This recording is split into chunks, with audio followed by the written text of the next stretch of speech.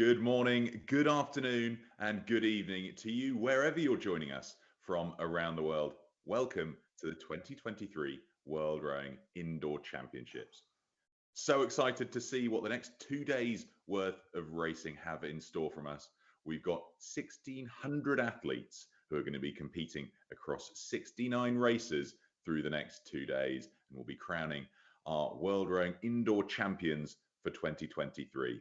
The event this year takes place in Mississauga, Toronto, Canada, and we're going to be running a group of different types of engagement here. We've got in-person races, we've got virtual races, and then we've got hybrids where people who are competing in the stadium will also race against competitors taking part from home.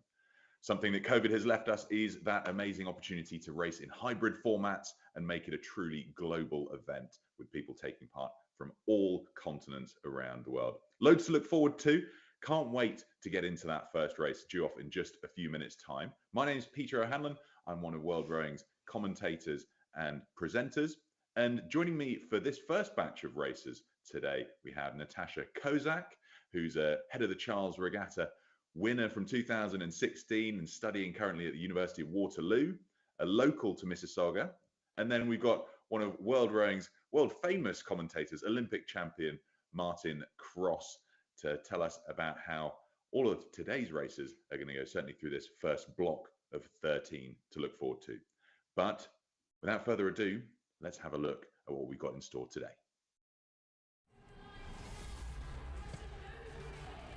The World Rowing Indoor Championships are coming to Canada.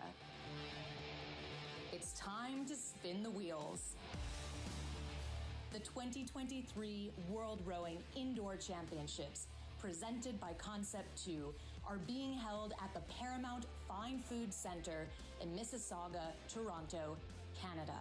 The event is staged as a hybrid competition. Participants are taking part in person in Mississauga, Toronto, or participating virtually from anywhere in the world.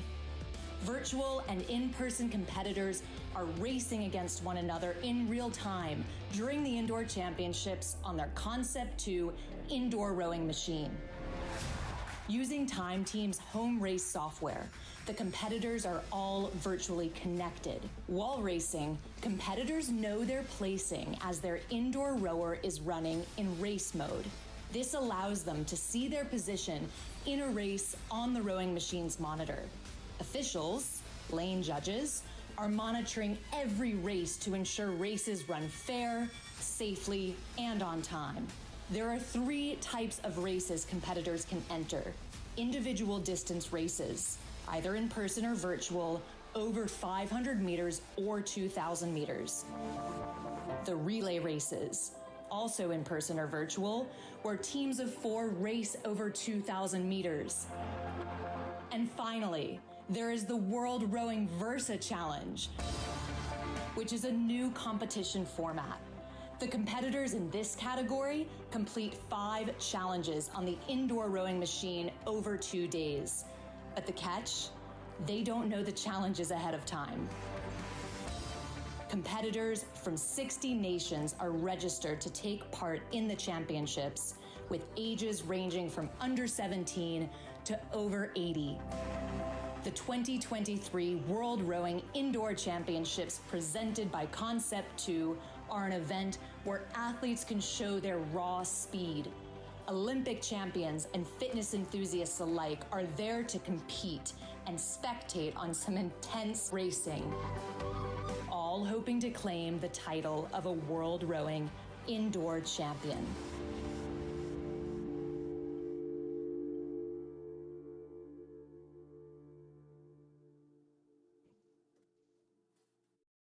Well, there's always something changing in the format, and it's exciting to see this new concept of the Versa Challengers joining in to the World Rowing Indoor schedule when it comes to this World Rowing Indoor Championships for 2023.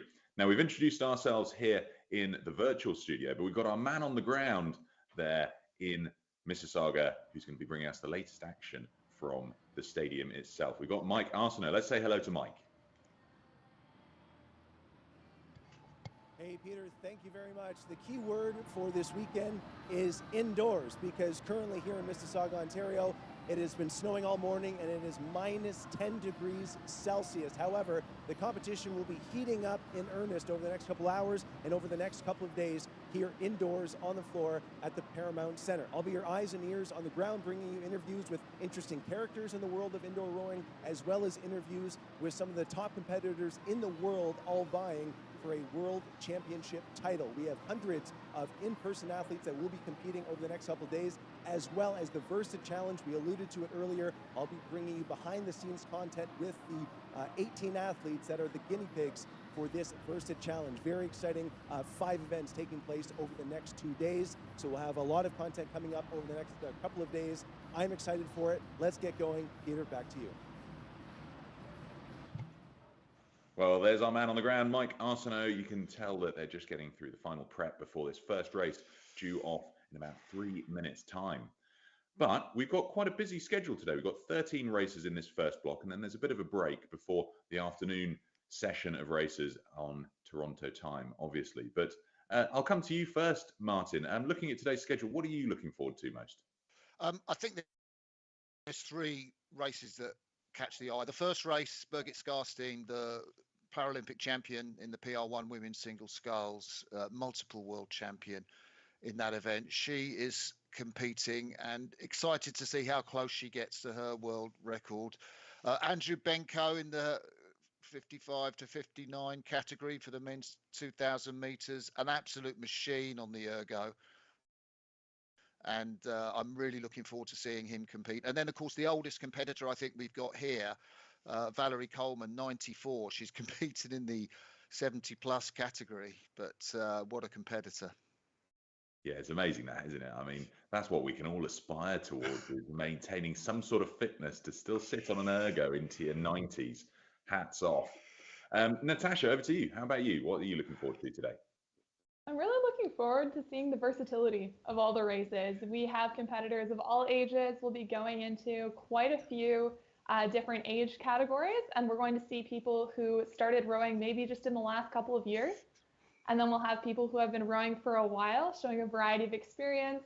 We'll start off with some 2,000-meter races, so we'll see that sort of endurance. And then we've got some fun little dashes in there as well, so we'll see the nice quick races as well. So I'm just really looking forward to the variety of indoor rowing we're going to see. It's cool, isn't it? There's just about there's something for everyone when it comes to indoor rowing. The sprinters, the endurance athletes, the ones who like a bit of a quirky challenge. Lots to come, lots to look forward to. Now, the first race is coming up shortly. We've got the PR3, women's PR1, 2, and 3, 2,000 meters coming up. Let's have a look at this then. So, Martin, 7 athletes taking part. Yeah, 7 athletes taking part. You can see at the bottom there the World Paralympic champion Birgit Skarstein, but you can see different categories. PR3, intellectually impaired athletes at the top. That's Marta and Bronte, and then PR3 athletes and PR2 athletes. And I think, you know, if you want to know what the difference is between those 2 competitors, PR1 athletes are rowers with minimal or no trunk function who propel the boat through their arms and shoulders. They generally have poor sitting balance. PR2 are rowers that have functional use of their arms and trunk, but some weakness in leg function, so they don't use the sliding seat. And PR3 have residual function in the legs, which does allow them to slide the seat. It could include athletes with a vision impairment.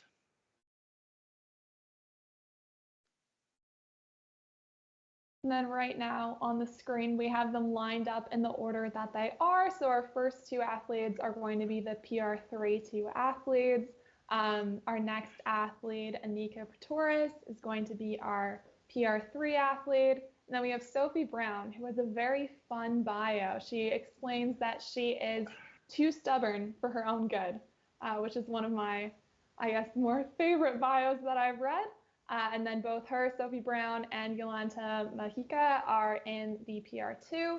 And then we've got Eva and Bridget in the PR1. So the order that they are on the screen now is the order that they'll be. And we've got these virtual athletes. So we're seeing them right now in the webcam. And maybe, Martin, you can go through what they're thinking as they prepare for this race.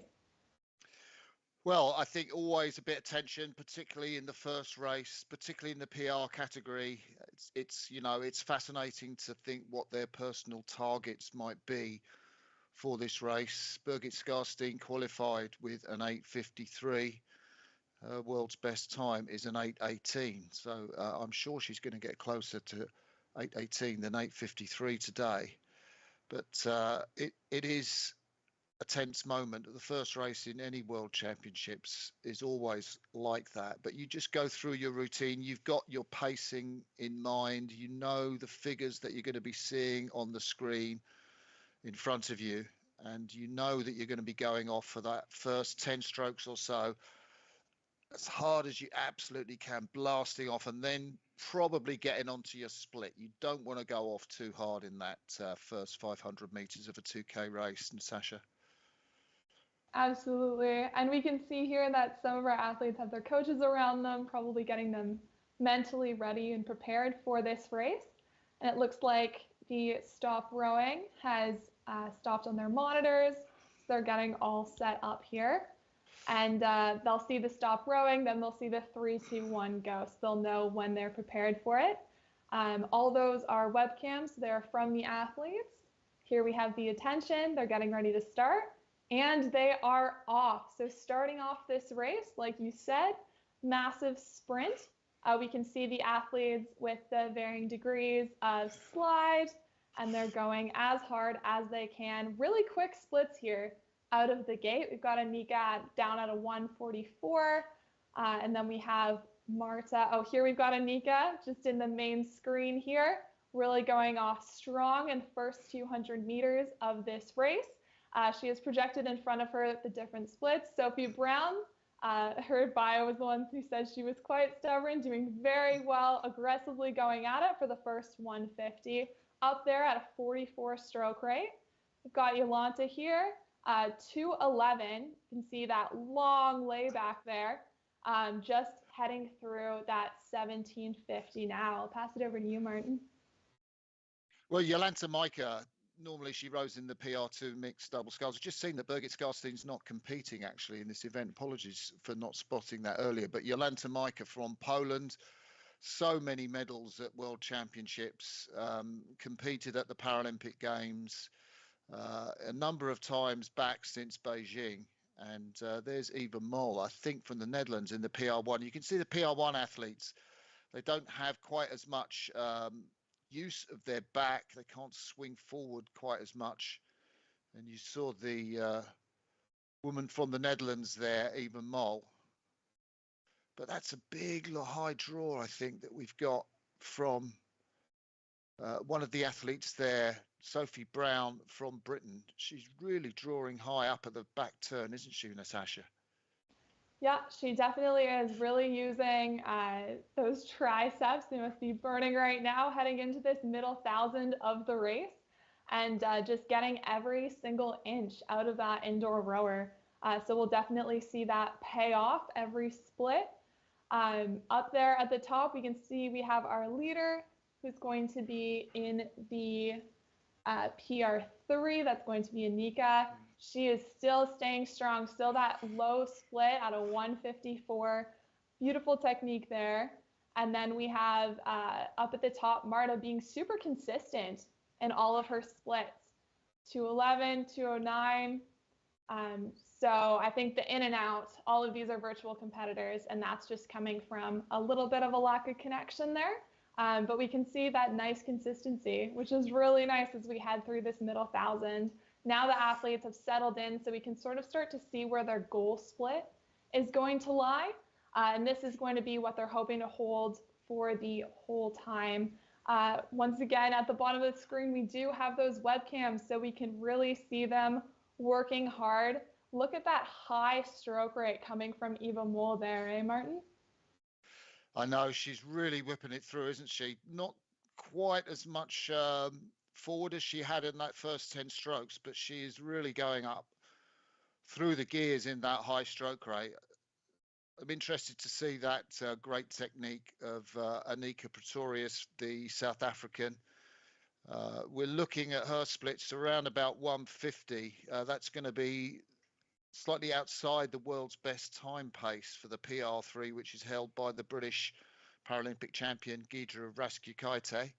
And she pulled a 7:03, but it looks like the South African will be going through in something around about 7:20-ish, I would say, if she keeps up this pace towards the finish of the race. Through 12:50 now, and coming into that third quarter, that vital third quarter, where the athletes have got to really try and hold their split that they've set out and avoid any fade before the last quarter, when they're going to really work out and sprint for that finish.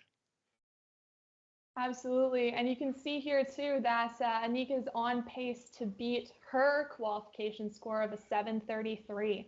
So these athletes, not only are they looking to compete against each other, but they're really looking for their own personal best times, especially on this big stage. So it'll be good to look out for what split they came in here hitting and what they're going to hit at the end of it.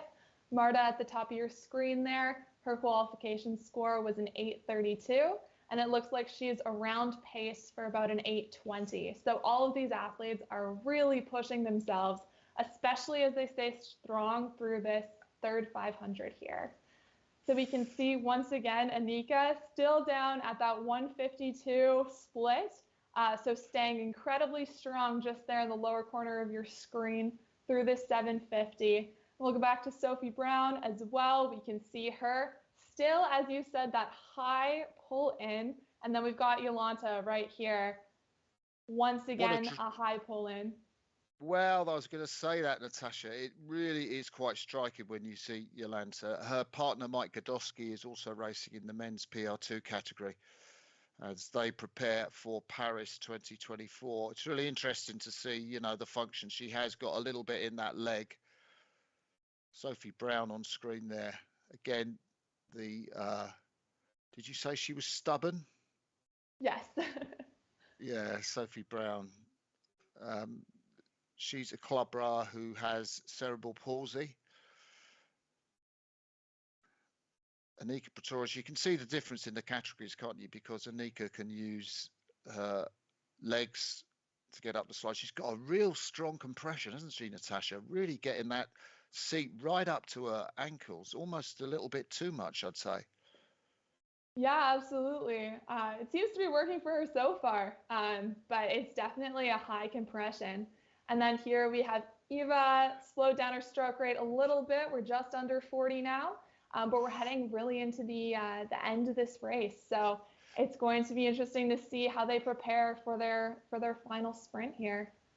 Yeah, Eva only took up rowing in 2022 at the Wilhelm III Club in Amsterdam. She tried to qualify for the PR2 category, but she couldn't really make it in that category. So she came down to PR1. She was due to race Birgit Skarstein here, but Skarstein not racing as we saw on the start line. So she is the only competitor in the PR1 category. And look out for her time. She scored in the qualification, which was 9:05. But Anika Pretorius coming up towards the finish line in the PR3 women's category, Natasha.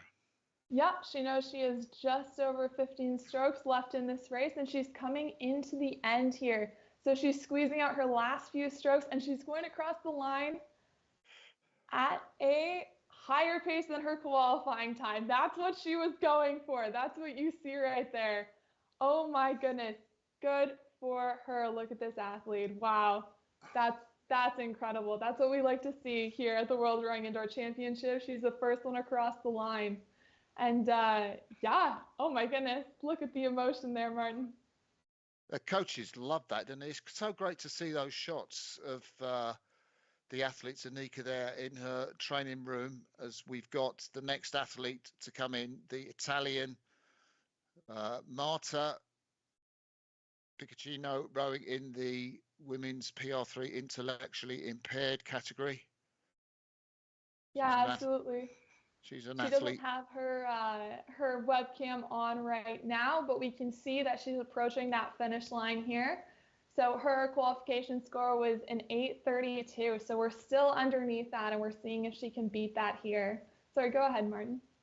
Yeah, she's from Salerno in Italy, and she's won medals at the European Summer Games over a distance of 1,000 meters. I think she's more used to racing over that distance, so it's a big thing for her to be racing at the World Championships. Jolanta Maika just driving her way through to the finish, crossed the finish line there. Looks like she's absolutely exhausted. My goodness. And she's hit another best time. So looking at that 8:51 qualifying time, here she is coming in at 8:47. So that's another improvement on qualifying time that we're seeing here. So it just really speaks to the caliber of this competition, which is great to see. Now we've got a couple more athletes coming into their finish line here. They're heading. We've got a time for the Italian has crossed the finish line, Marta.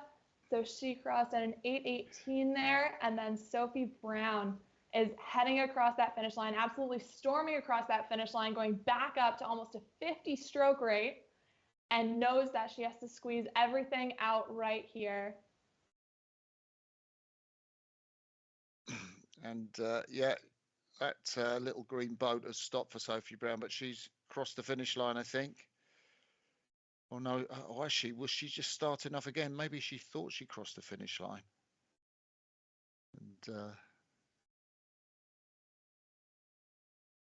let's just quickly go back to the studio and see Peter O'Hanlon. Thanks, Martin. Thanks, Natasha. Well, we're underway. The first race done of the 2023 World Rowing Indoor Championships. Impressive stuff there from Annika Pretorius. Absolutely barnstorming performance, and good to see Jolanta Maika still riding the crest of the wave of her ongoing improved performances. She got a gold at the World Cup last year in Poznan, and now she's further beaten her entry time. So impressive stuff in that first race for the PR 1, 2, 3 and intellectually impaired category. Any particular highlights from either of you? Martin, you first. Yeah, I thought it was really interesting to see the South African woman race. I thought that a technique really interested me, that sort of compression, there's a sort of, we'll see through this 2 days of championships, but some athletes don't prefer to compress as much as she did, get the seat right up to the heels, to prefer to have a stronger drive phase. I thought it was really, really interesting to see that particular technique. Yeah, really going for big compression. How about you, Natasha? Oh, I thought it was quite cool to see these high stroke rates. We see another clip of Sophie Brown going up to about a 50. Those are incredibly high stroke rates. The amount of cardio these athletes need to have, even just going like trunk and arms, not with the legs, is absolutely exceptional. Oh, just watching that fire is absolutely incredible. That was a real highlight for me. Yeah, very cool. We often see slightly different techniques when it comes to the PR 1 or PR 2 category. The sort of choppy, fast movement to try and keep that flywheel high and spinning quickly, versus some trying to go for a little bit more length to really try and build that length in and get the wheel spinning faster through that sort of technique. But great race. We're underway, and we're going to move promptly on then to the next race, which we're moving into one of the women's categories here, where we've got the women's 70 plus, 60 to 64, and the 50 to 59 and 65 to 69. So it's quite a spread out group here. What do you think we can expect to see in there, Martin? Well, I hope Valerie Coleman's going to turn up, the 94-year-old rowing in the 70 plus category. It will be fascinating to see how close she gets to, I think, her qualification time that she posted of about 12.5 minutes. But we've got some really fast times in that category for these women. For me, I think Coleman will be the highlight, but there's a lot of fast women in here who are really out to set those times alight.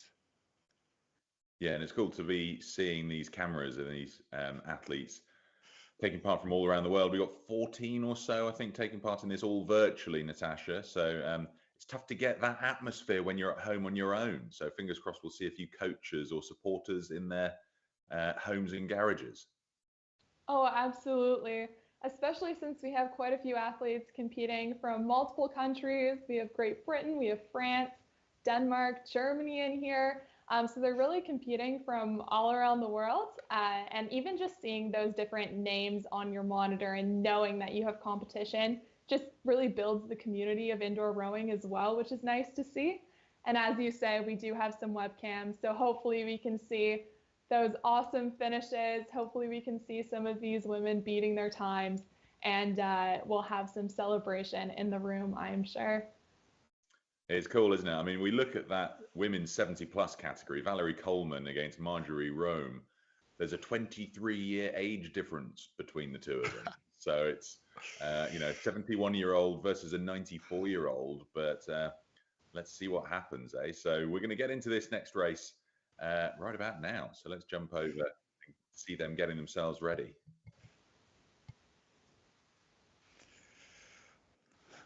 So that's the sign that the athletes will see on their rowing machine to tell them that they can't sort of do any more warm-up, that they have to stop rowing, so all the athletes can start together. And the start is just about a minute away. You can see the different categories there. The 70 pluses at the top of your picture in the yellow, and then it's the women's 65 to 69 there in the red. The green category is the women's 60 to 64, and the purple category down there, the women's 55 to 59. So you would expect them to go off the purple sort of boats to be the quickest boats. They're women that are the younger competitors in this event, and I guess we'd expect Valerie Coleman to be one of the less fast competitors, around about 12 minutes. I think the world's best time for that category, 90 to 94, is held by a Canadian, Alicia Kingswood, at 10:29, which is phenomenal, really, for someone in that age band. Definitely gives me something to look forward to in future. But what I'll actually be looking at is, we see those red boats right there. That's going to be our 65 to 69 age category. Quite a few of them, Beatrice, Monique, Penelope, they're from France, and they've all got times in that category, including from Great Britain, Celia Whittam. They'll all be around 8:20 to 8:40. So it looks like those red boats, those 4 women, are going to have quite a tight race up in there. So I think I'll be looking to see how they deal with that competition. Once again, they're being told to stop rowing, and we can see them on their webcams here, excited to start the race. We are excited to see them. Here they're seeing attention, and they're almost off. And there we go. So heading through the start of this race, we'll see those very high stroke rates, and we'll see them sprint in the first 100 meters. Look at those times. We're down at 142, 141 stroke rates, high 30s. And now they're going to start to calm it down a little bit, and we'll start to see the race organization taking shape. Martin? Celia Whittam from Britain in the 65 to 69 category has really blasted off. You can see her in the lead at the moment. Her qualification score was about 8:33, but sort of a respectable time. I think the world's best is about 7:40 in this particular category, but she has gone out with a real sense of purpose. Monique Loud tracking her, but you can't help thinking that these two women, Margaret Hansen from Denmark and Leslie Duffy from Australia. There's Valerie Coleman, Natasha. Look at her, 94. Doesn't look anything like 94, does she? No, she's really making it look easy here, to be honest. And she's pulling great splish. She's at a 3:06 right now, 30 stroke rate, so 30 strokes a minute. Looks like she has a couple people next to her just keeping time there. But wow, really great technique. We talked about those shins straight up. Here we have Penelope Vincent Sweet from France. So once again, that's that tight race I was talking about. She's only 1 meter behind Monique Loud, and she's tied with Celia Whittam. So So she is right now looking to take the lead, holding about a 2:04 split there. We can see it's a really tight race, and she can see it on her monitor. Over to Celia Whiteham. She can see the same thing. What does it look like to you, Martin? I was just going to say, with Penelope on her bio, she rode at Cambridge University and represented Britain in the 8 at the Moscow Olympics, which was the same games that I was at. So I didn't realise that Penelope was in that competition. Gudrun Klein there, the competitor from Germany, 62 years of age, qualified with a time of 7:50. Very sound technique, isn't it? Very long stroke out forward, almost the handle coming right up to the cage. And she's got her flag of her Ruder club, her rowing club, behind her at the back. Love that. Yeah, absolutely. And she is qualified for a time of 7:50, and that's after 10 years competing in indoor rowing championships for 9 years. So this is the experience we've been talking about, and it's really showcased in that technique. They're creeping up on that 12:50 mark now, so they've almost made it through the first 1,000. And again, with the experience, we're seeing a lot of consistency. That 1:56 at a 29 stroke rate from Gudrun Klein, that is beautiful rowing right there. We can also talk about Julia Schonberg from the US, a 2-minute split, so she'll be looking to break 8 minutes here, and really consistent through there again. Martin, can you talk us through up to that 1K? Well, I think, I'm looking down at the bottom of the screen. Leslie Duffy, the Australian, she was on 1:56. She's just dropped a little bit coming into that third quarter down to 1:58. So I thought she might challenge for the lead. Britt Nielsen up there, just with her bows in front, one of the athletes in the 60 to 64 category. It's really interesting how the two younger athletes aren't able to challenge and get their bows out in front. But Britt Billy Nielsen from Denmark, pulling the lowest splits at the moment. Valerie Coleman still going there. There's the Penelope Vincent Sweet, the French woman who competed in the Moscow Olympics and rode at Cambridge University. She's got a very long compression out forward, hasn't she? Absolutely. And you can really see the difference here in the stroke rates. So you'll see some of the younger competitors, 60 to 64, and that 55 to 59 age category, they're up close to a 30, over a 30, versus we have some of the 65 to 69 and 70 plus down around, mid 20s there. So there's that difference in stroke rate. They're heading through the middle 1,000 here. So looking very strong. That is a very tight race in the 55 to 59 category down there, with only a meter in between Duffy and Hansen. Yeah, and I guess it's no surprise that the Dane is really doing so well. She did win gold at the World Rowing Indoor Championships in 2022 for women of 60 plus. So she's confirming her good form at that event. She's also an on-water rower. Rows for the Koga Row Club in Denmark. And she has a 4-meter lead. Well, it's just extended, isn't it? 4-meter lead over Gudrun Klein from Germany. We can see there on the bottom right of the screen, Billy Nielsen. That Danish flag on the left, she really does lean into it at the front end, doesn't she? She really gets hold of it. That body just smashes into the catch on the front end. Absolutely. The length of these strokes is something we should really pay attention to here. Even if the stroke rates are a little bit lower than we might see in other categories, these women are really getting everything they can using that full slide, which is pretty incredible. Here they're heading through. So we've got our first athletes past that 500-meter mark. So they've done 3/4 of their race, and they only have the last quarter to go. We can see Gudrun Klein is starting to challenge for that lead a little bit. 1:57, dropping the splits from 1:58, while Nielsen is staying pretty consistent at a 1:58, but we're really going to see quite the race there. And then Duffy in the 55 to 59 has started to pull away with it, holding a 2-minute split, but Hansen is on her tail at a 1:57. So they're really going through this sprint, and I think it's going to be a close one.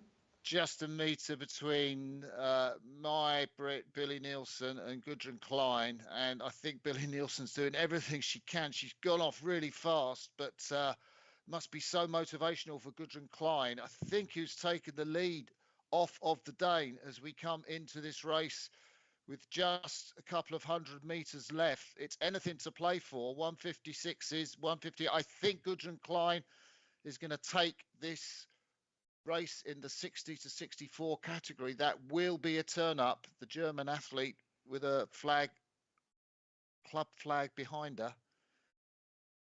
My goodness. Neither of them are closer to their qualification score. They're in the low 740, 750. But it looks like they might do it with this ending sprint here. And Klein is really running away with it. She's showing her her endurance right here. My goodness. But look at the difference in stroke rate between these two athletes. We've got a 31 from Klein, and we've got a 37 from Nielsen. So different strategies, but they're both trying their best to get across the line. You can see this race happening in those two webcams in real time. They've got a few meters left in their race, and they're through the line here. Wow, that's a close one. Duffy and Hansen just finished as well. Look at that, 155.9, 155.9 for both the Dane and the Austrian. My goodness. Oh, you can see that mass celebration right there. Schonberg is crossing the line just under that 8-minute marker, so really hitting that goal. And then, that celebration from Klein. My goodness, that is incredible. Good for her. Good for her. She was just so long. And interesting, you picked up that different technique of the Danish competitor, my Brit Billy Nielsen, and she was rowing a much shorter stroke length with a much higher rating. Obviously different tactics. It really served her well in the first 1,000 meters, but she just couldn't compete with the long stroke. As we see, that's Penelope Vincent from France has crossed the line in the category of women 65 to 69 to take the win in that event. And I think that means we're really just waiting for one competitor to finish out this race. The Grand Dam, the oldest competitor in the championships, the World Rowing Indoor Championships, Valerie Coleman, the 94-year-old, and she's there rowing. You can see next to her, encouragement being given. Intent look of concentration on her face, Natasha.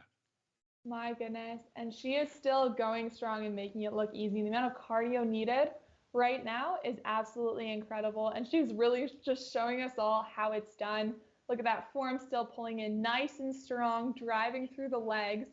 I see here she's holding a 305 split. So we'll look at her to keep improving on that at a 29 stroke rate. So still nice and high. Stroking it, trying to stay strong, and wow, it's great to see all of the support around her as she keeps on pulling through. So Valerie Coleman was 12:51 in terms of the qualification time. We're going to look at the Moscow Olympian Penelope Vincent Sweet there, just finishing, looks delighted. She won her category. 65 to 69, I think that was. You can see that time there on the screen. Yeah, we're going back to Peter. Yeah, thanks, guys. What an exciting conclusion that was, right? Gudrun Klein, she's the multiple German champion, European champion a couple of times, world champion in 2017. Then she was second last year. Well, she's made up for that this year in 2023. An amazing performance to be back on top, and good to see her so pleased and proud about it. And of course, we love seeing Valerie Coleman, 94 years of age, perfectly paced in her race. So great stuff all round. But I think the standout really has to be Gudrun Klein from that, right, Martin? You know, it's undoubtedly the case, Peter. I think it was very exciting to watch the race. Yeah, it's brilliant, wasn't it? Well, we're going to have a look at some of the highlights, but Martin, yeah, keep telling me. What did you think?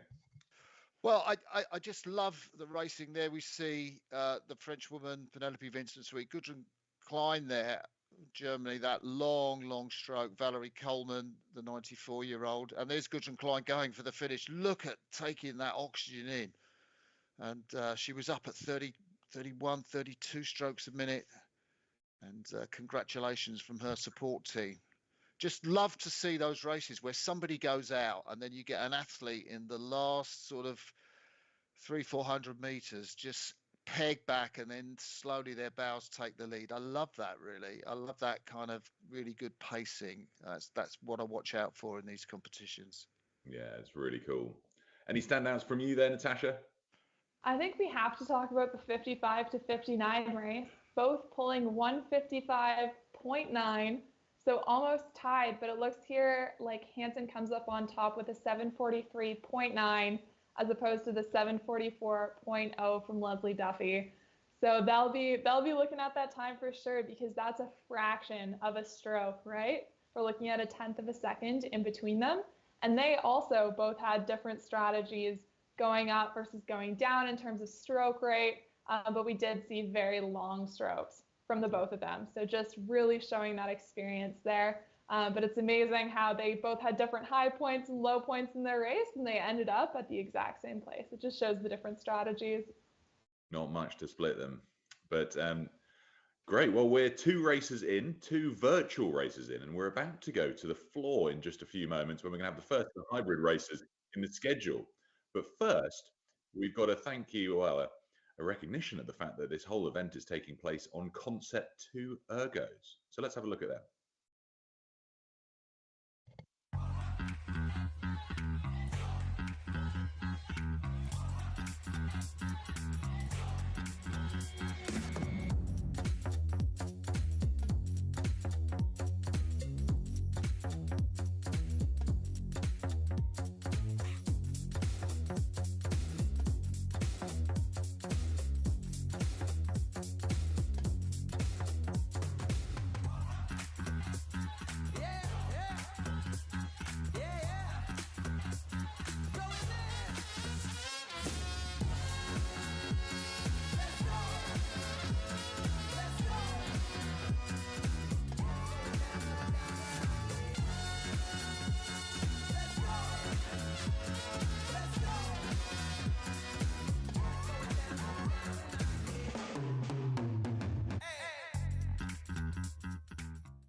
Well, the Concept 2 rowing machine, an immense bit of equipment for your personal health and fitness.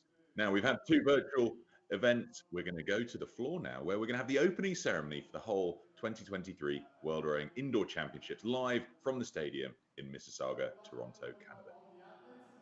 I'm sure you are well prepared and ready to perform. I wish you will reach your expectation. I hope you will perform at your best. I would like to take the opportunity to thank and to express my grateful to all contributors behind the scene who have made this event possible and for the preparation. Thank you to the organizing committee, all the volunteers, the technicians, and the staff. We know all the work, the huge work, and all the effort you have to put on it. Time for you to deliver has come as well. I would like to thank also the authorities, the partners, the sponsors, and in particular, Concept 2 as our presenting partner. And now, I declare the 2023 World Rowing Indoor Championship, Mississauga, Toronto, Canada, open. Thank you, Jean-Christophe. Merci. And now it is my pleasure to welcome the President of Rowing Canada Aviron, Carol Purser.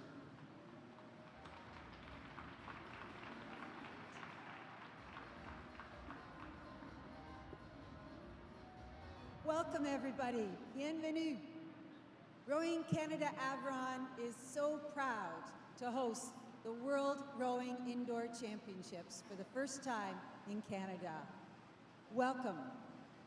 This, as you just heard, is a hybrid event, and we have our virtual rowers, and we have our in-person rowers, and they come from 70 countries, which is pretty exciting.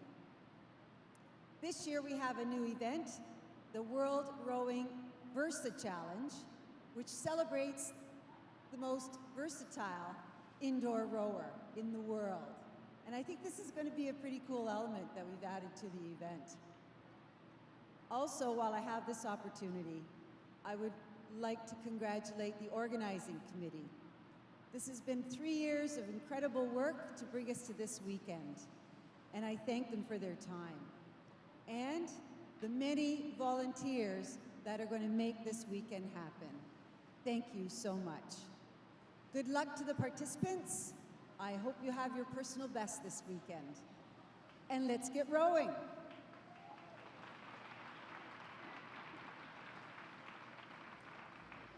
We acknowledge the lands which constitute the present-day city of Mississauga as being part of the treaty and traditional territory of the Mississaugas of the Credit First Nation, the Haudenosaunee, Confederacy, the Rwanda, and Wyandot nations. We recognize these peoples and their ancestors as peoples who inhabit these lands since time immemorial.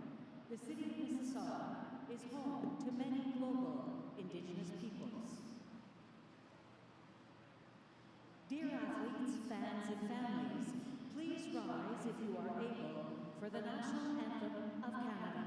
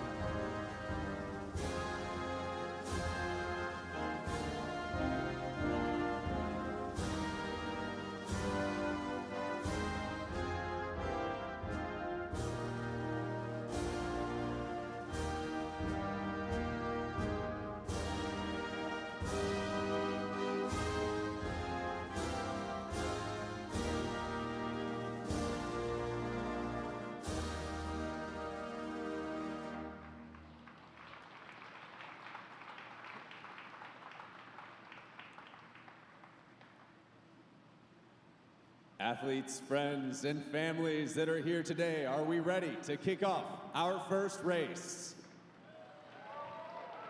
Little louder. Let's help to bring the countdown for these athletes out onto the stage.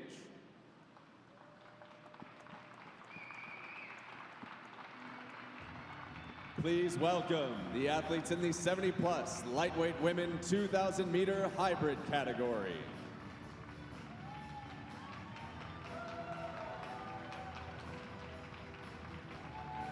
Next, the 65 to 69 lightweight women 2,000-meter hybrid category.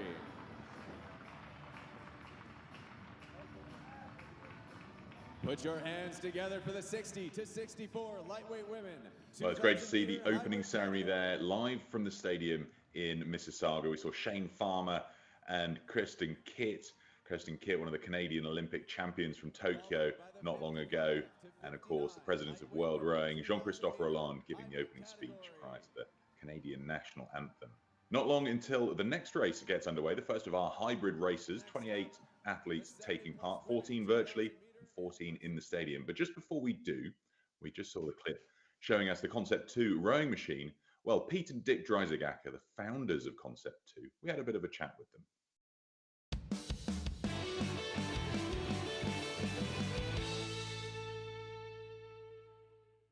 You know, for anyone who hasn't seen the first rowing machines that we made, they were made with standard parts, with bicycle parts, things that we just cobbled together and make something that would work. The rowing community was so ready for something that was a training machine that was really affordable, that they could get on, that they could get enough of these machines together to have a competition. I mean, the rowing community is what made it work.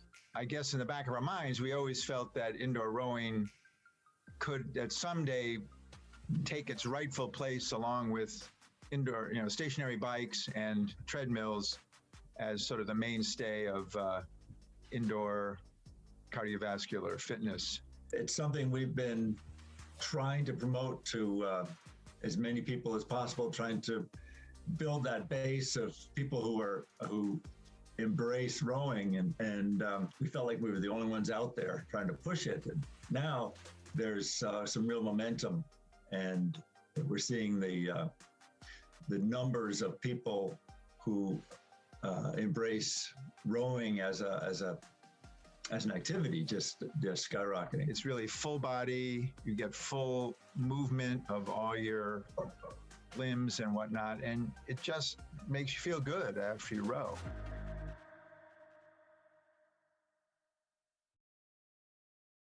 And it's an amazing bit of kit too, isn't it? The concept too, when you can train at home, and it's been the bedrock and foundation to many Olympic athletes' training programs off the water. Well, we're going to get back to our racing schedule now. We're moving on to quite a combined series of categories here, where we now look at women aged 55 and upwards, but now looking at some of the lightweight women too. So let's have a look at who we've got competing here. There's a whole host of athletes, both at home and in the stadium. Any call outs from you, Martin? Well, I think the rowing in the 70 plus category, Ida Kingwood, you can see her boat there, the yellow boat on the top right. She's 91 years of age. She grew up in occupied Holland, and she took up rowing, I think, when she was 75. Really doing it, she says, just for her kids. She's got 40 descendants in all, which is quite amazing. And I, for one, am going to be really looking forward to see how she does in this contest. She's got two other athletes who are much younger, I think virtual athletes. You can see the numbers over 100 are virtual, and the numbers under 100 are in the stadium. So her two competitors, Patricia Hagan from the USA is 74.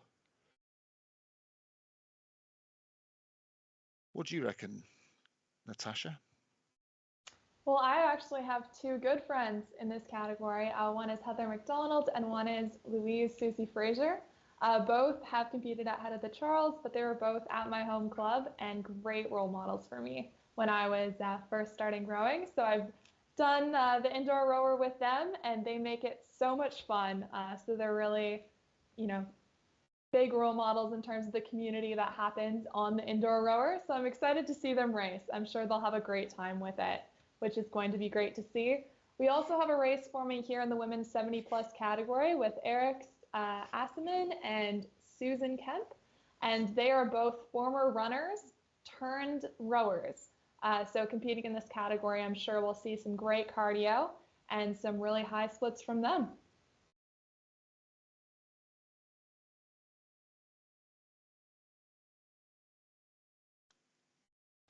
So Martin, yeah, I was just going to say, Natasha, the athletes drive off on the start. Great shot from the in-stadium athletes there.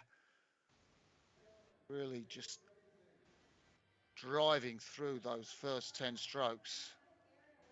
See the athlete nearest us. I'm not quite sure who that is, but her tactics, shorter strokes. The athletes in the middle, slightly rowing longer strokes, the handle coming up towards the cage. There's one of the athletes there in the black with gloves on a hand. 44 and 43. That's Louise Fraser and Maya Jones from Canada, 61 years of age.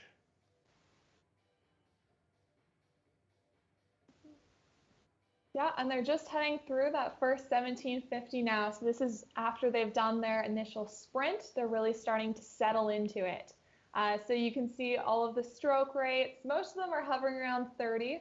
We've got Alita Kingswood, our older competitor. She is at about a 37, which is great to see. So really high stroke rates from her.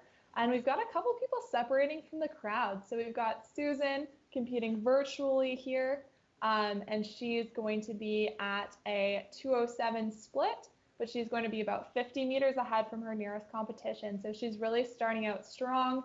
Our other leaders are going to be Ursula from Germany. She is also competing virtually. She's holding about a 2:12 right now. It's about 10 meters in front of Heather McDonald, who is nice and tight with Susan Brahaney from the US. So that's going to be a close race. In there, they can see on their monitors that they're 10 meters off the lead and about a meter off one another.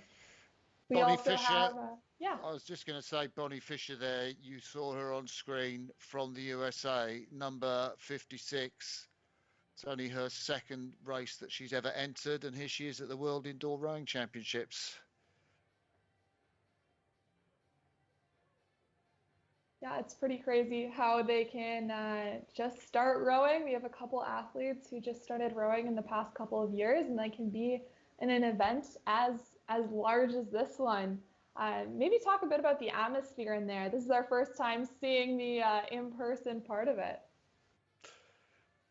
Yeah, I think, you've got a big hall like that. Probably the seats are going to fill up for the events in the afternoon. It's those short strokes. Can't quite see what athlete we're looking at there. But one of the elder ladies just driving through the middle part of this race.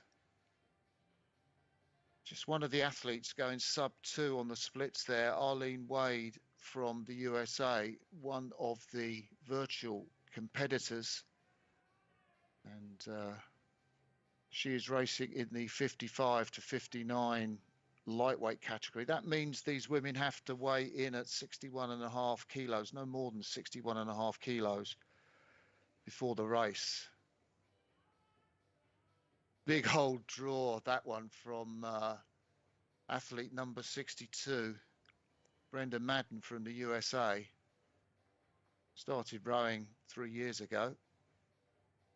And here on webcam, we have Asia, and she is competing in, let me find her right here, the 55 to 59 category.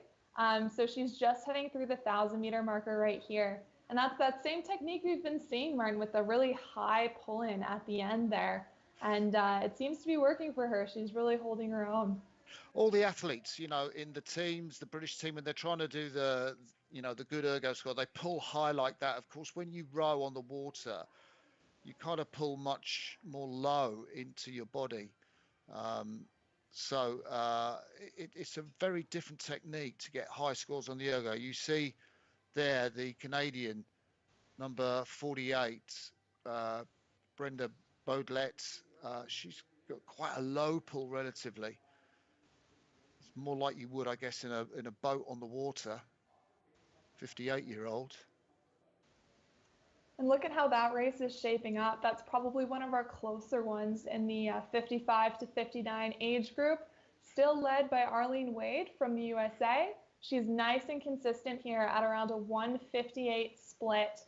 She's competing virtually as well. She's around a 32 stroke rate, but only 20 meters behind her is Denia Amon from Germany. And then only 20 meters behind her is the Italian Asia Rosati that we saw earlier. So that's shaping up to be a bit more of a tight race, as well as we see in the 65 to 69 age category.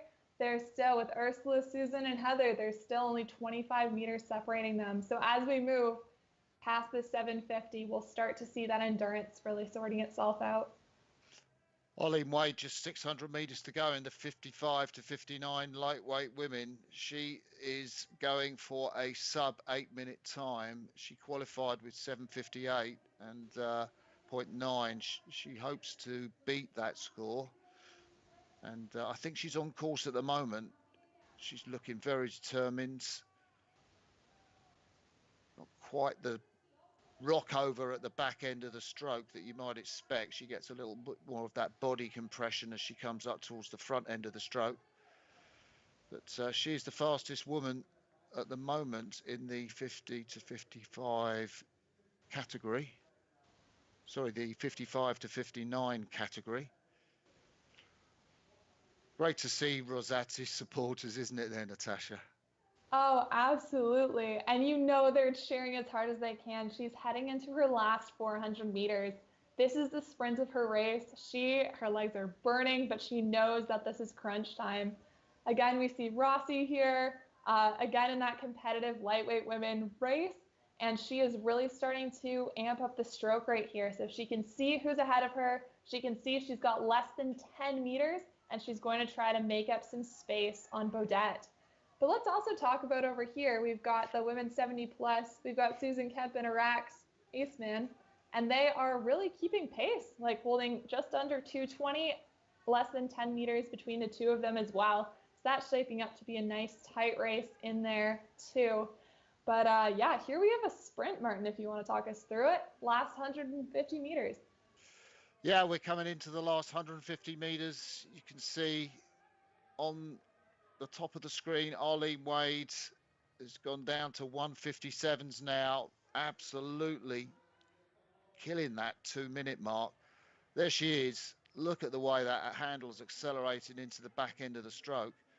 Probably just another 20 or 25 strokes for the woman from the USA. 58 years of age. Really blown apart this field. There she is.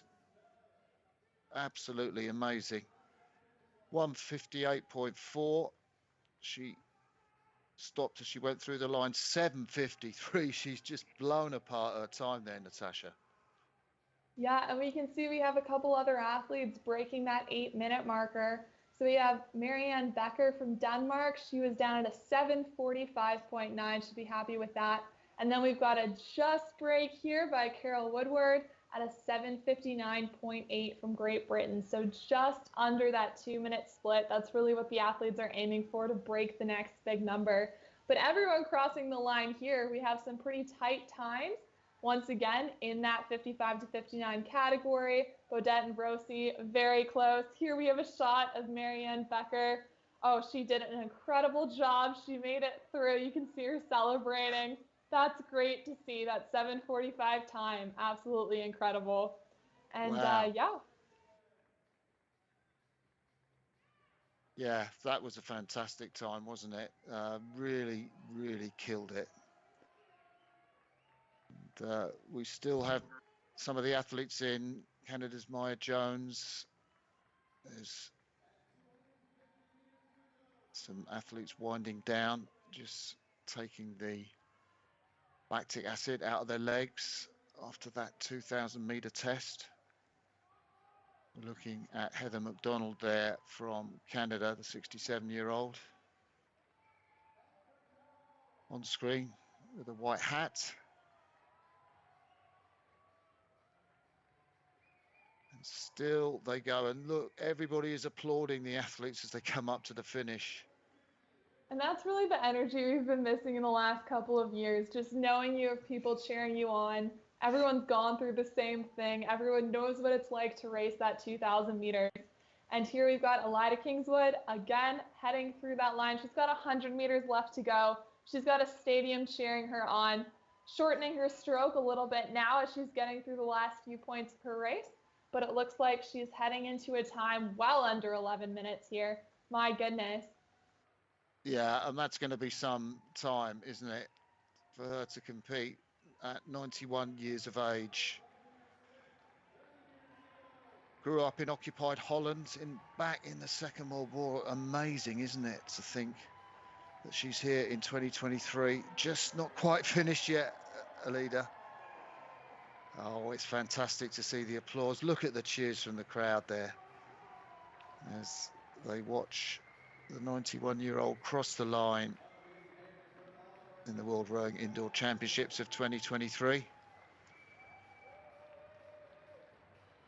And they're on their feet applauding her as befits, I think.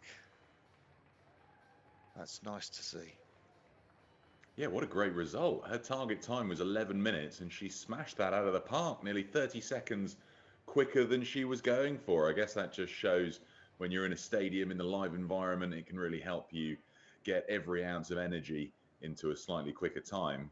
I also saw Martha Owen taking part there. She's mum to Jerry and Theo Owen. Jerry racing for the Great Britain um, beach sprint team. So there she is on screen now in her Fishguard, Goodwick and Jemima unisuit. I think she'll be racing out in West Wales for her time there. So impressive stuff. But so let's go through our standouts from that race then. Martin, you first.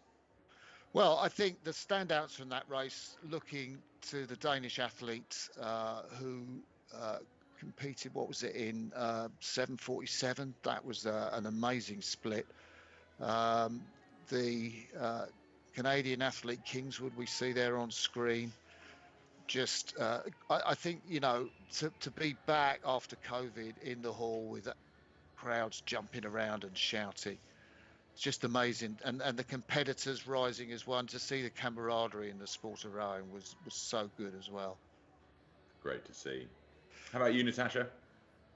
I think that race between Susan Kemp and Eric Aceman, that was pretty incredible to watch. They're within 2 splits of one another, and they're in the women's 70-plus category. So they are competing open weight, not lightweight, but they are keeping pace with some women who are in the 60 to 64 category. So you can really see that don't count them out because of their age. They've been training, they have the experience, and that was quite a remarkable performance for me. Yeah, looked very impressive. Well, we've been through the power rowing events and the women's and lightweight women's age categories from 55 upwards. And in a moment, we're going to move on to the PR men's events and then the same age categories for the men. But just before we do, we're going to have a quick look again at the advert from our main sponsor, Concept 2.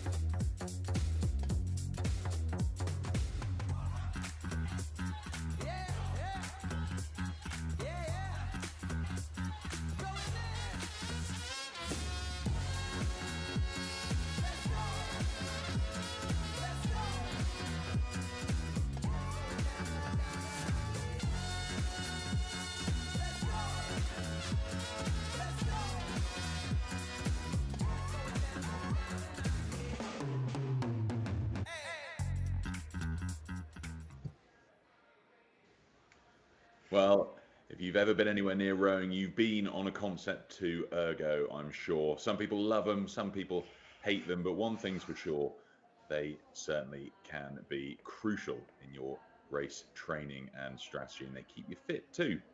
Now, we're moments away from moving on to our next race, where we're going to go through the PR1, PR2, PR3, and PR3 intellectually impaired categories for the men. So we've got 14 athletes taking part virtually, meaning that they're either at home or their rowing club or down at the gym, and 9 taking part in person. You can see them getting there onto their ergos and getting set. So let's hear from Martin and Natasha again. Martin, who have we got taking part here? Any standout recognisable athletes? Well, I think the virtual athletes have got some fantastic talent in them. Giacomo Perini is entered, the world silver medalist in the PR1 single sculls, just lost out to Polyansky in that final of the 2022 World Rowing Championships. And Mike Godowski, he's in the PR1 category. The PR2 category, with Mike Godowski, we saw Jolanta Mika, his partner, earlier in the women's PR2 category. So those 2 athletes for me in the virtuals, pretty standout. Sounds like it. How about you, Natasha?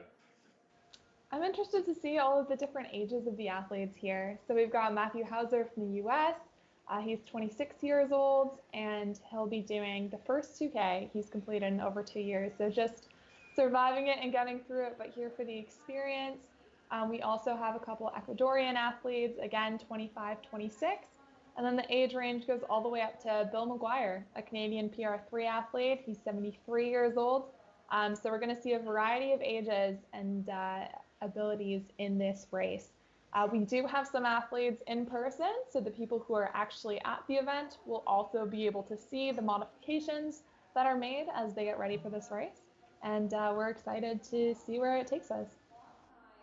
Yeah, it looks good, doesn't it? There's some big names, and it's quite an international spread we can see looking at the virtual list of countries there. We've got Argentina, France, Australia, Czech Republic, Latvia, South Africa, and then in the room we've got a couple of athletes from Ecuador.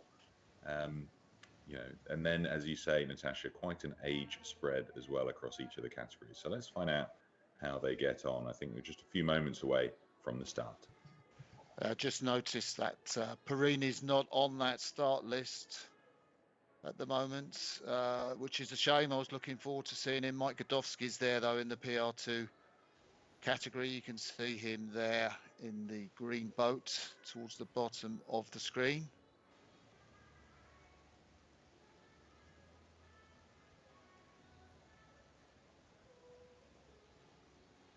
And it looks like we have quite a race shaping up in the PR3 category. We've got a lot of times around the 7:10 marker, and then we have Kevin Wall, who has been rowing for 27 years now, an Irish rower who moved to Australia in 2011.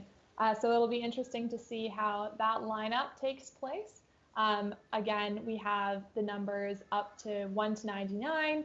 And those will be people competing in person. And then we can also see that we have some virtual competitors. So we'll be cutting in between the people who are in person and those who are just competing virtually, and we might have some webcams there. Here they have started warming up, though. And can you talk about, maybe, Martin, just what their warm-up looks like, especially as they're getting ready for this race?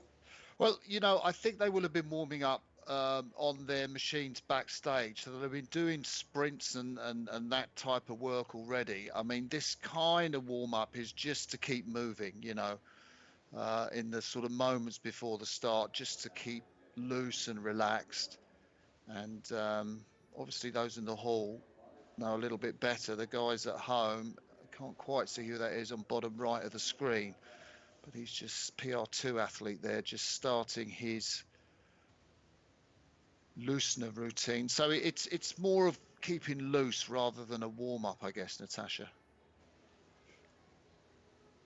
Yeah, absolutely. So here we have a preview of those webcams, and we've got I'm going to need help with the pronunciation here, if you can take it, Martin. Yeah, Piotr Blazczak, I think that was Kevin Wall. I think he is competing in Australia, which is a long way away, isn't it? The 37-year-old, the PR3 athlete, been rowing for 27 years, started in Ireland, moved to Australia in 2011, and raced in the men's interstate singles race, and he's got a time of 6:43. So I would imagine that's going to be pretty tough to beat in terms of PR3. The world record for PR3, would you believe, is 6:10, held by an Italian, Lorenzo Bernard, which is a phenomenal time for a PR3. Oh, absolutely, especially with a bunch of times here over 7. It really shows you the range that they're looking at. We also saw on webcam, we've got Patrick Levy, and I've had the pleasure of interviewing him in the past. Actually, he is an Invictus Games athlete here in Canada, and he has the hopes of making it to the 2024 Paralympics. So we might see some future Paralympians here, which is quite cool to see. And we can see here they're getting ready for the start. So they've got stop rowing, and they're all primed and ready to go. You can see all of the different positions that they're taking as they get ready to make the most out of this first stroke. And it looks like they're almost ready to start here.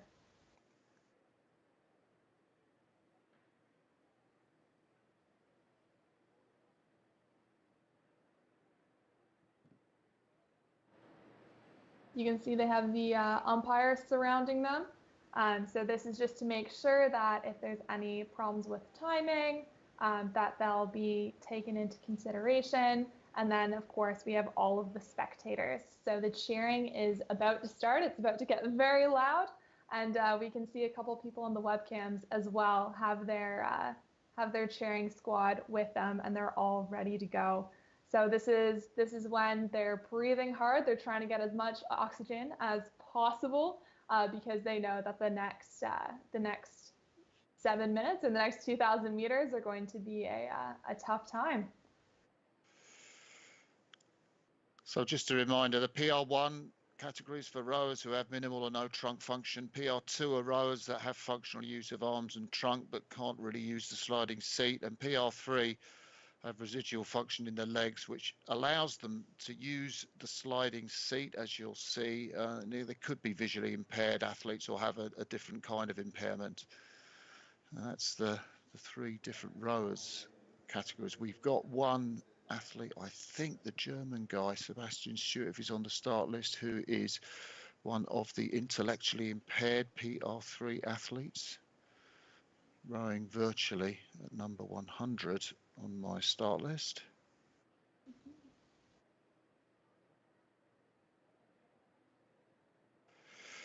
Tense moments.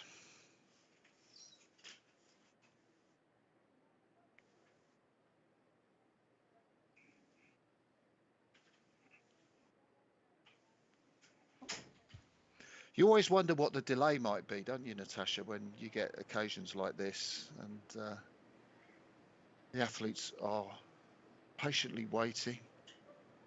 Yeah, absolutely. Especially in a hybrid event like this. Remember, we have some athletes who are competing at the arena, and we have some athletes who are competing from home. So our amazing time team has the ability and the challenge to make sure that they're all starting at the same time so they can see each other on their monitors. And they can really feel like they're competing with people from all around the world, which is pretty exceptional. Oh, here we've got the full view of all of the different webcams. So once again, these are the athletes who are competing from somewhere other than our stadium. And they're just taking a sip of water, getting ready. It looks like there's a bit of a delay with them starting here, but they're starting to get their grip together, getting ready for the start. Pablo Gaya there, one of our virtual athletes. There's Kevin Wall setting his watch, the Irishman who moved to Australia. Václav Trinka from the Czech Republic. Looks like they're off, or maybe not. No, stop rowing. The 49-year-old from the Czech Republic just went off a little too quickly. He's in a PR3 category. His best time is sort of in 7:43, or his qualification time anyway. Target time, he's going for 7 minutes. Wonder why he didn't put 6:59 down on his target time. I guess 7 minutes is a bit of a stretch for him. That's fair enough. Czech athlete Václav Trinka. And that's the challenge too, right? All of these athletes come in, they know it's a competition, they're competing against each other, but all of them have a race plan that's personal to them, and they know what they can achieve, and they're trying to get to their absolute maximum. And then the sort of chips fall where they lie, because their maximum will rank against other people, and that's the great thing about being able to compete worldwide. So everyone will have a different strategy. They're going through it in their minds in the few moments before the race, and then they're trying to empty their minds and just think about the race ahead. Patrick Levis is a Canadian competing virtually in Canada. I guess that's fair enough, isn't it? Patrick Levis, the 47-year-old, going for a 7:10,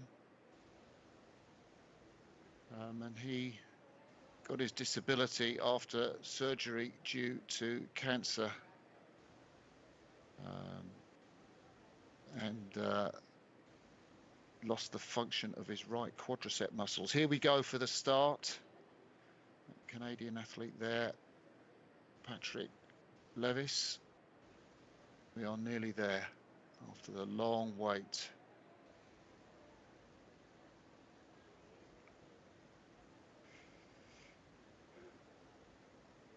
Welcome if you're joining us for the first time to these World Rowing Indoor Championships of 2023 from Mississauga, Canada.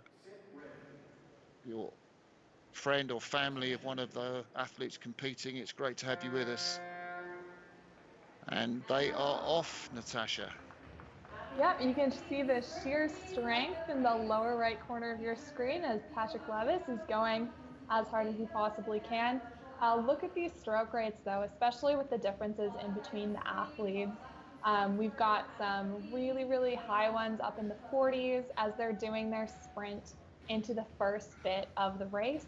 Some of these athletes, it seems there was an internet connection issue. That's why you might not see their boats on the screen. But as long as they were able to start with our time team, they will be able to post a time. So here with the athletes we do have, you can see, especially in this middle category for PR3, just as we predicted, they're quite close, less than 10 meters separating that middle pack. So they're really going to start to settle in after the first 250 into their goal splits. Florian Canol, the Frenchman there, his target is 6:45. I thought Kevin Wall might be up there a little better. Maybe Kevin's just pacing it a little more easily. It's night time, obviously, in Australia. Rowers from all around the world competing in this indoor championships. You can see Kevin on the bottom right of your screen there. And fearsome pace. Well, he's just dropped his split going through the, 1600 meter mark. The Frenchman Florian Canol to 141s, 142s. Let's see if that start's going to cost him. It's absolutely fearsome.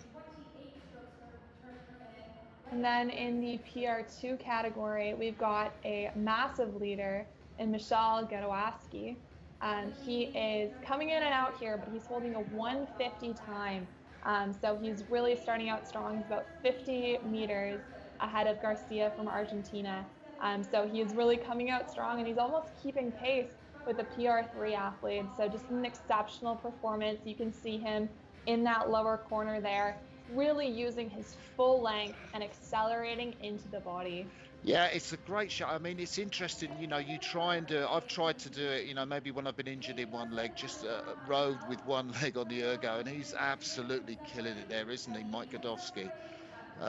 Fantastic splits, as you say, Natasha, up with the PR3 rows. The world's best time, it's a sub-7 for PR2. Mike Godowski is not going to get there on this occasion. 6:53.9 held by Jeremy Hall, the Canadian.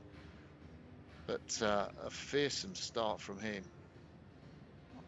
We've also got a tight race down at the bottom there with our PR1 athletes. So we've got Wasserman and Leschek from Poland. Wasserman's from Canada. And they're within 2 meters of each other. So they can see on their screen as they switch places, either plus or minus. Here we've got Garcia on the screen. So once again, that is our PR2 current leader with those incredibly strong strokes. His coach or his cheerleader beside him, just really getting him through it. But wow, the upper body strength is just incredible to see. Yeah, you can see that artificial limb he's got on his right foot there, and not really using the sliding seat. It's absolutely, it's kind of anchored, that seat, isn't it? Really, so he can't make any use, but he is anchoring off his legs. You see the Argentine, the 45-year-old Argentine, qualified with an 8:14. Mike Godowski, one of his competitors there, he's got a real acceleration as he comes through to the finish, hasn't he, Godowski? It's very impressive to see. He qualified with a 7:29. Says he's going for a 7:25.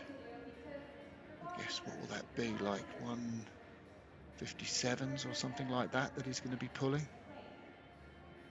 Yeah, and he's down around a 152 right now, so he is really going for it.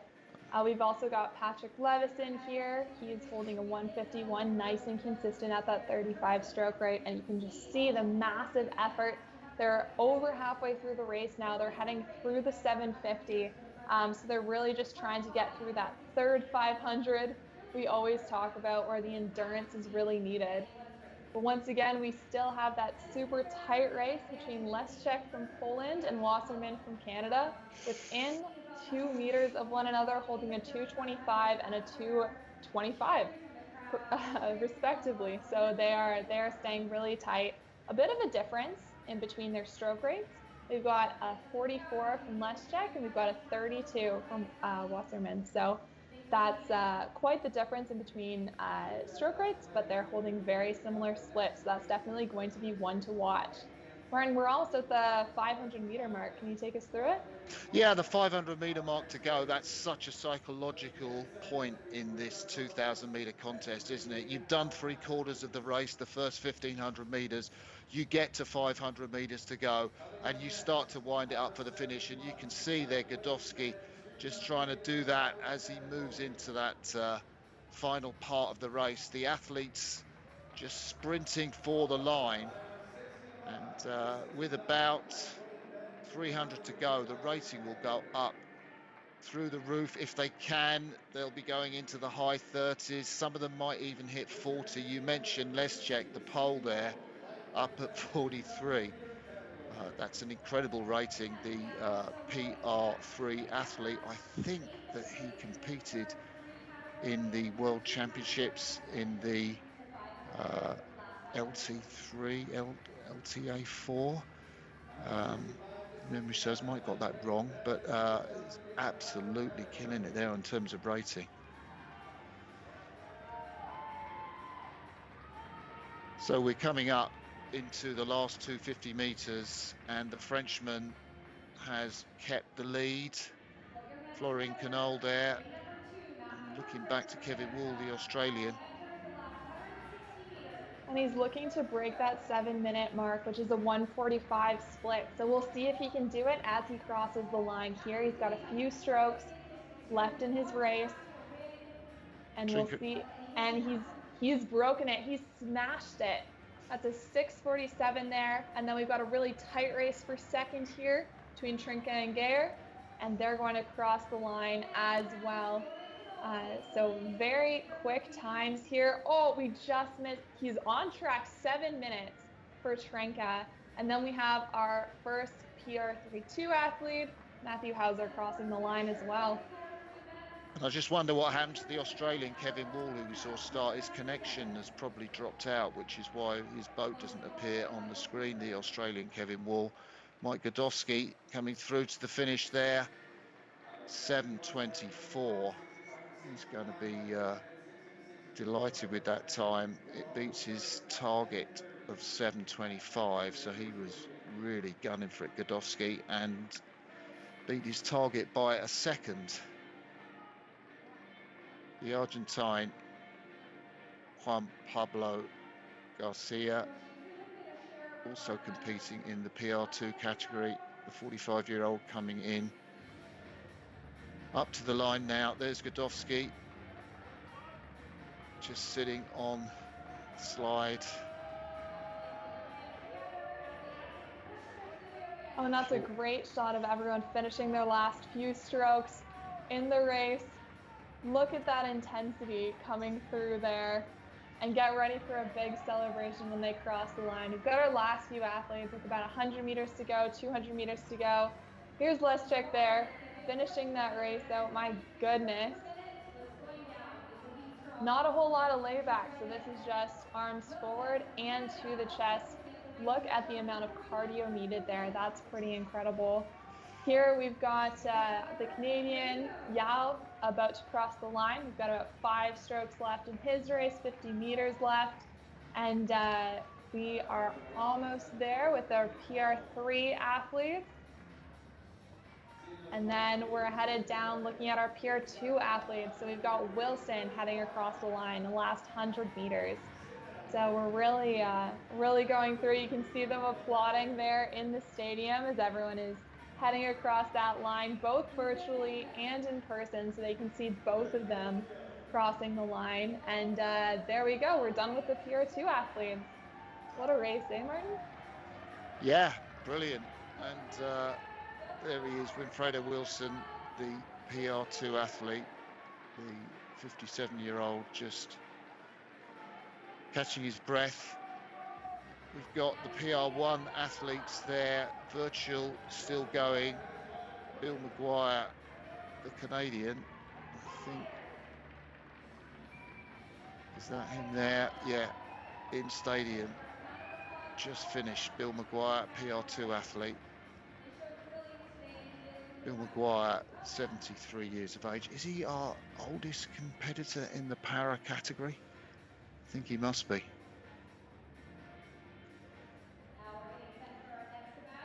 Getting applause from the crowd, taking fluid on board.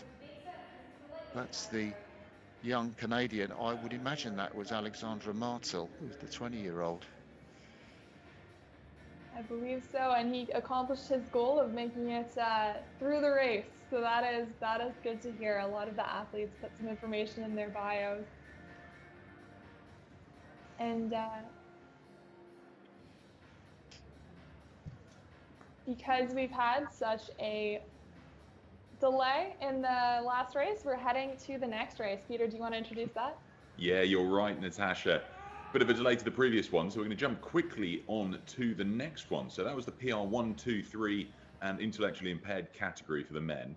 Now we're looking at the age categories. We're looking at 60 to 64, 65 to 69, and then 70 plus. Those three age categories taking part in this next race. So let's jump straight to the lists, and I'm sure we'll be able to see they'll be getting themselves ready to go in just a few moments' time. But let's ask our commentators who are doing a stunning job of bringing us all of the action and insight into our races so far. What can we expect here then, Martin?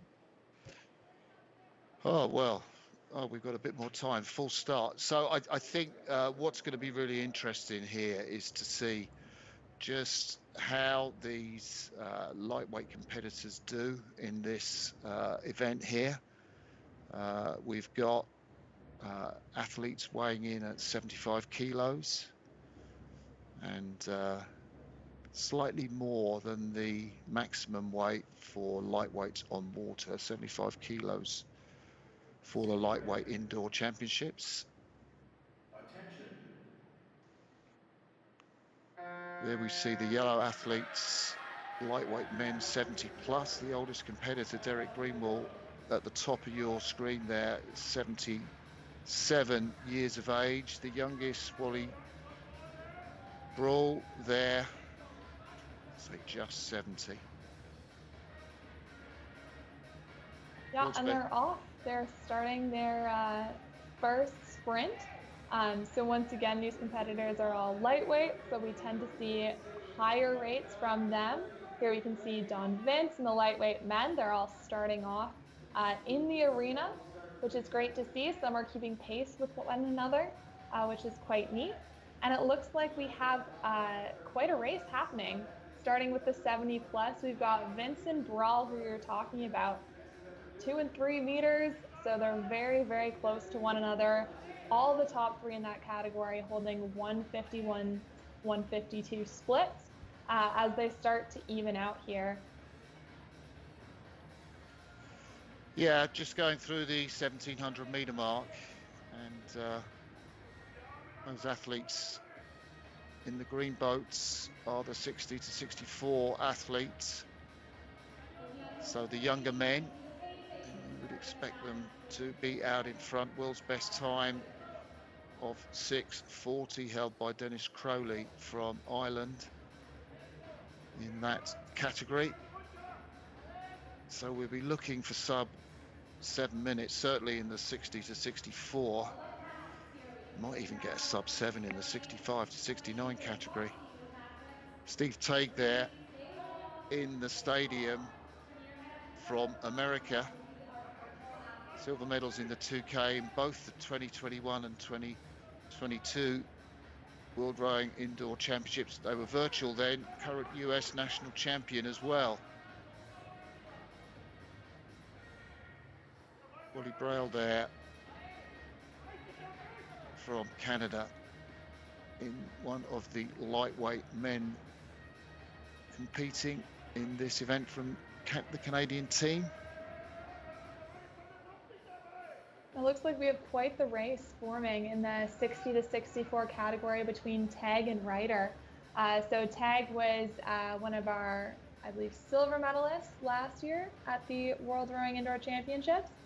And he is right now being challenged by Ryder, who was one of our champions in past years in 2019. So they're really looking like a tight race over here. Both are looking for times just under 7 minutes, around the 6:50 mark. And we can see Joseph in the bottom right of our screen here. He is really reaching for it, eh? Yeah, up at the top of your screen, it's the Frenchman, Alain Magnon, 74 years of age. Wonderful start from him.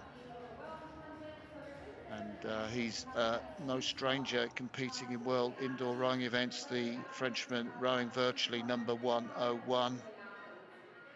Just ahead. Well, as I speak, is that Don Vince just gone in front of him? The lead is changing as we go between virtual Alain Magnon, Don Vince in the arena, and Wally Braille too. Just a couple of meters behind Alain Magnon in that category, the yellow category for athletes over 70. And look at the consistency in those splits as well. We have Haipa, who's down here in 4th place, but holding a 155 solidly from virtual. And again, challenging him is going to be Neil Slonin, and he is just 9 meters behind, but once again being super consistent at around that 31 stroke rate. You can see him here. Great, there we go, great acceleration into the finish, still holding that split. Looking really good. So all throughout that race, it looks to be a tight one, and it looks like everyone is really working hard here. Yeah, it does, doesn't it? As they blast through the middle of the race. Let's go Hippiä from Finland there. Big finish representation at these World Indoors. Not quite getting his handle up to the cage. Nice compact style. Just dropping his head slightly as we go through to the finish. He's in 4th place in his race. Jalmar Lorenz, the 65 to 69 category. Look at the pain on his face, Natasha. Just see what that cost. Maybe he's gone off a little too hard. Not quite got his pacing right. And that's really what they're feeling as they head to the last 500 meter marker. It's the 3rd 500 where the cardio is hitting. You can see it on Ryder's face right here. They know that they've put in the hard work. They've got all their endurance, and they're heading into this 500 meter finish piece. You can see that Tag is taking over a little bit here. He used to be super close with Ryder, but now it looks like Tag is out in front, still holding to that 145, still trying to get under that 7-minute mark. But it looks like Ryder is now being challenged by the man on your screen right now, Martin Lurink. And he is holding some incredible splits here. He has taken over 2nd place, and he's doing what we like to call negative splitting. So he's going down to a 143, and I think we'll see more of a sprint from him here as we head into the last 250 meters, don't you think, Martin? Yeah, his projected target time is 6:52, and he's really paced the race well. He impressed me on that stretch coming in through to the last 500 meters. Taig's still out in front, but that gap is dropping. Taig's just dropped to 144. Where's he got that sprint from? And he's down to 130s. Luranik's down to 139. I think Taig is going to take it if he can keep those splits. Luranik has just got that 5 meters to make up in that men's 60 to 64 category. What a race this is. Luranik just getting those 138s just ahead of Taig. There you can see Luranik, that nice easy compression he's got. Very dramatic pull into the finish. He's down to the 134, Martin, so he is really pushing for that finish. We'll see what, and he gets it. Look at that time, 142.9 versus 143.1. What a finish by Martin Luring. That was incredible. We've got another tie going on here between the Finnish Soini and the Canadian Mahoney, 145.7 there. And now we have our first competitors from the 65 to 69 crossing the line here at a solid 147. Looks like our first 70-plus athlete, the Frenchman we were talking about earlier, is crossing the line here. And then we have Brawl, Vince, and we'll slowly see them start to cross the line on those monitors. Hype has about 10 strokes left in his race, heading through the line here. There you go. My goodness, what a race. Yeah.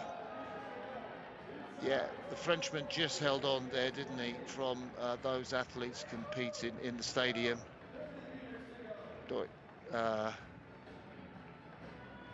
Derek Greenwell still to finish. That's Rick Bako just finishing the line. Roberto Di Lazio in the 60 to 64 lightweight men category. Well done, sir. Great effort from you on that machine.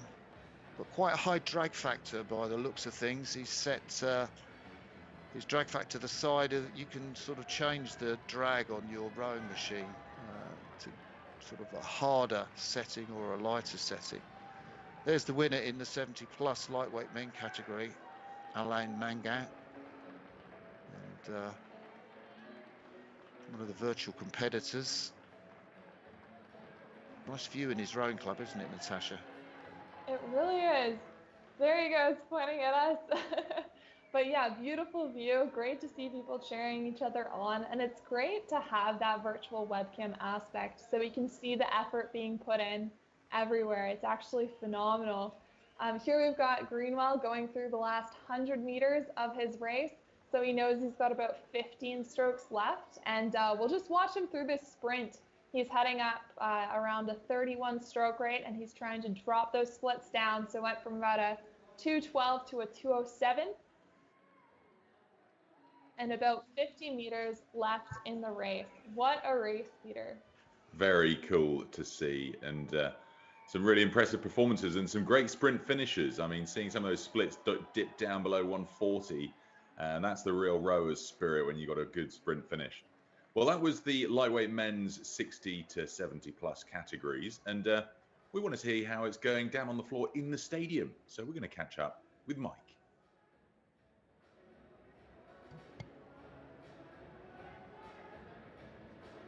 Athletes, fans, and spectators, please help me welcome the next races coming out. Men's 70-plus open weight category. Men's 65 to 69 open weight category.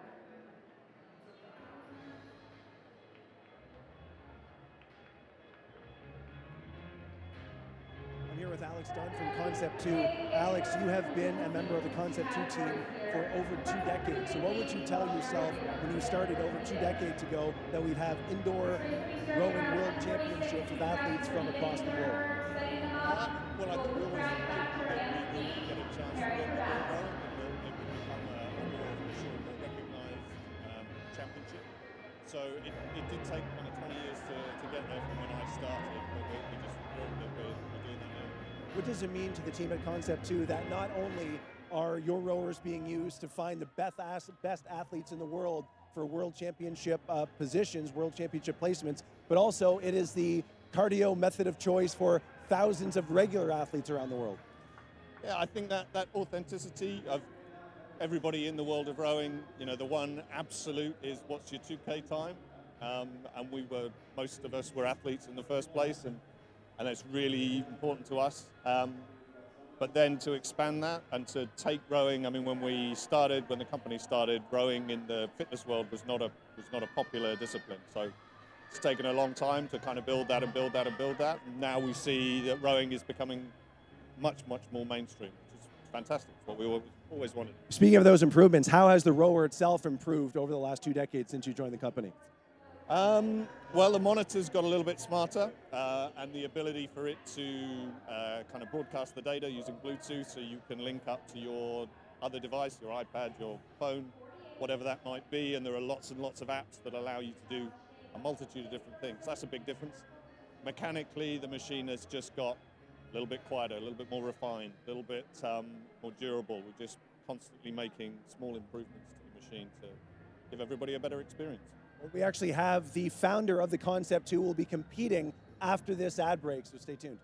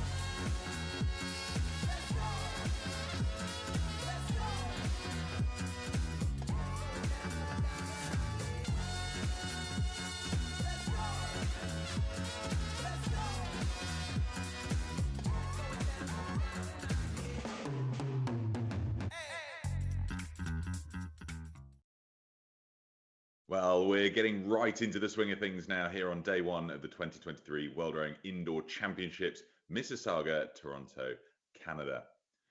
We're moving on now to the next race. Very quick and sharply, we've got the 65 to 69 and 70 plus men's categories combined.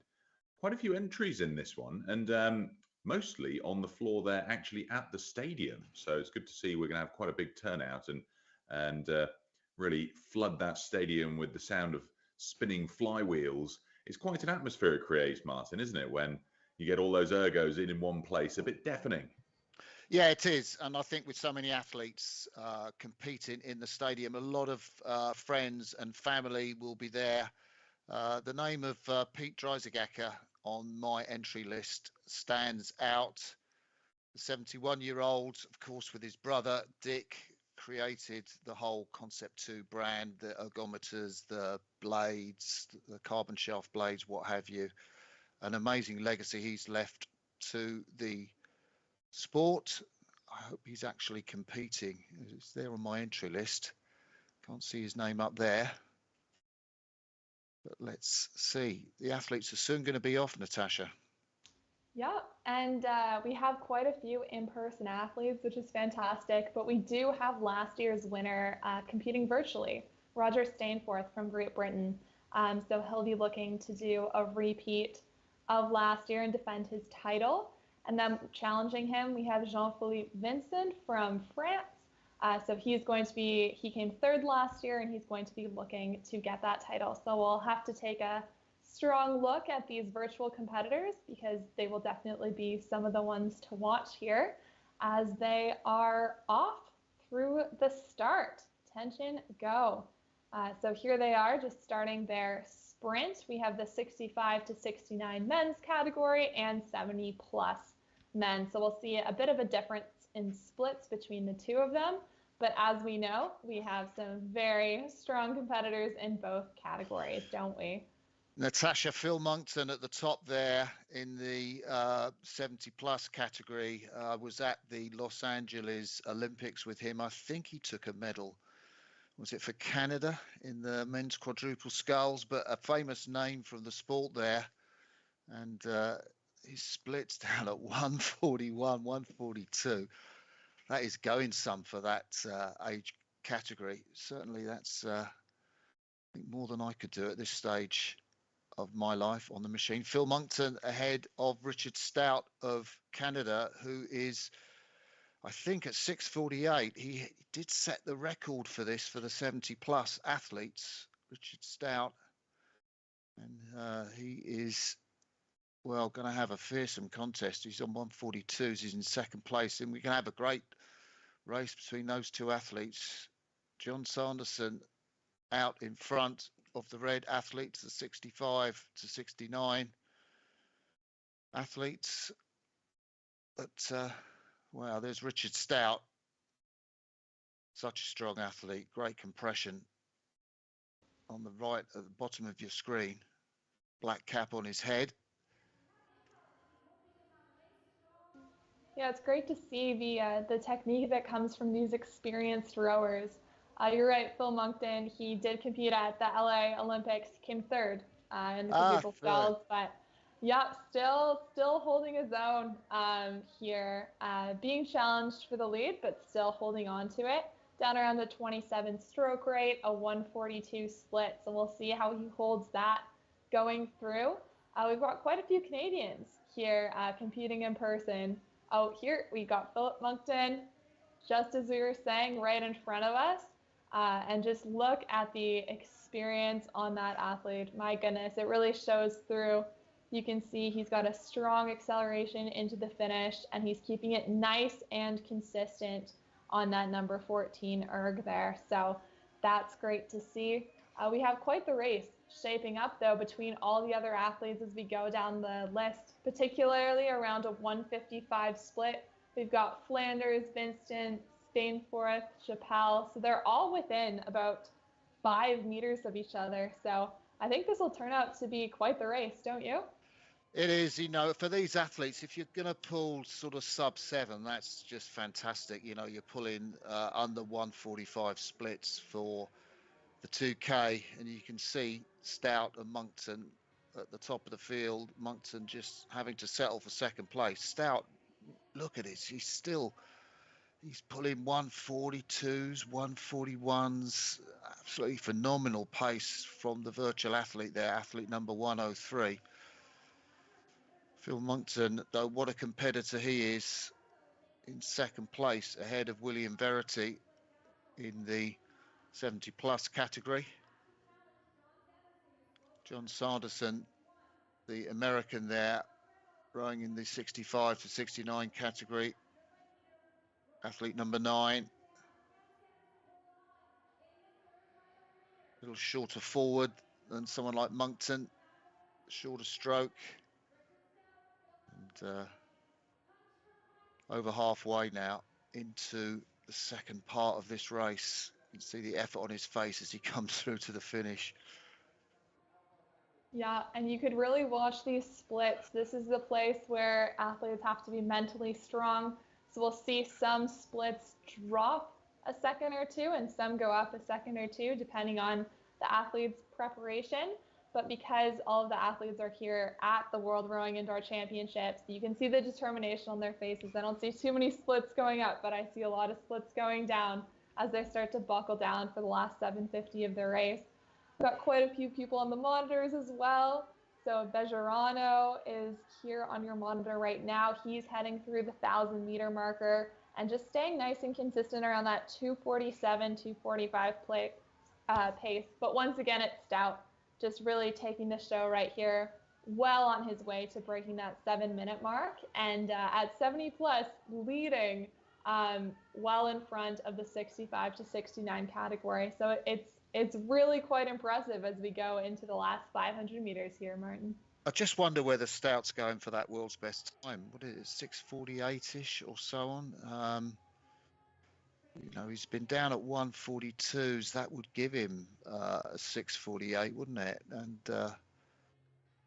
he's down at 142s now. I think he might be just outside it, but we might see a great time from Richard Stout on the bottom right of your screen there. We're in stadium on the bottom left of your screen. Charles Samel there, just zooming in on him. John Sanderson, the in-stadium athlete, leads those competitors in the 65 to 69 category. He's under pressure, isn't he, from Charles Renels from Canada, again in stadium. Great race going on there for the crowd. Yep, this is the last about minute of their race. The crowd better be on their feet right now, cheering them through it, especially seeing how close these races are. This is quite the sprint going on from Charles Renels, and he's around a 148, but it looks like Sanderson's going to hold on at that 147, 146 split right here. So they're within 6 meters of each other. It's up for grabs, but in the last 100 meters, they have to give it everything they got. And we're going to watch Stout go through that line and see what his time is here. 6:44. I think that's a new world's best, but I don't know. I will have to be given confirmation of that. I did note it down as 6:48.3, and I don't know if I got that right. We did see Pete Dreisagacker on screen there, together with Richard Stout, but that must be a pretty phenomenal time for a 70-plus athlete. If that is the case, he was really going for it, wasn't he? 71 years of age, Richard Stout. My goodness. And if 6:48 was the time, Philip Moncton just crushed it as well with a 6:47. So really fast times with the leaders of that category. We can see it was a really tight race between Kemp and Roberts as well. They're finishing within a split of one another. And we've got a real race here with Vinston and Sainforth once again competing against each other within a minute of each other. And they're crossing the line here. That might have been a bit of a delay in terms of the virtual there. And we have the last of our athletes for the 65 to 69 doing their last 80 meters. So last about 10 strokes in their race. They're just giving it everything they have to get across that line. We also have a small little race here between Bubba Boltz and Slade. They've got 100 meters left in their race, and they're doing quite the sprint. We can see a bunch of them on our screen now, just trying to finish out this race. They can see how close they are to one another, but that's quite the sprint from Boltz down at around a 2-minute marker, so he might come out on top.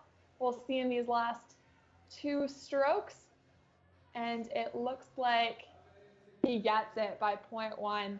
So really remarkable racing, I think, Martin. Yeah, been great, hasn't it, to watch this particular category. Those times in the 70 plus were just superb. I love watching Phil Moncton row as well. Just fantastic technique, really loose, really fluid, really relaxed, and yet putting in some great splits. And then just finishing, we have Howard Stidler, who is 80 years old, rounding out our category, and he's got 150 meters left in his race. So you can see his competitors next to him, really cheering him on, getting through. We see Richard Stout at his webcam. Well-deserved win in that race. So I'd be interested to get confirmation if that was a world record for Richard Stout that we've just witnessed. As we're seeing the final athlete cross the line in stadium. Not quite the athletes on their feet with the applause as it was for the women.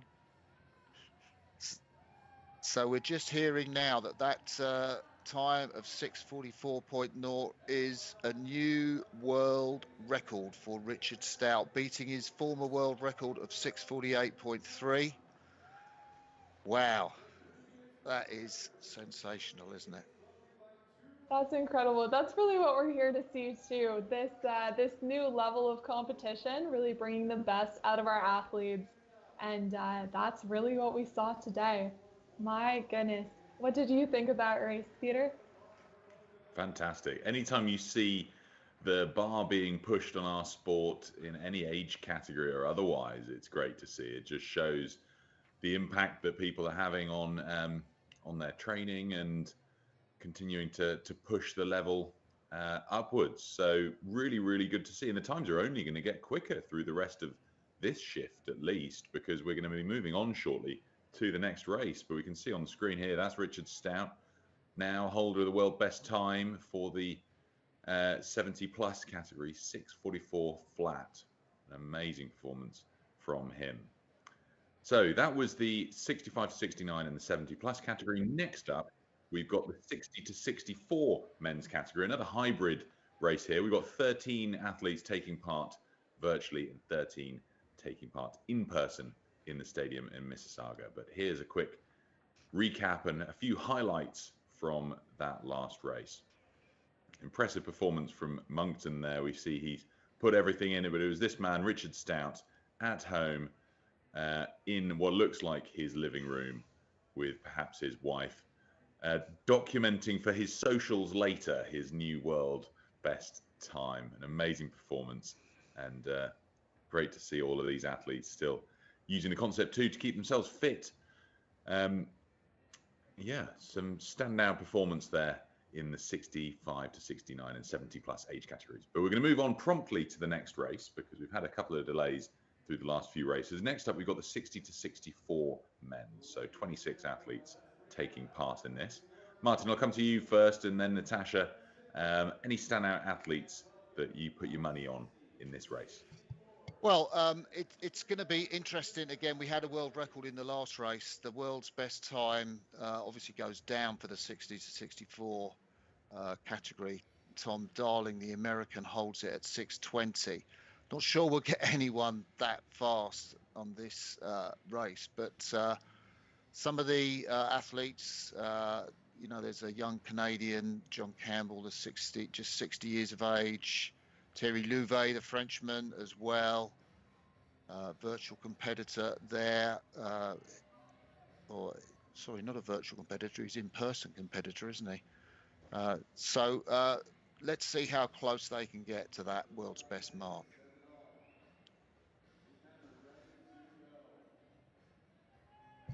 And Natasha, what are your picks from this race then? Picks from this race. Well, we do have the fourth place from Worlds last year, so Franz Bauman's, as we were saying. And then we also have a couple new rowers. So we have some who started rowing in the indoor rower in 2019. So we'll see a real range and experience here in this next age category, which I'm excited to see. We do have a mix of both hybrid and in-person athletes. And one of my favorite quotes here, I'll be looking at Francesco Gratigliano from Italy. And he says that victory has no age. So we'll see what kind of performance he can bring here. I love that quote. See how he feels at the end of the race. If he still believes that to be the case. As the Mexican Pepe Aguedo, we could just see him there. They've done their warm-up, these athletes, and the machine's backstage. So this is just a loosener. Just to keep their legs moving. Before we see... Yeah, sorry, Natasha. I was going to say, you can note here that there's a bit less of a uniform in indoor rowing than on water rowing. So everyone's just wearing what makes them comfortable. We see a mix of backwards hats. Some are wearing their club unis to tell them apart. But there isn't quite the same uniform that we usually see. Yeah, and this race is going to be a little bit more straightforward to follow, in as much as we've only got the one category. So all those yellow numbers, we've got, okay, it's a hybrid race. We've got virtuals at the bottom and in person in the arena in Mississauga at the top.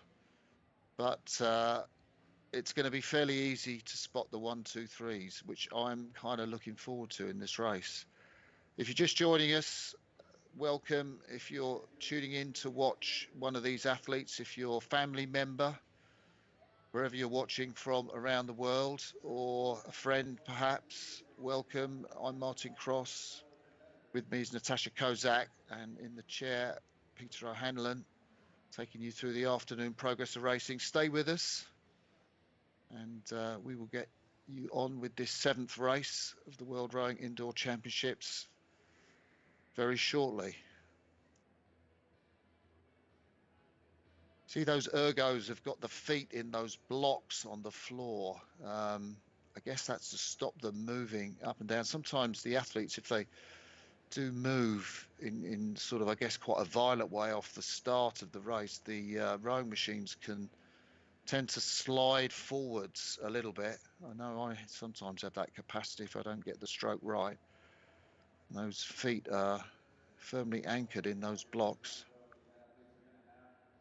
Yeah, especially with the times that we're hoping to see here. We have quite a few times in the 640s and 650s.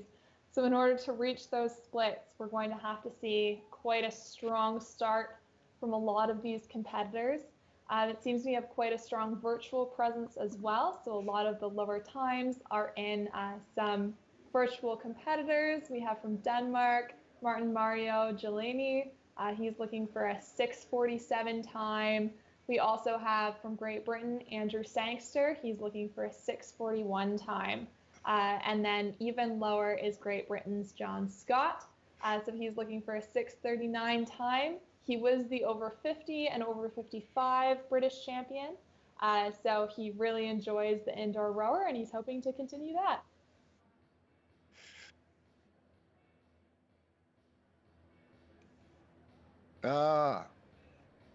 Yeah, so I think we're looking at the oldest female competitor in Canada, rode in the over 70s lightweight category, 91 years of age, I think. We can take a look at now.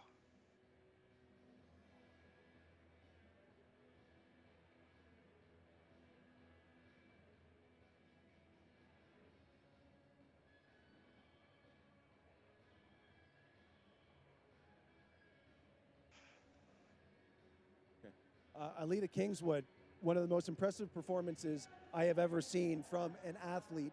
10:33 on the 2,000 meter, and I believe that gives you your third world record in an age group. How did that experience feel for you? It feels nice, but I don't get all excited about it. Just old hat for you. How long have you been a competitive rower? About 5 years. What made you get into it?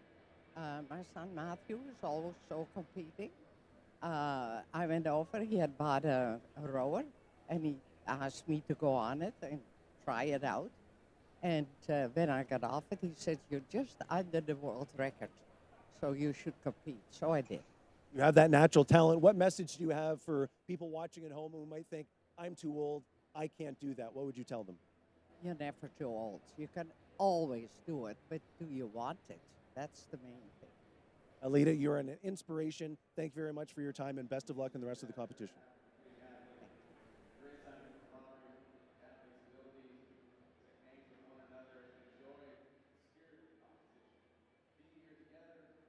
And we're here. So we've got the list of competitors back up on the screen. They're just waiting to start, as we saw. And we have them still warming up, still keeping those muscles warm. We do have quite the variety of countries, once again, involved here.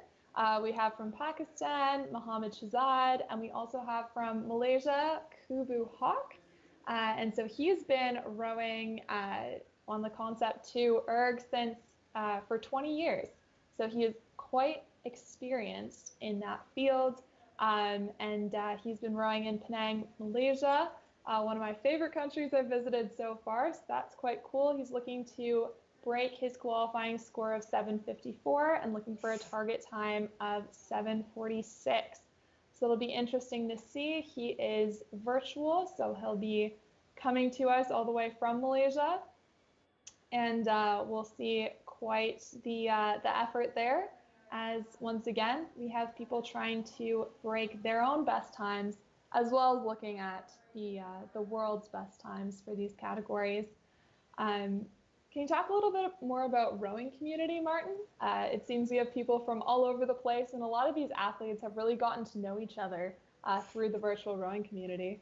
Yeah, it's a great way to get to know each other, isn't it? And we've had these virtual rowing championships where athletes can compete against each other, but also set scores on the Concept 2 website. And, you know, they can use the ranking tables that Concept 2 have on their website just to see, you know, how their personal best is doing, how athletes, there's Mohammed Shahzad's going through. I think he almost looks like he was praying there a little bit. One of our virtual athletes from Pakistan, qualified in 7:23, the 61-year-old. I mean, it really is amazing. We've got athletes from Malaysia, we've got athletes from Pakistan, we've got Robert Henman from Australia. and that's not. There's Kobu Hock. What a great picture we're getting there from that camera. Flags everywhere from Penang Rowing, and his rowing club top, I guess, that orange top, orange shorts. It must be the middle of the night in Malaysia. I wonder what time it is in Malaysia. I think they're exactly 12 time zones away from us, so it's exact opposite side of the world.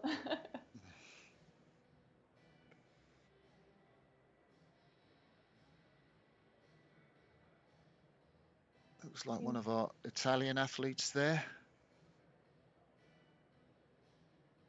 You know, and there is an issue, isn't there, where you've got these two systems, the virtual and the in-person, and you're trying to combine athletes, obviously across the world, and in person, and get them all to start at exactly the same time so they can race each other in the arena and wherever they're competing in the world. Absolutely. And we can see the arena starting to fill up here. So once again, from Mississauga, Toronto, Canada, at the Paramount Fine Food Center, we have a bunch of our athletes competing from the actual venue. So everyone is there cheering them on who's local to see this great event taking place. I think further on we'll hear from the mayor of the city, so we'll be able to see sort of what impact indoor rowing and bringing world rowing here to Canada has had on the community, and hopefully building the sport around this city. Pepe Aguedo, number 51 from Mexico there, the 61-year-olds, just moving up and down on the slide. They've probably been told to leave their handles where they are, but I think he feels he's warm enough already. And we haven't had that big sign for the athletes to stop rowing.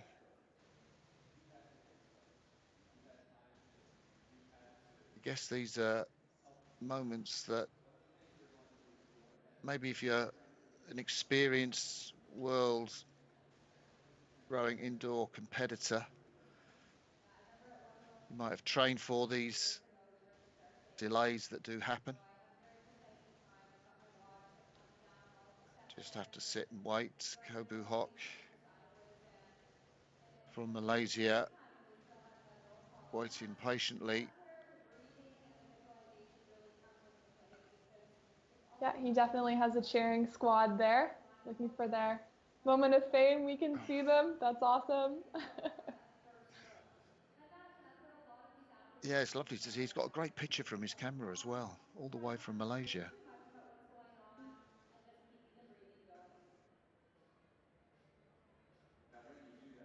So we can see the picture of our virtual athletes, one of whom has decided to get off his screen. We're a little bit away from the start, but I guess these athletes are going to be, you know, going off sort of the fastest of them at sort of 135s or something like that as they drive off the front end, certainly sub 140 as they go through the first 100, 150, 200 meters of the race, and then setting down to, well, I guess we're looking at sub 140 splits for the 60 to 64 for the top guys. I mean, that would be a fearsome pace if they can maintain that sort of pressure. 6:20.7, the world record for this category. So there's a delay. I think we're going back to Peter. Yeah, thanks, Martin. So it's an immense feat of technical complexity to get all of this working cleanly and smoothly with athletes in the stadium in Mississauga, Toronto, Canada, and of course all of these many athletes tuning in from home. So we'll give them a few moments to just make sure everything is absolutely perfect. These athletes have trained far too long for their hopes and bids for World Championship titles to be dashed by any slight technical issues. So we're going to have a quick ad break and we'll be back in a moment.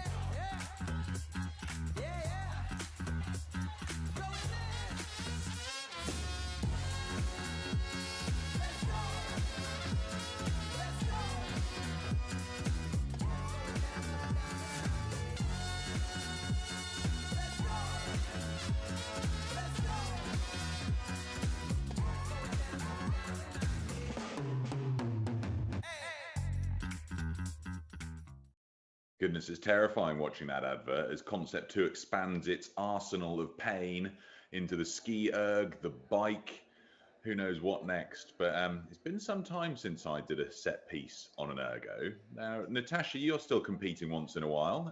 When was the last set piece that you did on an erg?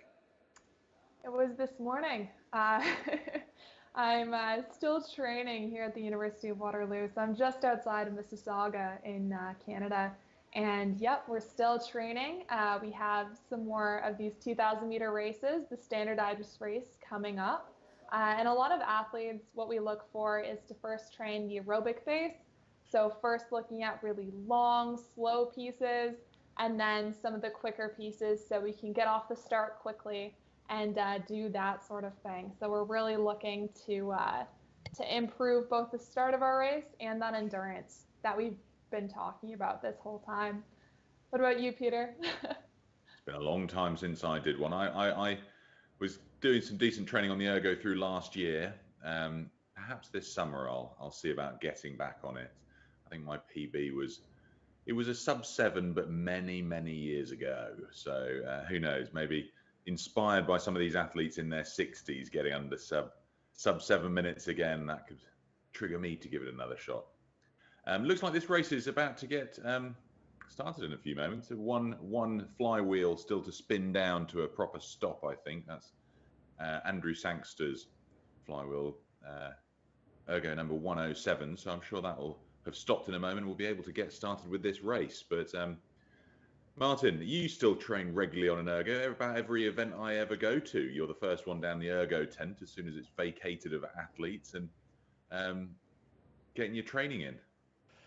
Yeah, been a bit lax this week, Peter. I did have a go on the target game on the ergometer this week, though, which I quite enjoyed. First time on that game for me, as these athletes look to be in start position. Robert Henman there from Australia. That's quite a laid-back body position, isn't it, to start the first stroke? You can see the contrast between the two athletes, one with their body forward, one with their body quite back. That's quite a difference in technique.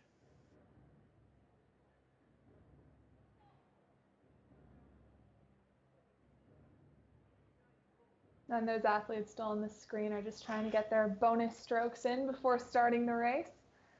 So we'll wait for their flywheels to stop spinning and make sure it's nice and fair that everyone has just a stationary flywheel off the start. Yeah, it's really important. It's not, you get a little bit of advantage if your flywheel is spinning, obviously. And Andrew Sangster, 107, I don't know why his flywheel would be spinning. He's probably maybe quite tense, just wants to keep that movement, and the weight might have got to him a little bit. We'll see once he blasts out off the start. Looking for time around about 6:40, I think, Sangster.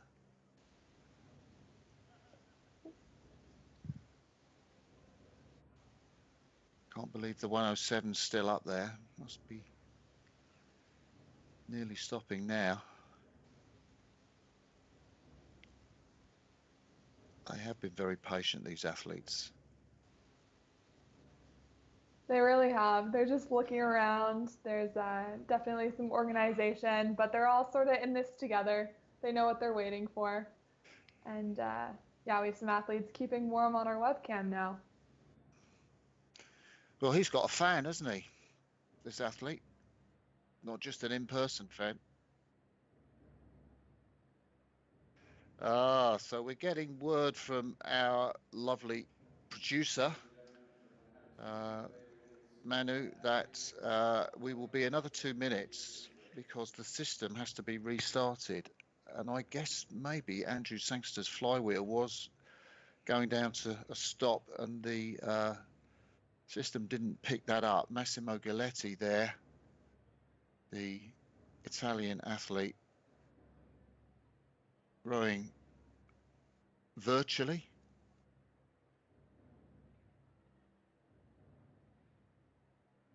And Galetti, 62 years of age, qualified with a 6:41. I think Kobu Hock's been the most patient of everybody. He's got such a crowd around him. Yeah, it's definitely one of those things when you get mentally ready for your race, you're ready for it to start and you almost don't want to think about it more. There's Shahzad, Mohammed Shahzad, one of our competitors from Pakistan today. Luca Ayazizi from Italy, another 61-year-old. Not going to go, well, maybe he will go sub-7. He qualified with a 7:04. Hannes Boltz from South Africa, 63 years of age. Slightly slower time for his qualification, 7:44. So I think the system will have been reset now. So all those machines should be still, and we're going to be off just shortly. Pick your handles up, guys. Get ready. And we are off finally. So one of the Italian athletes hasn't started. That is a shame.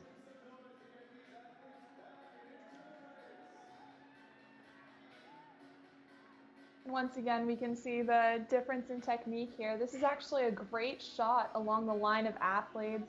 You can see some are going a little bit higher stroke rate than others as they head through this first 150 meters filled with adrenaline. And we can see the leaderboard start to shake out. So in first right now from Finland, we have Jari Limata holding a 140. Went out nice and strong, but Frans Bowman's that 4th place from last year, he's holding a 138, so he's really looking to keep that strong time that he had when he was competing in the 55 to 59 age category. He looked good there, didn't he? He didn't look like he was, going off too hard. He looked like within himself, and it's pretty. If you're here watching Frans Bowman's, you've got to be pretty encouraged with his start. One of the in-stadium athletes.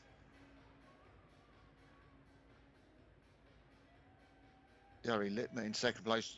John Scott, you see there on the bottom right of your screen, the British athlete, number 104. Yeah, and you can see them going against each other. Even though they're not in the same room, they can see each other on the screen, and it still feels the same level of competition. They can see those 5 meters distance between them. And as you can see, they're holding the same split, a 139, so that's going to be heavily contested as we go throughout this race. We've got in the middle of the pack as well, we have Alex Pond from Canada, Mohammed Shahzad, who we saw from Pakistan. They're in a tight fight right now as well. And as we move down the leaderboard, we can see all of these relatively consistent splits ranging from 138 up to about 204. He's a monster. There's Bauman's again in that orange top. Really quite upright at the finish. Very strong draw. Gets his shoulders right back at the back end of the stroke. Bowman's making 31 strokes a minute. Looks to be well within his rhythm. Sub 140s he's pulling. He's right out in front. He's quickest athlete in this field. So we're in the second 500 meters of this race. You can see some of the other athletes either side of him in person rating higher. And you can see with the speed that they've gone, they're about 15 strokes away from the 1,000-meter mark. So this race is really going by quickly, and that's just because of the speed of these athletes. We've got some great webcam video here. John Scott doing a nice, strong, shorter stroke here. He's in 3rd place right now, but he's looking to move up, I'm sure. You can see he's got less than 10 meters between him and Lamata, so he'll be looking to make up that ground through this 3rd 500. Yeah, it's handled just short of the cage, but really strong position out forward, and then that big lean back at the front end.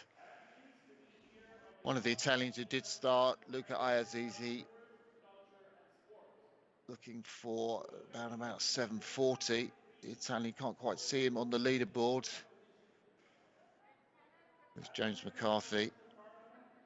That distinctive high pull-up leaves it a little late to pull up as he goes through the halfway mark. The South African there in his yellow top.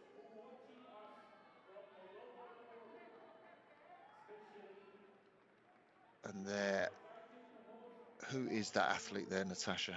Can't see on my screen. It's not, is that? It's not quite showing for us. Maybe Robert Henman. And over here, we've got Shazad. Yeah, over here we've got Mohamed Shazad. So he is less than 4 meters behind Thierry Levette from France.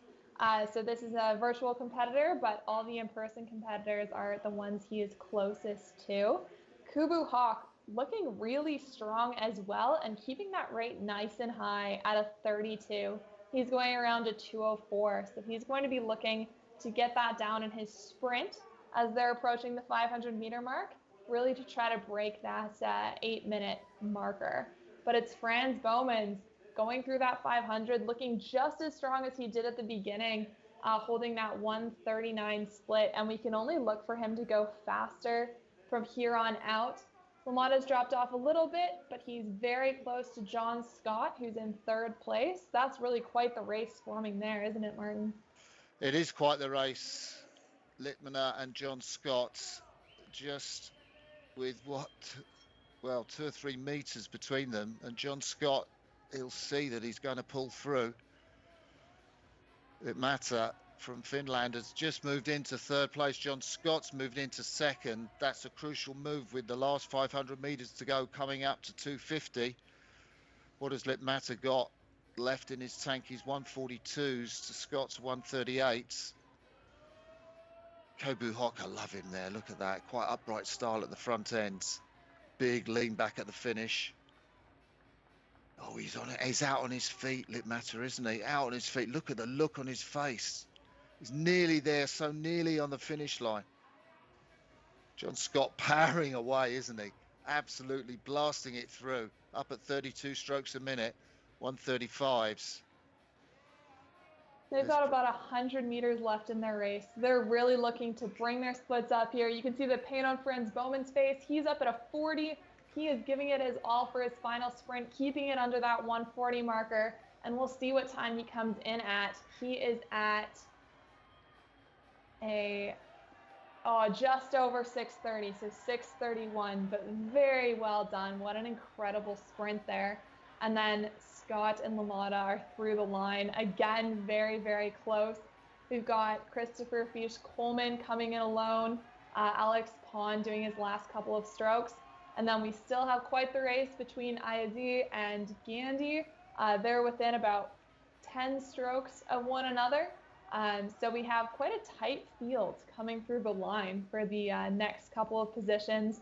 All of them doing their sprints now. You can see that stroke rate going up, 35. Some are even out of 40. So they're really looking to get through that line.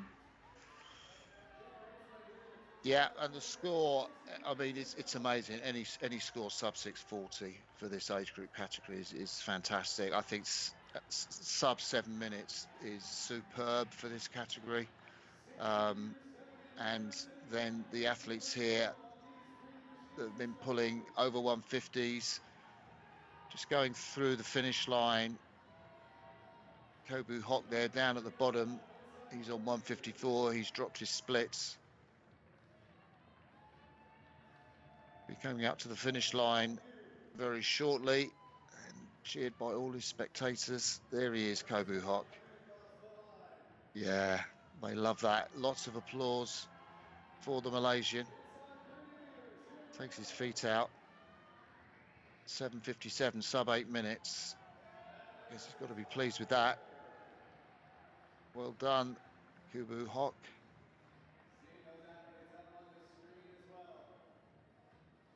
We've got almost all the competitors under 8 minutes here in the 60 to 64 men's category. So it's really quite an incredible showing by all of these athletes.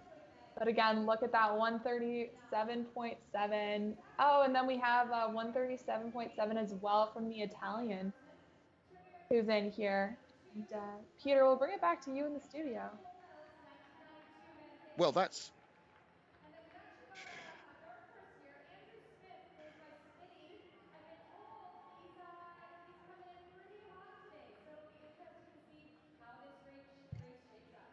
so let's head back to the studio and Peter. Well done, guys. What an exciting race that was. Franz Bowman, absolute domination. He was fourth last year in the younger age category, so he's aged up clearly into the 60 to 64, and he's made his mark in the first event. You must have covered him previously, I'm guessing, Natasha. Has he been at the Canadian Indoor Rowing Champs before? Yes, definitely. Oh, it's great to see athletes sticking with it as well, showing up and some of the more national events and then making it to the World Rowing Indoor Championships. Look at these. I think these are a lot of the starts from a lot of our athletes. They had all that adrenaline, and this is the finish from LaMotta, who really gave it everything he has. But yeah, that's incredible to see. What was your highlight, Martin? Well, I wondered on the end of the screen, I think one of the athletes wasn't registered on our time team. The Italian athlete, was it Galetti? Yeah. And I think Galetti seemed to pull the same time as the Canadian in stadium. And I kind of like to see confirmation of that. The two of them pulled, was it 37.1? And that was, seeing that was a real highlight. Wow, what's happened there? And I think you do sometimes get those anomalies where a boat doesn't register on the screen, but the athlete is there racing and gets their time recorded. Well, we'll definitely have to confirm that, because we saw that all of the athletes had started, but I think Massimo Galetti hadn't noticed, because of the delays we'd had, hadn't noticed that we'd gone quite quickly through to the attention and go, and might have been caught out. So we'll get confirmation of that and bring it back to everybody, perhaps between the next two races. But we're going to move promptly on. But first, we're going to have a quick look at our sponsors one more time. Concept 2.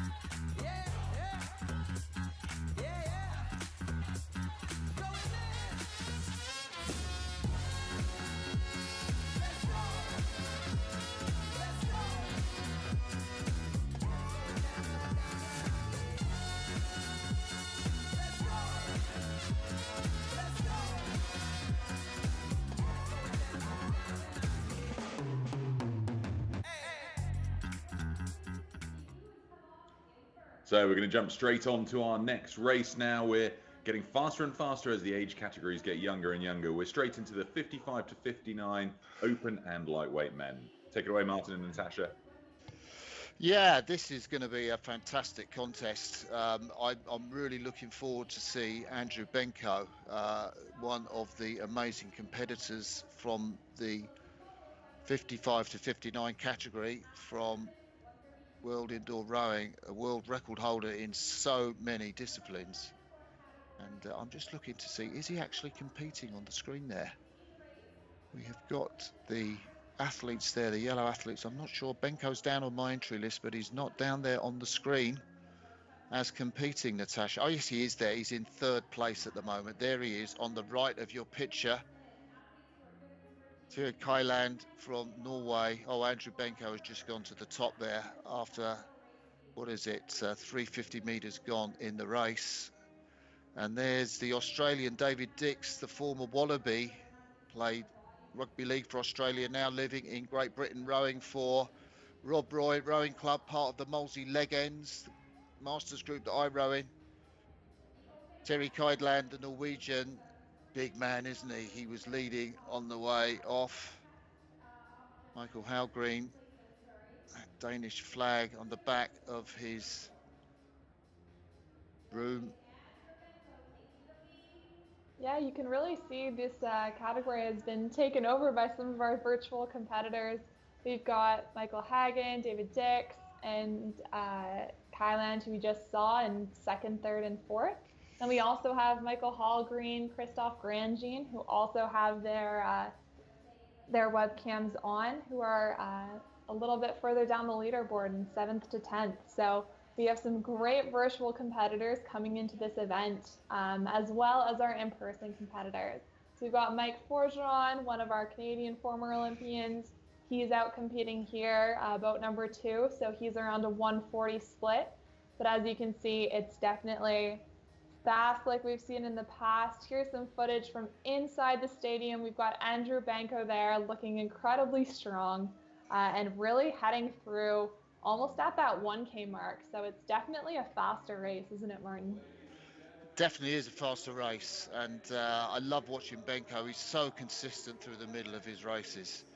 Just he's got a fairly sort of short stroke in terms of his reach out the front. Doesn't over compress, so he doesn't come right up to the heels, but it's a very, very strong position. And his pace is absolutely fearsome. On the 134s, David Dix in second place, holder of the marathon, or the was it 100,000 meters world record? I think David Dix, together with David Gillard, that he set over a year or so back in the UK in Surrey. It's of course a much shorter distance, the 2K. Michael Hagen is coming up to David Dix's shoulder, and it's close between those two. Yeah, we have quite the race going on here between second and third place. As you can see, they're both holding around a 136, 137. Here we've got Rossi on our screen. So this is one of our competitors in the light men's category. So he's remoting in from Italy, I can only assume. And he's holding a solid 151 in fourth place right now in the light men's category. And he's against Tyrio Stefanowski, who is holding a 146. He's just off the lead in this category, so he's going to be looking to stay really strong through the 750 to try to catch up to Sean Callahan. And here we've got Peter Roberts rounding out the field, and he's holding around a 148 split here. So he is in third place solidly, but being challenged by Rossi, who we saw earlier for the light men's category. So we've got those 4 boats happening right there. But we're heading through the 500-meter marker to the sprint. Martin, take us through it. Yeah, I just love those medals on the wall of Pete Roberts, the Australian there, the Australian lightweight rowing in the back end of the field. And there we see the competitors really driving through the line. We've got Sean Callahan on screen. Sean Callahan from one of the competitors in our stadium. Andrew Benko still out in front with just 250 meters to go. David Dix from Rob Roy Rowing Club in the UK, the Australian, the former rugby player, holding second place, rating 32, coming under big pressure from Andrew Smith, who's at 137s. He's just not dropping at the moment. Michael Hagen, well, his pace is off there. And Terry Keidland, the Norwegian, has come through. He's got fearsome 135s. Was he saving that to the end there, the Norwegian? Is he going to make it onto the podium? Is he going to get ahead of Andrew Smith? A lot of work to do for the Norwegian, but he's got the power in the sprint. He's 135, 136. He's edging back. Just 10 meters as we come up to the line. I think it's going to be Benko. Look at Benko. He's never changed that rhythm. Just one little grimace on his face from the American world record holder, the man everybody admires and wants to get close to. Andrew Benko finishes 6:09 for Benko. I think that might be another world's best time, you know. David Dix coming in second place. 6:19. He's going to be delighted with that. Andrew Smith in third. I think that might be another world's best time from Benko. He broke the record, I think, in an American contest just a few weeks ago, and it'd be great to get confirmation of that if Benko has set another world's best time. You are right, Martin. He did 6:10.4 in Atlantic City, New Jersey at the US Rowing Indoor National Championship. So he's just beaten it by half a second. Oh, another world's best time. That is sensational. A new world's best time from Andrew. And he's on his Turchi Kaidlan is on his bike doing the wind down. Now that is proper rowing for you, isn't it? On his Concept 2 bike. He's got a whole kit and caboodle up there in his gym, hasn't he? He really does. And we have our last few athletes crossing the line here. Jenkins, Lionel De Nicola, and then we have a tight race here just at the end between two Canadian athletes who are competing in person, Warren Kenny and Nigel Smedmore. So they're just crossing the line here, but we can see David Dorning now in our webcam, competing virtually from in Canada. Christophe Grandjean as well. He did a great job, kind of fell off halfway through, but he's still in 11th place. He's at 650 here, so great work on his end. And then we have our last few athletes in this category crossing the line in the open weight. But still quite the race as well down in the light men's category with a winning time of 6:55, but followed very closely at a 6:58. So really competitive race all throughout. But as you say, Martin, that 6:09.9 time is really going to be something to talk about. This man is a machine. He keeps setting new world's best time. As he get older, you can see the new world's best time in every category being shattered by Andrew Benko, and relentless rhythm. But you could see he knew he was on for it just as he drove for that finish. He knew he was going to win the contest, but he was going for that world's best time. You could see the grimace on his face, and boy, was it something good to look at.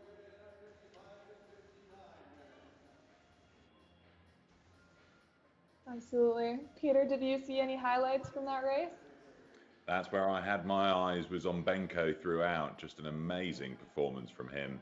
And the question was, would he be able to pip his previous world best time that he set at the US Indoor Champs? And he did it, and not by some small feat. He did it by half a second, which is a lot when you're talking such fine margins in world best times. So an amazing performance by Andrew Benko, and I think he's just the standout in that age category generally.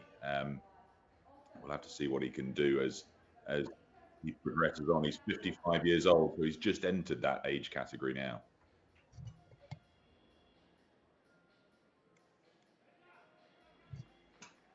Yeah, that was him crossing the line. David Dix, what a great row from the Australian to take a silver medal in the World Rowing Indoor Championships. Great race that, wasn't it? Well, we're moving through these at quite a rate. That was the 55 to 59 open weight and lightweight men's. Next up, we've got the same categories, but for the women. So we're going to have a look now at the lineup we've got for this. I know that you guys have been looking into some of the athletes taking part. So I want to come to you first, Natasha. Any standout athletes for you in this next race?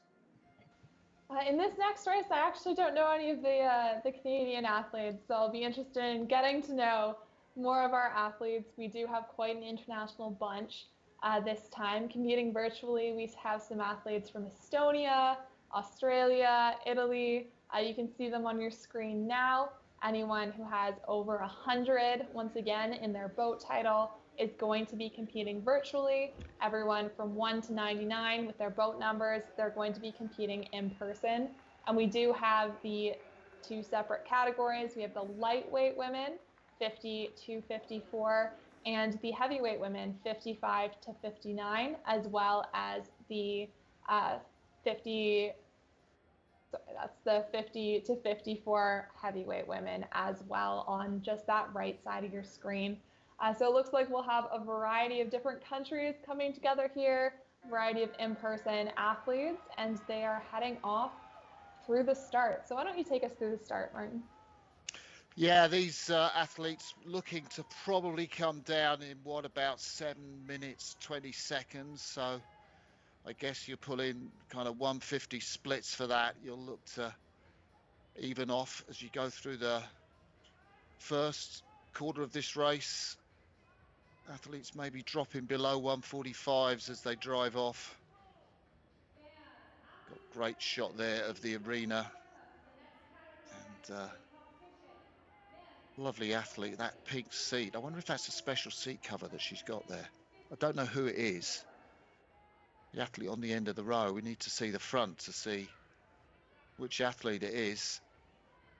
But you get a great shot down the lane, just like that shot of the 8s going off. You see all the different athletes driving off. So in the lightweights, that is Ingrid Avedon, who is out in front. Ingrid Avedon from South Africa, qualified with a 7:53, target time of 7:45 from the South African, just ahead of Natalie Vilchenot from France, and those two putting distance between them and the rest of the field. What about the in-person athletes, Natasha? In-person athletes, well, we do actually have someone I know. Janet Bolton is going to be competing, so she's looking for around an 8-minute time. This is her 3rd year competing in Worlds, and she is the president of one of the local boat clubs here in Mississauga, Toronto. So it'll be great to see her practicing what she preaches and showing up for the World Championship event for the 3rd time in a row. We've got Nancy Cook from the U.S. She was the 2022 silver medalist for this age category. So she is going to be looking to repeat here.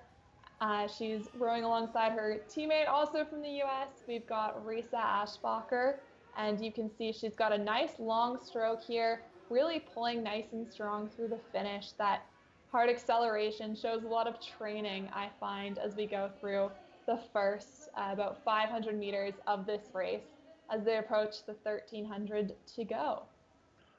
Yeah, Ashbacher definitely, you could see her on the bottom right. Lovely rowing style, really loose as she comes out for that recovery. Just beautiful relaxation, and then taking that front end of the stroke in those big muscles. There is the South African. In 2nd place, Ingrid Avedon there, I think. You can see her on the bottom left of the screen. Natalie Vilchenot, the French lightweight, has just moved through. It's a great contest between those two virtual athletes competing in this event. Vilchenot, target time of 7:35, so I guess that would make her probably the favourite to beat Avedon in this race for the lightweights as they come through the halfway mark. She does look like she's suffering as she comes through 1,000 meters. Avedon has got a head down at the front end of the stroke. Look at the contrast with Ashbacher there. Head up, just big lungs to open that, get as much oxygen as she can down. Just showing the slightest bit of pain there at the finish, at the back end of the stroke where her eyes close. Benita Klaassen there, another one of our virtual athletes in 3rd place, the 51-year-old. She's aiming for a 7:30. And she's starting to move up in the rankings. So she just became 3rd. She's holding that 156 nice and strong.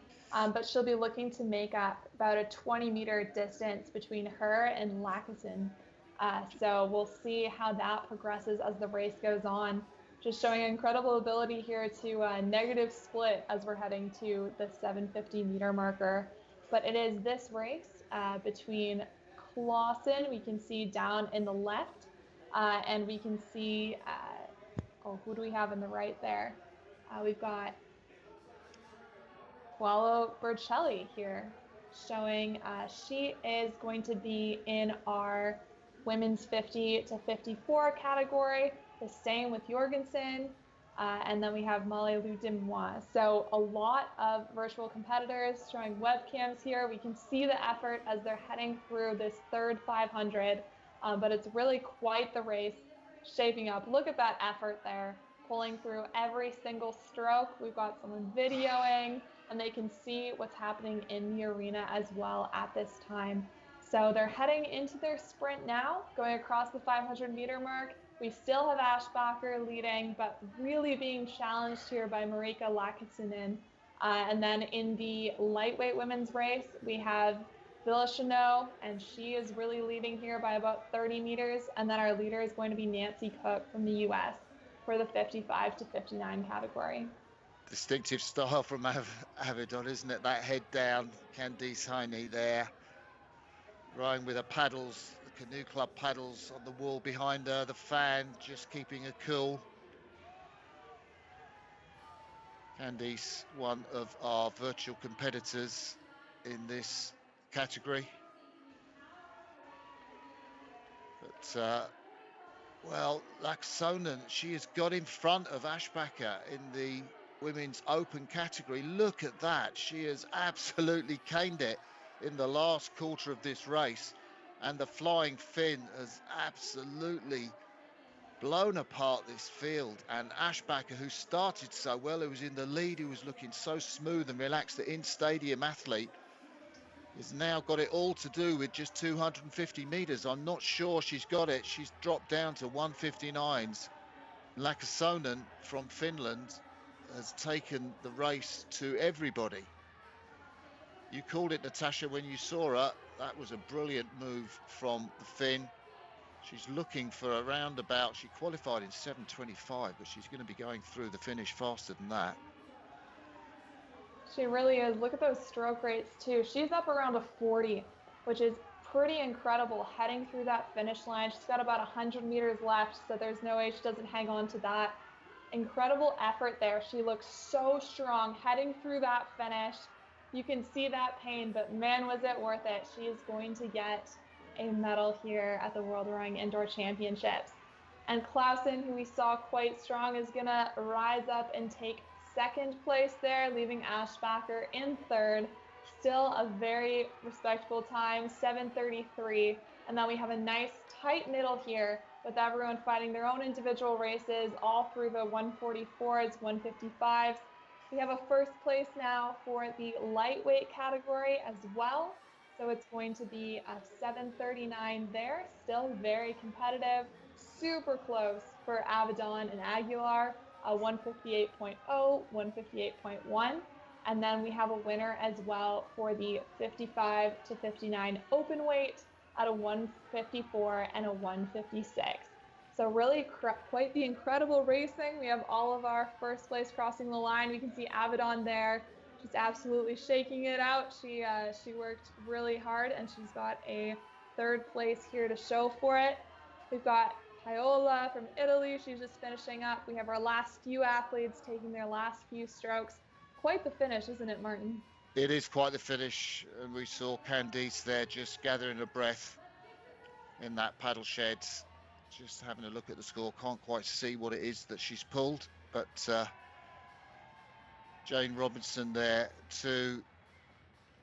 Great effort from a virtual competitor, Jane Robinson and Candice from Australia, competing for Oceania. So let's go back to Peter in the studio. Thanks, guys. What a great race that was. Now, before we jump into the next race, where we're going to move to the last 2,000 meter race before the lunch break, where we'll find the 50 to 54 open weight and lightweight men, we've got an interview lined up. So let's jump to that. Thank you very much, Peter. Just some impressive performances by the Masters athletes here in Mississauga on this Saturday morning. I'm joined by the oldest in-person competitor, Howard Steinler. Howard, you've been a rower for 15 years. What made you first get into this sport? Well, I was reading a book about athletics, and rowing was voted the second best exercise for anyone next to swimming. So I selected rowing, and I've been rowing on a machine ever since then. And you had a very good performance earlier this morning, your first race as an 80-year-old. So how do you think you're still improving as you get older? Well, my time doesn't improve. I lose about 8 to 10 seconds a year, and I have been for the last 10 years, but I'm competitive. Still competing, that's the key. Thank you very much, Howard. Peter, back to you.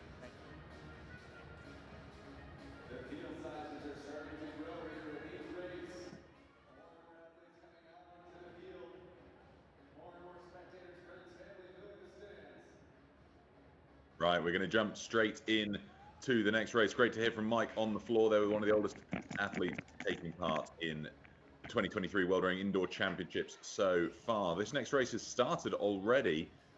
Martin, Natasha, we've got the open weight and lightweight men's 50 to 54. What can you tell us?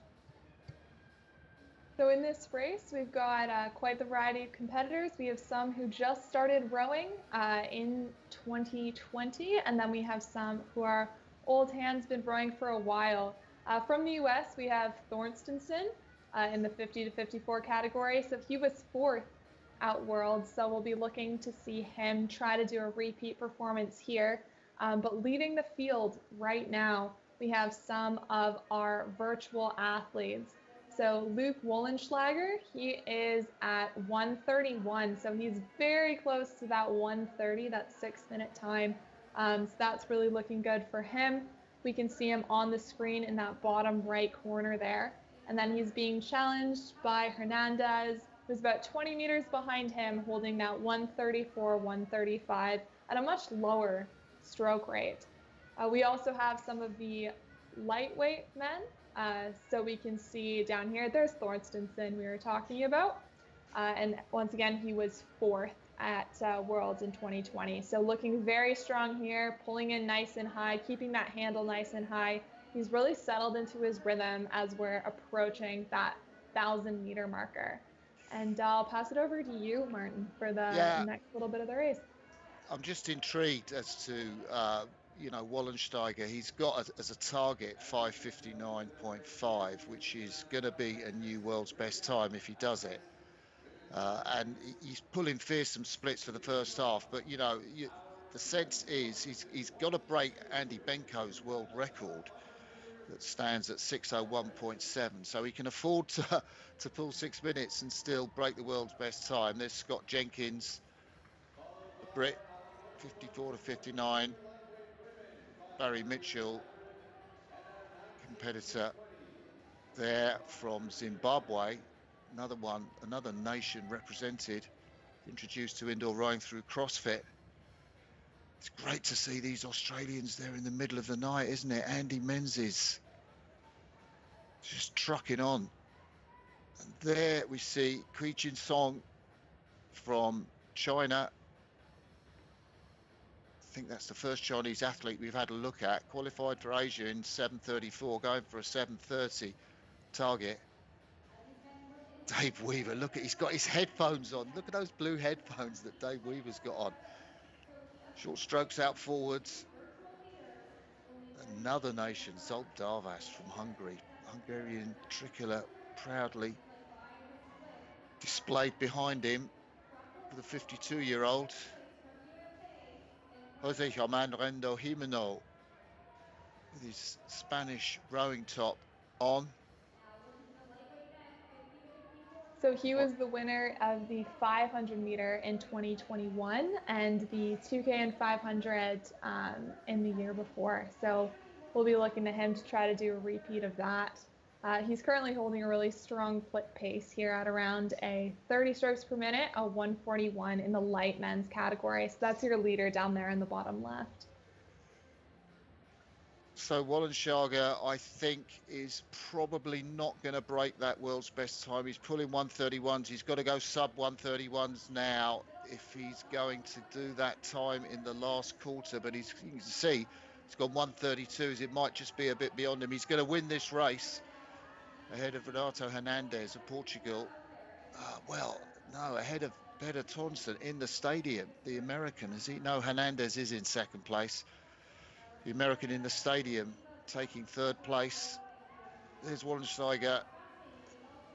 Yeah, he's pulling his handle up. He's being urged on by his coach, but he's dropping, isn't he? 135, it's just a bit beyond him. He really did go for it, though, didn't he? He went his best. You can see his legs just haven't got it in them. Just he's driving as best he can. But Hernandez in that second place.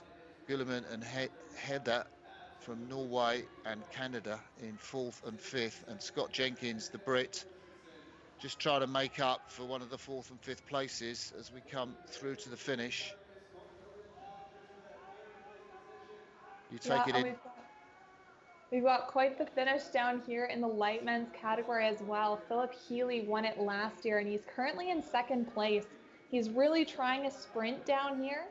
So he's at a 138, while the current leader, Zamano, is at a 142. So we'll see if he can make up that ground. But as you say, it's through the line. It's Wollenschlager, and he is going to just miss that 6-minute marker. But 6:03 is still a pretty darn good time. And heading through the line. Sorry? It's an amazing time. He just couldn't keep it on in that last quarter. Mm-hmm.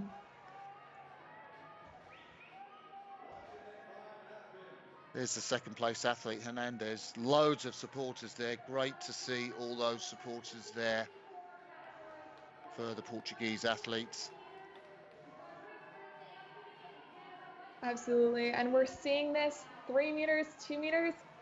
Philip Healy just misses it by 0.1, so he's about 0.6 off Zamano, who takes it this time. So that's quite the race in the light men's division. But now we have the main middle part of the race crossing the line. So look at how many people are at 138.2, 139.2. We have another tie here for Philip Pierce and Darren Hoare, both at 6:37. So they're going to be very, very close, both sharing 8th place. And then we have quite a few athletes around the 143 mark. So really, really tight finishes in this race. All of these athletes can see how close they are to the boat in front of them. Here we have Leifson. He came in 5th here, and he's got a real celebration with all the flags behind him. Well done by that athlete. The last few, Wayne McDowell, Jamie Lett, and Matthias Kruger are going to head through the line here. We've got Gregory Cook. We'll see some people on webcams just recovering. It's just a few moments after their finish. But really great effort in this men's 50 to 54 and light men's 50 to 54 category, don't you think? Yeah, see the gloves on some of the athletes there. Himeno using gloves. That athlete who did so well in the 500 meters, moving up to 2,000 meters in the lightweight men's category. Finished in 2nd place in that. 6:16 for Greg Cook for lightweights. That is a very quick time, I think. Is that right? Greg Cook did 6:16. I think that is potentially, is that a new world's best time? For the light men, I think we need confirmation on whether or not that is, but yeah, very quick time. Almost 3rd place, also in the 50 to 54 heavy men. So very, very close there. And we'll go through, I guess, some highlights from the race. Peter, did you want to weigh in? Yeah, that was pretty cool, wasn't it? I mean, just getting so close to 6 minutes. I'm just waiting for someone to pit their way under it. Good to see the support here, though, as we said, for Renato Hernandez in Portugal. Some of the coastal coaches I recognised there, making sure that he had the right atmosphere to give him his best chance of a high-performing score. But that was the last of the 2K races before lunch. So not long until the lunch break over there in Mississauga, Toronto, Canada, for the 2023 World Rowing Indoor Championships. We're moving on now to a batch of 3 500-meter races for the junior men and women. The first of the 3 500-meter races is for the open weight and lightweight women's 19 to 20 and 21 to 22 category. So, Martin, things pivoting now as we move from 2K to 5K. What's that going to mean for athletes' race strategies? Is it just an all-out sprint now for 500 meters? Yeah, you'd think you could do an all-out sprint, wouldn't you? Particularly after watching the 2K, but you can't. You've got to get into a rhythm. You're going to blast off for those 10 strokes, but you've basically got to manage to keep it in your legs for the last 10 strokes. So you have to find a rhythm through the middle 300 meters and then take it up towards the end. So, you know, it's going to be a similar race strategy. It'll be interesting to see if anyone does go off too fast and you see them tail off towards the end. But world's best time, Concept 2 world's best times, they're for 19 to 29 category, I think. And that's held by Elena Buriak at 124.5. So I guess for these women, the lightweight's 133.6, Sophia Meekin from Switzerland. We're going to be looking at around about the 130s or 129s or something like that for these young women. What about your pacing, Natasha? Are you going to have to pace 500 meters? I think so, especially with the dashes. You can go off strong, but you need to have something left in your legs so you can't burn it all, as they say, before you hit that 250-meter mark. What we're probably going to see, though, in terms of stroke rates, is up around 40 strokes, 45 strokes per minute for the first 10. They'll probably go down to, I'm assuming, for those holding around the 130s, just a high 38 to 40 stroke rate until we hit 200 meters to go. And then once we hit 200 meters to go, that's when we figure out who went too hard at the beginning and who still has something left. So we'll really be looking in the last 200 meters. That's where a lot of switching is going to take place between those who paced it well and those who maybe have too much left and those who don't have enough left. But we do have some women challenging for that low 130s time. From Estonia, we have Lisa Marie Lane, who is a 133.7 for her qualification score. We also have, and that would be a virtual competitor from Estonia. In person as well, we also have the world champion from last year, from Denmark. We have Hansen, who's going to be the one to watch with a best time of 130.7. And she's really going to challenge herself here and go to a 129.9. So we'll see if she can hold on to that. But it's going to be a very quick race. A minute and a half is not a lot of time. So we'll really have to keep track of all of these competitors, don't you think, Martin? Yeah, it really is. It's going to be fast and furious, but that's what we like to see. Be fascinating to see someone go sub 130. You know, it's so tough, particularly if you're a lightweight woman. You're weighing in at 61.5 kilos. That's the maximum weight that any of these women can be. Ada Haikla from Finland there. She's been through a warm-up routine, so she's just easing it around there.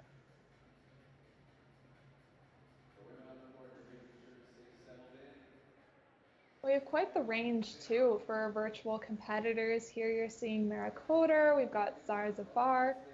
She is actually in Egypt promoting in, and she is at a 133.8 for the 19 to 20 age category. So we have 4 categories competing here. There's Kozer, as we were talking about. So they're going to be either 19 to 20 or 21 to 22, both lightweight and heavyweight. But it looks like they're sitting up, getting prepared for their race. They see that stop rowing and they know they've got 90 seconds ahead of them. Oh, and we've got a false start. Oh no, is that our first today? I think so. Can you explain to the people at home what a false start is, Martin?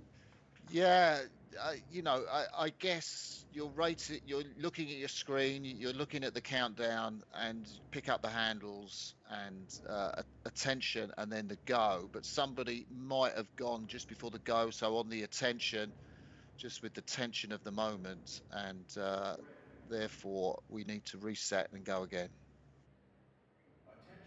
And here we go. It looks like they've got a clean attention and they are off. Look at that start. The chain is absolutely bouncing. And look at those stroke rates. Goodness, in the 60s, they're blowing my high 40s estimate out of the water. But here, go ahead. Yeah, was that Hansen that was up at 60? Amazing. And I think the athlete from Hong Kong too was up at 60 strokes a minute, and they're still in the high 40s, Natasha. Oh, it's absolutely incredible. And we're seeing Hansen try to get that score. So she's just under 130. This is going to be her pacing right here at a 129. So we're going to see if she can hold it. She's got about 30 strokes in her race. She's up about 130, but she's going to have to bring it back down. Look at that effort from all of these ladies on their webcams. Absolutely incredible. We have, where is Kahar from Egypt? I think she's dropped off our monitor here, but they're heading into the last 150. Talk us through it. Hansen up at 51 strokes a minute. She can see the split dropping now, 133, 134. She's holding on, but she knows she's got to keep it there if she's going to go sub 130 for that split. It doesn't look like she's going to be doing. Look, she's really suffering now. 138's Hansen.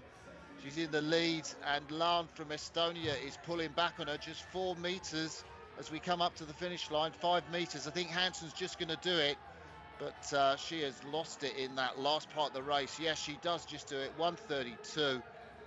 Throws the handle away. Margit Hansen, she really went for it. And even though it's 500 meters, Natasha, you can see the agony that she went through. Absolutely. And then there's Lane, who, in my opinion, paced it perfectly. She was so close. And yeah, that sprint at the end definitely takes it out of you. Zafar, incredible athlete here, especially keeping pace with these slightly older athletes. She's in the 19 to 20 age category, so great things coming in from her. And just like that, it is over. All of them are through the line, so incredibly quick race, and very well done by all of the athletes. But you can see it's high anaerobic energy. You have to be nice and quick, and man, does it burn after. Anastasia Koza, the Ukrainian athlete, we should mention her, who got a medal in the European Junior Championships. Comes from a rowing background in her family, obviously there with the proud flag of Ukraine in the background. Just on the bottom right of the screen.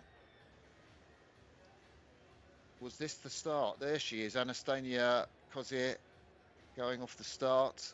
A Ukrainian athlete. Fantastic to see Ukrainian competitor. Hansen dying at the finish.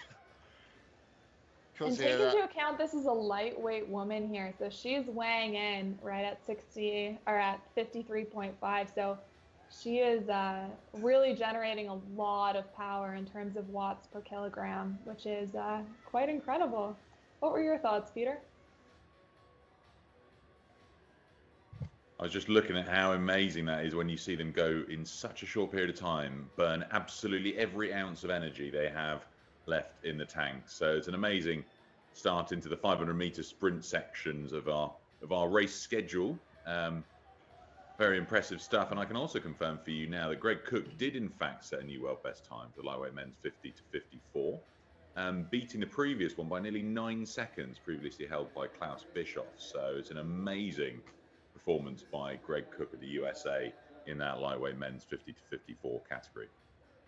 Now, before we move on to the next 500-meter race, which is for the lightweight and open weight men's 19 to 20 and 21 to 22, I believe we've got Mike Arsenault, our man on the ground in Mississauga, Toronto. So let's catch up with him, see who he's got to talk to. We were due to have Mike on the ground there with an interview, but it sounds as though he's been held up. So we're going to jump straight into the next race and look forward to the open weight men's 19 to 20 and 21 to 22 and the lightweight equivalent as well. So let's have a look at who we've got taking part here.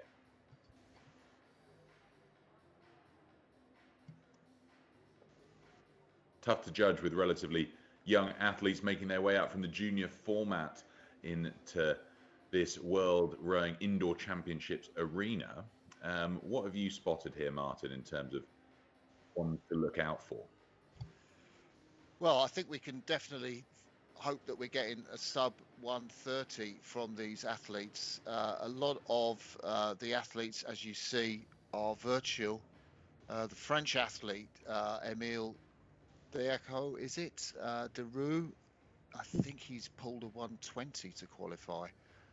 If I'm reading on my splits right, which is a fearsome score. He'll be very tough to beat. But athletes from Mexico, the Kingdom of Saudi Arabia. Now, Hamza Zakur is competing in person, the athlete for the Kingdom of Saudi Arabia. I guess he must be studying in Canada or in the USA at least. I'm sure, and he has a target time of around a 125. So we're really going to be looking at these low 120 scores for these men. We can see Great Britain, Evan Coffey, he'll be one to look for. He's got a target time of 120.0. So we'll see what happens there. But we also have some new athletes here. So we've got Harrison Cormier and Mohamed Hamini. Both are from the University of Waterloo. They're rowing for the Cambridge Rowing Club, but both started rowing this year. And I had the privilege of watching them start rowing. So it's great to see competitors local to Canada coming to the World Rowing Indoor Championships as well. Yeah, it's interesting. You've got athletes actually in the arena. Evan Coffey, as you mentioned, from Britain, and Hamza Zakur from the Kingdom of Saudi Arabia. Also, the Mexican athlete, is it Gayton? Kevin Gayton in the arena, the 21-year-old. So real mix of nationalities in person here as well as virtual. Absolutely. But I think some of the virtual competitors as well will be some to watch. We do have a prospective best time here, which is going to be from the Egyptian, Sefaldin Mohammed, and he's looking at a 118.5. So I'm going to be very impressed to see 21 years old breaking that 120 for a 500 meter. Well, I think the world's best time is a 119.8, which is held by the Ukrainian lightweight sculler Igor Kamara. Sculls in a double with his partner Kovalov. So if anyone's going to beat Kamara's record and he holds that on the Concept 2 website for the 19 to 29-year-old category. So if someone's going to pull a 118, that is a new world's best time for lightweights in this category. So I should be very eager to see those splits probably going off at about 114 or so, something like that. Which for a lightweight weighing in at 75 kilos is going some. Power to weight ratio is really impressive. Absolutely. You can see them just warming up here, getting ready. A lot of them have quite a few cheerleaders in the background, which we love to see. It gets quite loud in there for the 90 seconds that they're going, even less for some of these men. So it's nice we have all these webcams as they start to practice. I'm sure they'll be pulling it together as well. Sometimes it's nice for these remote athletes to have a bit of a pace boat and try to see if they can support each other in that way while having these incredibly fast athletes compete at the World Rowing Indoor Championships. It was interesting to see the Philippine athlete, Jan Matthew Largo. He had a whole posse of supporters around him and on rowing machines. Middle of the night in the Philippines, I guess. Yeah. He's joined by fellow Filipino athlete Lorenzo Cabala. So we'll see if their times match up, both looking very competitive, but this is what they've been waiting for. They're seeing the stop rowing right now, so they know they have to breathe in now because it's going to be a solid 70 to 90 seconds before they can do that again. So get ready for it to get very loud at our arena in Mississauga as they queue up for the start.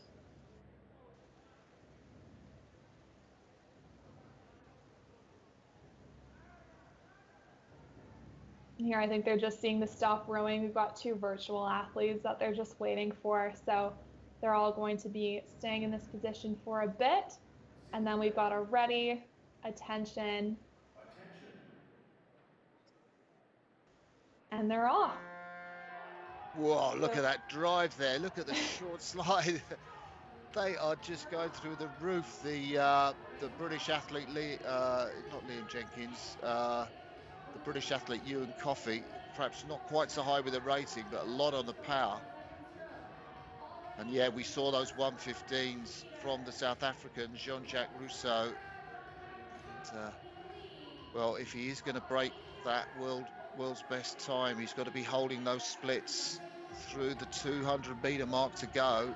But it does look impressive at the moment. Coffey in second place, tremendous from the Brit. The Egyptian is right in there, pulling those 120s, 11 meters behind. And then it's Deroux, the Frenchman, in fourth place, who's got a good lead, hasn't he, over the Mexican. And it looks like he's holding it. He's down at a 118.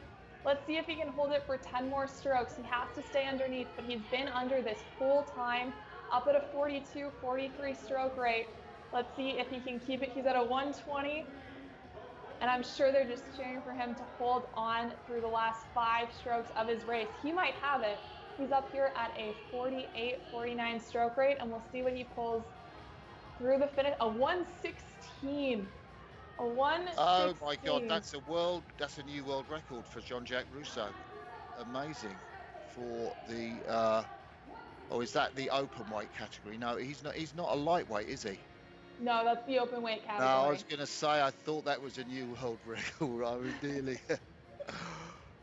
116 is a fearsome time. My apologies there for confusing between the lightweight world's best time and that fantastic performance from Rousseau. Grew up on a farm in Groblersdal, a small town in the Limpopo province in South Africa. And it's great to see athletes hitting the splits that they were going for as well. We can see that Mohammed in second place, he was going for that 118.5, 118.1. So really hitting their personal best here. You can see him celebrating over on the webcams. Just a great performance all around. I think a lot of goals were met here, which is really nice to see. Yeah, it was great to see that, wasn't it? And 2 sub 120. Evan Coffey, the Brit, just couldn't quite get a podium place, just 0.1 of a second off Deroux, the virtual athlete, the Frenchman. In fact, the first 3 places went to virtual athletes. Kevin Gale, the Canadian, came in 7th place in stadium. And Harrison Cormet, second behind Liam Jenkins, also in stadium. Let's go back to the studio. Thanks, Martin. Yeah, they're over in a flash, aren't they? But certainly gets the energy rising as they're racing for just over a minute and covering 500 meters. So impressive stuff nonetheless. I mean, 116.1 for the South African, an amazing performance by him. And I think we'll have our eyes peeled to see how he progresses up through the age brackets, and if he stays on it, maybe he'll be competing with some of the seniors when it comes to the 500-meter sprint, which we'll look forward to in the next day and a half's worth of racing. We've got one 500-meter race left before the lunch break, so we're going to jump to that next. It's the 19 to 20 age group, open weight and lightweight men's. So it's a similar sort of set of times we're going to be looking for here. I guess that sets the benchmark of times to look at. What do you think of this then, Martin? Yeah, it certainly does set the benchmark of times, doesn't it? And I think if we can see the open weight guys get close to 116, that's going to be phenomenal. I think it's going to be a challenge. I'm just thinking of those numbers on the rowing machine, and there's a long time since I've seen any of those numbers. But they've got young legs, they're motivated. All these athletes are going to be virtual athletes, so there's no in-person athletes in the arena. We've seen the last of our arena competition for this morning. That's this morning in Canada, of course, middle of the night in Australia. But we are now going to our last competition, which is all virtual. Just 500 meters. They're 2 years younger than the times we were looking at a minute ago. So If we were at the other end of the age spectrum, that would mean that they might be quicker. But I think at this end of the age spectrum, it would be a challenge for them to get under 120. So that is the benchmark. A few of these guys have set themselves that target of getting under 120.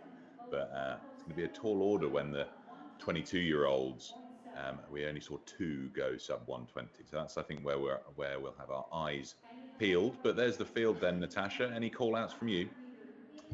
Just all the Egyptian athletes. We've got great representation coming out of Egypt, which is awesome to see. We've got 2 teammates here, Yassine and Germal, and they're looking at a 120.3 and a 120.2. So you can bet there's a lot of competition and within the country, as well as coming to the World Rowing Indoor Championships, competing against each other.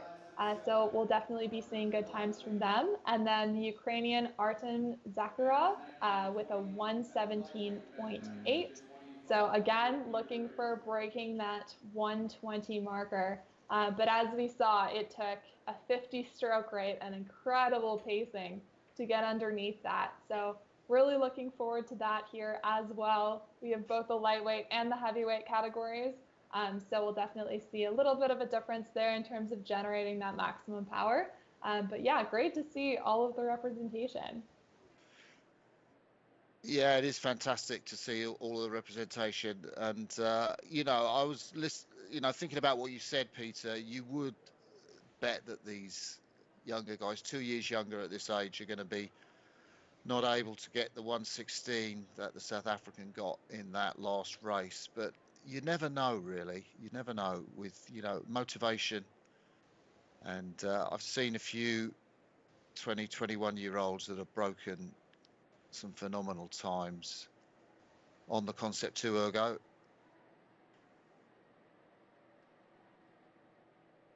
There's the Norwegian athlete in his club. Yeah, they're all seeing the stop rowing sign right now, so they're getting fully ready. You can see they're almost already ready to push backwards for that start, and I'm sure we'll see some indoor rowers jumping around once they get off that start. Once again, everyone is virtual, so we can only see people through the webcams, no one in person for this one. So it's going to be quite the start. They're seeing ready attention. Oh, did somebody go? Yeah. Was that the Ukrainian athlete? Not the Ukrainian athlete, I think. Oh, they're just blasting off. They got to stop, stop, stop, stop. Who is that on the top right of the screen? I wish I could see that. 105, that is the Ukrainian athlete. So that's going to be Artem Zakharov. Oh, wow. So Zakharov made the full start. And then who was the athlete on the top right of the screen? Who basically... That just kept going. He's going to be so warmed up. It's going to be crazy. How frustrating is that going to be? And he's got to go again. Oh, dear.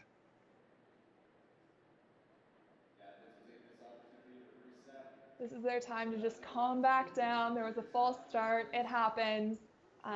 But they're going to go off again. So he has to be a little bit careful here, Artem, that he doesn't get another false start. Oh, and we have another one. They're just too keen to go. Yeah. I guess you're going to get more in 500 meters. If I was the athlete, did I see the Filipino athletes rowing away there? Still rowing away on screen. I wondered if it was them. No, so that one is going to be our Egyptian athlete, Yassine. Our Egyptian athlete. I would have full started just to get a bit more rest, actually.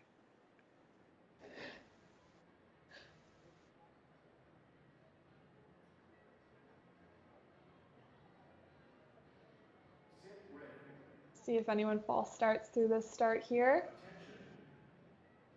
Everyone's prepared, breathing in. And they're off. Okay, that was a clean off right here. We can see him heading up. Not as high as the other group. We're high 40s. Oh, somewhere in the 50s. And then we had a great start here by the Norwegian Loftness. Yeah, he was down at 113, so I saw he's back at 115 now, but he's looking really good, really fluid technique. There's terrific, the Egyptian athlete, I think. Yeah, and we can see them heading through here. Looks like Loch Ness is keeping that time. Oh, look at that power. The rower's just jumping, my goodness. And he's got a bunch of people holding it down. You've seen Daz in Egypt, so those are his teammates. They're heading through. They got about 200 meters left. So this is where we're going to see them start to rearrange places. We see Abel Dukai and Dackley. They're at a 128 each in the light men's category, and they're within 2 meters of each other. But it is going to be Loch Ness if he can hold on to that 2-meter lead in the last 100 meters. I don't know if he can. We've got the Ukrainian who's creeping up. He's actually got through him, Zakharov, that man that full started, and he's come through at the end. Higher rating, just pushing it, and it's Zakharov that takes it. He throws the handle away, pushes his hand in the air, and well, 118. It wasn't the 116. You were right about that, Peter. But he just looks like a young lad, doesn't he? Zakharov, just 19 years of age, and just came through. The Norwegian looked so good on his technique, didn't he? Absolutely. John Evan Loftes. Fantastic in the first part of the race. The Egyptian, Mustafa, came through to take 3rd place. And then it's the Kuwaiti athlete. Wow. Youssef Abdulhadi, who is competing here for Asia, who wins the lightweight category in 126. Look at that recap, my goodness. And there's Loch Ness, really linear motion there. There's Artem, so happy about the finish. My goodness, that's some power that we see from these athletes, don't you think, Peter? Yeah, that's amazing. I mean, I did enjoy you saying, Martin, I'd have false started just for some extra rest. I did wonder if anybody's got their speakers turned on, they might have taken that tip. Nobody did follow through, though. It would be that nerve-wracking thing, I think, as a young junior athlete. Do I false start? That's a good idea. The commentator said so. I would have done it. But yeah, tricky stuff because the tension's so high and these junior athletes still building their race experience. It can be quite tough to be on top of that tension and making sure that they've got their race strategy in mind when somebody else might have false started and upset what they had planned. But that's the first block of racing, the first of 4 blocks of racing done in our 2-day weekend for the World Rowing Indoor Championships for 2023. My name's Peter O'Hanlon. I've been your anchor here in our virtual studio, joined by Martin Cross and Natasha Kozak. And then on the floor in the arena in Mississauga, Toronto, we have Mike Arsenault. So we're going to jump to Mike quickly and see what the atmosphere is like there. Thank you very much, Peter. The atmosphere has been incredible so far this morning. We've seen amazing performances thus far today from all the age group athletes, and that's going to continue as we move through this afternoon. But of course, coming up after the lunch break will be the Versa Challenge, something that has never been done before at the World Rowing Indoor Championships. We have 10 women, 8 men acting as their guinea pigs for this competition. And just give you a tease of event number 1, remember the beep test from high school? Will be something like that coming up after the lunch break. Peter? Great to hear directly from the arena in Mississauga, Toronto. That's Mike Arsenault telling us about some of the latest activity. So as I said, my name is Peter Hannon. I've been the anchor here for this morning's session, and we've had Martin Cross and Natasha Kozak bring us some of the colour and action from the racing itself. Just before we wrap up for lunch, Martin, a quick highlight from you from today so far? Well, I think Andrew Benko, actually. Absolutely loved watching him break another world record, world's best time. The guy's a machine. And, you know, great racing as well from the guy in second place, David Dix. Lovely to see the older competitors compete as well. Our 94-year-old Valerie Coleman, just to show a spread of age ranges that we've got going. Yeah, it's amazing that, isn't it? And Natasha, how about you? What's your highlight of the racing so far? I was going to say the same. The 70+ category really blew me away, but also the para athletes this morning. really getting to see the variety of racing that can be done in indoor rowing and just seeing the absolute upper body strength of some of those athletes, that was one of my favorite parts for sure. Yeah, good call out. And we've got loads more to come, folks, because we've not only got 2,000 meters and 500 meter races, we've got some of the new exciting Versa challenges coming up shortly after the lunch break. So there's going to be a short intermission now, and I'll be stepping away for the rest of the day, as will Martin, but Natasha Kozak will be back, where you'll then have Camilla Hadland-Horrocks in the anchor seat, joined also by Colleen Saville. So for Martin and I, it's goodbye for now. We'll catch up with you tomorrow. You'll see Natasha later. Have a good lunch break and rejoin shortly.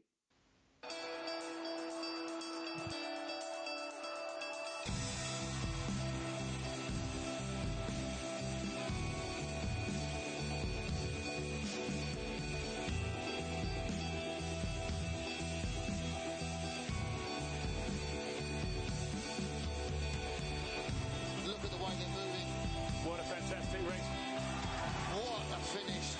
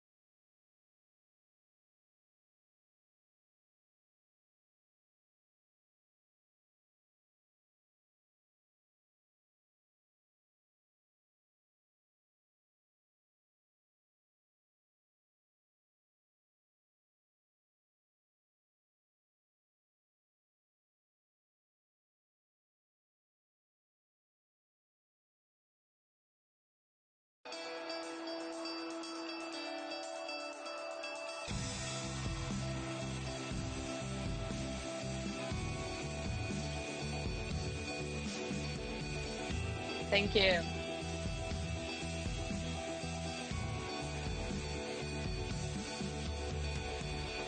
Look at the way they're moving. What a fantastic race. What a finish.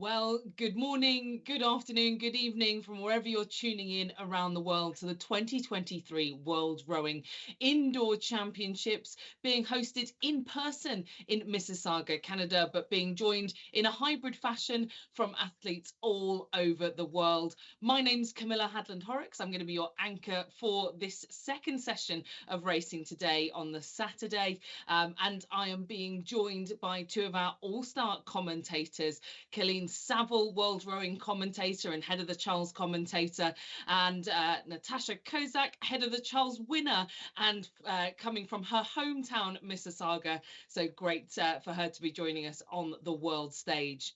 Now, we've already mentioned that this is a hybrid event, the first of its kind that World Rowing has ever run, and we've got a little bit of a teaser of what that's going to look like if you haven't already been tuning in to this morning's session. The World Rowing Indoor Championships are coming to Canada. It's time to spin the wheels. The 2023 World Rowing Indoor Championships, presented by Concept 2, are being held at the Paramount Fine Food Centre in Mississauga, Toronto, Canada. The event is staged as a hybrid competition. Participants are taking part in person in Mississauga, Toronto, or participating virtually from anywhere in the world. Virtual and in-person competitors are racing against one another in real time during the Indoor Championships on their Concept 2 indoor rowing machine. Using Time Team's home race software, the competitors are all virtually connected. While racing, competitors know their placing as their indoor rower is running in race mode. This allows them to see their position in a race on the rowing machine's monitor. Officials, lane judges, are monitoring every race to ensure races run fair, safely, and on time. There are 3 types of races competitors can enter. Individual distance races, either in person or virtual, over 500 meters or 2,000 meters. The relay races, also in person or virtual, where teams of 4 race over 2,000 meters. And finally, there is the World Rowing Versa Challenge, which is a new competition format. The competitors in this category complete 5 challenges on the indoor rowing machine over 2 days. But the catch? They don't know the challenges ahead of time.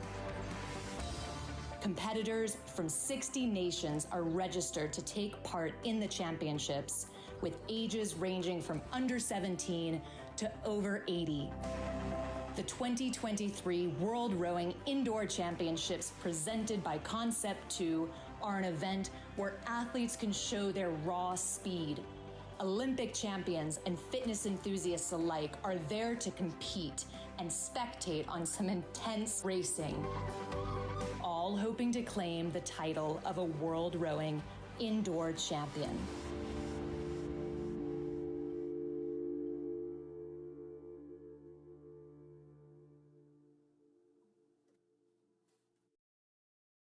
That's just a taster of what we've got to look forward to in this second session. If you weren't already tuning in this morning, we had some great action already. It looked a little bit like we just saw in the video there. But closest to the action, we've got our live reporter from Mississauga. Mike Arsenault is joining us on the ground there in the Paramount Fine Food Centre. Mike, what can you tell us about what's going on down there near Toronto, Canada?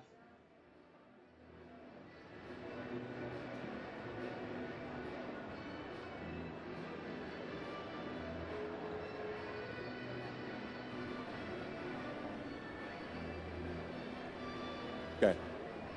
Thank you very much, Camilla. We are ready for the Versa Challenge. 5 events coming up over the next 2 days to find out who is the best overall rower. It's not just about a 500-meter time or a 2,000-meter time. And here's a list of our competitors. We have 10 women and 8 men that will be competing in these 5 challenges over the next couple of days. It's going to be very exciting. We're going to start with a challenge that we all did back in high school, the beep test, but with a little bit of a twist. Camilla, back to you. Thanks, Mike. Yeah, lots to look forward to with the Versa Challenge. I personally am very excited for this very new format of competition. And Mike's given us just a teaser there with Challenge 1, the Beep Challenge, coming up in just a few moments' time. But I guess, Colleen, it would be great to hear from you. You know, the Versa Challenge, what are your thoughts on what's to come? Yeah, Camilla, I am delighted to see how this unfolds over the weekend. As you've said, this is an all-new event for World Rowing, and so that means that it's new for the athletes too, in terms of how the events, each challenge is revealed to them, how they prepare for these challenges. And we're so excited, I think, too, because it really represents the versatility of an athlete in terms of speed, pacing, the versatility of the events that they'll uncover over the weekend. So really excited to see this go underway, and it's a bit of a diversion from the traditional sort of 2,000-meter format. So Natasha, what are you looking forward to in this challenge? I'm really looking forward to this settling some arguments, I think. Even we've seen the 2,000-meter races as opposed to the 500-meter races. We can be endurance athletes with like long periods of time, and we can have shorter periods of spurts and things like that. And there's been a long argument of what is the better rower, and this challenge is really here to prove that. So we have to be the best at everything in terms of versatility in order to win. And these athletes who are taking on this challenge are going to help us settle that argument, because they all have their own strengths, and we'll see which ones really shine through. So very excited to see how that plays out. Yeah, and I think, you know, it's one of those things where we don't know what's going to be thrown at us in a few of the challenges yet so far. It's been kept well under wraps by World Rowing. We've had a couple of the challenges thread through, but it could be speed, it could be endurance, it could be precision, it could be power. We just don't know. But one thing we do know is we've got a great explainer video, as we've talked a lot about the word Versa, but let's find out what it really is. The World Rowing Versa Challenge is the newest competition format at the World Rowing Indoor Championships. Over 2 days, 10 men and 10 women will race in 5 completely different indoor rowing challenges. This is a far cry from your classic 2,000-meter race. Versa athletes will have to race in formats that they have never tested before, and they need to be prepared to take on any indoor rowing challenge. The Versa will test all the skills and strengths required of indoor rowers.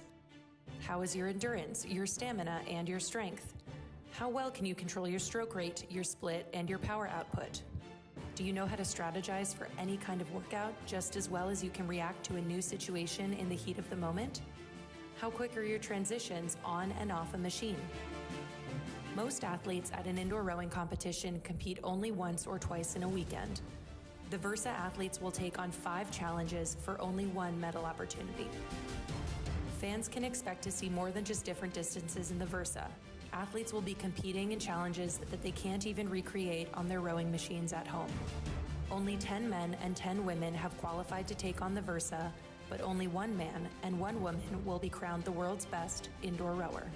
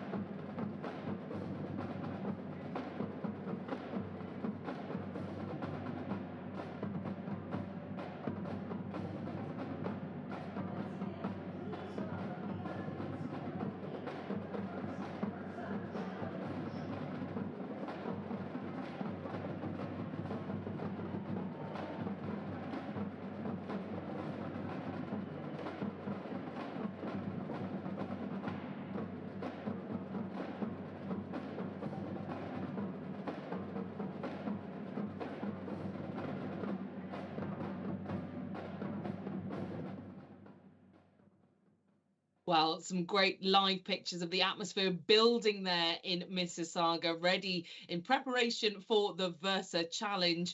And again, some great explainers as to how that Versa Challenge is going to work. But we've got the first challenge on the horizon. We'll be tuning into that in just a moment's time. And we're going to find out the beep test like you've never seen it before.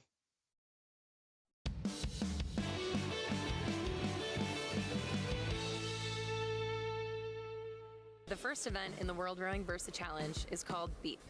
Athletes will row the same distance 8 times, but will have less and less time to complete the distance each round. The goal of this challenge is to complete all rounds as quickly as possible while saving some gas for the final rounds with less rest. Athletes will be ranked by their total active time to complete all rounds, and if they don't finish a round, they will then be ranked by their total distance.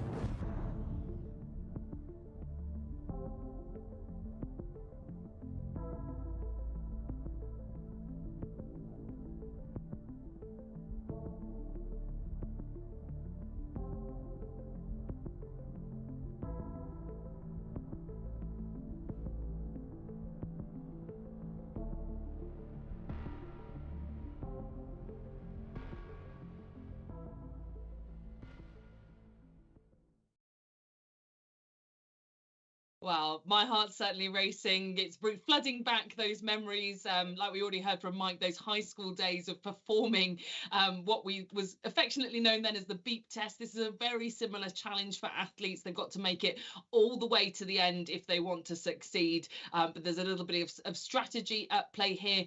Colleen, would be great to hear from you a little bit more about what you think is going through the athletes' minds at the moment, the 10 women and the 8 men that are about to take on this beep test.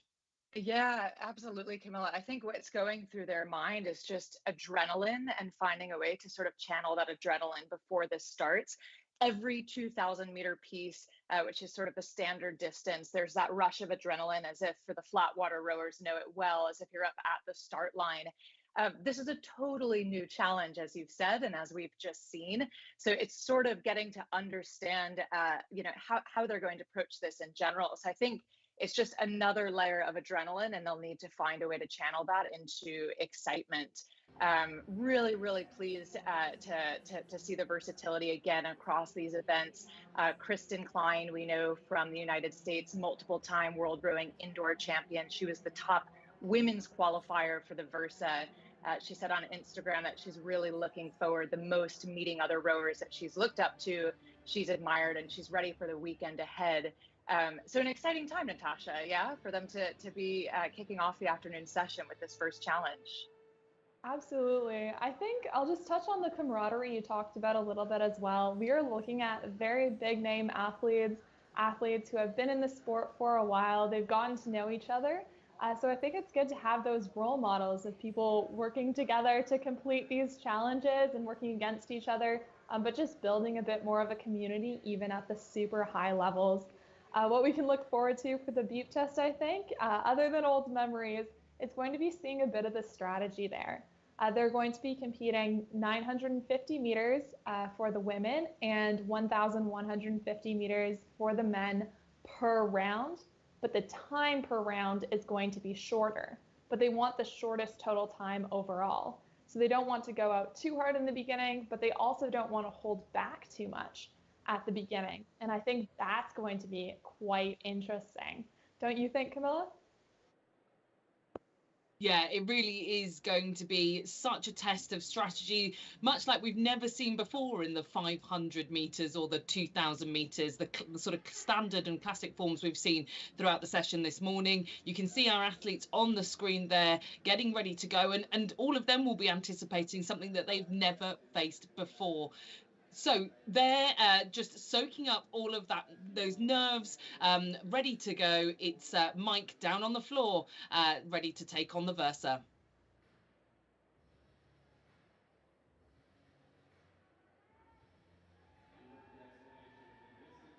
Yeah, so a great look then at the floor as these athletes prepare to kickstart that first challenge. I think one of the really many incredible things about this Versa Challenge event is really the representation from around the globe. So we have competitors from Sweden, Henrietta Höberg, Elizabeth Gilmore from the USA for the women, Nicola Goss coming all the way from New Zealand, Great Britain, Germany, and of course, Natasha, Canada. Yes, absolutely. Sarah Pigeon, one of my good friends, is competing here. She's known for doing incredibly well in coastal rowing and really ready to take on the challenge of the indoor rowing Versa Challenge. So we'll see her definitely. And we'll really get to know these athletes a little bit better as the weekend goes on. So definitely pay attention from this first race where they're sort of sizing each other up. And then we'll continue from there. But it looks like we're about to get started. Can you explain what we're seeing on the screen now? Yeah, of course. So this is a look at the athletes sitting up at the catch, sitting ready. And I think what's really, really cool about this challenge in particular is that we'll actually hear that audible beep aloud. So again, it's called the beep challenge, as we heard. And that audible beep will start, will signify the start of each round for the athletes. So new situation in the heat of the moment, 5 challenges across the weekend, all in hopes of achieving that medal status. So looking up at the start, and as a rower, this can be a really intense moment. It can. Absolutely. So right now they're thinking they don't know a whole lot about one another except for maybe 2-kilometer times going in, something like that. But they don't understand each other's versatility. So they're honestly probably very curious right now to see what everyone else has to offer in this situation. I think as they're just getting set up now, they're going to see the 950 meters or the 1,150 meters on their monitors in front of them. As we can see, they've got a countdown to the next beep. You're going to be looking at that in the upper right corner of your screen. And that's just going to tell you how much time they have to complete the 950 meters. So for a bit of context, if you're looking at 950 meters, almost 1 kilometer, and you have 5 minutes to do it in, then you could do it either at something like a 2:45 split, or you could do it quite quickly and take the rest of that time to rest. So it's really going to be people choosing different strategies, either going out a bit more slowly or going out a bit faster during this race. Yeah, and just a quick reground for folks who are tuning in with us. The Beep Challenge, the first challenge of 5 this weekend, 8 consecutive rounds of the distances Natasha just told us about, 1150 for men, 950 for women, gets progressively shorter. The first round is 5:40. That final round is 3:20. And the athletes can rest, as Natasha said, from completion of that first stretch until the next round begins. And the competitor with the fastest overall time to complete all distances win. Yeah, absolutely. So we can see on the screen now, it's just going to be the meters ticking down and the total time. Remember, the total time doesn't matter yet. What they're really looking at is when the next beep is. And then at the end, they're going to sum all of those times together. So right now, they're just being ranked in order of how quickly they're going or what their splits are, which we won't quite be able to see like the other races, but we can look at how much time has elapsed. Once again, the men are doing slightly longer. They're doing 1,150 meters. So you can see that they still have about 800 meters to go for some on the leaderboard. And we can start to get to know some of these competitors as we see they have their labels on the indoor rower in front of them. Yeah, that's exactly right. And again, you can sort of just glance at the phenomenal representation truly from around the world. As mentioned, with athletes coming as far as New Zealand, several Canadian athletes, and just in the early stages then of this race. It's worth noting too that with the exception of that first stretch, the athletes can actually start rowing into a round. So again, with the exception of the start of the first round. So we'll see that as well as this progresses. But right now, riding with Zach Fowler of the USA. Absolutely. And then we'll go over here and we have Joel Nakarinen, of Finland. So here he's our leader Currently, in terms of split, it's been about 2 minutes elapsed, and he is more than halfway done. He's only got 460 meters left in his race. There you can see Sarah Pigeon for Canada. She is also taking it relatively easy here, going at a bit of a lower rate. She's got about 400 meters left in her race. So again, past the halfway point, we can see it is 3 minutes to go until the next beep. So they haven't quite reached the halfway point between beeps. But Kirsten Klein, as you were mentioning, Colleen, is in that first place position, and she's gone out quite hard, hasn't she? Yeah, she's gone out really, really hard. So, certainly more rounds to come from her. But we know that, she's been training for this competition, that she's already a 2021 and 2022 World Rowing Indoor Champion. She ended up qualifying first overall among the 10 women from around the world participating in this event. And she said, she's got a baby at home, and she said usually it takes several attempts at qualifiers, but she's got a baby, so she's really focused. She said, but let me be clear, I sold my soul for these scores. So she's really quite intensely coming into the weekend, and we love that. Love the intensity and of course the versatility, as we've been saying. So you'll see the graphics up on the top left-hand side of your screen, and get a sense for, again, performance within that first block of time. So 8 times the 1150 meters for the men and the 950 meters for the women, with reducing rest each round. Absolutely, and quite they've nostalgia just sort of. Go ahead. No, please, go, please. You can see that they've just finished the first round. We still have Henrietta Hagberg from Sweden. So she's still going. She chose quite a low, or a high, I guess, split for this round. Sarah Pigeon's just finishing off here. And they're just rowing through the line, but you can see they still have 90 seconds left until the next beat. And some of these athletes aren't even tired, so it's quite the strategy. Go ahead, Colleen. Yeah, exactly. I think that's spot on, Natasha. It is a strategy, right? So, pacing. This is a really sort of test of one's strength, and pacing and endurance, because again, reducing rest over time, and you'll do this, 8 times. So it's a bit nostalgic, I was going to say, just of, as Camilla told us earlier, that sort of beep test, right? The beep test reflecting just the universality, I think, today of the sport. Everyone's done these, or at least many people have done these in their younger years in particular.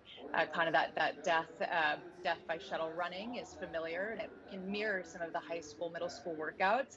And it's now on the world stage. It's really, really cool. So looking then to transition into the next duration.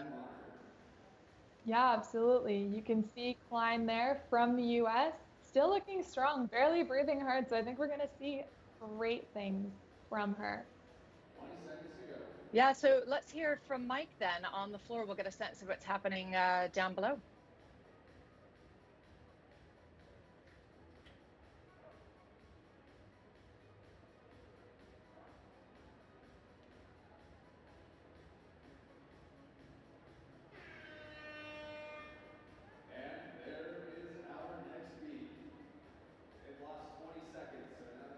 So Mike's so excited he hasn't been able to hear us down there calling to him. So we'll take it back up, Natasha and I, and get a sense then of how the next block is unfolding. So 8 rounds with reducing rest. So this will get really, really gritty by the end. And again, reflecting that universality of rowing across the full weekend and of athleticism here as we kick off with the first challenge. So each time less distance. And the final round too, I think what's really unique about this specific challenge, Natasha, is that the final round is almost close to like a world's best time speed. So they'll be working really hard, those who continue to get down into those final stretches. Yeah, absolutely. Especially since we had it explained to us that if they just complete all 8 rounds, they'll be ranked higher than people who maybe didn't get to complete all of the rounds because they can't fit it in time for that beep. So that's another strategy that they have to work with. They have to be ready to complete that last beep, which, like we said, is close to a world's best time. So this performance is really going to test them both in terms of strategy and in terms of fitness here. We can see we have mainly the same leaders, so people are sort of choosing the same strategy here in terms of where they're going with the second beep. It's their total time, so it's just going to be adding up the time over each of the rounds. So we'll be able to see who is still in the lead over time. These are the men. So here we have Daniel Viger. He is holding currently a 2:15 split. Interestingly, per 500 meter, we saw some of the women go out at a 2:01, 2:02. So he is really looking to pace himself and save himself for that last round, it looks like. Here we've got Jason Marshall, and he is going out a little bit harder. He's at a 1:44. Once again at a 26 stroke rate, so a lot of them seem to be going from a 22 to a 26, almost a mid rate, more than halfway through.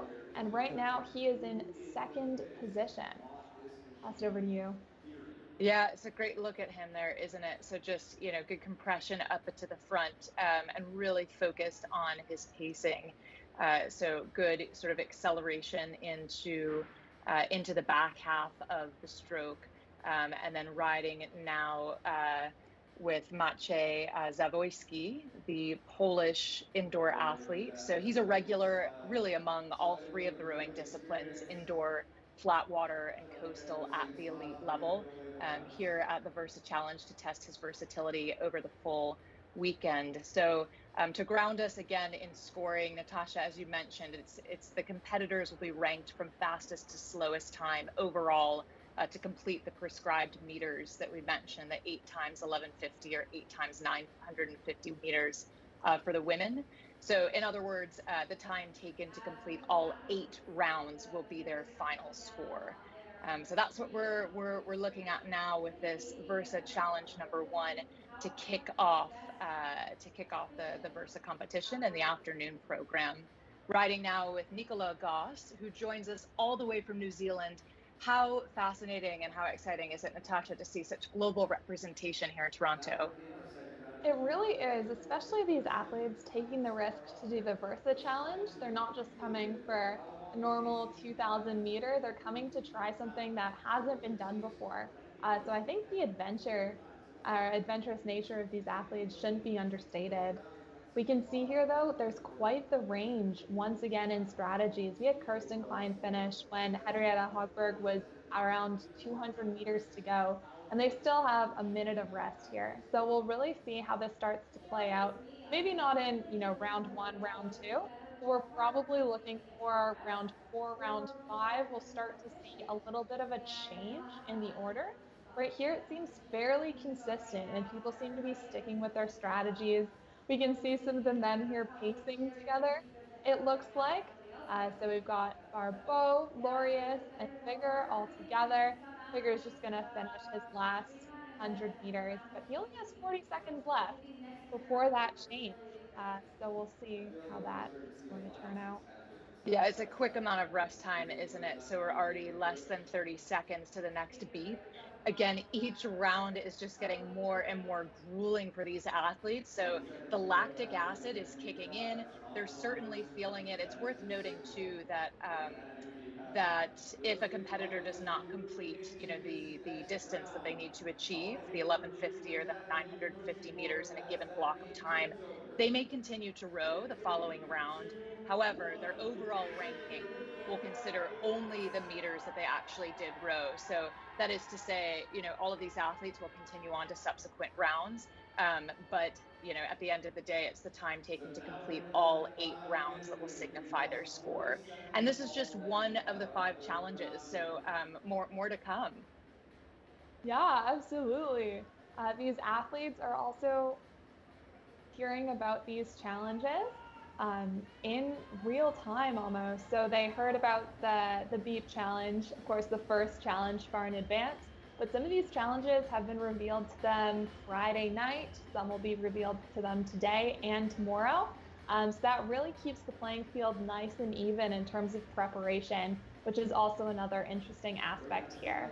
We're going to try again to throw it down to our floor correspondent, Mike. One of the fun things to watch those athletes that you All right, thank you very much. So we're talking strategy during the first couple rounds of this beep competition. So my question is to you, Colleen, how would you approach this if you were competing in this beep challenge? How hard would you push on the first few rounds? And does that depend on whether you think you can get through the entirety of the 8 rounds of the beep? Would love to hear your thoughts. Oh, Mike, it's such a good question, and I caveat this with I'll be, answering as a former coxswain.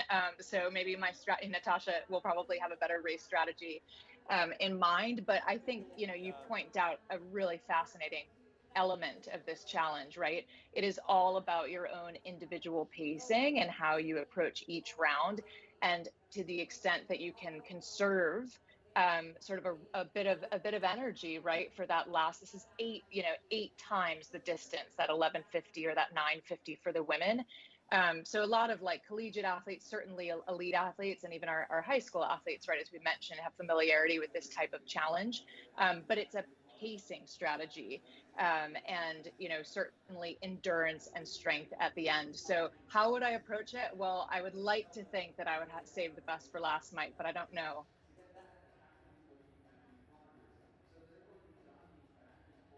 So we'll get a look then at the field. Natasha, what would your strategy be coming into this?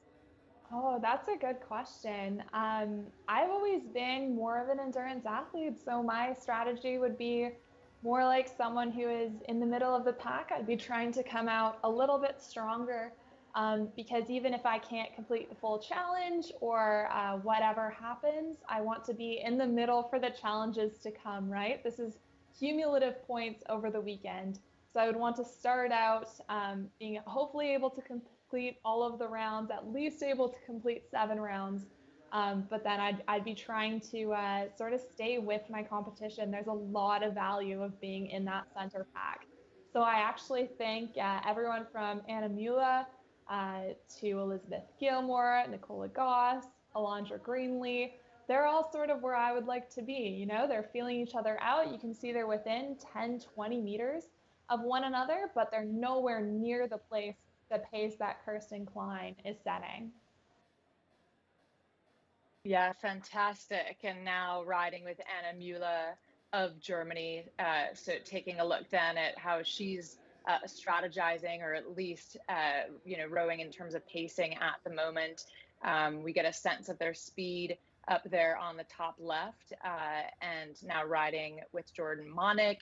So kind of panning over many of these names, just regulars on the indoor circuit. Here's Henrietta Höberg of Sweden, the 43-year-old athlete. So good, strong finish. We see the legs coming down and good acceleration into the back end.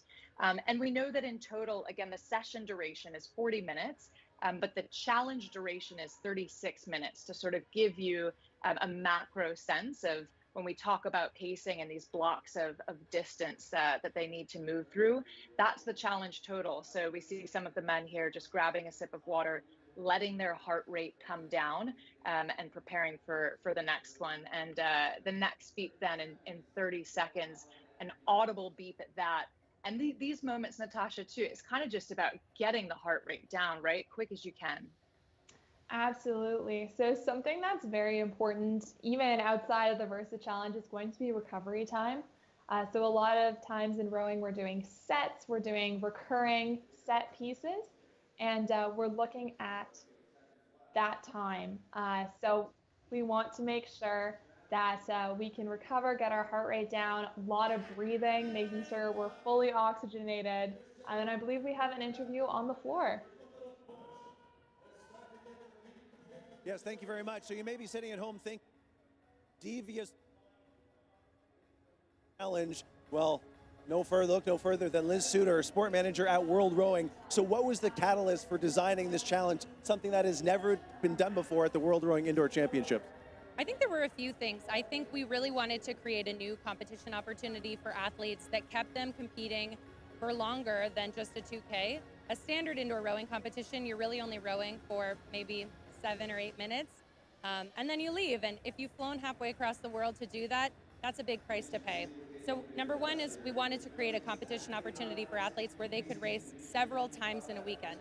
The second thing is that we wanted to have more opportunities to tell stories about these athletes because they're the stars of our sport. And so giving the fans a chance to see them compete 5 different times gives us more to talk about. And I think the last thing is just that it's unpredictable, it's fun, and as much as we love the 2K and the 500, and they'll always be staples of our sport, we wanted to try something new and different to show the versatility and the diversity of skills and strengths that are needed to be a good indoor rower. Well, speaking of those typical events, the 500 and the 2000, you kind of know what you're going to get. It's a very distinct type of athlete that will excel in those events. The Versa Challenge, with the 5 events that we have coming up, some haven't been announced just yet. What type of rower will succeed and be standing at the top of the podium at the end of the weekend? I think a really fit rower for sure will succeed, but at the same time, somebody who's comfortable with the unknown, somebody who's good at thinking on their feet and strategizing for a new kind of challenge. And also, I think someone who can have a little bit of fun and not take rowing too seriously. With the 2K, we're so rigid and we have a very fixed race plan because we're really only racing against ourselves. But I think with these workouts, you kind of have to react to the unknown and deal with new information that you haven't dealt with before. So I think somebody who's maybe a little bit more fun and a little bit more cheeky might be successful in this event as well. We'll see if the athletes are smiling as much as you are right now at the end of the weekend. Thank you, Liz. Team, Camilla, back to you.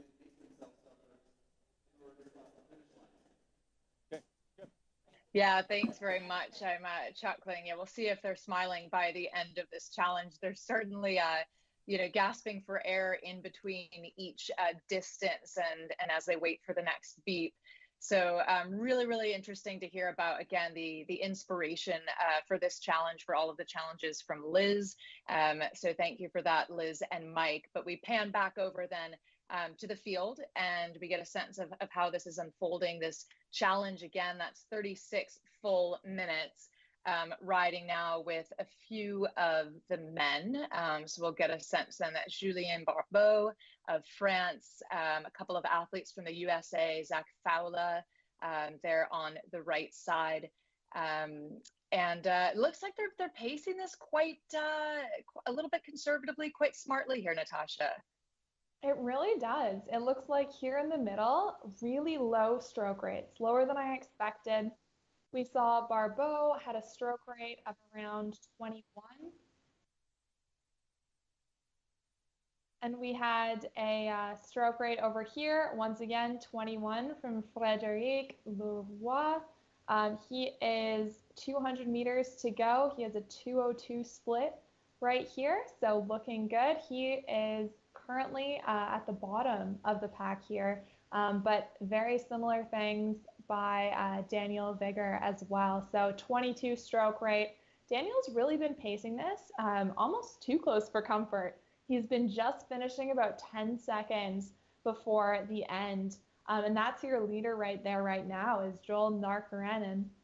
He is finishing still with 30 seconds to spare, but these intervals are just going to keep getting shorter. Yeah, they will. That's right. They will keep getting shorter. So the athletes will have to keep that in mind. Just out of the picture on the right side, we're riding for a moment with Joel Narkaranen, currently leading on the men's side. It's a glance at the graphic top left of the women. So Kristen Klein, as we mentioned, came in with the top qualifying time, currently executing what you'd expect against that. Then we have Charlotte Dixon from Great Britain, Anna Müller from Germany, Elizabeth Gilmore, Nicola Goss from New Zealand, then Alandra Grinnell, Morgan McGrath, all the way down to the Canadians. So Natasha, what can you tell us a little bit about our Canadian entrants? Yeah, absolutely. So we've got Heather Petrasco, and then we have Sarah Pigeon. I know Sarah quite well from the Dawn Rowing Club of Mississauga, so native to Mississauga where this is taking place. She's representing right there, which is really nice.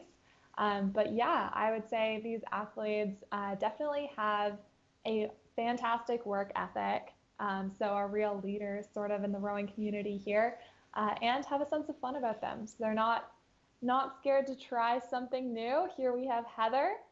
She's really going for it right now at a 26 stroke rate. So she's got a 2:03 time right here. Notice how the beats are just getting shorter and shorter, right? We've got 3 minutes and 19 seconds left. We're over halfway through this competition, or we're almost halfway. They're going through the fourth one now for the competition. So they are really starting to feel it. And that's some great power by Morgan McGrath here as well, keeping it nice and consistent at around a 25-26 stroke rate.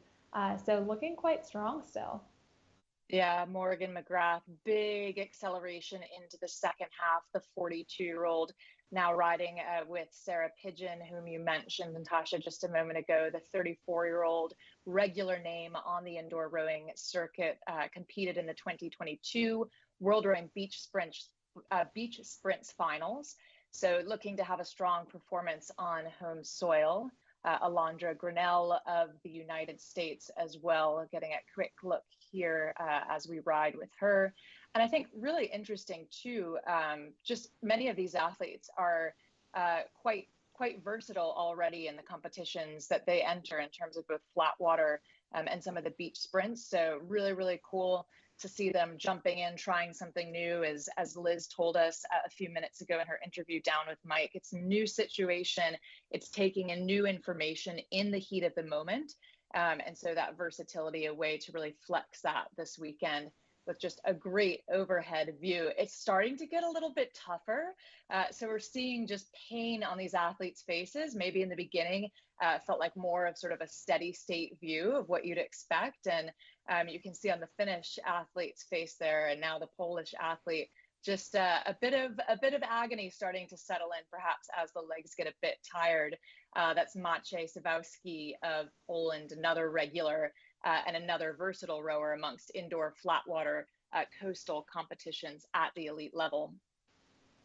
Yeah, and you can especially see when they're glancing towards the middle, they're not actually glancing at each other's monitors. They're looking at that big monitor that's going to tell them whether or how much time they have left before the next beep. So they really have to time. It's an external monitor they're using to know when the next beep is.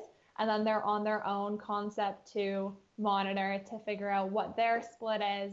So as they're getting a little bit more tired, they still have to keep that strategy. So it's a bit of a mental game as well at this moment. And I think we'll pass it right back down to Mike on the floor.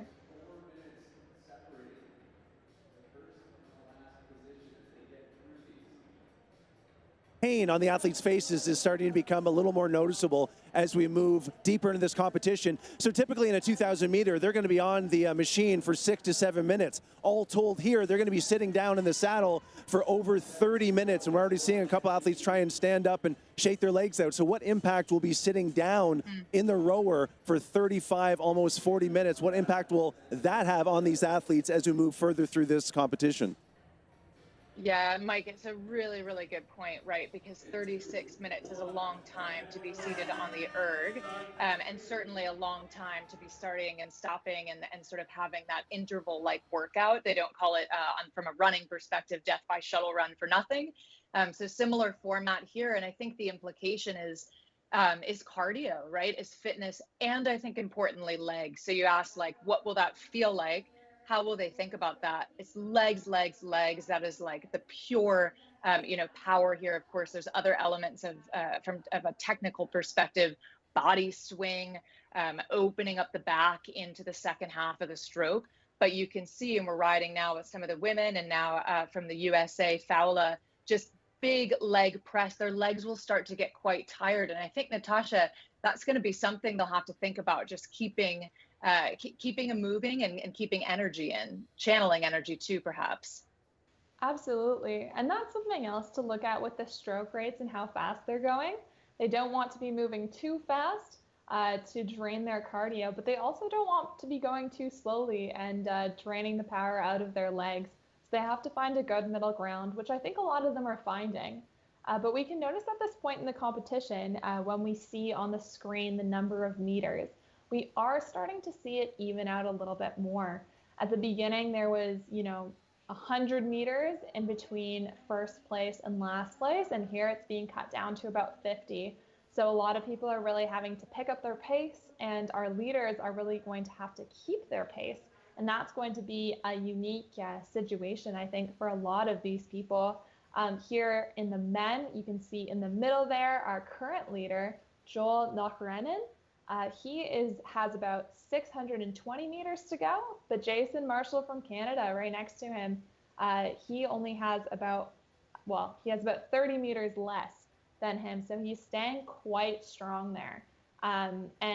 We can see that he's going to complete this section of the beep a little bit faster. So this is where we're going to start seeing that change in leaderboard that we were so looking forward to at the beginning.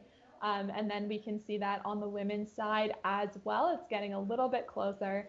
Still Kirsten Klein with a great lead, but it looks like through the middle, it's getting quite a bit closer in terms of who is going first and second. And we can see people looking on the live screen. Yeah, fantastic, isn't it? It's so cool to have this element of the competition be in person, especially after the pandemic, to bring all of that energy, that pump and circumstance to Toronto and live. So getting a look then at the leaderboard for the women, Kirsten Klein just moving, Henrietta Fuberg riding with her now, and we can get a sense of her speed, the Swedish athlete, Henrietta Fuberg. From the male side too, we were with them just a moment ago. It's the Finnish athlete, so Joel Nokarinen, currently up at the top of the pack. This is Anna Pula of Germany, the 37-year-old. And we see her just kind of take a glance over to her right to get a sense of the time over there. But again, a regular name on the indoor rowing circuit. Now well into the second half of this challenge. So blood certainly pumping, lactic acid moving. This is Nicola Goss of New Zealand, flying all the way over from the other side of the world to try to be crowned the World Rowing Versa champion. And a look at Charlotte Dixon. You can see it's getting a little hot there in the arena, isn't it? They're definitely starting to sweat, and you can see athletes barely have time to wipe their faces, grab a drink of water before the next beep. So that is pretty crazy as well. They've got about 7 minutes left in this competition, so they have time for, I think we've got 2 more beeps left for them. And you can see the pace has really picked up. Everyone is around 28 strokes per minute, I would say, and they all have to sort of keep pace here. So we're seeing very even splits on the way down in terms of the number of meters people have left. They have to hit a certain split, otherwise they may not make it in time. So this is where it's getting a little bit more even. You can see we've got about 20 seconds between our Finnish athlete Joel Nokarinen and Jason Marshall there, but only a few seconds, 3 or 4 seconds between Jason Marshall and his Canadian comrade Jordan Monik. So that is going to be a really close one to see there. And then there's a little bit more time in between Jordan and then Maciek, the next Polish athlete we have there. So we're starting to see a little bit of separation in the middle of the leaderboard, but we're still seeing quite the race happening, especially at the top end, wouldn't you say? Yeah, unbelievable race happening up at the top end, as you say. So we started with a 5-minute, 40-second block. They've gotten faster every duration, so they get 20 seconds shorter, I should say, each round, again, with the final round at 3 minutes 20. So that's close to, world best time. So we can see the stroke rate has come up.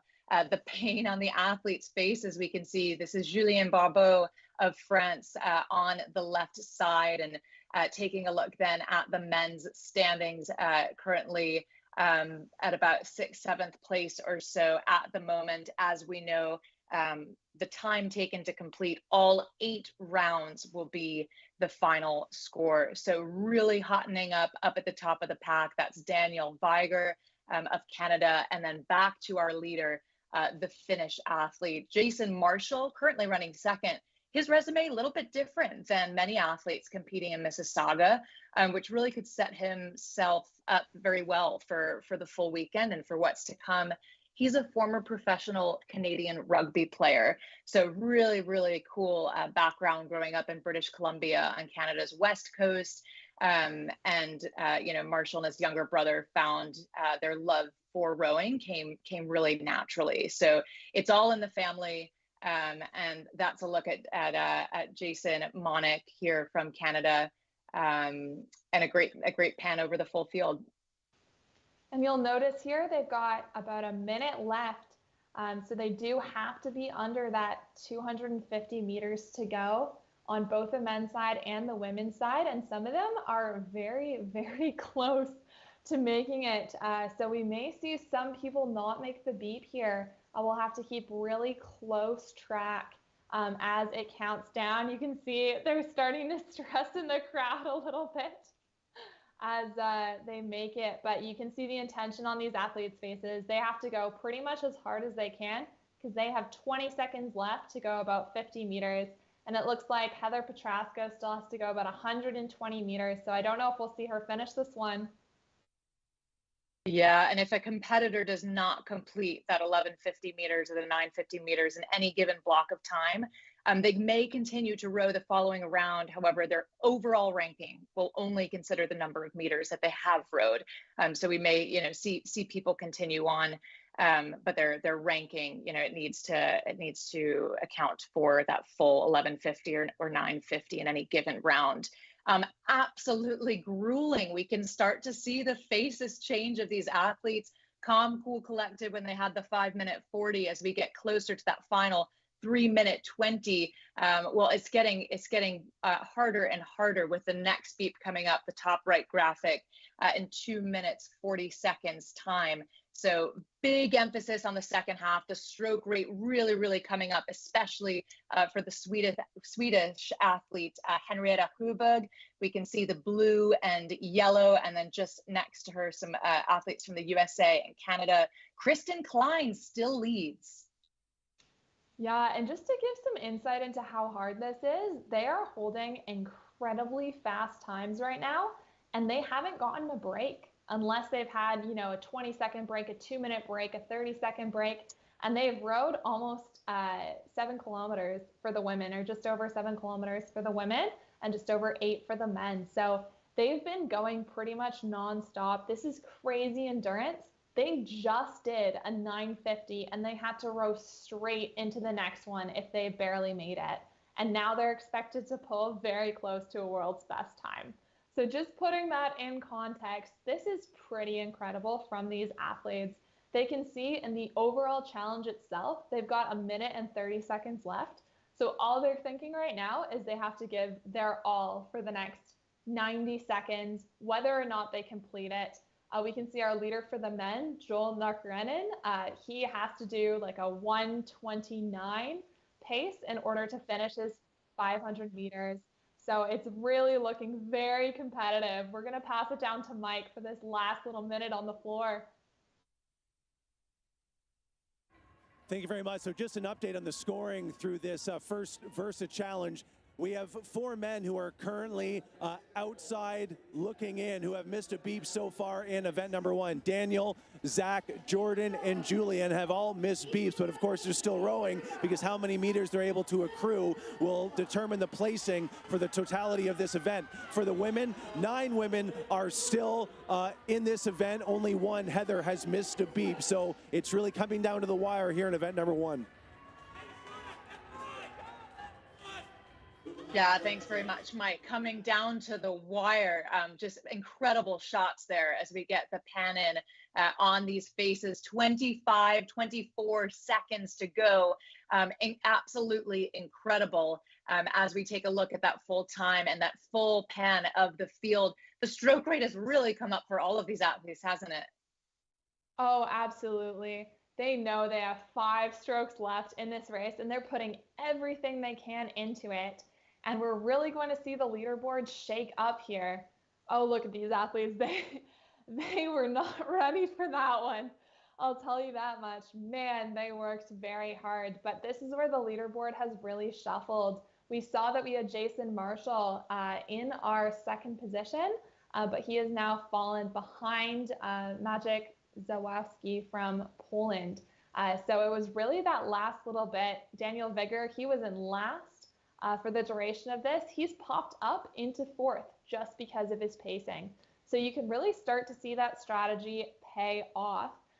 Every single man has missed a beat. They did not do the last one. And we have 3 women who are able to complete the last beep, which is pretty incredible. So we had Kirsten Klein with a total time of 27:37, and she was able to complete all of the beep segments. And then we had Anna Mula, 28:48. So that's more than a minute actually longer than Kirsten Klein, and she was able to compete all the beeps. And then we had Elizabeth Gilmore, also from the US, and she was just 10 seconds off Anna Mula, and she was also able to complete it.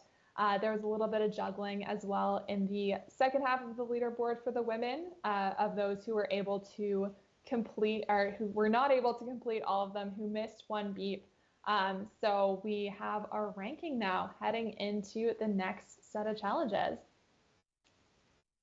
Yeah, right. This is the first time for these athletes to sort of eye each other up, so to speak, and get a sense of their own relative speed against the Versa Challenge competitors. A look at the floor, just absolute exhaustion as they kind of cool down. And as you said, Natasha, you know, all of the men missing one beep, the majority of the women, with the exception of Klein, Mula, and Gilmore.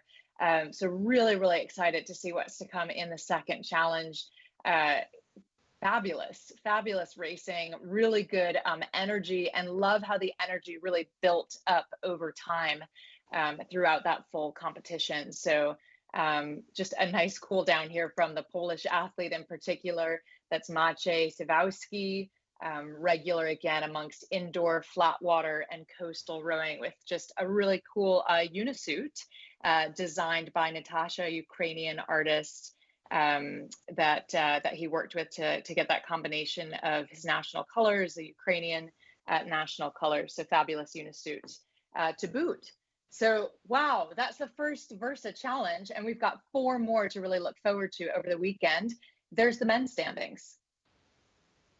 Yeah, my goodness. Well, this is the points awarded.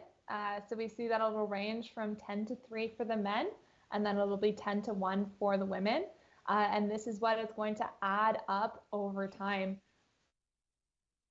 And we'll actually head back to the studio and we'll get Camilla's take on watching this.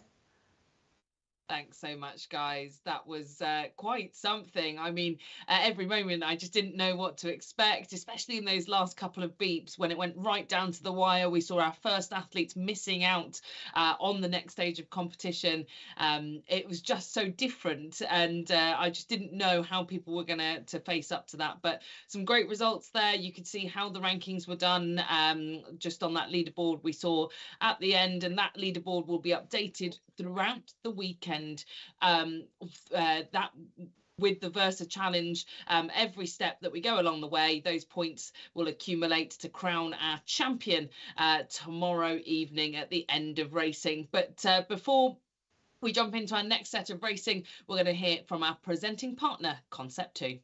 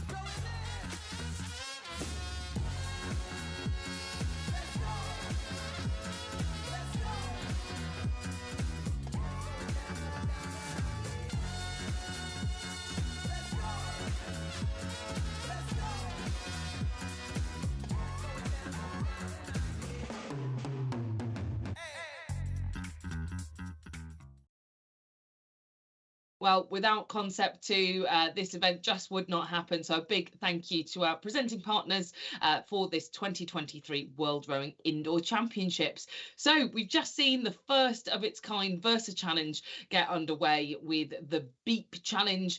We'll be catching up with Challenge 2 later on in this session. But before we get onto that, we've got some more virtual racing, some more racing from all across the world with the 45 to 40 49 lightweight men, the 45 to 49 lightweight women, and the 40 to 44 lightweight women as well. We've got 13 virtual competitors taking on 2 kilometres. And well, Colleen, what do you think we've got to look forward to in this next event?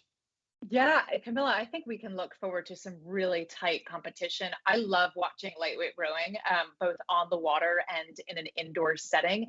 These athletes, of course, as lightweight competitors, will have weighed in. So for the lightweight men, they may not weigh more than 75 kilograms. The women no more than 61.5 kilograms.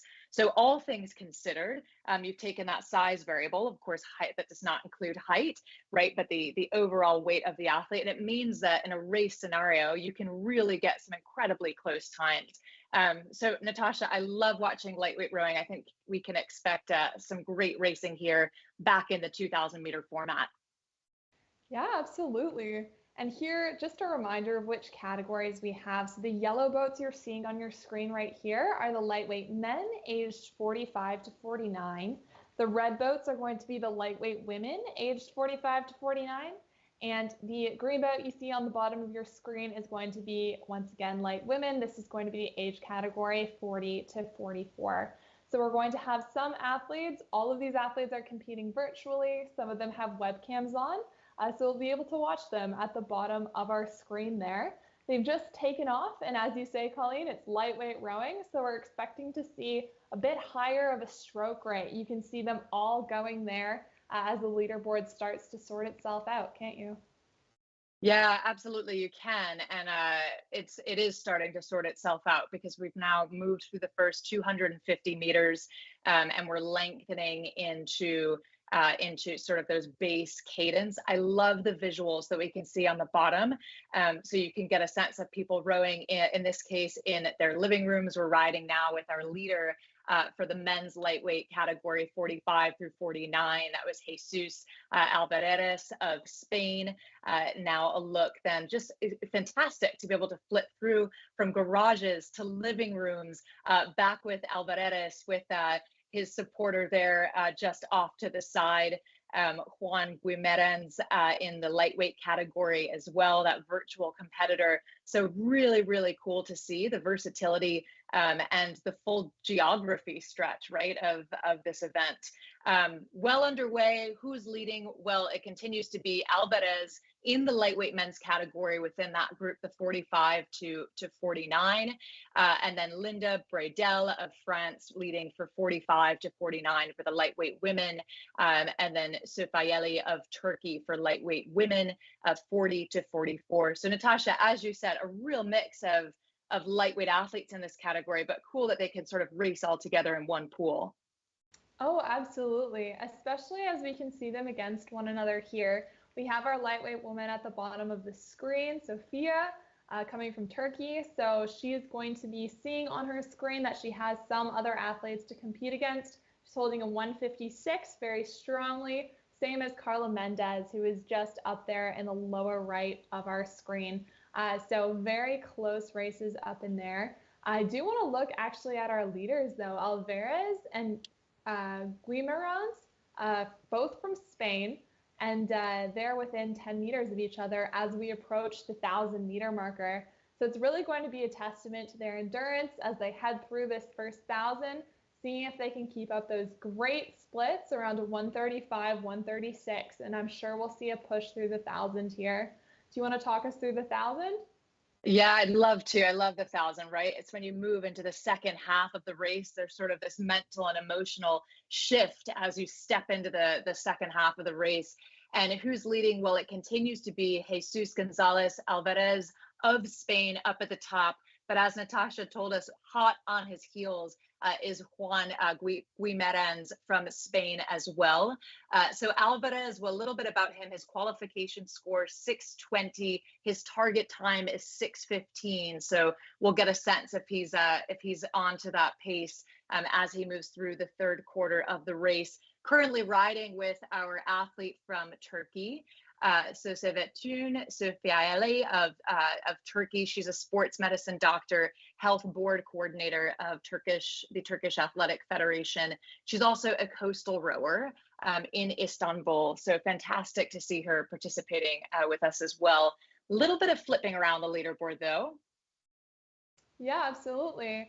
We still have Kakura still in third place for the men, but within 20 meters of him is going to be Sariko from Finland, who is closely followed by Sven Wichen. So it looks like we have a bit of a race shaping up there for 4th and 5th as well. Remember, these competitors can see each other on their screens. So even though they're not physically in the same place, they still have that connection. They can see who's ahead of them and who's behind them, and they're really looking to beat their competition here. We'll focus for a moment on the lightweight women 45 to 49 though, because it's quite the race shaping up as well. From France, we have Linda Bredel. From Portugal, we have Carla Mendez, and from Germany, we have Claudia Sicholka. And they're all within 30 meters of one another. And we're right now heading towards the last 500, so we're going to see a bit of a sprint start to happen here.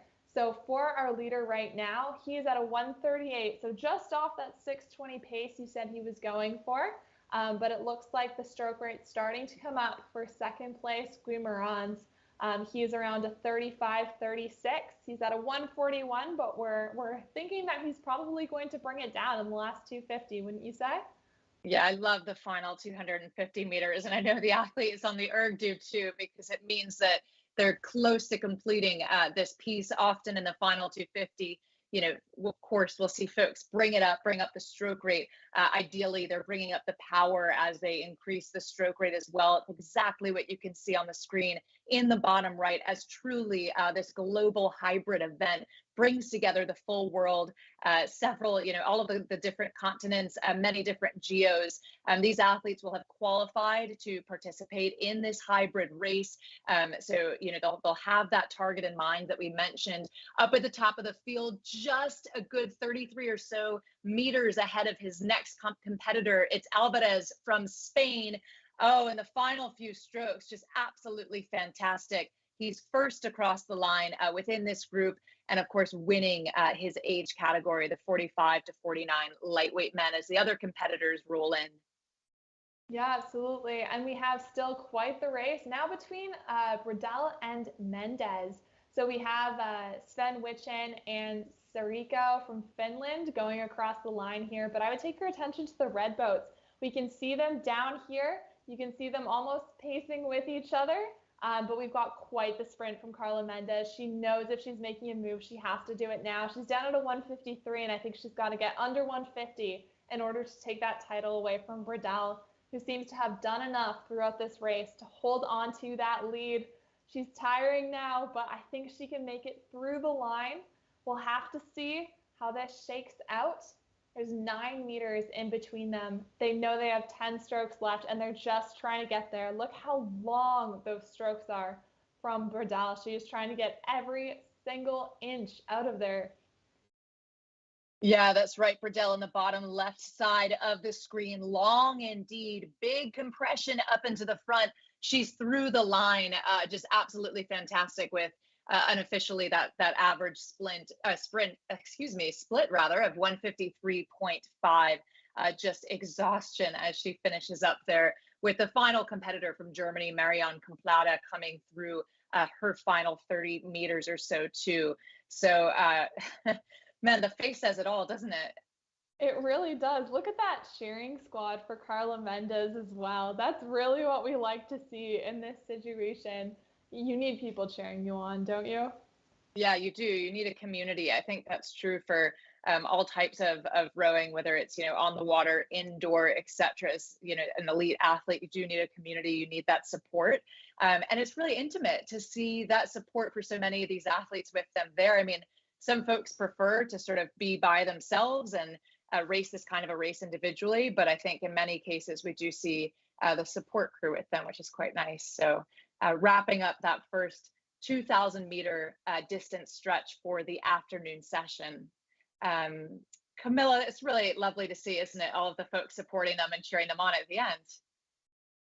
Yeah, this is what I love about this event. We've run it virtually for the last couple of years, but it's great to be back in the hybrid format now. But taking that peer into what people's lives are like, you can see living rooms, you can see sports clubs, you can see gyms, wherever it is that you're competing from, those different sort of support networks, like you say. I just love that little look that we get, that glimpse into these athletes' lives.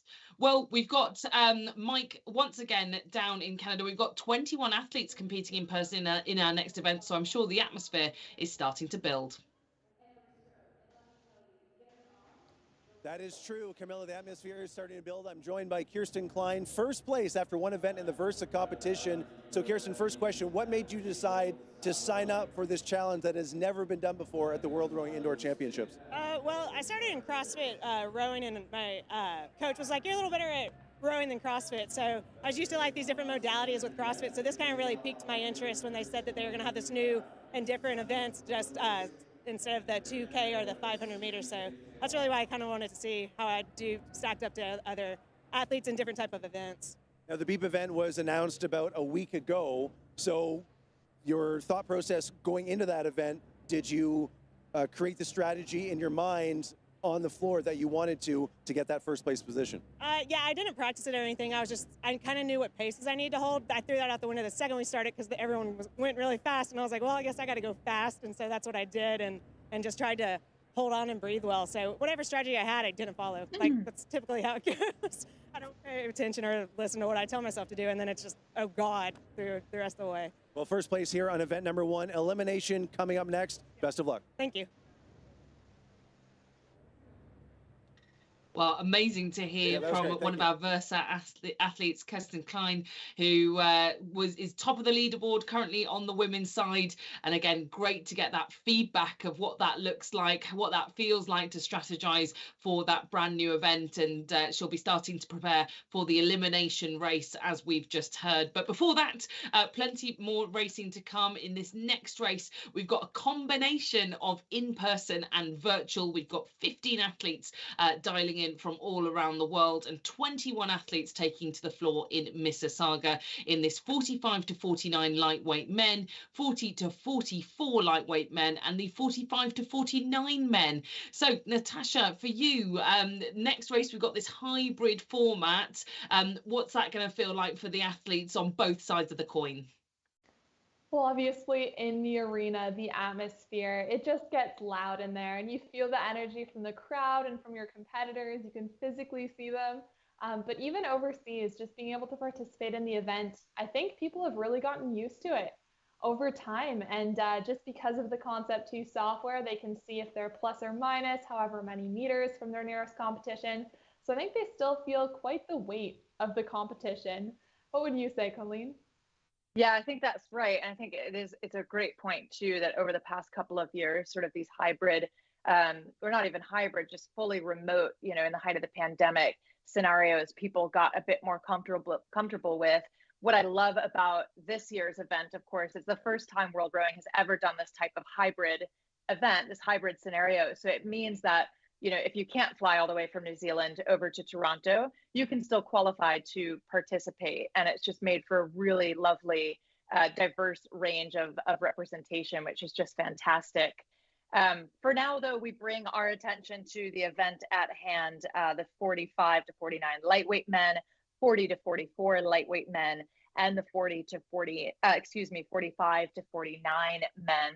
And we get a look at Toby Clay there in the bottom right-hand side of the screen, and it'll appear into perhaps his living room. Really cool to see that juxtaposed against the sort of energy and the spectacle that is Toronto. So can you tell us a little bit, if time permitting, Natasha, about this venue where it's taking place? Absolutely. So this is a major venue in Mississauga, where a lot of championships are held. So it's well known in the area. And when you walk in, it's really set up for this type of event. So you walk in, I was there the other day, and you can see World Rowing posters everywhere. You know you're there for an incredible event. Oh, wow. Look at Nuno Colo with all of his fans surrounding him. Oh, that's great to see. So cool. Yeah, but it is sort of the same energy, I guess, in Mississauga. There are quite a few seats, and it really conducts sound well. So when you're on the floor there, as I have been many times, you can hear your parents yelling, you can hear your supporters, and you can feel the people around you just as tense as you are. So it's a palpable tension when you're in the area. But as we start this race, it looks like they are getting ready to go. They've got the stop rowing on their monitors now. They're just waiting for some of the virtual competitors to stop rowing as well. And we have a few people to look out for in this race. We have Nuno Colo, who had all his fans around him. He was the silver medal from last year for the 30 to 39 age category. So he's aged up this year, but probably looking to do a repeat there, wouldn't you say? Yeah, I think so, right? A repeat and just continually able to get faster and get a bit better each year. So yeah, I'm really excited for this race in particular. You're right. We do have just fantastic pedigree. Nuno Clejo, who we saw from Portugal a few moments ago, you might remember his crew kind of behind him, all of these athletes sort of gathered around him. He's a silver medal world rowing champion for the World Cup 1 back in 2015 in Bled. That was the lightweight men's double, and a silver medal world indoor champion in 2021 in the lightweight men's 30 to 39. So he'll be one to watch. And we see him then in the bottom right. I mean, how cool to see, talk about support system. He's got a pretty good support system behind him, doesn't he? He really does. And that's what you need, someone to cheer you on through it. It's a lot of mental strength right here, but it's also a lot of support that can help get you through it if you're just waiting for that mental strength to kick in. We can see we've got some video of the floor right now. So it looks like some of them are still rowing a little bit. Some of them are waiting for the start. So we may have a little bit of a delay here as Time Team tries to get everyone on the same page. But we are looking at heavy men from age 45 to 49, light men from 45 to 49, and light men from 40 to 44. So we do have quite a range of categories. Yeah, and a look at the bottom right, the Czech athlete Miroslav Rostil in the 40 to 44 lightweight men's category. Three-time Olympian in London, Rio, Tokyo. His best result, he says, was 4th place in the lightweight double in Tokyo. Three-time European medalist. He says he has some medals from the World Cup. So fabulous pedigree in this event, and it'll make for a really, really thrilling race. Down though on the floor, well, what's the energy down there? We get a sense of it. The athletes still have their handles in hand. We know that before they actually formally start the race, everyone will stop. They'll sit at attention up at the start. The wheel will stop spinning. But getting in those final few warm-up strokes and a glance up at the leaderboard, they'll be able to see too their standing, right, as the race goes on, that leaderboard. There's some strategy though, Natasha, between, I think, staying in your own race, right, in your own lane, so to speak, and looking up, right? Oh, absolutely. It's honestly within a tolerance, I would say. You have a race plan in your mind, you have an idea of what you can accomplish. And then, of course, there's the pressure of the situation. Because even Kirsten Klein was telling us over there that she had a plan, but everyone else was going so hard, so she felt like she should as well. That typically is what happens in these scenarios. And we often find that people who are in the arena, who are really feeling the heat of the moment, they might be more inclined to go out a little bit harder, and they might be pushing. We saw this morning a lot of people hitting personal bests versus at home. You really have to stick to your own race plan because you don't have that immediate knowing what other people are doing. So I think there's a little bit of a difference there. But I think you have to stick to your own race plan. But if you see someone a meter ahead of you, 2 meters ahead of you, it just gives you that extra push to try to fight for increasing your place, regardless of where you are in the standing. Yeah, I think that's right. So it's a bit of a boost if you need it. But certainly, you'll want to stay sort of in your own lane, so to speak. I love how we're panning over and just getting a sense of the full field, the full field in the event that's about to go off. And you can see just the absolutely incredible representation here, truly from around the world. This is the Danish athlete, Christian Mulvig, sitting ready up at the start. It looks like the wheel has stopped spinning for him, and that tells us that we're prepared, right, to see a start. Here's Coelho in Portugal. Different time of day for them, isn't it? It is. So we'll have to see how that holds up. Usually you like to train at the same time your race is occurring, but obviously going across time zones is a little bit more difficult. So that definitely plays a factor, but I'm sure these athletes have been preparing for it in an event as big as this one. So we can see a lot of applause on the floor right here. It looks like everyone is getting ready.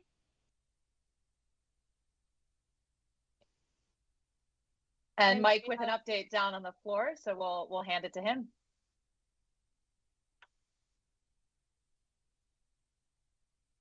It's underway. I have to tell you, this is my first time covering a World Rowing Indoor Championship, and I'm inspired to give myself a go on the rowers. We actually have a rowing room at the hotel. So later tonight, I'm going to try my hand at a 500 meter. What do you think my prediction time goal should be? I'm late 30, so I'll leave it to you experts to give me my time to beat. Oh, wow, Mike, I'm really, really impressed with that. So that'll be a late night 500 meter sprint for you. Goodness, late 30s. I don't know, Natasha, what do you think? I mean, it should be, I think you'll be quick. I think you should pick the winner of this race and try to match that time is what I think you should do. Is it too late for Mike to enter the Versa Challenge? We'll have to ask Liz a little bit later on.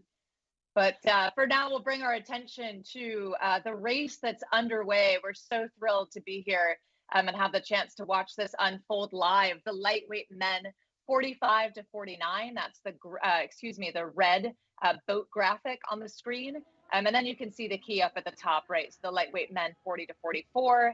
And then the 40 to 49 open weight men in the yellow graphics on the right side. So a full look then, or just a quick pan across some of these screens to look at our virtual athletes. So our athletes rowing from home. That was Michael Marsh for a moment. His target time, 6:15, the Australian, full global representation. And we'll take then a look at the leaderboard, Natasha. Absolutely. So we have a couple 6:15 targeted times from both Toby Clay and from Michael Marsh. So we'll see if they can hit that today. They're a little bit off pace here. They're on to 1:36. They need about a 1:34 to get a little bit closer to that projected time. But I think we'll really see them start to push off one another in this scenario. We can see we have Adam Lobo from in the arena. So he is going at let me just pull out his face here. Do you have his face on you?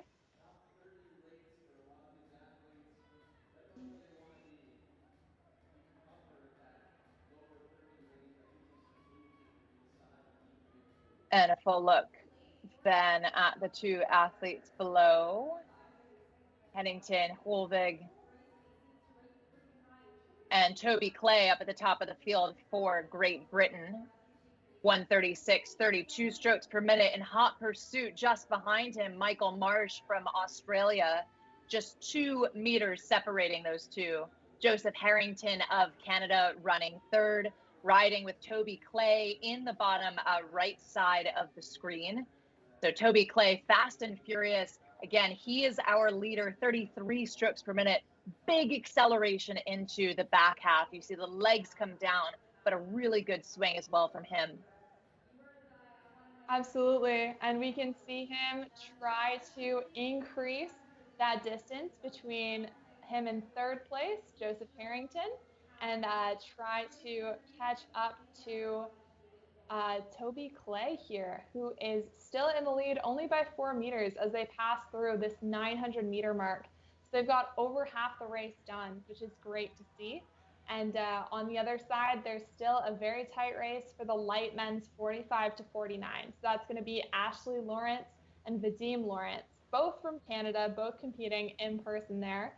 There's a little bit of a difference in their splits here. We've got a 144 as opposed to a 148. but still a relatively close race from these two Canadians.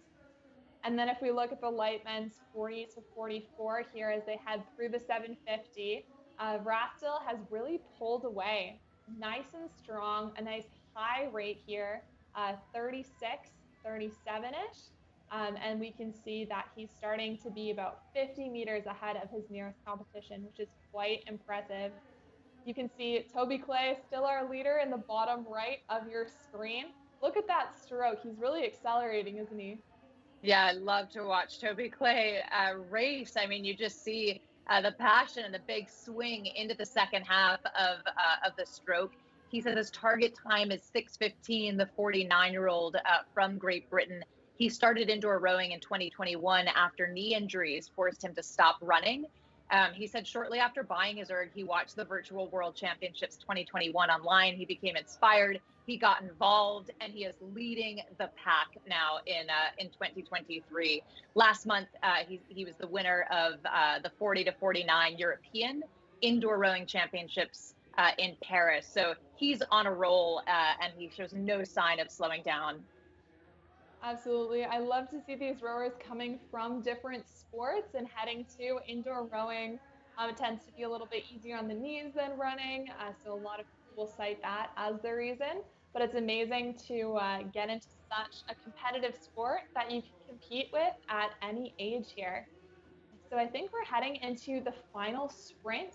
We've got Alonso. He is currently leading or in second place for the light men 40 to 44. We have the two Lawrences, Dean and Ashley.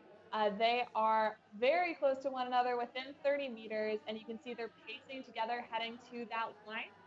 But it looks like it's going to be Toby Clay and Mike Marsh, and they have, looks like about 150 meters left in their race. And you can really hear the crowd going on here as they're heading to that finish line. Same sprint. We'll see who takes it. I think it might be Toby Clay through the finish. And it is. Look at that, Colleen. Wow, Toby Clay, fantastic. Super, super cool. Oh, there's his support team. Oh, we love to see it. So they were out of the picture. They were there the whole time. Toby Clay with another fantastic performance, a 134.3 average split, and just high fives all around. We can just see the pain on his face. This athlete from Great Britain. His target time was 6:15. So really able to put it down today and come in well, just a couple seconds off of that, but still a fabulous job. And a look then at the leaderboard as the rest of these times roll in, back down to the floor for our in-person athletes. We'll get a sense of what's happening in Toronto, Canada. Oh, and Miroslav Rastil, his father, also an Olympian rower rather. His father was a triple Olympian. And of course, his son, as we mentioned, an Olympic rower too. So it's all in the family, and a job well done to Miroslav of the Czech Republic. Absolutely. And as we watch the last few boats come in here, some of the boats have turned white, so we'll be getting their scores a little bit after the fact. But look how tight some of these races are, especially for first place. Between Toby Clay and Michael Marsh, that's a 134.3 versus a 134.6. So that's quite the tight race there. We also have a very tight race in between Nuno Colo and Christian Molvig down here in the light men's 40 to 44 category. Both are holding a 138, 138.1, 138.9, and then a 139.0 from Sierra from Spain as well. So really tight races as we move down the leaderboard, which is super motivating to see. Yeah, good luck then at the full leaderboard in the final stretch of this. And all of the athletes then in their final and through the line, in fact. So Camilla, really, really cool. It sounds like we've got some exciting world records perhaps too. Oh, yes, we're going to wait to see if those are confirmed. But I think news just in, potentially a new lightweight world record there for 40 to 44 from Miroslav Vrastil in a time of 6:13.6. Breaking the previous record by 0.4 of a second. Amazing for the Czech athlete. And as you say, it kind of runs in the family there, rowing pedigree. Some great results as well across the board. We've just seen there Toby Clay winning out over Michael Marsh. That's Joseph Harrington on screen now, all the way from Mississauga. But some great celebrations all around, and just great. Just reading some of the stories here, you know, Toby Clay won out very, very closely there. It went right down to the wire. A Brit living in Spain. We've then got Michael Marsh, an Australian living in Great Britain, dialing in from there. So it doesn't matter where you are or where you originated your rowing story. You can tune in and you can compete here at the 2023 World Rowing Indoor Championships. And these championships, of course, are presented by Concept 2, who we're going to hear a message from just now.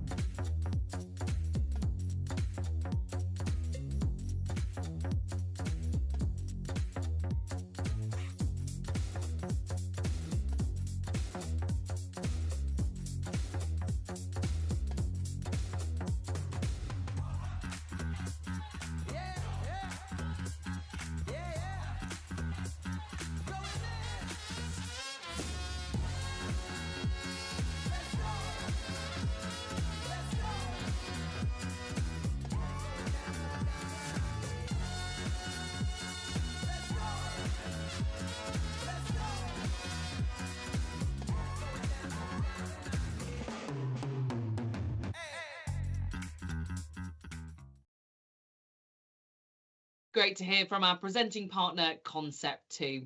Well, the races come thick and fast here at the World Rowing Indoor Championships, and we're straight on to the next race, which is a big one. 41 competitors racing across these next categories, 14 virtually and 27 in person in this 2-kilometre race for the 45 to 49 women, the 40 to 44 women, and the 45 to 49 and 40 to 44 lightweight women. Colleen and Natasha, this is a big old race, this one. Yeah, it's a massive field, isn't it? And we love to see the variety, and thrilling to be able to watch it all together. So we get a look then at the athletes in their first 250 meters. On the right side of the screen, the 45 to 49 women, and on the left side, the 40 to 44, then the lightweights 45 to 49 are the green boats, and then just it appears one entrant for the lightweight 40 to 44. So we'll start to get a look then at what this looks like at home for these virtual athletes, and nighttime for most of them, so they'll have to adapt to that, won't they, Natasha? Yes, absolutely. That's the one cost of going across time zones for sure. Is some are night, some are morning, but here in Mississauga, Toronto, Canada, it is 2:30. So middle of the afternoon here when these athletes are going. Once again, when you are looking at the boat numbers, if you're seeing a boat number above 100, that means that athlete is competing virtually. And here, when you see a number from 1 to 99, here we've got Bella Darty, and she's got a 53. That means they're competing in person. So this is the view from the floor. We can see that's what 28 strokes per minute at a 157 looks like. So we have a great view from the floor here. These are all the women competing in this category, and you can see some are rowing together, some are rowing separately.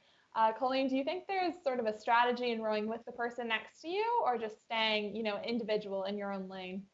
Yeah, it's a really good question, because it does become kind of this intimate moment when you're seated next to someone in an indoor rowing competition, right? You want to be most attentive to your own monitor, to your own race, but no doubt they'll be sort of glancing right and left, and that's the thrill of doing it indoors, and of being together in person, and of course the hybrid allowing for athletes really all over the world to participate as well. So I think, to answer your question, well, they'll probably be staying in their own lane, so to speak, but we may see sort of that glance left and right. Currently, though, at the bottom of the screen, getting a sense, excuse me, of our athletes from all over the world in the women's 40 to 44 age category. So a good look at the field, and up at the top in that group, it's Nina Thoking of Switzerland, with quite a margin truly over the rest of the field. We can see that she's really making a statement moving through the second quarter of this race and looking toward that 1,000-meter mark. Natasha, do you think this is part of the race strategy to get out and stay out? Oh, absolutely. And if we look at her splits right now, she's at like a 143-ish at a 33 rate. And watching her stroke, she looks quite comfortable. So I think we could be in sub 7-minute territory if she's able to keep this pace below 145 through the 1K. And that is phenomenal to see in this sort of atmosphere. She's looking for a target time of 6:45, but has a qualification score of 7:22. So if she cuts it right down the middle, she's just breaking 7 minutes. And she is the Swiss record holder. So definitely keep an eye on her as we head through the third 500 of this race. We're just passing the 1K now. Not far behind her, though, is Jordan Falcone. And we'll just switch over to the 45 to 49. These are the heavy women that you see on your screen now. Once again, the 100 level are going to be virtually competing there. We can see Lenny Baseland competing just in the middle of your screen, and she's only 11 meters off Nardia Guam. And so she is going to be holding a solid 153 there, 151. So these are times that are just under 7 minutes and 30 seconds. We've got Leslie Smith from Canada. It looks like she's wearing a Dawn Rowing Club uni, so from my hometown, Mississauga here, really representing. And she is doing a great job at around 30 strokes per minute, holding a 206, 207, especially heading into this 500. Can you take us through the rest of the competitors? Yeah, absolutely. So the rest of the competitors that we're looking at now, it's that category of the 45 to 49-year-old women. So Lena Bielsland up at the top, the Norwegian athlete participating remotely. We see her in the bottom left side of the screen. Her qualification score, 7:15. Her target time, 7:15. So a very measured race plan. At least that's what she's going for. She's a European champion on the 2,000-meter distance within that 45 to 49 age category. And she got that accolade in January 2023. Several other accolades within this category across the past several years. So perhaps not surprising to see her out ahead. She was the Open Nordic champion in February 2023 for both the 2K and 1,000-meter distance. She's currently leading, and I'm just so impressed by her margin as well. So she went off really strong, a little bit more of a closer margin, I'd say, over the last several hundred meters, but she's still able, with a good 15-meter or so delta, to hold off anyone just behind her. Although, as I say that, well, it's getting a little bit tighter up at the top, isn't it? It really is, yeah. So we've got Baseland and Gaumier, and they are within 16 meters of one another. But we'll look back at Nina Thoking, because we are heading into that sprint here, and she is looking like she's going to get a sub 7-minute time here. It's a 143. She has stayed nice and consistent, but her rate is skyrocketing now to about a 38. So that's Nina Thoking, and that's going to be the women's 40 to 44 category. And it looks like she's going to break 7 minutes here, which is incredibly exciting. So that's going to be the red boats. These here on your screen are the yellow ones. That once again is going to be Baseland, who you see right here. She is heading through the 250-meter marker. So she knows she just has a sprint left to keep that 20-meter lead on Nardia. Oh, I think this is just a virtual glitch here that we see that lead switching. I think it is a 20-meter lead on here. And then we have a tight race for third between Canada's Anne Moriarty and Sonia Duport from Mexico. So that's going to be another tight race to decide the place here. But look at them as they head through that line. We've got Nina Thoking, and she has almost hit her split here. She's got a 6:47. She was going for a 6:45. That's incredible. Jordan Falcone, 7:09, still an incredibly good time behind her. And Lainey Baseman has won. You can see her celebrating here. Look at that emotion, Colleen. Oh, I love to see it. Yeah, Lena Bjelsen, the Norwegian sculler whom we were, Nina Tolkien rather than riding with, and a look then at Nardia Willamir, just thrilled behind her support team, and we see a smile on her face as well. Really, great job, well done. That's a 45 to 49 age category. So again, we just had several different categories racing alongside each other. Currently riding with the women 40 to 49, and the final few competitors coming in as well. Julie Pukin from Canada in her final 100 meters. And fantastic to see, but Nina Tolkien remotely our leader there within that category. This is a look at the Canadian Leslie Smith. And so she won the lightweight 45 to 49 category there by a convincing margin with an 8:07.8 time, the next fastest being 8:18. So here is our overall leaderboard. You can see the different races denoted by the different color boats. And we've had quite a performance here by our lead athletes. The leads have been very, very convincing with tighter races between second and third place in these events. So really exciting to see these last few athletes get cheered across the line. They are in-person athletes, so they'll definitely hear the cheering from inside the arena.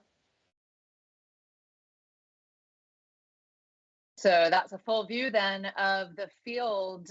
Absolutely incredible racing, fast times, grit from around the world. In some cases, athletes racing overnight, and others in New Zealand, we saw the daytime peaking out. So really phenomenal to see, and well done, especially to our leaders there for each of their categories. Lena Bjelsen, Nina Tolkien. Gosh, Camilla, what an exciting event. So much to look at there.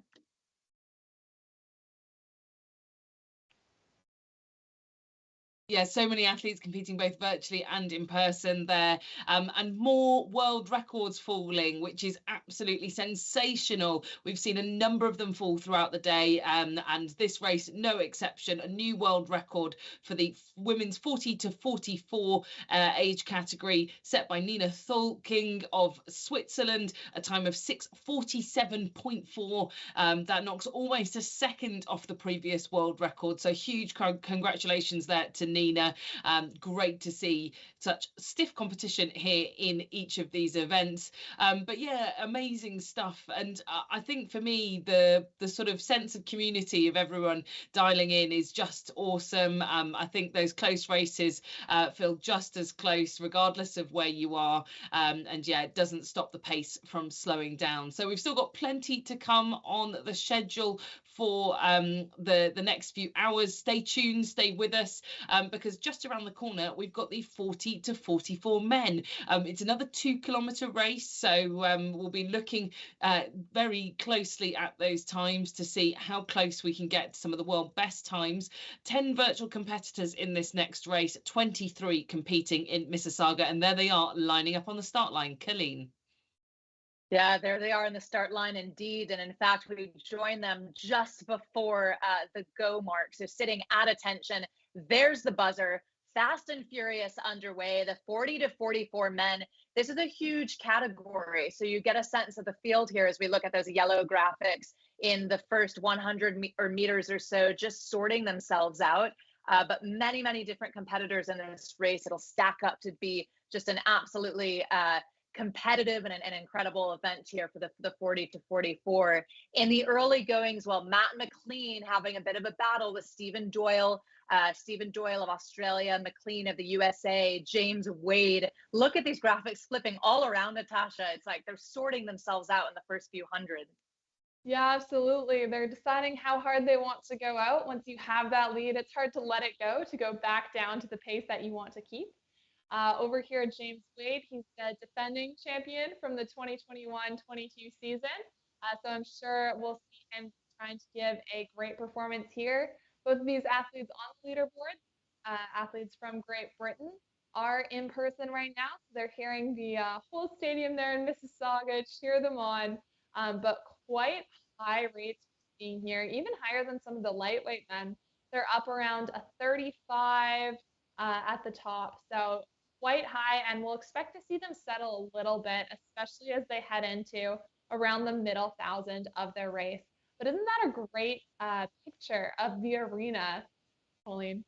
Yeah, really great look at the arena, isn't it? I love those overhead shots. I mean, we're able, in some instances like here, to get up close and personal with the athletes, to see the pain on their face, the lactic acid moving through their body. And then in other cases to really just pan out, right, and see that full field and get a sense of perhaps what it's like to be there, the sights and sounds. Well, the race underway, what's happening? Well, it's starting to get a little bit more consistent, I'd say, as these athletes sort themselves now into the second quarter, currently riding with Anton Grasel, a Slovakian athlete, holding a fourth quite closely, though, to the top three. So he's just about 9 meters off of the leader, who at the moment is James Wade of Great Britain. So we'll see if he continues this pace or if he's able to negative split it, but we're coming toward halfway. We are, and at that halfway point, we're going to see sort of the stamina start to pay off. We're going to see whether or not people can hold on, start going into a sprint, that kind of thing. So it'll be interesting to see how that plays out. This is James Wade. This is your leader on the screen. And now we've got Nicholas Thomas. This is his main challenger right now, who's 2 meters away from him. You can see him in front, and he's really trying to get ahead. Notice the variety in stroke lengths here. We have Stephen Doyle, who's a little bit further down on our list. He's going to be challenging for that 5th position there. And then we've got Nicholas Thomas once again. So we're just flipping through all of these different views. But these are all athletes heading through the 1 kilometer mark. They're halfway through the race.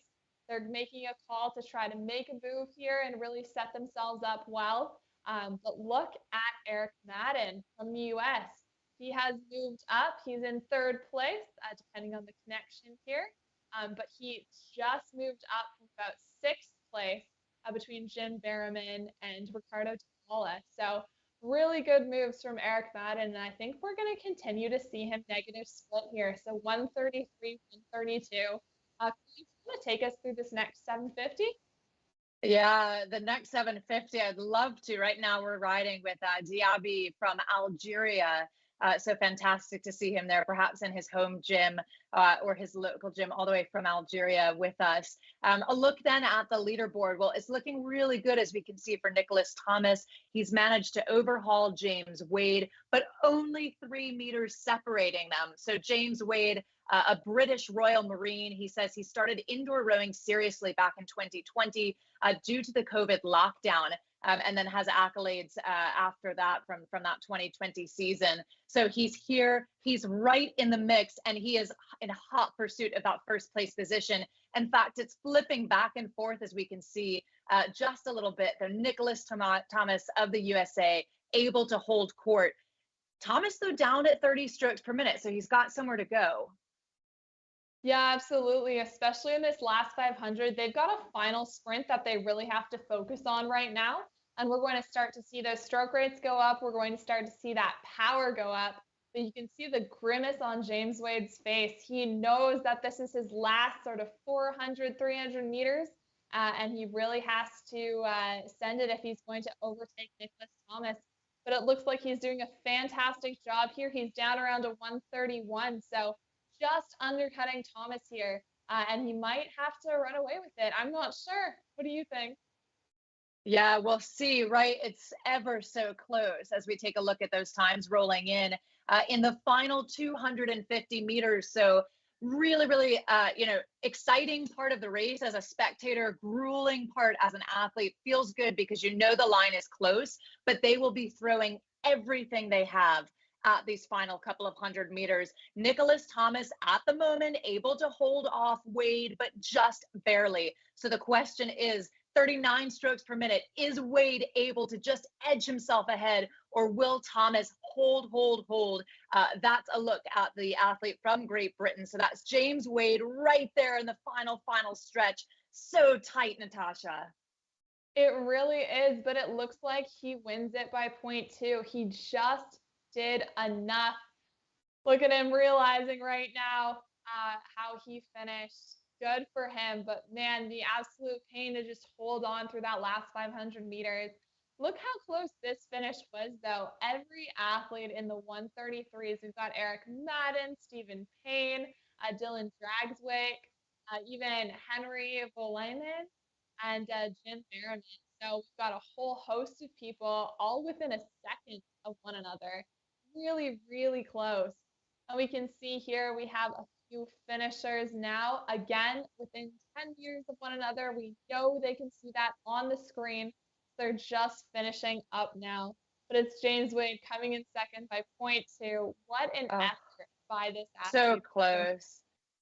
And such an example, too, of how the hybrid racing, right, the virtual someone at home from somewhere else in the world, and then someone competing in Toronto, right, can just be ever so close in those tenths of seconds. So what a thrill to watch as we get a look then at the full board for the men 40 to 44. Incredibly competitive across the board, and a job well done to all competitors. Nicholas Thomas up there at the top, super, super close.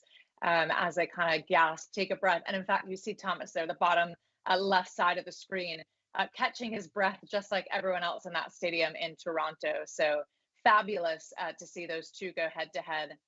Just fantastic competition. Camilla, he has to be quite pleased with those two tenths of a second, or 1/10 of a second, 1/10 of a second.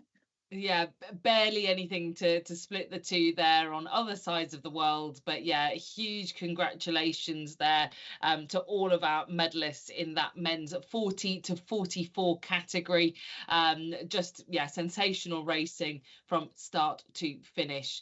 Well, we've got a little bit more time to spare before our next race, which will be the 17 to 18 women, the under 17 women coming up next. That will be 9 virtual athletes and 17 in-person athletes taking on a slightly different distance. We've got the 500 meters. So, Colleen, I guess coming to you first, what is the difference, I guess, when approaching this shorter distance? Yeah, of course. You know, it's 25% of a 2,000 meter race, so it's significantly shorter. And I always think, when I think of 500 meter sprints, and we're, you know, in Toronto, Canada, I think of the Dash for Cash, if anyone's familiar with that, at the Canadian Henley. But that 500 meter distance, and maybe Natasha, you can tell us more about that in a moment. But yeah, it's a completely different strategy. You want to go out fast and just hold, never settle. Absolutely. I think never settle is a little bit of a misnomer. We saw some people in the same sort of categories earlier for the men. They found they really paid for it around the 300 meters to go line if they didn't settle in. So it's going out really hard. We'll see a lot of the indoor rowers jumping around, and then we'll end up with a little bit of a settle and then a race to the finish. So I'm excited to see what times they come up with. Well, we'll have to wait just a few moments for that, because first up, we've got an interview coming with one of our winners, Toby Clay of Great Britain. It felt pretty tight all the way through, 2 or 3 meters, just doing my hardest just to keep in front. Good. Happy. What's the time? I can finish this pain.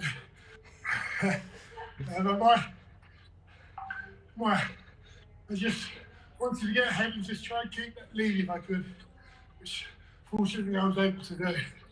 I'm very happy. My wife and my son are here at the moment, and I have friends watching online all around the world. So I'm quite proud to see that. Oh, Toby Clay of Great Britain coming live from Spain there for his interview. Huge congratulations to him. You could still see how much that had taken out of him, even in that post-race interview. Well, as we've said, we're changing the distance up. We're shaking it up. Some shorter racing now, and some junior athletes taking to the stage. So, Natasha, I guess, you know, you've rode yourself as a junior. What kind of things would you be kind of looking to for preparation in sort of the earlier days of your rowing career?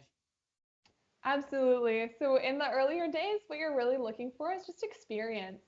I find people are really giving you a lot of information from all angles, but unless you get out there and you race, especially at big events like these, you don't really know how to handle the nerves from it, that kind of thing. So I think that's really important for these rowers. A lot of them, this is going to be their first appearance on a world stage. So it is great to see that they're taking advantage of it. And these are where you first start to get to the names that are going to be relevant to indoor rowing and rowing in general in years to come. So especially with some of these leaders, pay attention because they are young, but they are mighty. They are young but mighty. So we'll get those names in just a second, taking on that 500 metres. But first, a short message from our presenting partners, Concept 2.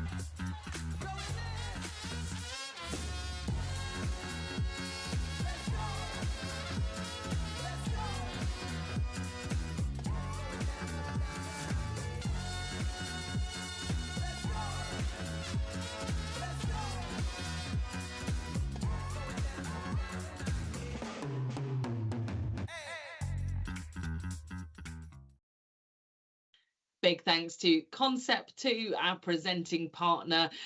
So great to see all of their machines lining up in Mississauga, where our in-person event is taking place. So we've got another couple of minutes before this next race start, which will be the 500 metre for the 17 to 18 women and the under 17 women. We just heard from Natasha a little bit more about what these junior athletes, these sort of 17 to 18 and under 17 women might be looking to achieve from competing on the world stage. But Colleen, I guess for you, is there any advice that you would give when approaching this 500 metres for an athlete that's perhaps earlier on in their career?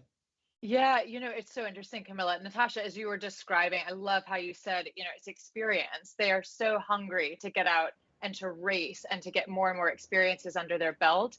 And I was sort of reflecting that one of the things that I love about watching junior rowing is the fearlessness that you can really see in many of these athletes right before they sort of maybe figure out, I mean, you know, figure out how to pace themselves, or at least at this stage, the 17 to 18-year-olds, many of them will have rowed for quite a while, but some of them will still be figuring that stuff out. And so I think you see that fearlessness, and my advice would be like, just go for it, you know, just go for it. Just if you think you need to in a 500 meter scenario, settle at X, like just go for whatever feels good in that moment, and don't be so bound to whatever the race strategy is, which I think by the time you're a senior, it can be a real sort of point that you're thinking of regardless of the distance. So I'm really excited to see these young athletes just go for it. And that would be my advice.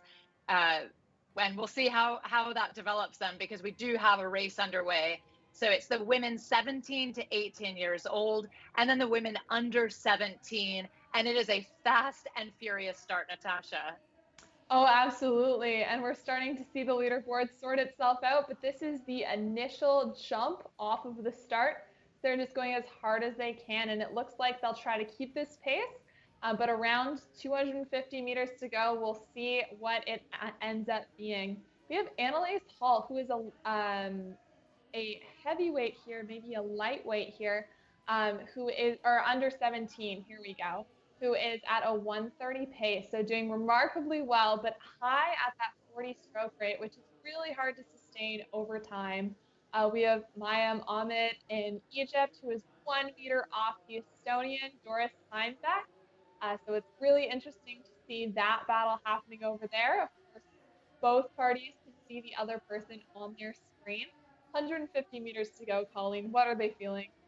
Oh my goodness, it's go, go, go. I think that's what they're feeling. The lactic acid is pumping. It's a 500-meter sprint, but the line is already so close. So less than 100 meters from Estonia, Doris Meinbeck up at the top of the field, just charging at 41 strokes per minute. That's Annalise Hall from the United States, under 17 woman, representing her rowing club there on the side, Triangle Rowing Club. They're already through the line. It's over before it starts, with so many of these athletes now rolling into their final few strokes. Just incredible.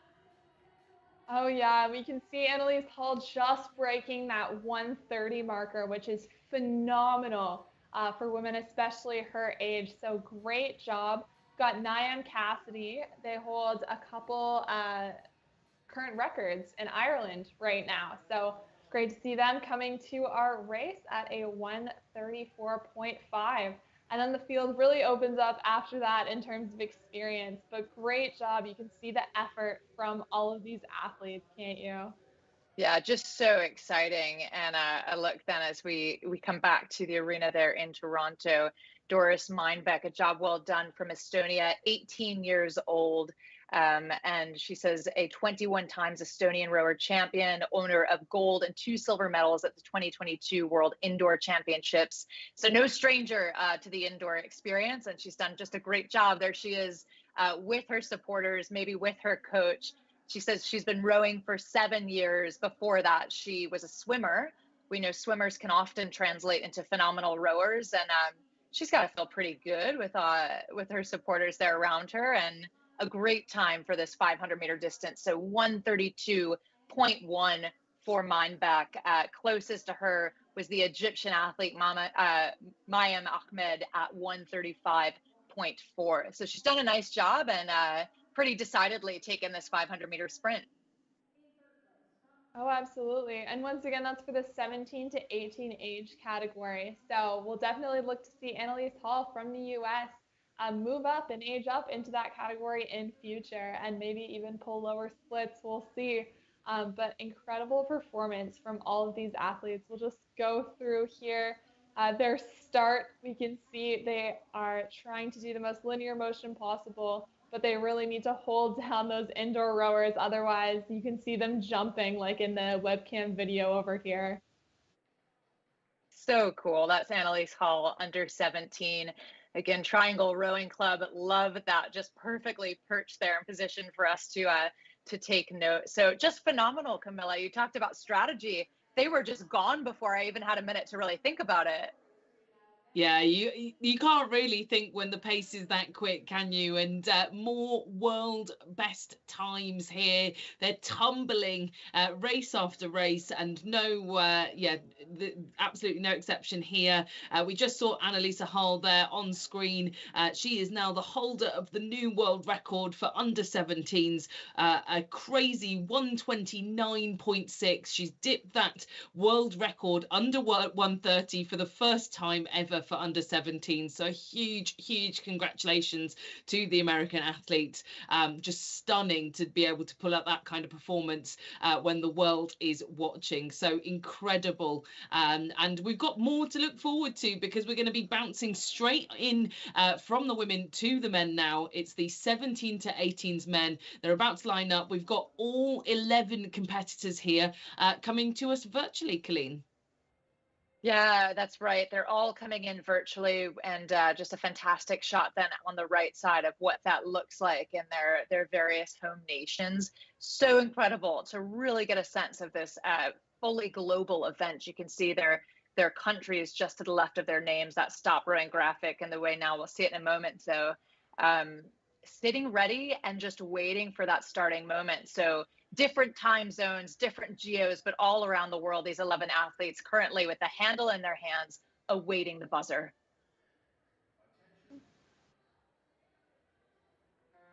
And they are off. We're going to see some very fast times here. Keep an eye on Abdelrahman Sayed. He is going for a 119. So So much like going under 130 for women, going under 120 for the men would be absolutely incredible here. We've got some times. Here we can see we have Sai fighting right here now to keep it around a 123. He's got a full cheering squad going with him. And here we have, I'll need help with the pronunciation, Colleen, Sujes. Going Sujes, at that was around beautiful. 19. Yeah, fantastic. Yeah, Suja is from Latvia, so qualification score of 119.9 in this 500-meter blast to the line as we start to see those icons, the yellow boats, as it were, start to settle. But settle is not really a word that I'm going to say much in this event, is it? Because there's still so many of them up in the high 40s, that 47 strokes per minute, signifying the total number of strokes that they're taking. But Suzesh, maybe, 37, 38, so he's got somewhere to go. Already less than 100 meters left, and Assad running second, just 1 meter behind him. And look at that, separated by a 1/10 of a second after the end of that race. After working for 1 minute and 19 seconds, it's really splitting hairs here. And we have incredibly fast times coming even through the middle. Breaking that 120 marker is absolutely phenomenal. Hitting his qualification score once again, which is 119.9. So doing a bit of an improvement on his qualification score is Susej. And then here we have Sad, and he is taking some well-deserved breaths of oxygen after working so hard for that race. And here we have our third place, Mustafa Kamal from Egypt here. So yeah, working really hard and seeing some pretty incredible splits under 120. My goodness. And yeah, a great look then at Jel Dion from Saudi Arabia, in fact. So a full global tour as we look across the board, including, India as well. So just fantastic to see. And that's a nighttime scenario there for him as he stands up off the erg. Just fantastic. So India, Egypt, Saudi Arabia, Dominica, the Philippines, Italy, just some of the countries represented in those 500-meter dashes for the men 17 to 18. What a tour around the world, Camilla.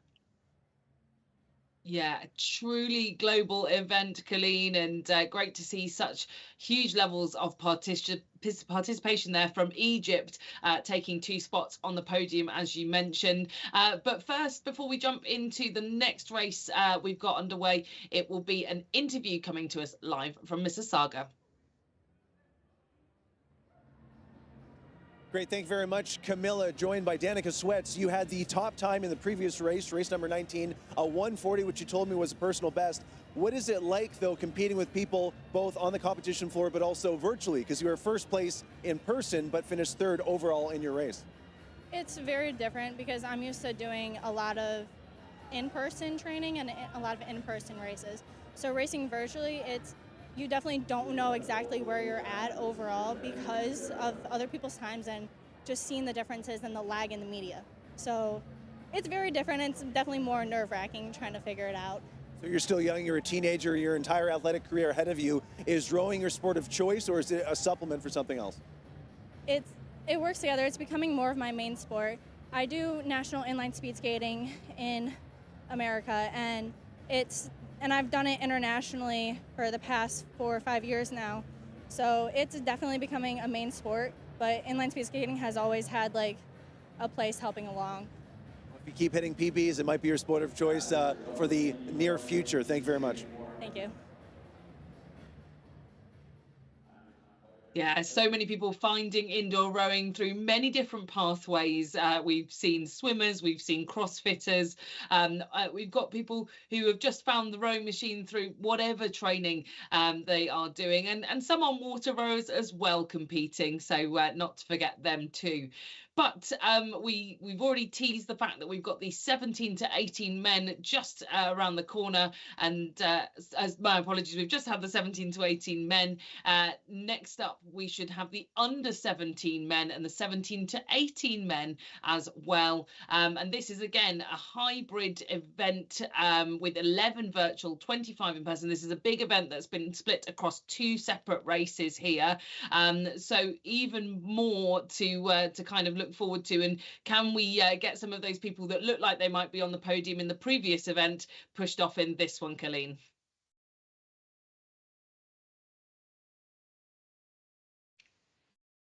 Natasha, I feel like you might have to pick up here just where Colleen is. Sounds not quite with us, but Natasha, I think all of these people in the next race are going to be looking to try and find their way onto the podium. Yes, absolutely. So they have seen that under 120 time, and they are probably shaking a little bit. It's really something to aim for, but they will be able to see that target boat, I believe, on their screens. So they'll know what time they're going for. They'll know what they're competing for. But it is, as we say, a 500-meter race. So it is quite difficult to try and strategize as you're doing it. They'll just be going as hard as physically possible for this next 500 meters. Colleen, are you back with us? Yeah, I'm back. Just a bit of user error with the mute button there for the cough. So thanks for bearing with me, everyone. But yeah, back and really, really thrilled to see this race get underway. So I think you're spot on, Natasha. They'll have acknowledged the times in the prior round, at least most people, and be prepared for what's to come here. So they're sitting now with the handle in hand, told to stop rowing and just wait. And we'll get a real sense then of the global tour around the world here. Artem Baranov with a handle in hand. And it's attention and go for the under 17 men.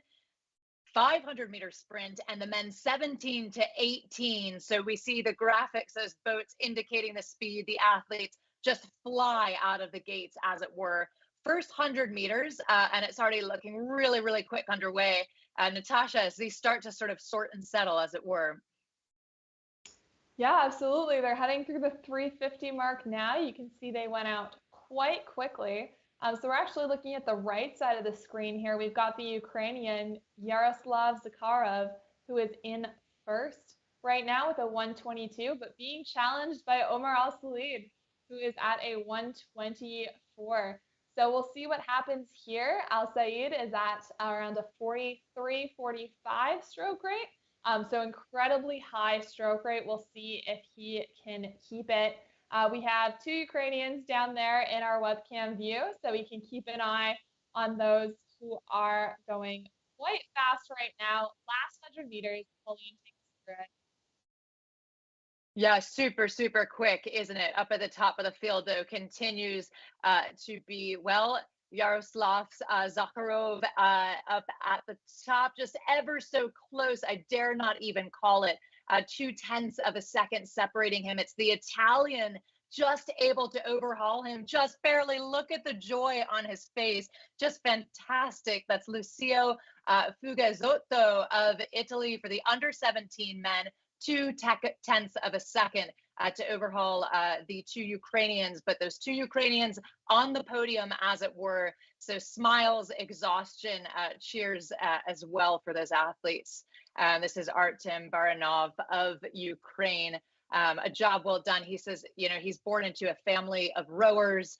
So clearly, that family there with him in this moment. Just pure exhaustion. The 500-meter sprints take a lot out of you.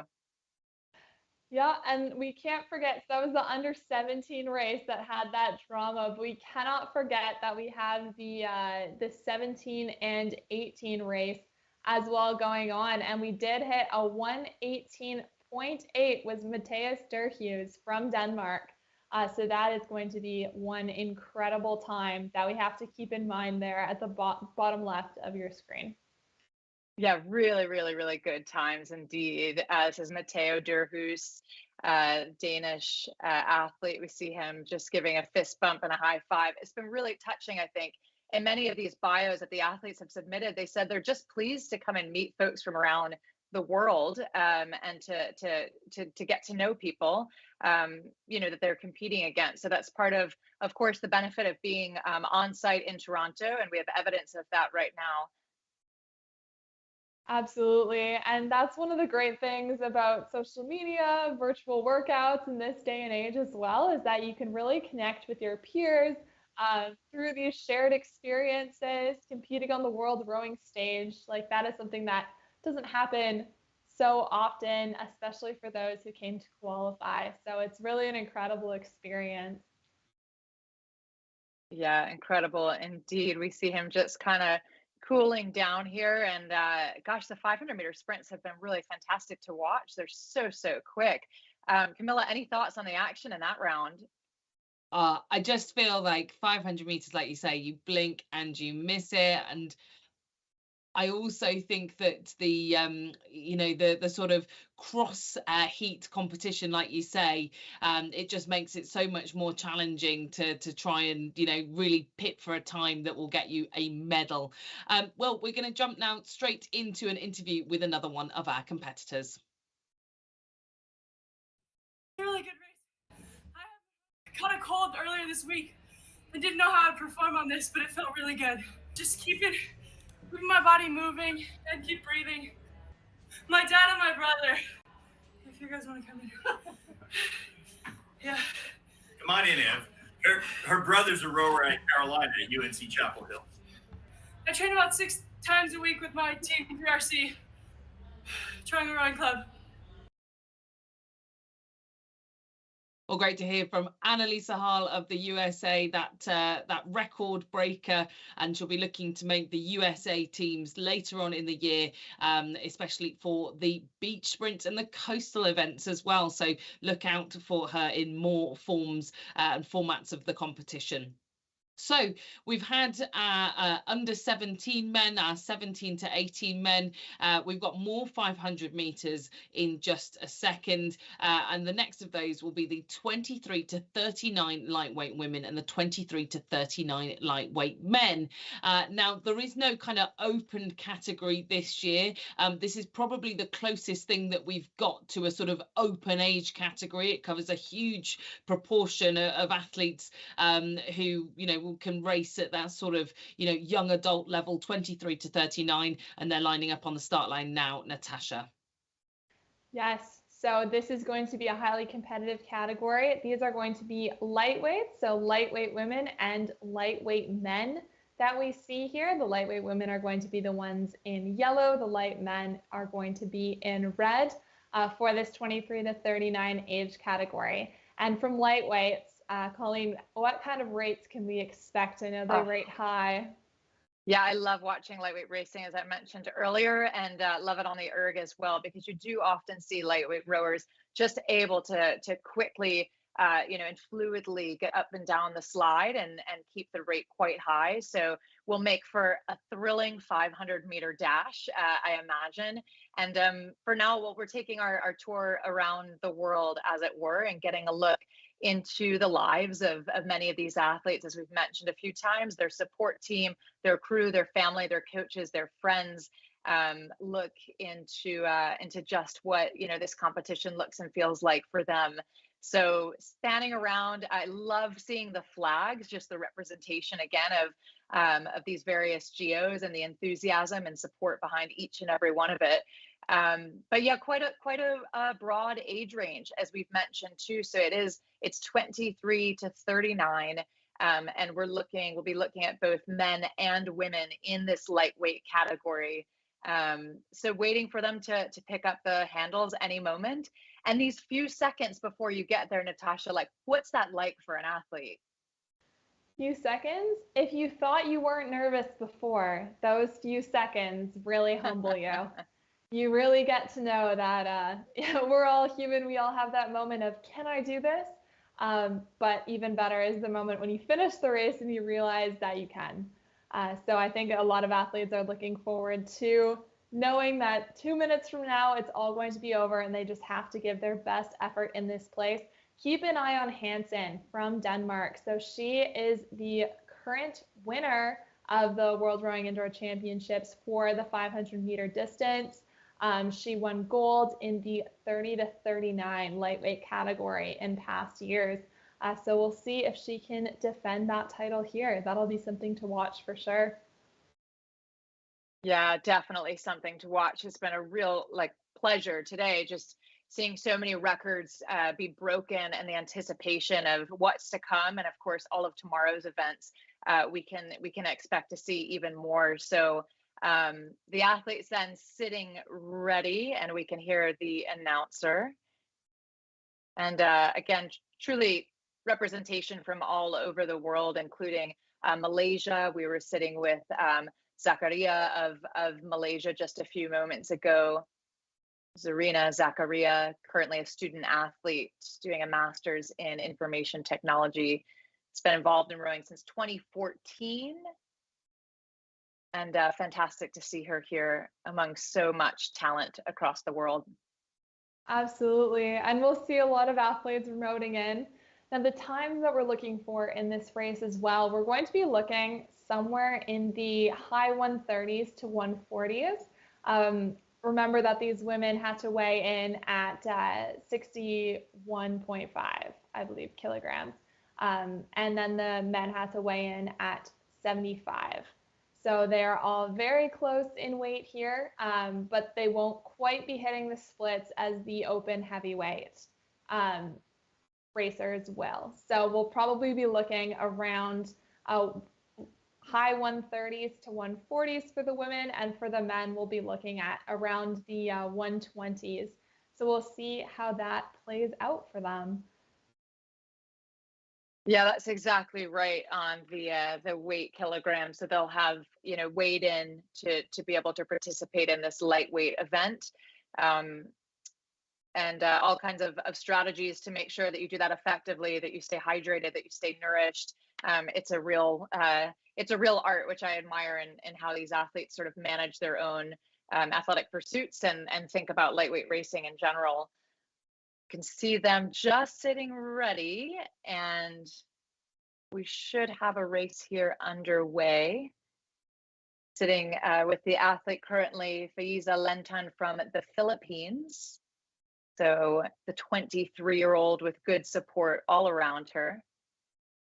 And then back to the not the studio, but the arena in Toronto. And they are off. So heading off the line, as we see some stroke rates up in the 50s, especially from Hansen, who we said is the one to watch here for the light women's race. For the light men, it looks like we have Craig Mumby in front, but a little bit slower stroke rates. They're sort of settling in here at around a 38, 37. But once again, for the women, we have Krimi Khadija, who is an Olympian who raced in Tokyo and Rio. So she's going to be taking us through the 250-meter mark. Colleen, I'll hand it over to you.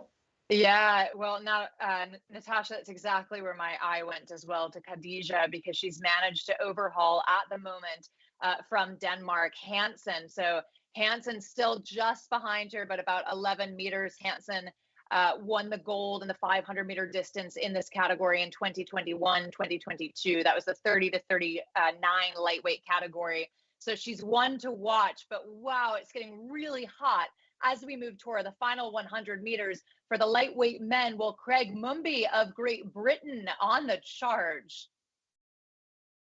He really is. We've got a 128, 129. It looks like he's going to break 130 here, holding on across the line, and he smashes it by a long shot, 126. Followed on his heels is Oliver Banks, 132. Daniel Johnston, Devin Ingram. But for the women's race, yeah, we have Krimi Khadija. She is in the lead by a convincing margin by almost 2 seconds here over the Dane Hansen. And you can see her celebrating. My goodness, what an effort by this athlete. Yeah, fantastic in Tunisia. So fantastic to see. There's Hansen just making sure that she's got the photo evidence of the time that she's posted, which is just fantastic. So that 138.6 we see in the bottom left side of her screen. Really, really exciting stuff. The 34-year-old from the Faroe Islands just catching her breath after that big effort, that 500-meter dash.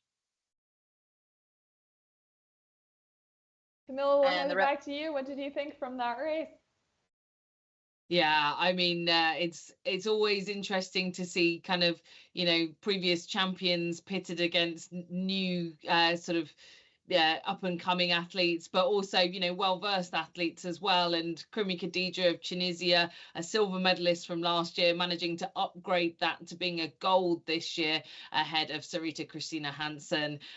You know, this is all about improving on looking at where you can find those extra little bits of speed. And that's certainly what Khadija managed to do there. And also, you know, as I say, great that it all came down to the wire, as it has done so many times today.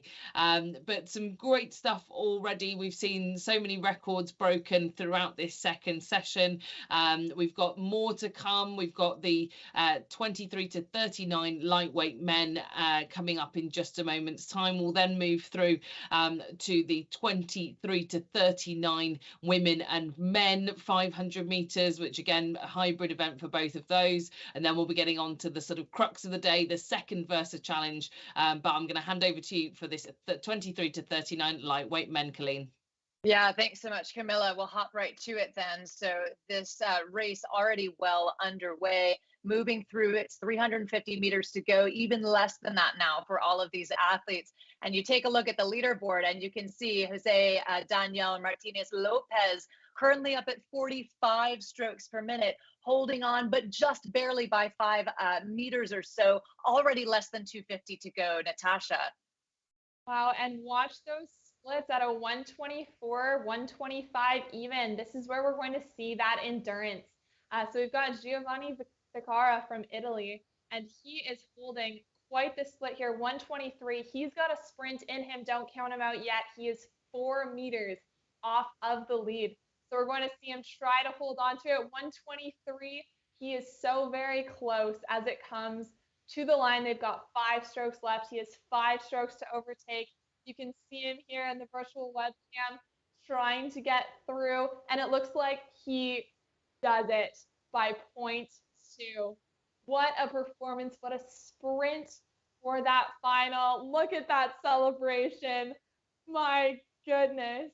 Oh my goodness, the confetti. Oh, I just love when the Italians take out the confetti. It brings me such joy. And you see the hugs all around. Giovanni Ficara, the winner then of this lightweight men's 23 to 39 category. He held a 122 average, 0.2 faster than the closest competitor, the Spanish athlete, Jose Daniel Martinez Lopez. And then it's back to the Egyptian athlete running third on the podium, as it were. So Mohamed Kouta of Egypt at a 123.3. And a great look at the graphic from all of these athletes around the world: Finland, France, Philippines, Poland, Malaysia. So amazing, amazing representation. And that's a thrilling one to watch, wasn't it? It really was. And it's what we talk about with never settling, right? You can see coming from behind, even in such a short distance, if you have that extra little bit of energy left in the tank, you can overtake in the final 50 meters. But man, does it make for a nail biter.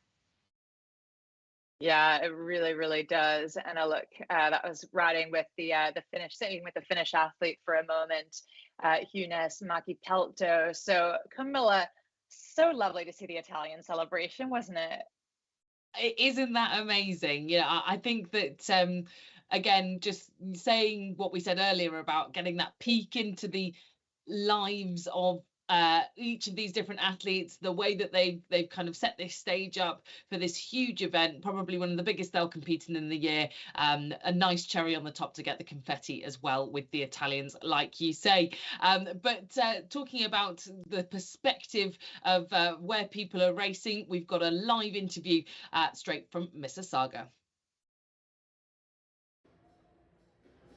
Thank you very much, Camilla. Joined by Sarita. Terrific performance in your race. First in person, second in the event with a 1:38, a tenth of a second. You beat Laura, who was also competing here on the floor. Were you aware of where she was during that final push? During the final 100 meters, I saw she came in really strong.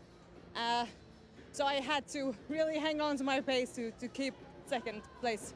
Now, you're one of the shorter athletes in the competition, so how are you able to produce so much power to be on the podium in a world championship event? I'm not sure really. We're from the Faroe Islands, so rowing is our national sport, and we row wooden boats, so we need to be really strong to row those boats. So there's obviously, being shorter, I can carry a lot more muscle mass than being strong. Well, congratulations, terrific performance, and the journey was well worth it. Yeah, it was. Thank you very much.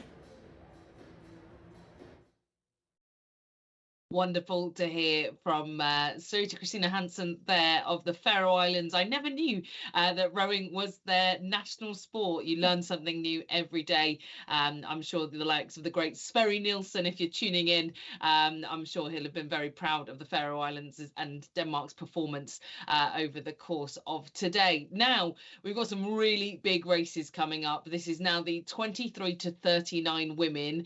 This is one of the sort of pinnacle events across the competition. Some big names competing in this. I can already see my eyes being drawn to multiple world champion at this event, many years, but on the trot, Elena Buriak, Colleen.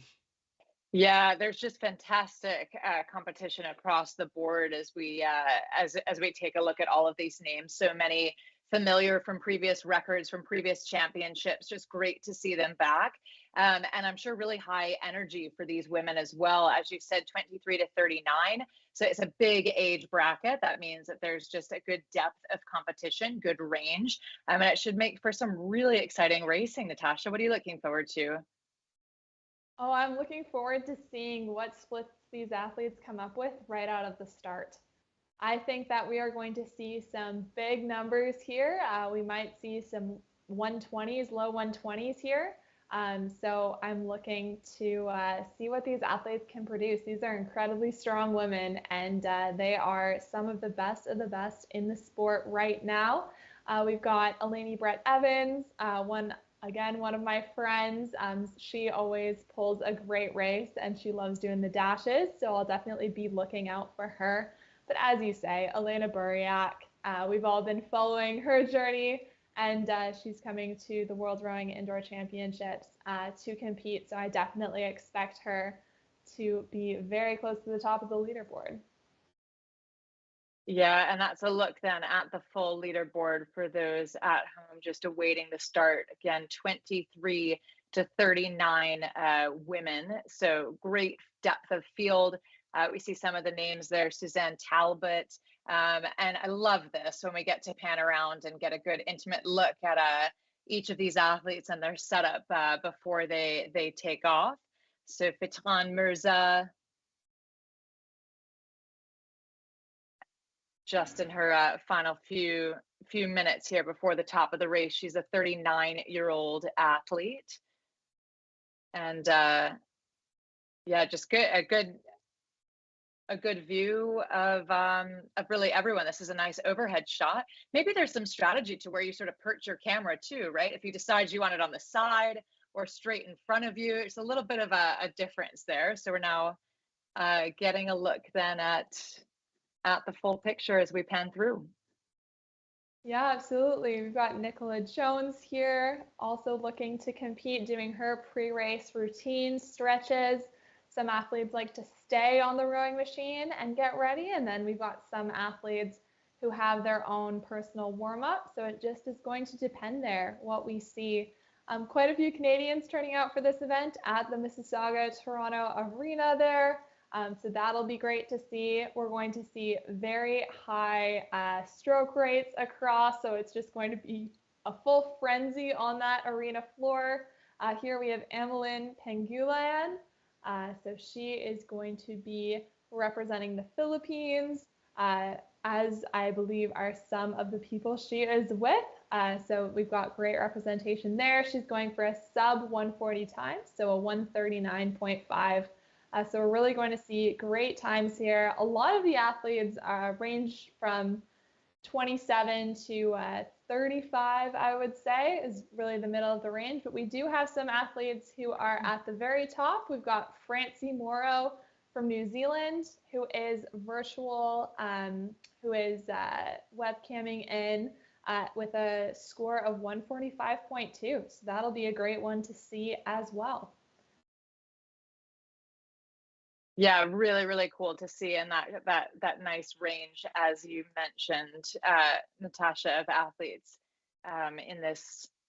in this particular block. This is the Saudi athlete, and getting a sense now that was the Egyptian athlete Riham Koryem, and a full panel then of the field. So I'll have a chance to sit with them as they move through these 2,000 meter stretches.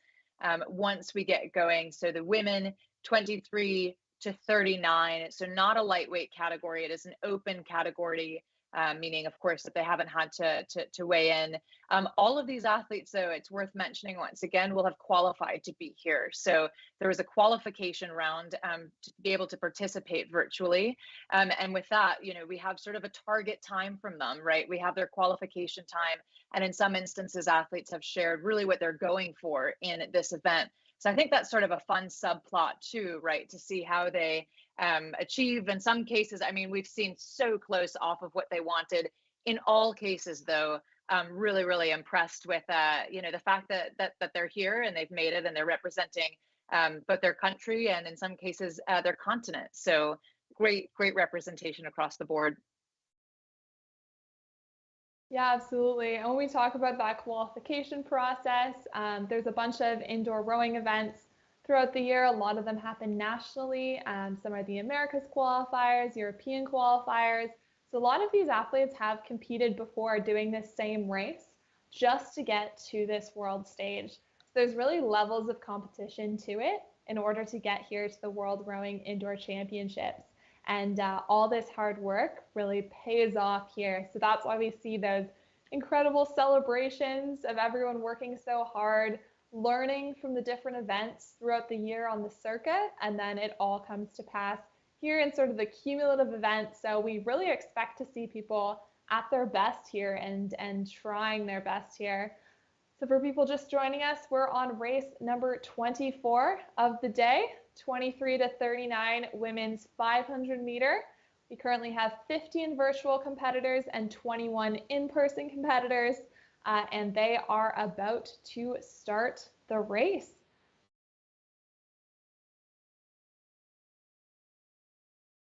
And that's the buzzer. So the crowd going wild in Toronto. We can at least hear a little bit of that as these athletes fly out of the gates. So as Natasha told us, this is a true hybrid scenario. So some in Toronto, and then of course, as you can see on the right side of the screen, many at home as well. The leaderboard just starting to settle. It's only 500 meters. So they're sprinting all the way towards the line, looking really good for the Finnish athlete, Emma Salonen, and Elena Buryak, a name that we know, Natasha, the Ukrainian athlete, back on the leaderboard. My goodness. And look at that stroke rate. We've got a 62 stroke rate happening here. So incredibly high. That may have been a virtual fault there, but at a 130. So Elena Buryak is keeping that stamina sub 130, looking to go near that 129, 128 time. And it looks like she will absolutely smash that out of the water. She's at a 126 right now as we head through the line. We've got Clara Hogan trying to hold on, but from Finland, we have Sonia Patola, who has just overtaken her as well, doing a fantastic job pacing and sprinting at that 129. Oh, let's see if she can hold it all the way to the end. But it is Elena Buryak, who is doing a 127.5, beating her qualifying time. Just an absolutely incredible performance. You can see Emma Salonen just finishing her piece down at the bottom there. Clara Hogan gave it her all, as we can see.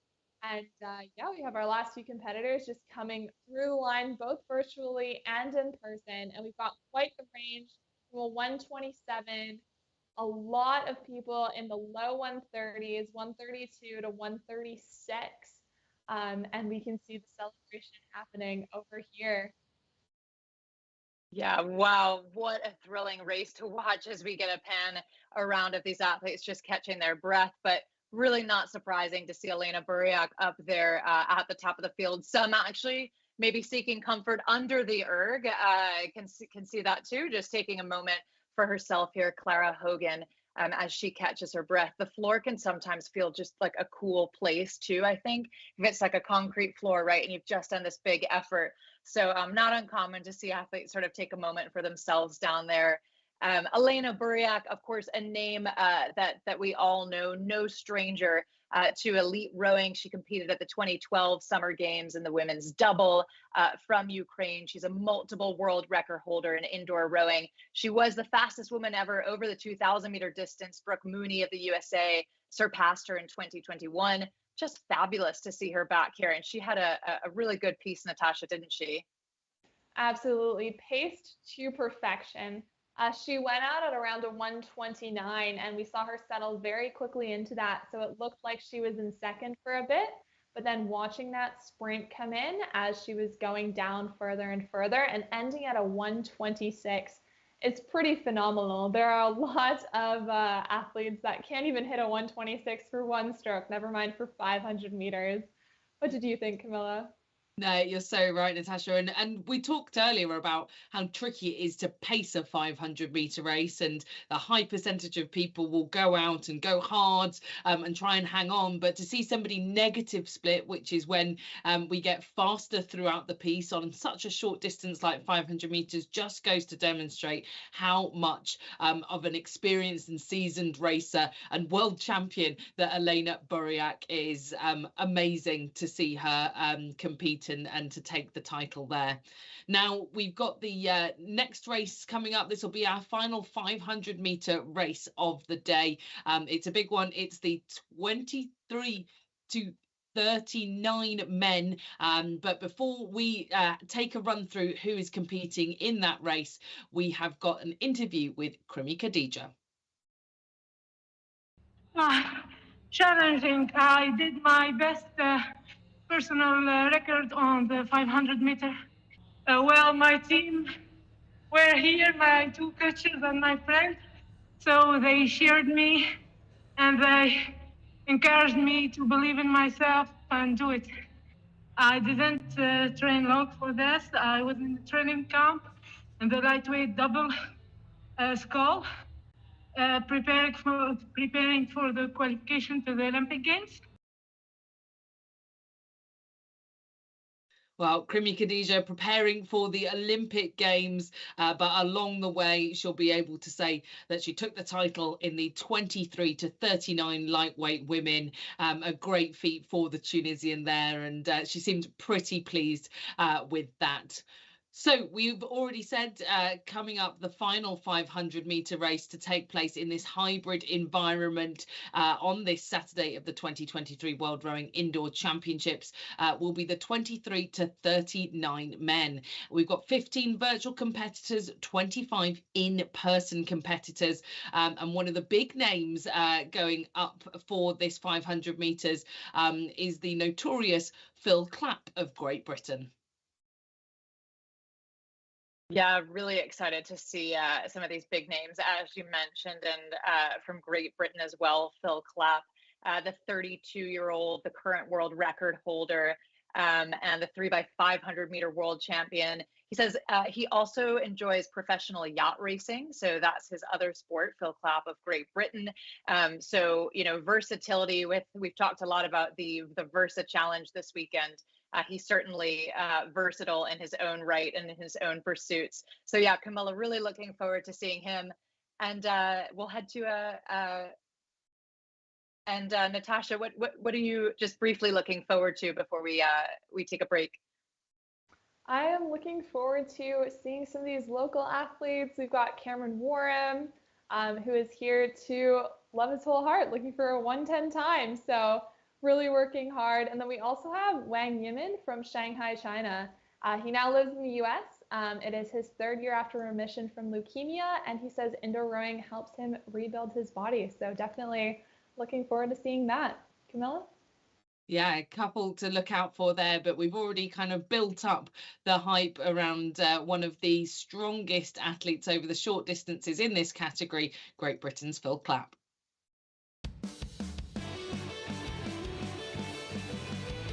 Hi, I'm Phil Clapp.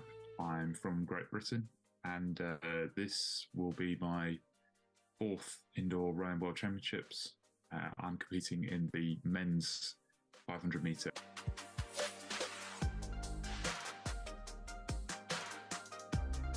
I actually used to be an on-the-water rower as a junior up to the age of about 21. After my retirement, I transitioned into racing sailing boats where I'm a grinder, and I find indoor rowing a fun way to make sure that I keep fit through the winter.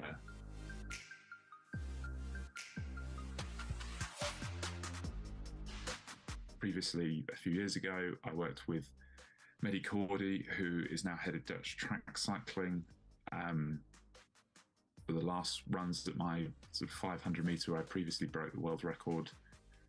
And then more recently, I have been able to work with Johnny Whale. Really, we're just trying to take some of the science that track cycling uses and their training and how well defined their protocols are around their training.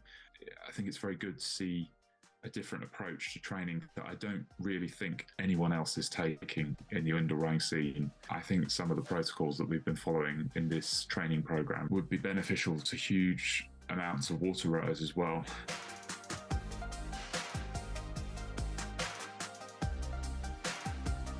Paris was the best organised, best hosted event that I've been to, and they really did well to create a bit of an atmosphere. I think it was good having a slightly smaller venue because you got the lighting, the ambience, the shouting, kind of all the competitors were tightly compact in there. I think it worked really well. And with the commentary, it made it feel like a proper sports event. The virtual stuff, it's great, it's flexible. I can't complain too much because I'm going to race in virtually next week, which is great because I think it does mean that you can draw on a wider pool of competition for all the events that you host hybrid, but there are the drawbacks. It's much nicer to sit next to your competitors, and especially after the race, you can celebrate together whether you win or lose. And I think there's an enormous amount of respect when you see the pain the other competitors have to go through.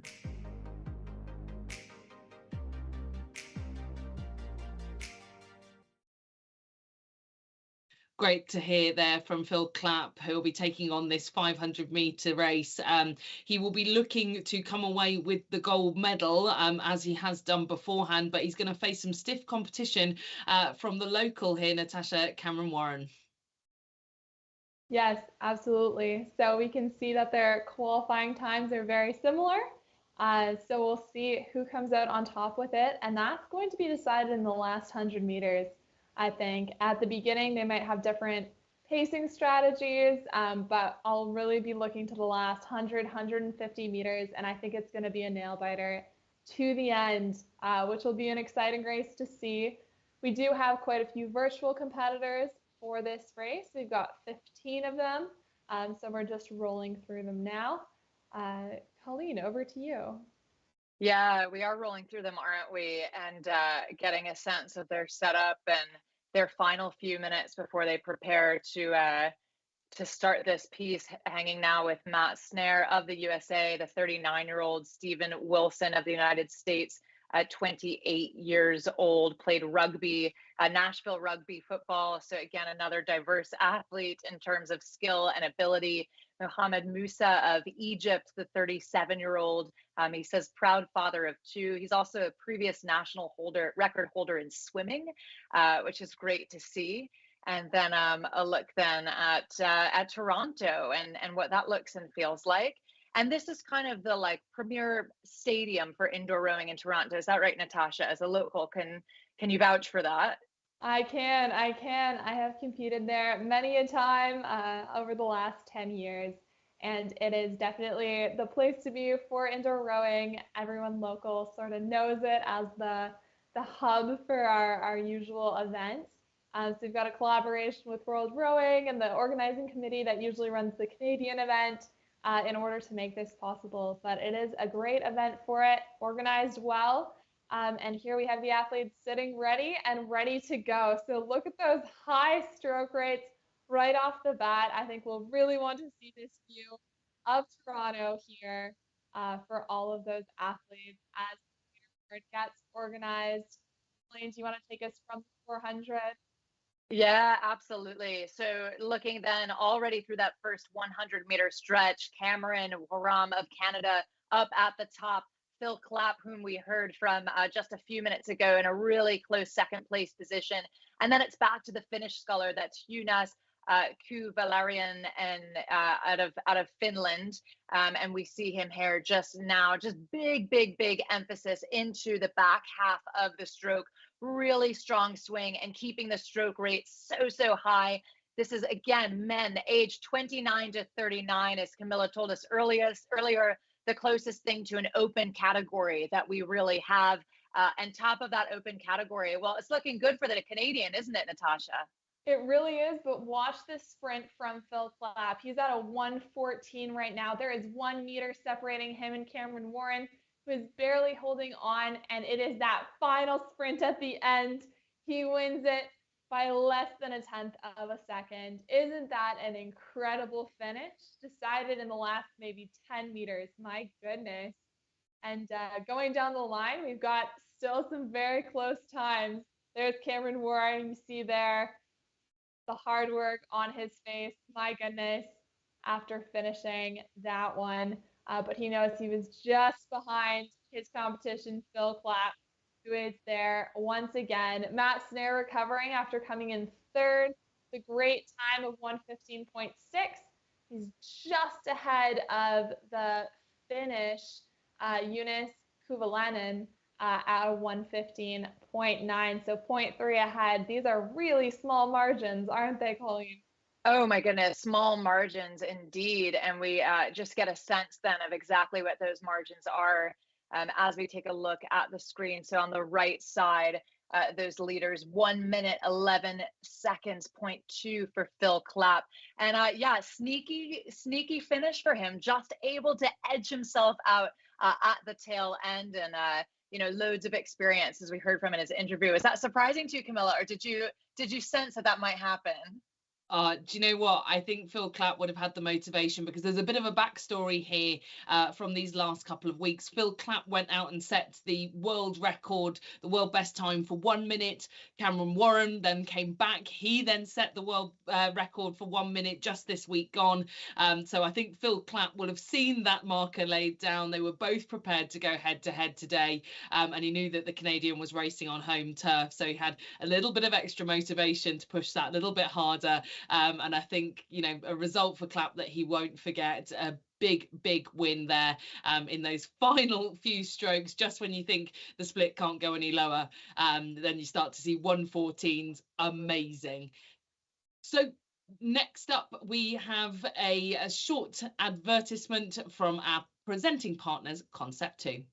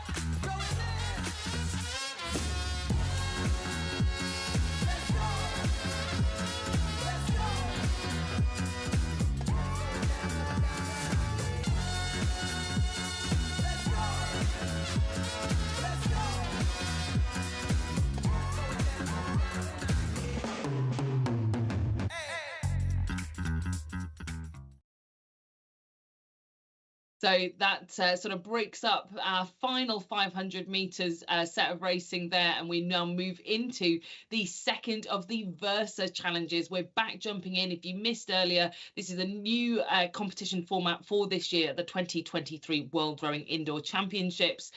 They've already taken on Challenge 1, the Beep, and now we're moving into Challenge 2, which is Elimination.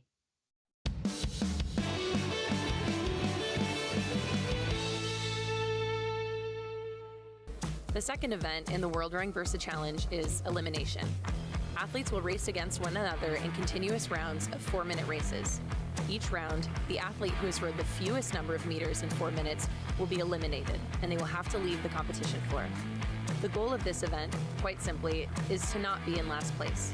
In the final 4 minutes, the last man and woman left standing will be our challenge winners.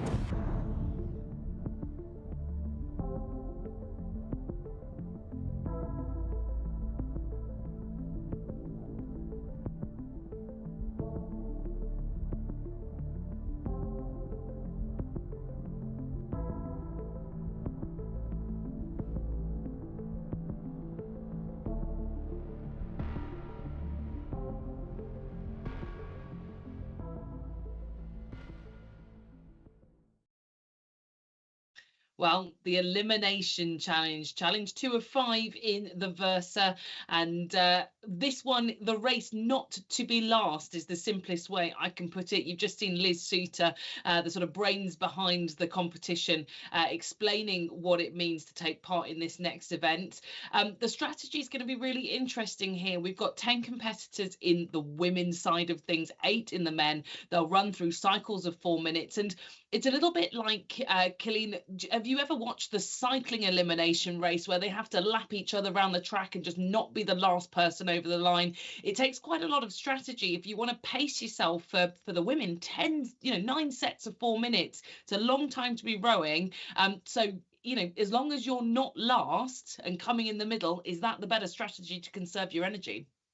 Yeah, it's a really good analogy, what you described. And I think that's exactly right. Simply put, do not be last. A little bit like musical chairs in that scenario too, which of course we'll all be familiar with.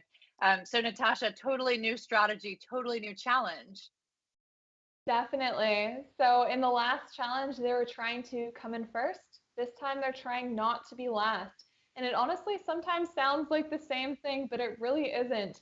It takes a lot of bravery and faith in yourself to see yourself in the bottom 2 or bottom 3 and not be tempted to try to burn yourself out to get higher and higher in the leaderboard.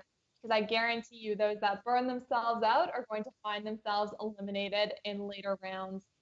So we'll see a lot of bouncing up and down. It'll be really hard, I think, for these competitors to keep consistent splits just because they have to worry about one another, and instead of focusing on their own race, the only thing they have to focus on is what everyone else is doing. How would you do this strategy?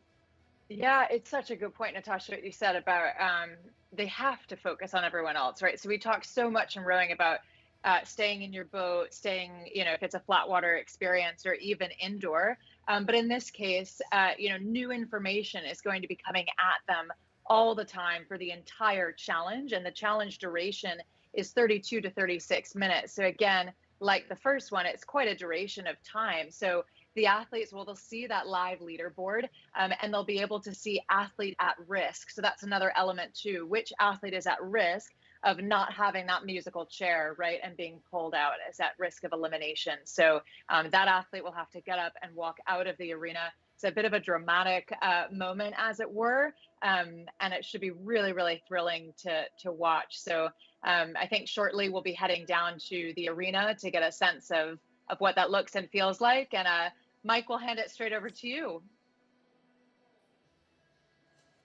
Thank you very much, Colleen. This will be an interesting social experiment because there's an opportunity for these athletes to collude, if you will, and take it easy for, say, the first 3 minutes of each round, and then let the last minute be the best women best women win, basically, right? And the goal is to not come in. The goal is to come in second last, right? You just don't want to be eliminated. Doesn't matter if you finish first, second, third, fourth, you just don't want to be last. So I was talking to a few of the women in the warm-up area. They said they hadn't really discussed any strategy. They're kind of just going to take it as they go. But it'll be interesting to see if people who are more confident in longer distances, if they want to push the pace a little bit, whereas those who are better at the sprint may try to keep it a little bit slower and then push hard at the end before the end of the 4 minutes.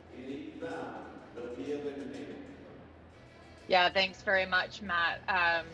It's quite an incredible strategy. And Camilla, if you were thinking about this, would you take the same strategy Matt described, or would you do it a little bit differently? Yeah, I mean, I think, like Natasha was saying earlier, trying to win the race is a very different strategy to not coming last. And I think I would just, try and pit myself somewhere around the middle. These athletes will be able to see where they stand in the rankings, and just adjust, make small adjustments based on where they are, and then save everything for that final sprint.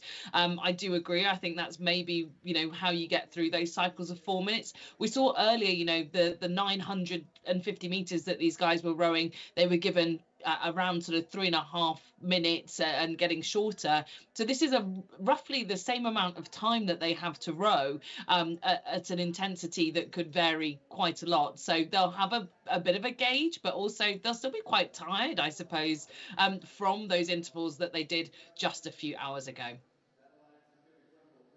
Yeah, really interesting too. That's right, to think about sort of the recovery period. So these are, elite athletes. They've really have qualified to be here for the Versa challenge, the 10 men, the 8 men, the 10 women. And so, the goal between challenges, well, maybe to stay off of your legs, to kind of take a beat, organize yourself, get prepared for the next challenge. And as we've said, earlier on, these challenges reveal themselves over time. So you can only really prepare so much for what's ahead. And Natasha, as you think about that sort of preparation, we've mentioned like new information in the moment coming at you, especially with this elimination challenge we're about to see. But part of this too is new information coming over the course of these 48 hours.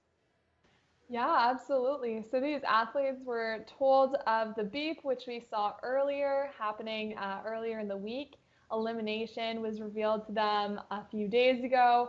But they will have to get new information on what the future challenges will be as they are doing other challenges. They can't really use what they think future challenges will be to help them in any way. So they really have to look at each event as a singular event, an isolated event, which is quite nice as well, which means they have to really focus on their strategy for that particular event and not think about saving themselves.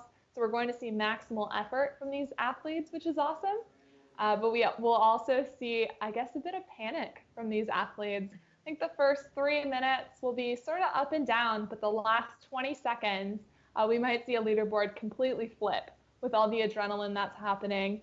And of course, no one wants to be first out. So here we go. It looks like they are setting up and getting ready. Yeah, that's right. These final few moments, Jays have a little bit of reverence for the start. So we'll kind of listen in as they prepare for the buzzer.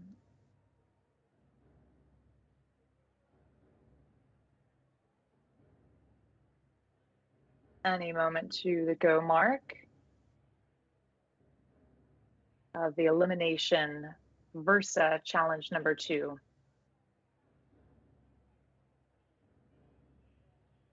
They do have that monitor in front of them telling them which athlete is at risk, and that will go as soon as they start, so they'll be able to see who is in last off the start. Here we go. And that's the initial buzzer. So already we see different strategies. We've got Charlotte Dixon going out hard at the beginning, and look at that leaderboard flip around. We can see different strategies taking place here. Some are going lower, some are going higher, and they will see which athletes are at risk. You can see on my screen right now, we've got Charlotte Dixon, Anna Mula, and Heather Trasco are all in the at-risk category, but that's changing dramatically over time. Kirsten Klein has already established herself as the leader here, but only by a meter or two. So she's not trying to go too hard either. We can see that leaderboard now just flip up there. What do you make of all these different tactics? Yeah, I am fascinated by this challenge. I love this challenge. As we said, the simplicity is really not to be last, because whoever is last at the end of the 4-minute mark, these increments of time, will be eliminated and will have to walk off of the floor. So a bit of drama there, and you know, the early goings of this, where we can sort of see these athletes settling in. Kirsten Klein, whom we saw earlier win that first challenge for the women, currently leading the pack for the women as well. So we'll see how that settles. I think one thing that's quite interesting is just how close maybe the top 4 or so competitors are, truly, like all of them. And we'll see how that will develop over time. But it's the first round. And again, this is about a 36 minute duration. So Natasha, they'll really have to pace themselves. I mean, there's, you know, their strategy, as we talked on.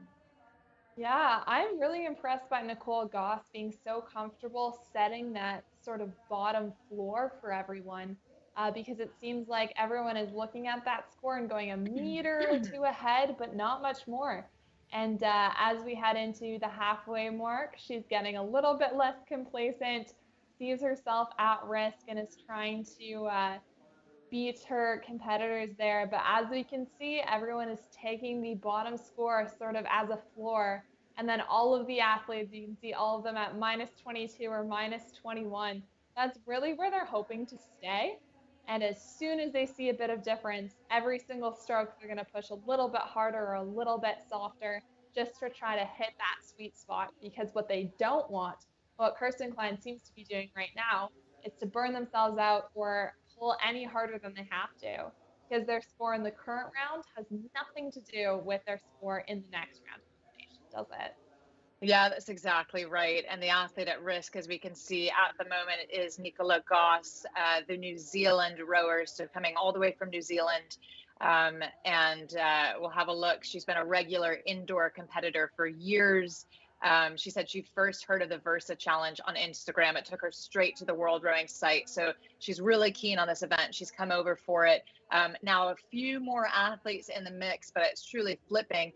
40 seconds to the next elimination. So it's getting tighter and tighter. The stakes are getting higher. The only goal, right, is not to come in last. And Kirsten Klein, as you mentioned, Natasha, making sure that she's not in that position. Yeah, and we can see that they're dropping a little bit further behind her. So that means that that floor is being set a little bit further away. So I think we'll see some of these athletes, even Elizabeth Gilmore, start to let off a little bit just to hit that lower floor. But we've got 10 seconds left. Heather Petrasco is going to do it. She needs to make a move now. She is 4 meters behind, and we're going to see her sprint as hard as she possibly can. That effort in her face. And she has... Oh, do we see who has been eliminated? Yeah, we'll validate that in just a moment, but we're already now well into the next block of work. So every 4 minutes, Kirsten Klein still holding that lead up at the top. And we get a look then at the full leaderboard. Nicola Goss, the athlete from New Zealand we mentioned, able to hold through, hold on. She said, as mentioned, she got really excited about the Versa Challenge. And she said that she followed the messages from Instagram, and she said that, you know, she tracked with when they'd release more information about how to qualify, and it even kept her up at night. So I'm a bit relieved on her behalf to see her move into the next round. And we're riding now with one of the Canadian athletes. Heather Petrasco, yes, we are. And I believe we're going to send it down to Mike, and he can give us a little bit of insight into what's happening on the floor. Well, yeah, this event is called the Elimination, but we didn't eliminate an athlete in that first heat because there was a tie. So what the rule is, it has to be the athlete who finishes last that will be eliminated in the event of a tie. So this round coming up, 2 athletes are going to be eliminated. So the stakes are rising here very quickly in elimination.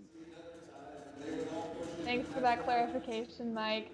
So yes, we still see Heather Petrasco, but it looks like she did stop rowing for a bit, so she has a lot of ground to make up there. But that effort at the end really worked in the last 10 seconds. So like we were saying, we really need to focus on that last minute, last 10 seconds, because that's going to make all the difference here. So we have quite the spread in terms of distance from the leaderboard. We've got Nicola Goss at minus 100. Then we have Sarah Pigeon and Charlotte Dixon at minus 1,000. So it's a little bit difficult to see from our leaderboard who is in danger here. But the next elimination is going to be in 1 minute and 40 seconds. What do you make of this rating? Some of them are moving together and some of them are moving independently. Yeah, it's really interesting, isn't it? Because oftentimes with indoor rowing, you can sort of inadvertently or unknowingly sync up in terms of like rhythm and rate with those around you.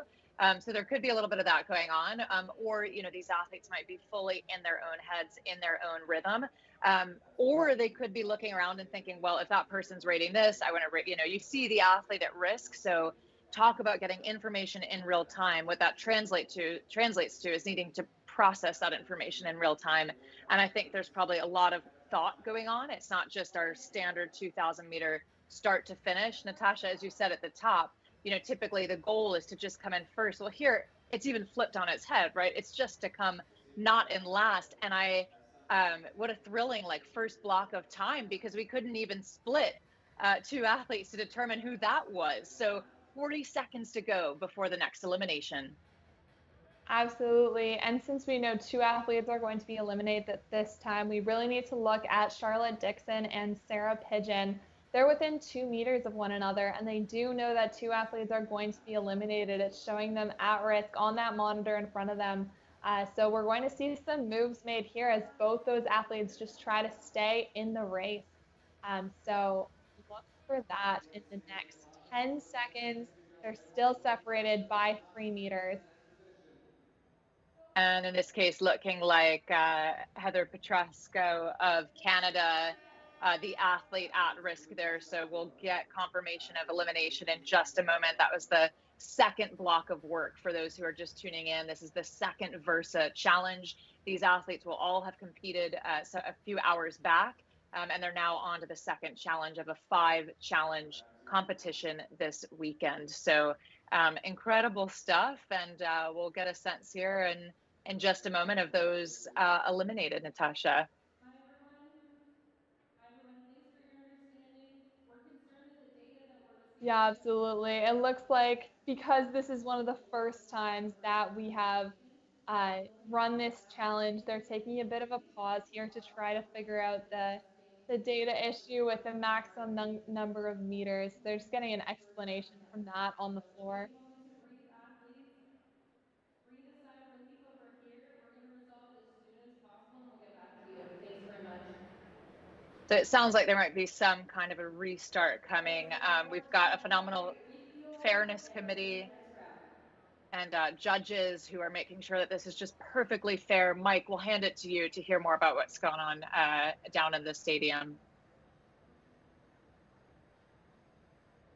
It looks like what the issue is, there's fear that there's something wrong with the data for this elimination event. So the decision has been made by the organizing committee to abort this event. They're going to adjust what we have moving forward, so the athletes don't have to row the same distance that they originally forecast, because they've already done a couple rounds of elimination. So they're looking to confirm that the data is correct. That's step one. Step two will be to determine how they're going to proceed with the elimination event, perhaps with a shortened number of intervals. Thanks very much, Mike. So that makes sense. So deciding what the best route forward is in a way that's really fair, because of course we've still got 3 more Versa challenges to come. I think one thing that's really, I can imagine this is a tense moment for all of the athletes, but it is still really, really cool to be doing new events at all, and to be mixing up, I think, sort of the versatility and the way that you think about what it means to be the best indoor rower. So certainly some learning moments along the way, and we'll stay tuned. But that's part of what makes it exciting and fun for us, even getting that information in real time. Absolutely, and I don't think any of these athletes came with the the expectation that they had a perfectly well-run, all contingent planned Versa challenge ahead of them. They know this is a bit of a pilot project here. So they're definitely just waiting to see what happens. You can see a lot of patience from those athletes, which is great to see, especially at a world stage. So they try to figure out what is going on. Obviously, all of them working hard already, working up a sweat there. And even just looking at the leaderboard, we had all the Americans in the lead here. So it looks like we'll just have to sit and wait for a minute and see what happens with this. I'm sure there will be just a brief discussion before they get organized. Once again, they may have to use, external monitors, that kind of thing, to get the data together. But I'm sure it'll all work out well. We can talk about what we saw in the first bit of that challenge, though. I'm not sure if strategy will change too much. And maybe we can bring in Camilla to see what she saw as well. Colleen, what did you think about the first bit of that challenge? Yeah, it's funny. My mind, right when you said that, I was like, what did I think about the strategy? And my initial reaction is that Kirsten Klein is just not going to let anyone eliminate her. So that was kind of my high level takeaway. It was just at a glance, her strategy, right, was to go out, to stay out, and to not look back. And for flat water rowers, I mean, that's one way to do it in a 2,000 meter race, right? Is that advantage, especially if you're a sculler, to be able to see the full field. So it's reminiscent for me a little bit of that, of like what a single sculler we might see in a 2,000 meter scenario, of feeling like, okay, I just need to see the full field ahead of me. And then I think too, and I wonder, as we head back to the studio, Camilla, it almost reminds me almost of the elimination of a heat too, in terms of mindset, right? If you're racing in a heat, you just don't want to be eliminated. So maybe there's a bit of that in their minds as well. Yeah, and you know what? Having watched that kind of first couple of rounds run through, you can kind of tell that people are assessing as they're going on, as they're taking stroke by stroke, exactly where they have to be, rather than where they maybe want to be, and the sort of adaptations of those towards the back of the pack were made, almost stroke on stroke. And then that ramp up that we had in that final minute was just it was really intense to watch, and I found myself kind of thinking, are we going to see a huge push from somebody that's lagging at the back a little bit? Have they timed it really well? But yeah, we'll just have to see, and I think we're going to have one more update from what's going on in Mississauga.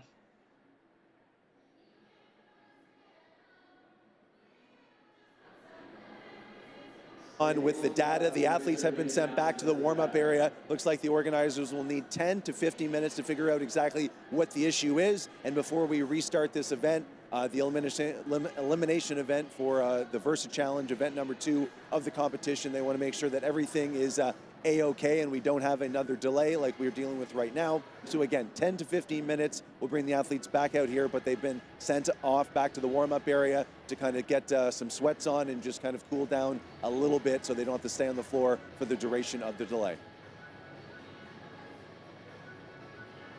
Well, look, as we've said many a time, this is the first time that World Rowing are running this challenge. There are going to be elements of trial and error and understanding, what needs to be done for future competitions. But also, I think a good race is a fair race, right, guys? I think that it's good that we're taking a step and pausing. We want to ensure that the data that we've got is sound and fair, because the last thing we want is for results to be determined of things that we're just a little bit unsure on, right? So it's I think this is a sensible move. We're just having a slight pause, sending people back, and hey, look, a bit of reflection time perhaps, Colleen, for those athletes to think about, what they might change if all 10 take to the stage once again.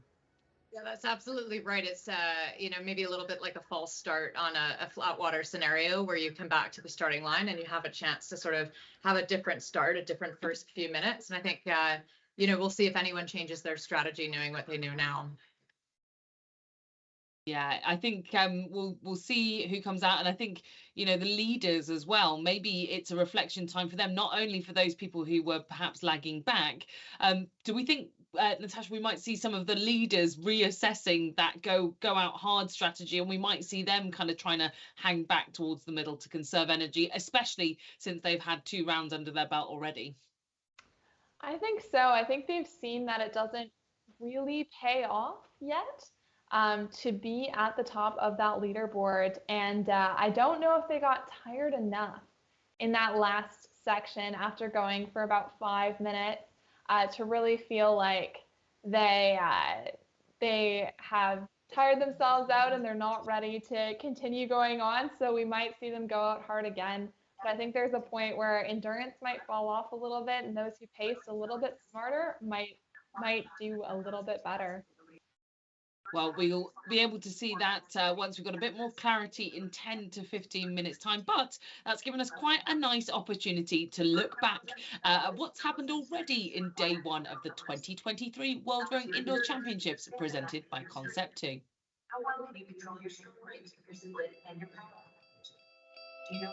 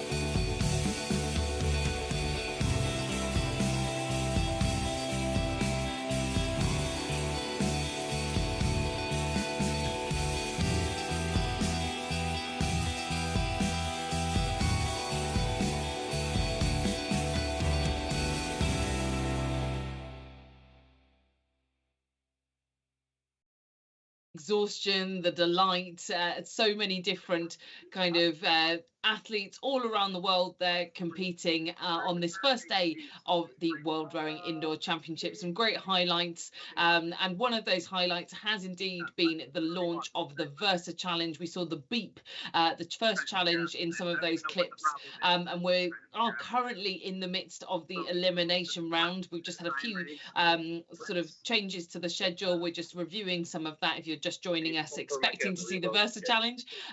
One of the things that I think would be good for us to talk about, Colleen, Natasha, is about the Versa Challenge concept as a whole, you know, how it came about, but also the sort of surprise element of it, right? So the athletes had 2 challenges released to them during the week. You know, the beep came about a week ago, so they got to know what that first challenge was.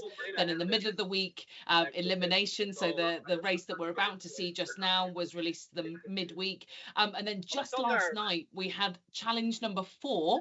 So they don't know what challenge number 3 is as yet, but challenge number 4 was released to them because it has a very interesting concept. And the concept, the whole event is called Key Speed, and the athletes that will be taking on that 4th challenge tomorrow will get a couple of different scores. They'll get one for consistency, and they'll get one for their fastest minute through the challenge. So it'll be a 20-minute row. They'll be ranked on either consistency, they get points for that, or for the fastest minute rowed within those 20 minutes. Now, the reason that they've been given that challenge just last night, all of the Versa athletes, I think, Colleen, is probably to give them an opportunity during the first 2 challenges, the beep and the elimination, to assess their competition, right?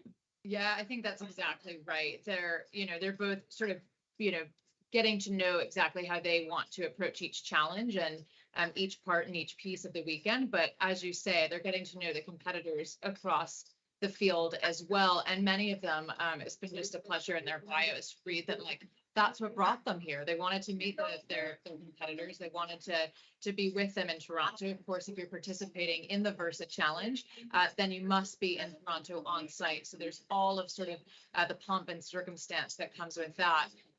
But yeah, as you said, Camilla, that challenge number 4 was released just last night. And speaking of the pomp and circumstance, Mike is there in person, our eyes and ears on the ground. So Mike, let's hear a little bit more about this this challenge and perhaps what's going on in the stadium from you.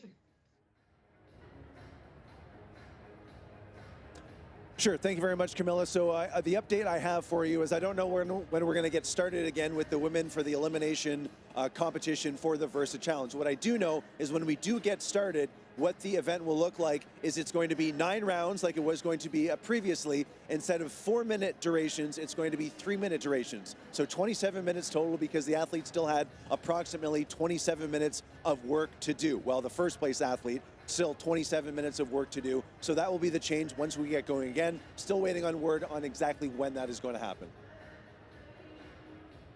Thanks very much, Mike. Great to have you on the ground there in Mississauga in Canada. It means that we get real-time updates from those competitors in the stadium. Now, we'll see that in a few moments' time. Hopefully, it sounds like they've got a sort of basis for what things will look like when we get back underway. But it's still a few moments from that point. It sounds like we've still not gotten to the bottom of what the sort of data issue might be. But going back to the sort of challenges and the constructs of those challenges, one of the things I really liked about this elimination round is we've actually seen it before at the World Urban Games, which indoor rowing was featured at. This was one of the challenges that those athletes took part in, and it worked so well. So it's nice to have seen it transition over to this format at the World Rowing Indoor Championships. Was actually a bit of a brainchild, I believe, of Alex Dunn, who works for Concept 2. So really nice to have that link in with our presenting sponsors feeding into the event.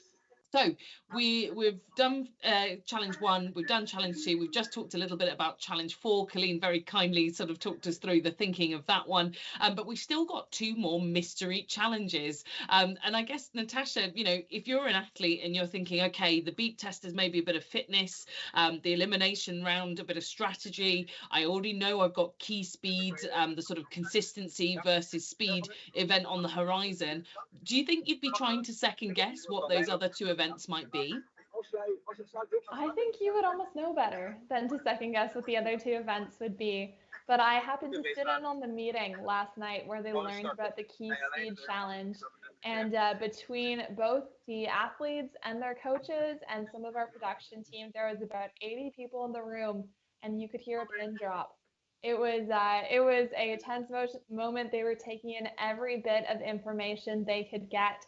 So these athletes are curious. They're really hungering for information, and I'm sure they are speculating everything and anything that it could possibly be. So the athletes are most definitely curious, but they're really taking in all the information, and they want to do it well. We talked a little bit about the fairness going into this elimination challenge and trying to make sure we maintain that. And I think part of that fairness is that these athletes are so competitive. They're here to win as much as they're here to have fun. They are really thinking through each and every single part of this competition, and they're going to give it their all, which is what makes it so fun for us. But it's what makes it so important to make sure that this stays fair for everyone. And I think they're working on that as well. I think the mystery challenges will be a lot of fun for them. But I think they'll be hard to guess. Our management team here putting together the challenges, Liz especially, has put a lot of thought into it, and she is quite creative, wouldn't you say? Yeah, definitely. And creative is the name of the game with the Versa Challenge. We need to test all of the different elements of the indoor rowing machine, of the sport, of the athlete. And actually, Colleen, one of the things coming back to that challenge that they found out about last night that Natasha just mentioned, I think part of the reason we might have heard a pin drop, and it's so different to what we'd usually expect within a rowing race, right? It almost throws everything that you know about rowing out the window. Yeah, no, it does. In so many of these different challenges. I mean, you know, we mentioned it a few minutes ago before we ran into this delay, that not finishing last feels really different than just finishing first. In the challenge number 4, the Key Speed Challenge, that was released, well, just about 20 hours ago, by World Rowing. It's like, that's a whole different strategy as well. And we'll certainly tell you loads more about that when we get a little bit closer, because it is a really unique and distinct competition. I was reflecting too, this sort of technical piece that we're working through and making sure that things are fair. It's almost like you couldn't have you couldn't have like timed it better, right? This is another piece of new information for them. And if you're going to pick 18 elite athletes to have a false start, as it were, or you know, whatever the scenario might be, this is the group. I think in some ways they probably thrive on adaptation, and needing to take in that information and process it and decide how they'll pivot and move forward. And we've got some really incredible athlete bios too. And I think, you know, maybe while we have a moment, we can talk a little bit more about who these athletes are, from all over the world. So I have mentioned a few times Nicola Goss from New Zealand. She's come all the way over here. She was the one we mentioned, was just so excited, was keeping her up at night to understand the rules and how to qualify to even be able to participate in such a challenge. From Sweden, we have Henrietta Huberg. We know Morgan McGrath from the USA. She's a regular name on the indoor rowing circuit. Of course, Kirsten Klein, we've mentioned a few times. But we also have athletes, you know, from other sports that have really come over and been able to move into the indoor rowing sphere. So Jason Marshall, the Canadian, who's formerly a professional Canadian rugby player. So Natasha, this is a kind of cool subplot for the Canadians as well. Jason Marshall not only participating here, but a former professional rugby player nonetheless. Absolutely. And it just shows the versatility of indoor rowing. Like we were saying earlier, there's a lot of runners that find indoor rowing just because it's a little bit easier on the knees or what have you. So it ends up being a sport that a lot of people default to. We have a lot of swimmers. They become indoor rowers. So we really have that whole versatility of the sport here. And I think it almost makes the challenge poetic in that way. You have someone versatile enough to switch sports, and now they're finding the versatility within the sport. So I think it adds a lot. Yeah, it really does. Now, I believe we've got another update from the floor in Mississauga. Mike, what can you tell us?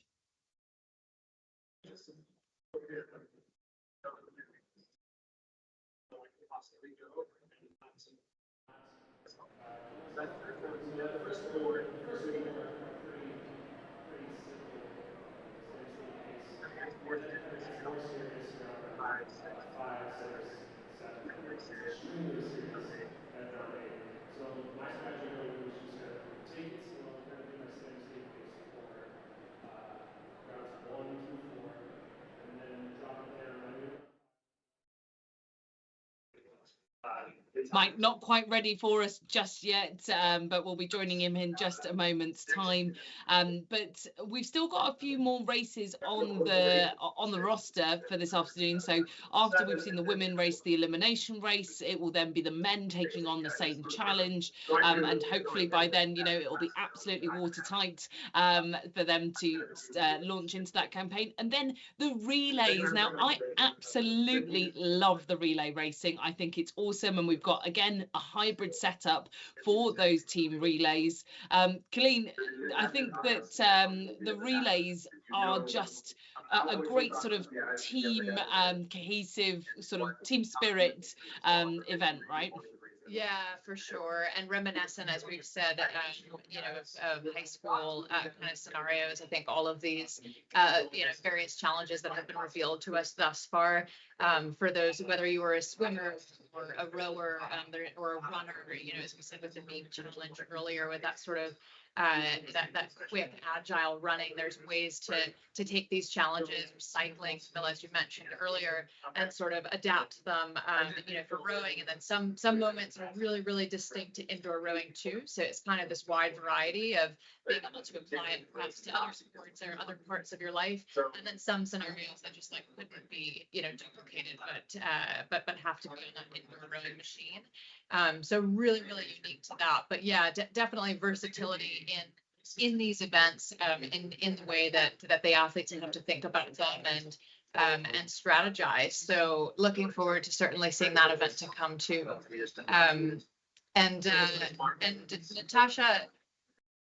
Oh, it sounds like Mike's actually ready for us. So yeah, we can go straight down to the floor then. Okay, thank you very much, Camilla. I'm joined by some Canadian rowing royalty. We have the winners of the gold medal in the women's 8, the first time Canadian women have won that event since 1992. You won it at the Tokyo Olympics in Kasha. What was that experience like for you? It was incredible. It was just an amazing experience, and to do it with such an amazing group of women, it was really special. And speaking of the team aspect, it is the women's 8. You train together, blood, sweat, tears. So what is that like, being a part of a cohesive unit and finally achieving that dream together? It's incredibly motivating. You use the energy from each other through the boat, through Kit's voice, and all of us together can do it. Do anything. Now,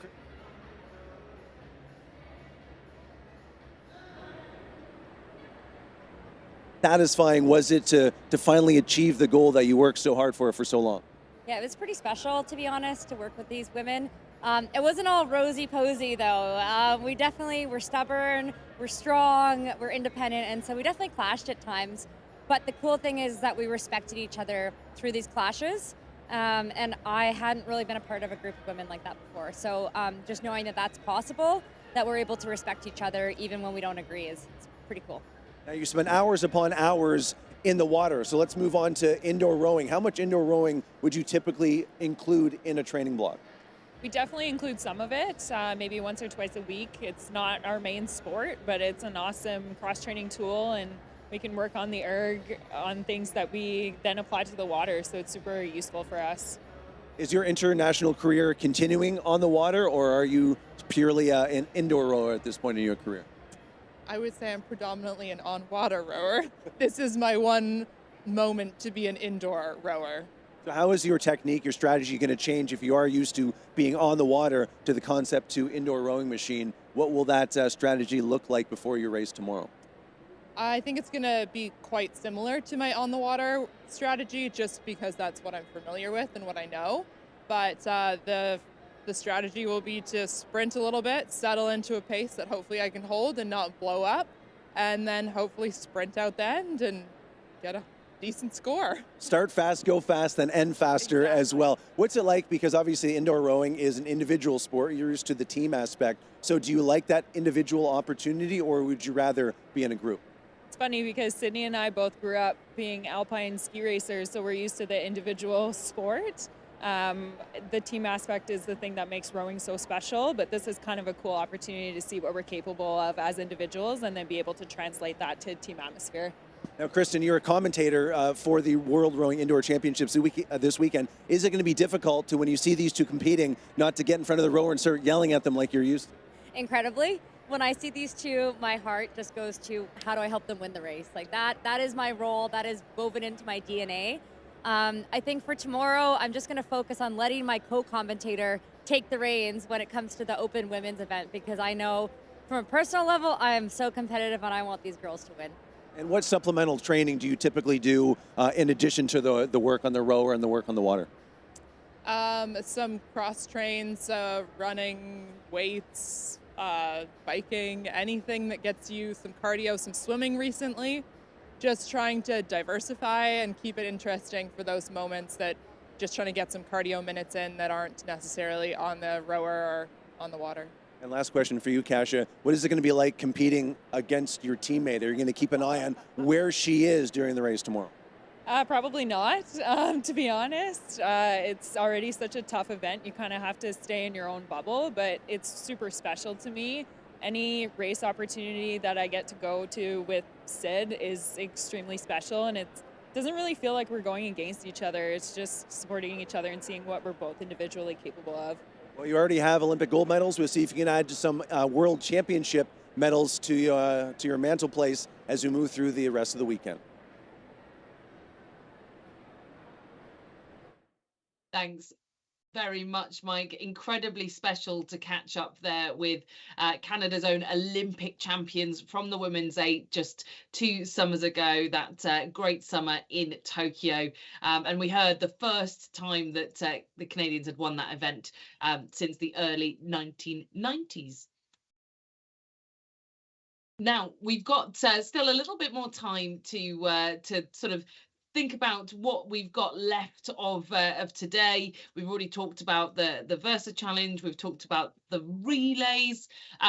And maybe it's time to sort of take a look ahead to tomorrow and tomorrow's programme, the final day of the championships. There'll be lots of things to look forward to. We've even got some more Olympic interest, speaking of the Olympics, where we've got the 2-kilometre races for those 23 to 39 age groups, and a certain Ollie Zeidler, the on-water flat world champion, Colleen, will be looking to take on Ward Lemeline, the holder of the World Rowing Indoor Championship title. Yeah, that's exactly right. And I'm smiling because, talking to our colleagues a couple of days ago, it was known when Ollie arrived to Toronto and to the arena. So there's kind of this build up, I think, and we'll be really, really looking forward to seeing his race. As you mentioned, record holder, just incredible pedigree, and a real talent from Germany. So tomorrow, loads to look forward to as we glance across the schedule. Of course, the remaining Versa challenges. The day actually ends, not quite the last bit, but with Versa Challenge 5. And more under 17, more 2,000 meter pieces, some fantastic PR racing as well, which I know we started the morning with. So really looking forward to a full schedule, more global representation, just fantastic to see such a wide range truly across the full world and across continents. For those just joining us, just to reiterate, our virtual athletes, they will have qualified to participate in the World Rowing Indoor Championships, whereas folks in Toronto, it's really open to everyone. So the best of both worlds in terms of being able to participate if you're not in Canada, and if you are in the Toronto area, or even, in Boston and some of these cities that are quite close to Toronto, able to make your way down there. So really, really cool. And Camilla, the first time that World Rowing has done this kind of hybrid event.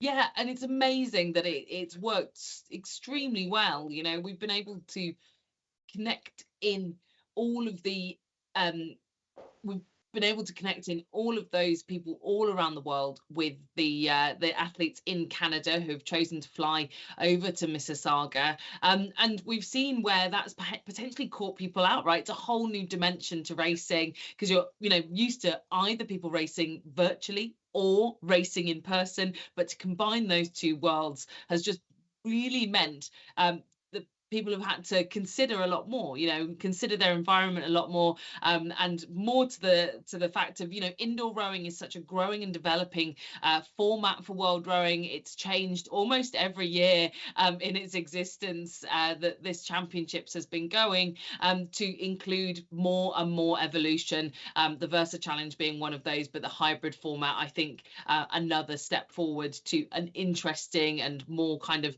diverse set of athletes that we're able to engage in the sport. So I think still a few more moments until we're going to be able to join Versa Challenge participants, the women who started out. If you're just joining us now, we started out on round 2 of the Versa Challenge, the elimination round. Unfortunately, after a couple of rounds, we had to sort of pause things, reassess. We got note that some of the data that we were receiving was incorrect, so we did not want to make any eliminations based off that fact. World Rowing and the team have gone to reassess what is happening on the reassess what's happening, and we'll be hearing shortly how we will move forward with that. Now, we talked a little bit about the evolution of indoor rowing, how we've come to this new format of hybrid, of Versa. But indoor rowing as a sport, Natasha, I guess, you know, more and more people every year picking it up. How much indoor rowing, you know, was sort of part of your rowing career as an on-water rower? And then do you know anybody within your kind of immediate circle that's taken up the sport who perhaps wasn't traditionally sort of a rower to begin with? Absolutely. So I live in Canada. Mississauga is my hometown, so the river is frozen for a lot of the year. And as such, a lot of the rowers you'll find from Canada, they incorporate a lot of indoor rowing into their routine. So pretty much from November until April is when we are indoors working through with the indoor rower. So it carries a lot of weight with us. But there's quite a few accessories that make it a little bit more similar to on-water rowing and a little bit different. So what we see here are the Concept 2 indoor rowers that they're all on. Concept 2 also makes dynamic rowers. So instead of just the seat moving, both the seat and the feet move. So that's been an interesting one. There's also different variations using water instead of just mechanical resistance. So you can make a lot of changes to it to keep it interesting and have some variety, because when you're indoors for 6 months of the year, you really have to keep it interesting. So I found a lot of my fellow rowers from junior years, if they've moved on and aren't part of on-water rowing anymore, they still tend to go to the gym, and when they want a real workout, they'll use the indoor rower, which is great to see. That's amazing. And, you know, talking about the development of indoor rowing, some of the pioneers of the movement are our very own presenting partners, Concept 2 and the Dreisegger brothers, who are the brains behind it.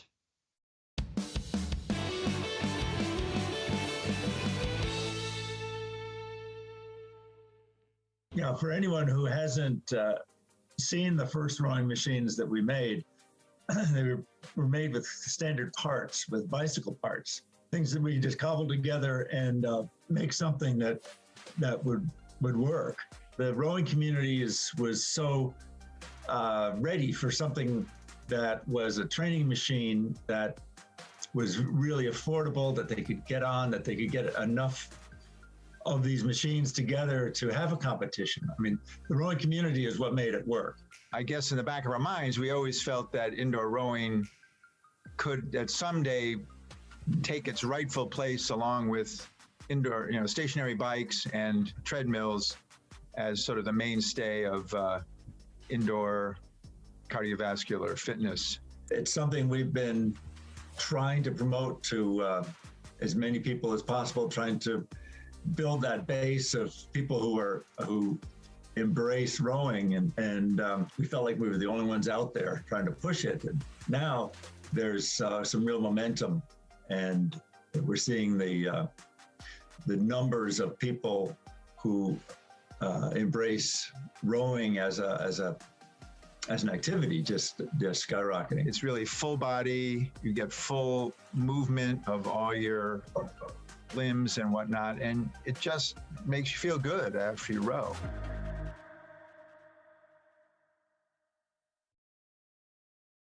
Amazing there to hear from the founders of Concept 2, Pete and Dick Dreisegger.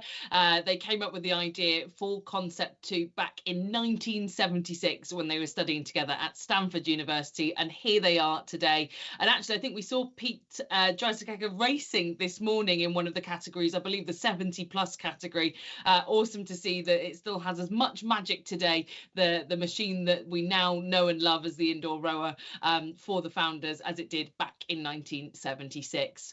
Now, we just get hearing updates that the machines are being tested at the moment for this elimination challenge for the Versa. We'll be hearing back whether those tests have been successful.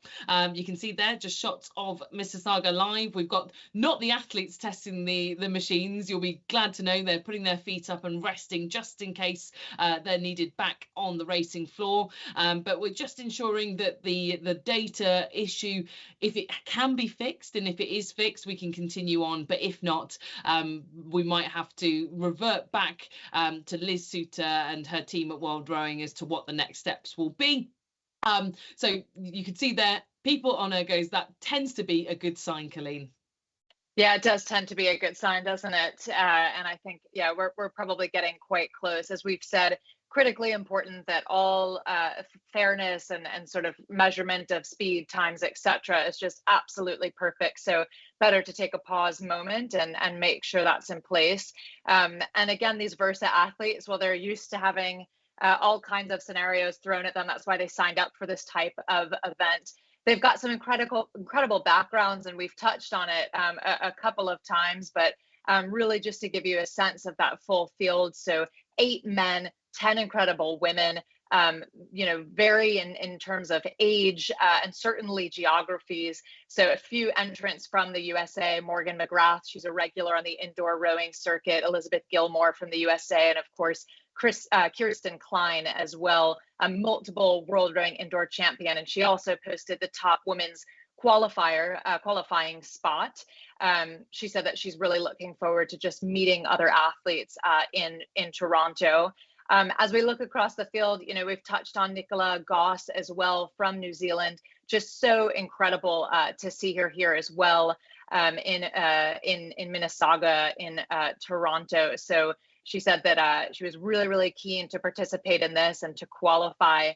And then too, just the fact that some of these athletes in the Versa Challenge aren't necessarily from a rowing background. There was a nice piece on worldrowing.com on Jason Marshall, the 38-year-old Canadian.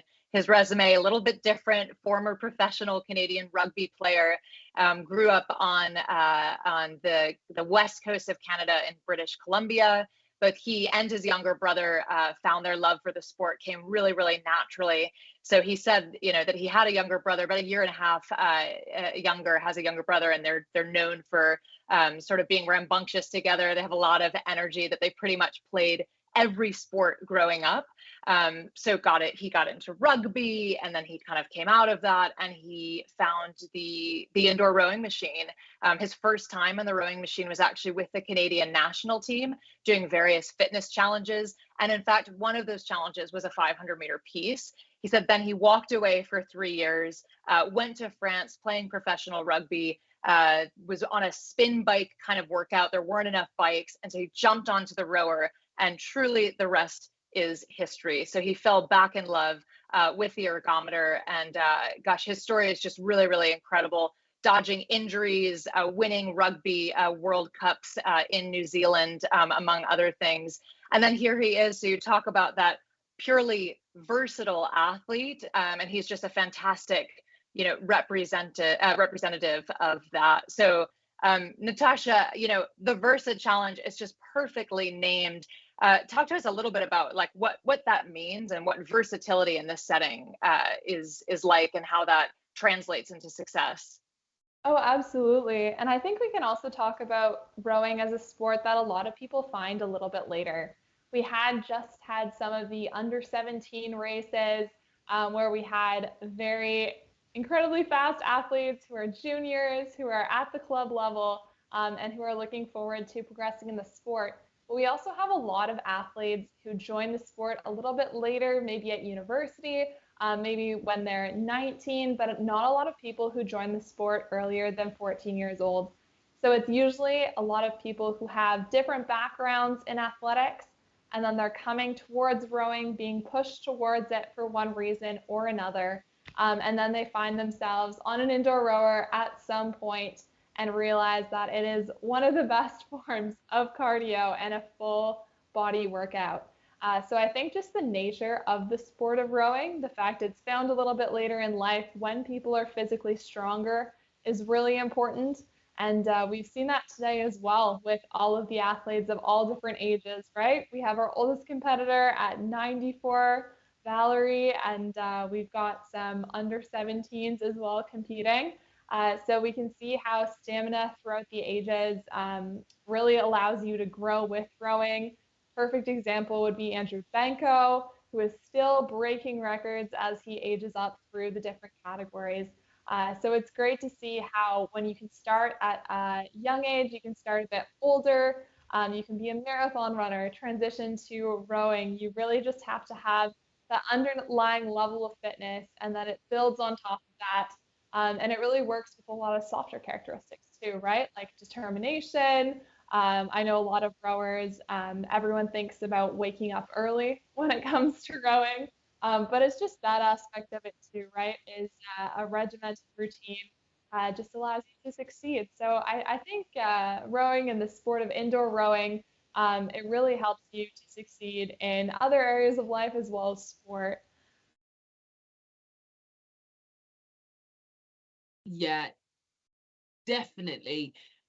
And you mentioned Val Coleman, you know, our 94-year-old competitor. She came to the sport so late, in her 90s, right? She only picked up indoor rowing at that point, and rowing at all. So that is absolutely correct, Natasha, that we've got just all ranges of people and ages competing here this weekend. Now we've got still some more action from the floor. I believe we've got Mike being joined by one of our commentators on site, Shane Farmer, who's been bringing all the action to the spectators in Mississauga.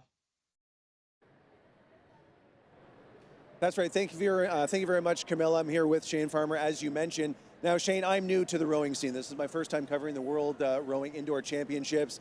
You're a veteran of this scene. I've been blown away by the performances that have been put down thus far by the age groups, by the open level as well. How is it compared to some of the championships that you've covered during your time? So the last that we had in person was Paris, and for me that was my novice year in commentating and being on the floor and being able to experience it in person. And I gotta say, it's amazing to be here in Toronto, getting to have this experience again, having gone through the pandemic together, everybody having lived through that, and then over the past couple of years having done it remotely. It's an amazing experience to be back again, to be able to be with these teams, seeing the athletes in person on the floor. I think people are excited to just be here again, to feel the energy inside of the stadium and to feel the energy of sitting next to one another and what it's like to really compete in person again. And then we get to add in that component of having the hybrid event, where we get those virtual athletes who get to be here as well in their own way, and it makes for a really special experience. Now, what's great about the indoor rowing machine, the concept too, is that it's a very low barrier to entry, right? Where it's not just former crew members that are taking place in this competition. People of all athletic abilities, all ages, all skill levels are taking part in these world championships. And you've actually had a hand in introducing rowing to people from different sports, specifically CrossFit. So what has that experience been like, just kind of taking the message of indoor rowing to a different audience? One of the things that I focused on in my career is being able to make rowing accessible to everybody. And because it truly is. I call the concept too the Toyota of workout equipment because of its ease and accessibility and how comfortable it can be for most people.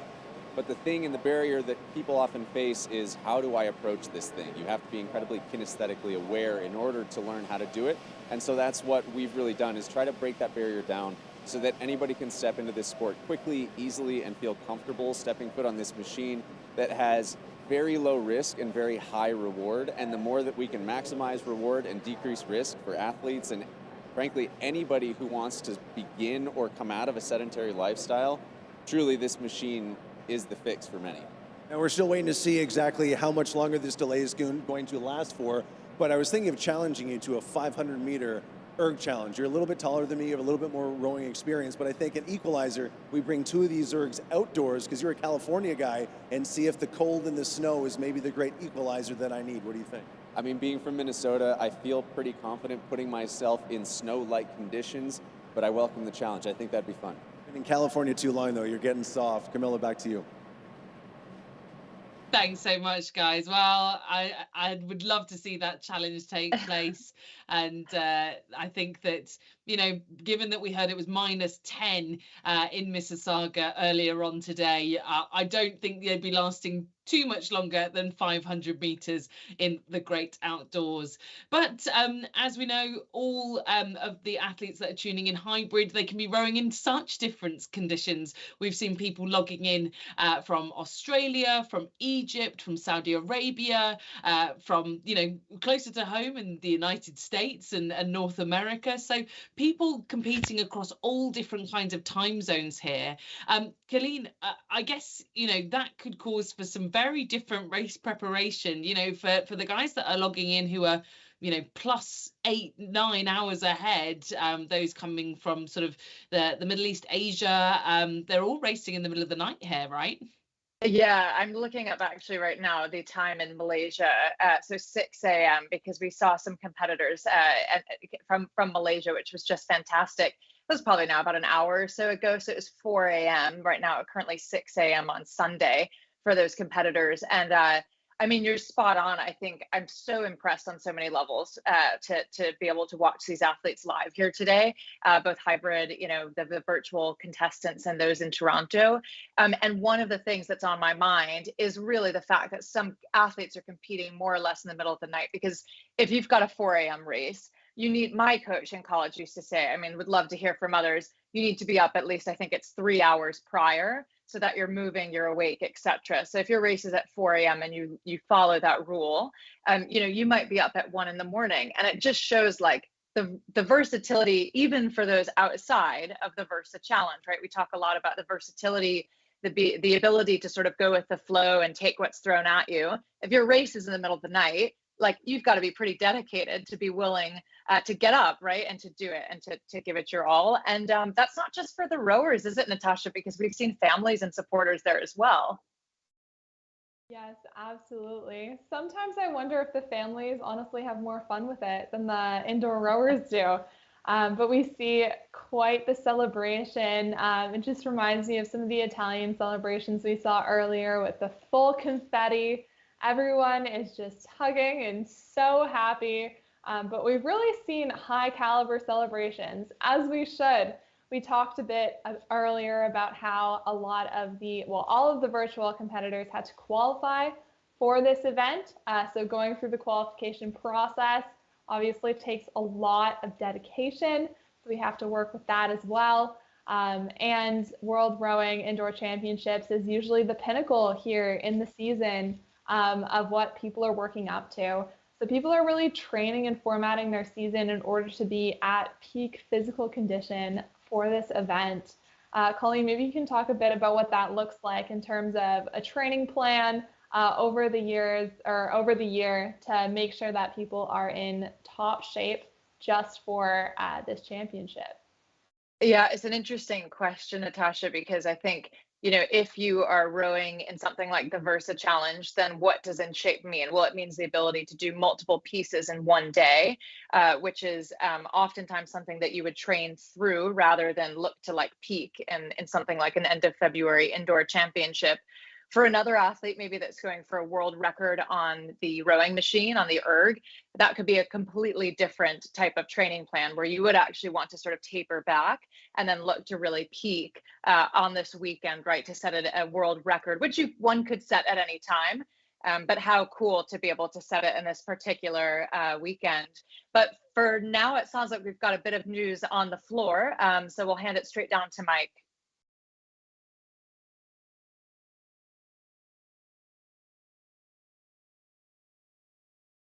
Extraordinarily complex. So what we're going to do, the elimination has officially been postponed for the rest of today. So there's still a chance we may run the event tomorrow. However, for the rest of today, the elimination has been postponed. So to get us back on schedule, we're going to continue on with the regular programming, which means the team relays are coming up next. So just to recap, the Versa Challenge, the elimination event, has been postponed. We may run it tomorrow, depending if the tech can get figured out or not. But coming up next, the next events in our schedule will be the team relay, so stay tuned for that.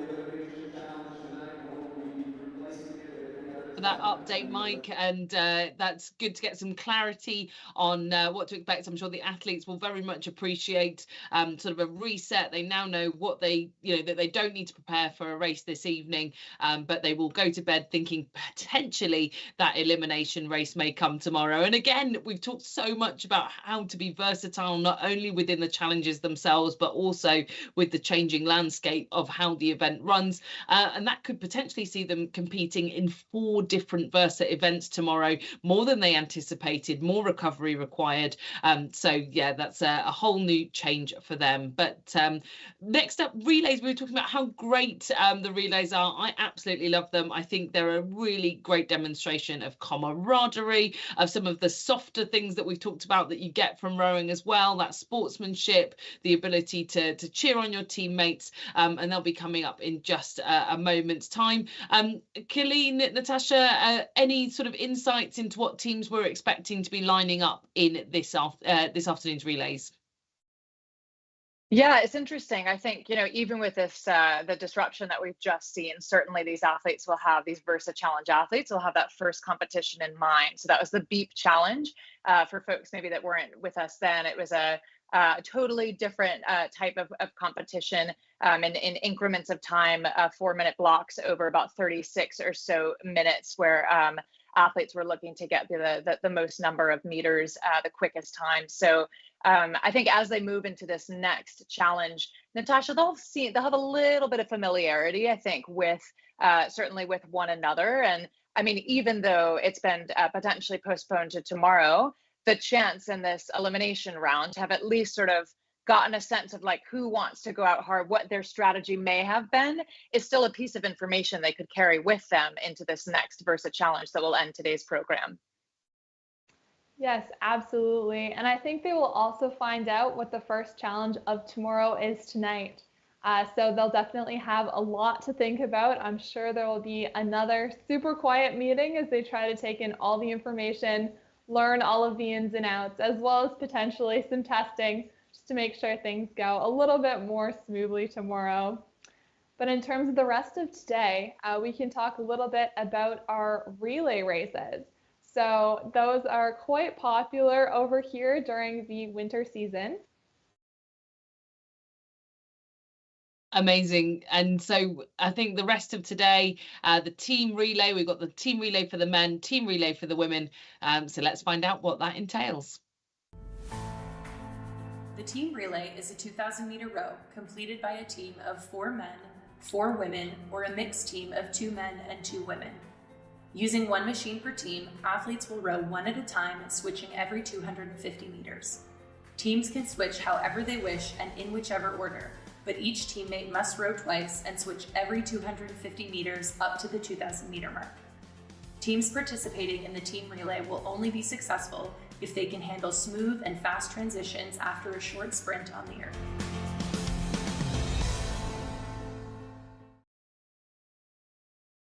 Well, we saw some clips there of the last time the team relay happened in person, which was in Paris. I was lucky enough to be there in 2020, and the atmosphere was just electric. You saw them passing the batons back and forth, the running to and from the indoor rowing machine. So there's a little bit more to it in terms of coordination, the sort of strategy of the order that you go in, and then purely that sort of power over, a cycled round of 2 times 250 meters per athlete, Natasha. Yes, absolutely. And I think the word transition is one we'll be talking about a lot as we watch these athletes go through, because more often than not, that's going to be the difference between these teams. We'll have a bunch of strong rowers. It's 250-meter sprints each, and they do have to do the full 250 meters before switching out with the baton there. But there's definitely an art to transitions and practicing those.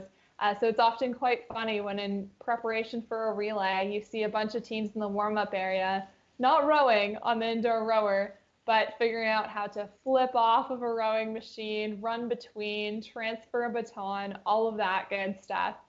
So I think transitions will be very key here. But in terms of putting together a team for a 2,000-meter race, but you have 4 people, what sort of things do you think you look for, Colleen? Yeah, I think you kind of hit the nail on the head, Natasha, when you mentioned the transition. Was at earlier this month the U.S. Rowing Indoor National Championships, and different type of relay in that scenario, but had a chance to interview some of the athletes, and like transitions is something that just kept coming up. So I think that will be critically important. You sort of do your best, but you really hope too that you don't get like stuck on any one moment of making that transition, right, of swapping someone in and out. So I think that will be really, really important. You don't want to be the one to slow down your team, your core team. So that'll be on their mind, and we'll get a sense, I think, in a little bit of how they're able to sort of manage that. But really, really looking forward to the relay. We've talked about nostalgia a few times with the Beep Challenge, etc. This is another one of those races where, Natasha, you said in Canada, it's the water is frozen for quite a long time. That's certainly true in many parts of North America, for many different flat water rowers. So these types of relay challenges are really reminiscent for me of high school competitions as well. So maybe they've had a little bit of practice with those transitions, but yeah, we'll have to see, Camilla, won't we? Yeah, and we'll also get to view whether those in person in Canada will be able to get their transitions down to a T as finely as those that are tuning in virtually, that maybe just have a bit more kind of scoping of their space, right? If they're in their own gyms, their own rowing clubs, wherever it may be, they might just know their surroundings a little bit more. So it's yeah, I think that that'll be a very interesting comparison for how the relays work in a hybrid format that we've never seen before. Now, Mike, I believe, is currently being joined by the president of the jury, who's going to give us a little bit more information on what's gone on this afternoon. Yes, thank you very much, Camilla. Joined by Chris Groot, as you mentioned, the president of the jury for the 2023 World Rowing Indoor Championships. So Chris, I mentioned this is my first time at an indoor rowing competition. So what is the role of a jury? What types of faults are they looking for from these competitors? The jury is composed of umpires, and we have both international umpires who are licensed by World Rowing, and then national umpires who are mostly Canadian officials. Our job is to make sure that the event runs as smooth as it can, make sure that the competitors all have an even fair chance to compete, making sure that they don't interfere with each other on the machines, making sure that the lightweights make their weigh-ins and make the weight they're supposed to, and then just make sure that the software is working correctly when we can, and that everything comes out the way it's supposed to. You've had a lengthy career as a indoor rowing umpire. What's the most impressive performance that you've ever seen in person from a competitor? Oh, that's hard to say. There's been a lot of really impressive performances by competitors in all different lengths of distances, from the 500-meter sprint up through a marathon where somebody went a whole marathon distance on it. There are some, like a couple of years ago with the women's event in San Diego, where the women were battling it out, and it was an impressive race there. Yeah, I think that anyone who gets on the erg and can do a 2,000-meter piece is an impressive performance, and no matter what age they are and how they're doing it. Thank you, Chris. Appreciate your time. We'll let you get back to it. Excited for the final wrap-up of competition this afternoon. Okay, thank you. Yep. Such an important part of ensuring that our event goes smoothly. The jury, the umpires, they're prevalent at every event that is run by the world governing body, by World Rowing, and it's thanks to them that we get fair and safe competition for all. So huge thank you there to both the president of the jury and all of the umpires and jurors that we've got on the ground, and also monitoring athletes that are taking place virtually. So a little bit more time until we get the relays underway. We should be due to kick off in around about 10 minutes time if we're running to the schedule that was planned. So yeah, in about 10 minutes time we should see our relay for the men taking place. It's the 250 meters rolling, like we said. Each athlete has to complete 2 sets of 250 meters. They can choose whatever order. And I'm just having a quick look at some of the teams that we've got lining up. Not quite as sort of global as some of the other events, but we still have a good mix here of teams from Great Britain, Canada, Mexico, sort of tuning in from all parts of the globe, Colleen. Yeah, that's right. When you kind of take a look at what, oh, and fantastic. There's a look at that graphics. You can come along with me as we take a glance here, right? Great Britain, yeah, many Canadian athletes, Mexico, kind of representing this relay race. So love to watch these. Just fantastic to see the interaction between these various teams as we talked on how they handle the transitions. Sort of their interactions with one another. It becomes a really intimate moment, I think, for all of them, and an intimate way to participate in an indoor rowing event. So we'll look then to get started in just about 7-8 minutes time. It's been a fantastic day of racing. We've seen world records, and we hope to see more of them. Perhaps more to come tomorrow. This is a look at one of the relay teams. So Jim Medal for this particular team out of the USA. And we can see them kind of just moving around and making sure that they keep themselves on their feet as well. So from Egypt, the Team Navy, the team relay, the men taking their final, well, not quite final, but taking a few strokes at least before they look to start this event in just over 5 minutes. And a look then of our participants from Italy. And we'll get a look then at the folks on the floor just walking in into the floor in the stadium, walking onto the floor. So some waves there, some smiles and good spirits. This is a really, really fun event. So you can't have an indoor competition without a relay event. Really brings some good energy and just some fun to the competition.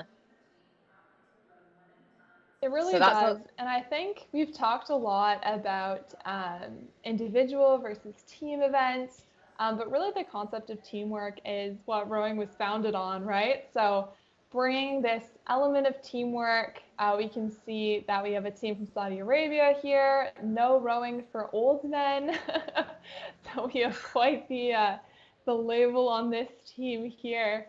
But it looks like we have a good spread of different teams and the ability to just work together, especially on the same rowing machine, instead of just being in time with the rest of your team, I think is important as well.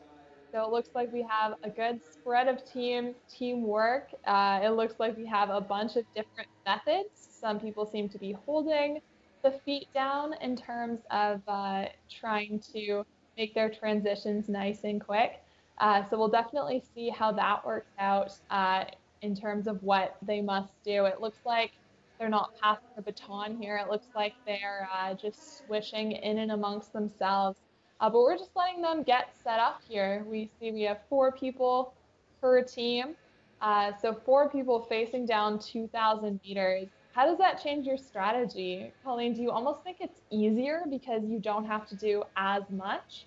Yeah, I like to think that that's in the back of your mind, right? So there's other things to consider, like the transitions, and then also too, within a team of 4 people, who goes first, who goes last, who goes in the middle, right? So I always think there's like a little bit of a negotiation between the team members around that as well, and we can see the Royal Navy team here, and probably those athletes that will go first amongst their team. I love the team names that we're seeing. So even Concept 2 has a team entered, which is fabulous. So Robin Kingston Evans and that team, Jonathan Day, and then Peter Dreisagacker, whom we heard from, Thierry Louvette. So that's the Concept 2 team up at the top of the board there, the number 40, and then just fabulous teams all over the world. I love this because, I mean, truly all day, but especially right now, it's really, really neat, right, to see that mix of the in-person element of these teams of 4 together, and then also to see how that translates around the globe. So, really impressive stuff, I think, to be able to bring it all together and in real time have the time team be able to sort out exactly, from all over the world and all types of gyms, garages, living rooms, etc. And then the Toronto Stadium, of course. And a great number of entrants too here as well, Natasha. I mean, yes, we talked about the Great Britain, Canada, the USA, Mexico kind of being core to that Toronto Stadium, but you can take a look around. I mean, really, it's a tour around the world. It really is. And we also have some international mergers here. We've got Cam Warren, who's on a team with Loic Schellbetter, both raced earlier today. So that'll be an interesting team to see under the International Men of Mystery is what they're being called right here. So we do have a couple cross-country teams, which I think will be really neat. And once again, a good reminder of the international nature of this event.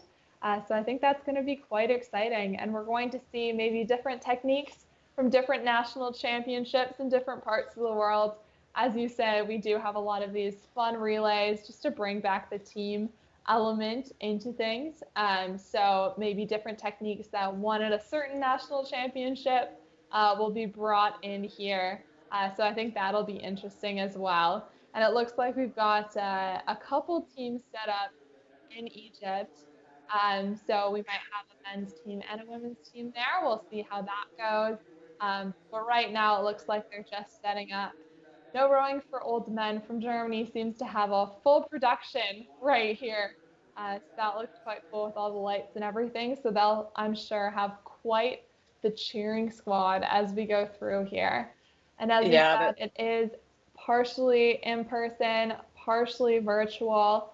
So all of those boat numbers from 40 to 52 are going to be in person at our event location in Mississauga, Toronto, Canada.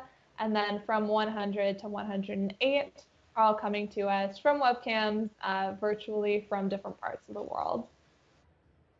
Yeah, I love the cheering squad, Natasha, that you mentioned for No Rowing for Old Men from Germany. Just a fabulous name, comprised of Christian Veneman, Emil Schmiedberger, Eric Brinkman, and Christian Rahm of Germany. So that's the team for these guys. You can get a sense of some of the other athletes warming up from various parts around the world, and really, really exciting stuff. So it's to ground everyone, it's a 2,000 meter distance for the relay, comprised of 4 members per team, which of course means that each member will race 500 meters. So sprint, sprint, sprint. That's the name of the game. But unlike the 500-meter sprints we saw earlier, you've got 3 teammates behind you, which probably feels pretty good. Sounds like, though, down on the floor, there's more to learn. So we'll hand it down to Mike and hear more about what's happening in Toronto. Very much. Unfortunately, we're still dealing with a technology delay, the same delay that impacted the Versa Challenge and led to the postponement of the Elimination event. We're having a similar issue just in advance of the relay event for the men. So the men have been sent back to the warm-up area while we hopefully get this tech issue figured out. Quick question for the experts virtually. So you mentioned the strategy in terms of what order you want to have your athletes in. I was just thinking while watching the team set up, how do you decide at what setting the foot pedals are on, and how do you decide what damper setting? Is it based on the tallest athlete? Is the damper setting based on the weakest rower or the strongest rower? How would you approach picking that? It's a great question, and it came up. I mentioned before that I had just seen in the United States their national indoor championships a few weeks ago, and that is the exact thing. These transitions, right, that came up with these athletes, and specifically the footboard. So I don't know exactly. I mean, it's a great point, right? Do you start with tallest, and then you're able to pull the shoe plate back towards you to get shorter as you go? I'm not totally sure, but I do know the point of frustration for many athletes was just getting out of the foot plate, getting out of the strap, and then wanting to be able to like strap in properly, because going feet out, as it were, on an indoor rowing machine when you're sprinting this hard it would not be fun, Natasha, would it? You need to have a little bit of that like resistance to sort of hold you. Absolutely. So we have one relay that we always do here, and what's sort of taken over instead of trying to switch feet in, we'll just have cardboard holding the feet in so it stays, and you have to make sure that the biggest feet can get in because sometimes your largest feet or your tallest athlete is your strongest athlete, and you want to make sure they're able to pull their weight on the team. But yeah, we've used little cardboard stretchers that you can slip your feet in. There is still some play in the foot plates there, but you definitely don't want them all the way at the bottom either, right? You want feet to fit in, but sometimes in terms of sprinting, you want to make sure you have a little bit more leverage. So you might find yourself really sprinting from a bit of a higher angle so you can get your heel down quicker and get that power through the stroke. So I think we'll see an assortment of foot plates, but definitely all of them as high as possible while all their rowers on the team can still fit in when they do the transitions. But it looks like a lot of people have adapted the holding the feet technique. You see them lying down next to the foot stretcher. And I think that is something that a lot of people are using just to try to get that extra resistance on the feet when they're sprinting so hard. And in terms of sprinting hard, what kind of times can we expect here? What kind of splits do you think they're looking to hold? What kind of rates? What can we expect? And are we setting our expectations too high? Yeah, Natasha, I don't know what to expect. I usually get myself into trouble when I start making those predictions. So, in terms of the splits that are being held, we'll have to see exactly how low these guys can go. I mean, I think one thing that's on my mind that we were chatting with Mike a moment ago in terms of strategy, who goes first, last, middle, etc. Like, is there a bit of pride? So you asked, what splits will we see? How low can they get these splits? Is there a bit of pride of being the fourth one on your team, right? To sort of round it out. So it's like, does the fastest person go last in case they have the biggest gap to make up? That could be quite motivating to get the splits down. And we'll see what we can expect. I don't want to make any predictions too soon, but based on these names, no rowing for old men, gym medal, I think we can expect some pretty fast times. You don't put a name forward like that unless you're ready to embrace it. That is very true. The people behind these names know what they stand for, and they know what they're going for, and they're ready to back it up in this competition. I think within the team as well, there's always that competitive nature with rowers, right? So if you have one person who's set to start with a really fast start, well, the entire team is going to be looking to beat those splits every time they get back onto the machine. And if you have one rower that is planned to go in last, to make up the final gap, to have that ending sprint not interrupted by a transition, then you know that every time they get on, the entire team is looking to see what they're holding and to try to beat it as well as try to urge them forward. So there's always that competitive edge that really pushes people to be better that I think we can be excited to see on the team. Typically, I find the setup for relays is you have your fastest starter go first, so someone who can pull the lowest split for even a single stroke on your team is usually who goes first. And then you have one of your lighter rowers maybe go second, and then third. Sometimes I find, depending on the distance, you'll have one of your strongest people go third, just because once you have a gap on the other teams, it's easier to widen that gap. And you want to make sure you have good transitions. So if people work well together, then you have them next to one another. But they all will end up completing the same distance. So sometimes it's even a mind game to see who's in front first. Do you want to put all your strongest people first so you just get out into that lead and make the other teams think that you're unstoppable? Oh, look at these outfits we have here. What do you make of those? Oh, wow. Yeah, those are really incredible. Yeah, fantastic outfits. I think actually we're now looking at the British Army and the red unisuits.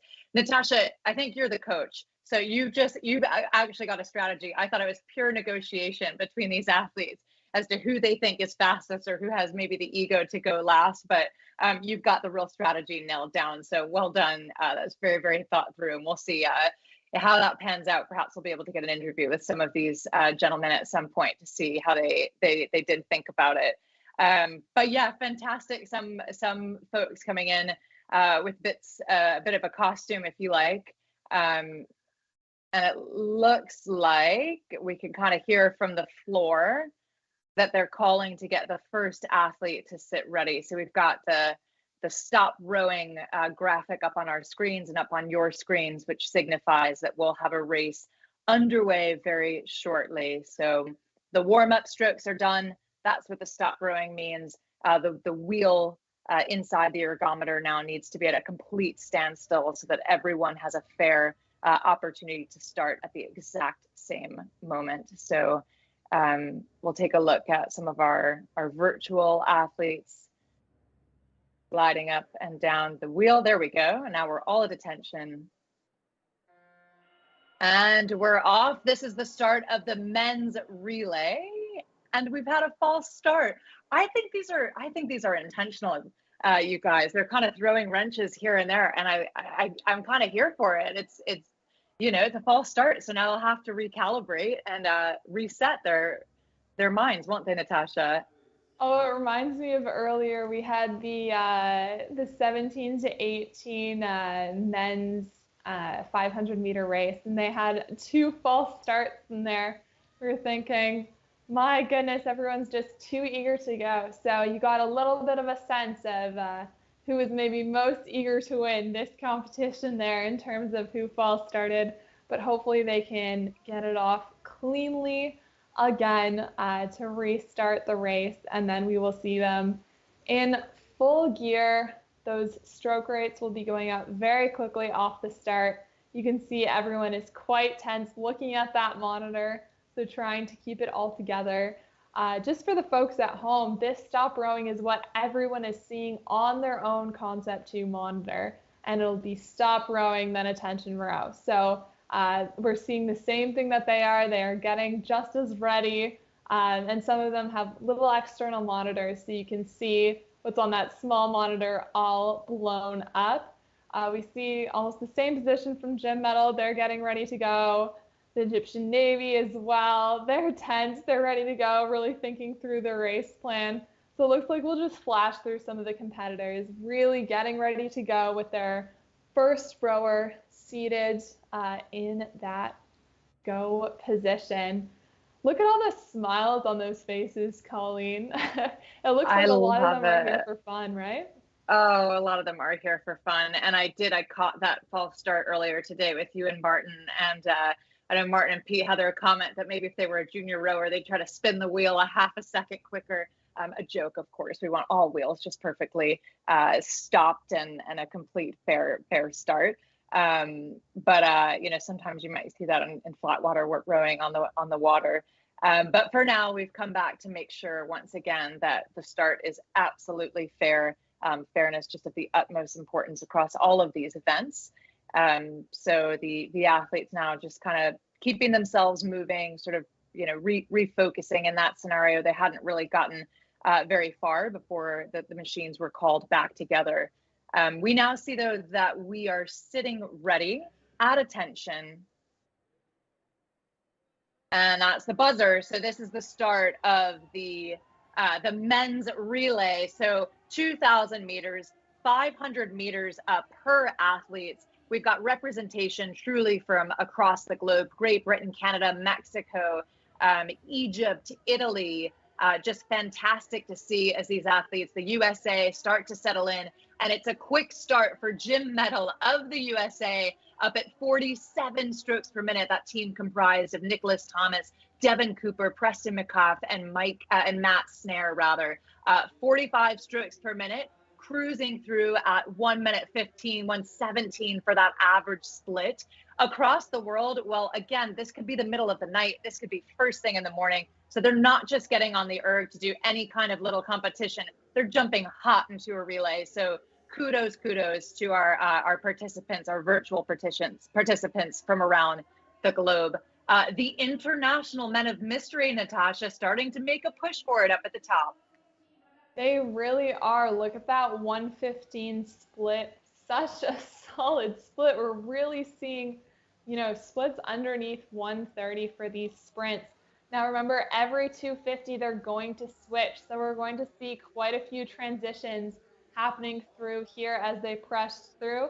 That is number 44. That was the International Men of Mystery on your webcam right there. That was a nice transition you see there. And do we have a switch up in the leaderboard here? Maybe just in terms of the people who are in the facility. We have a bunch as well across webcams, and we're heading up to another 250 meter marker. You'll notice that the average split, which is shown at the side of your screen, is going to go up a little bit. They had their fastest start there, and then they'll switch on to the next person. So we'll see that going up and down quite a bit as we go throughout this race.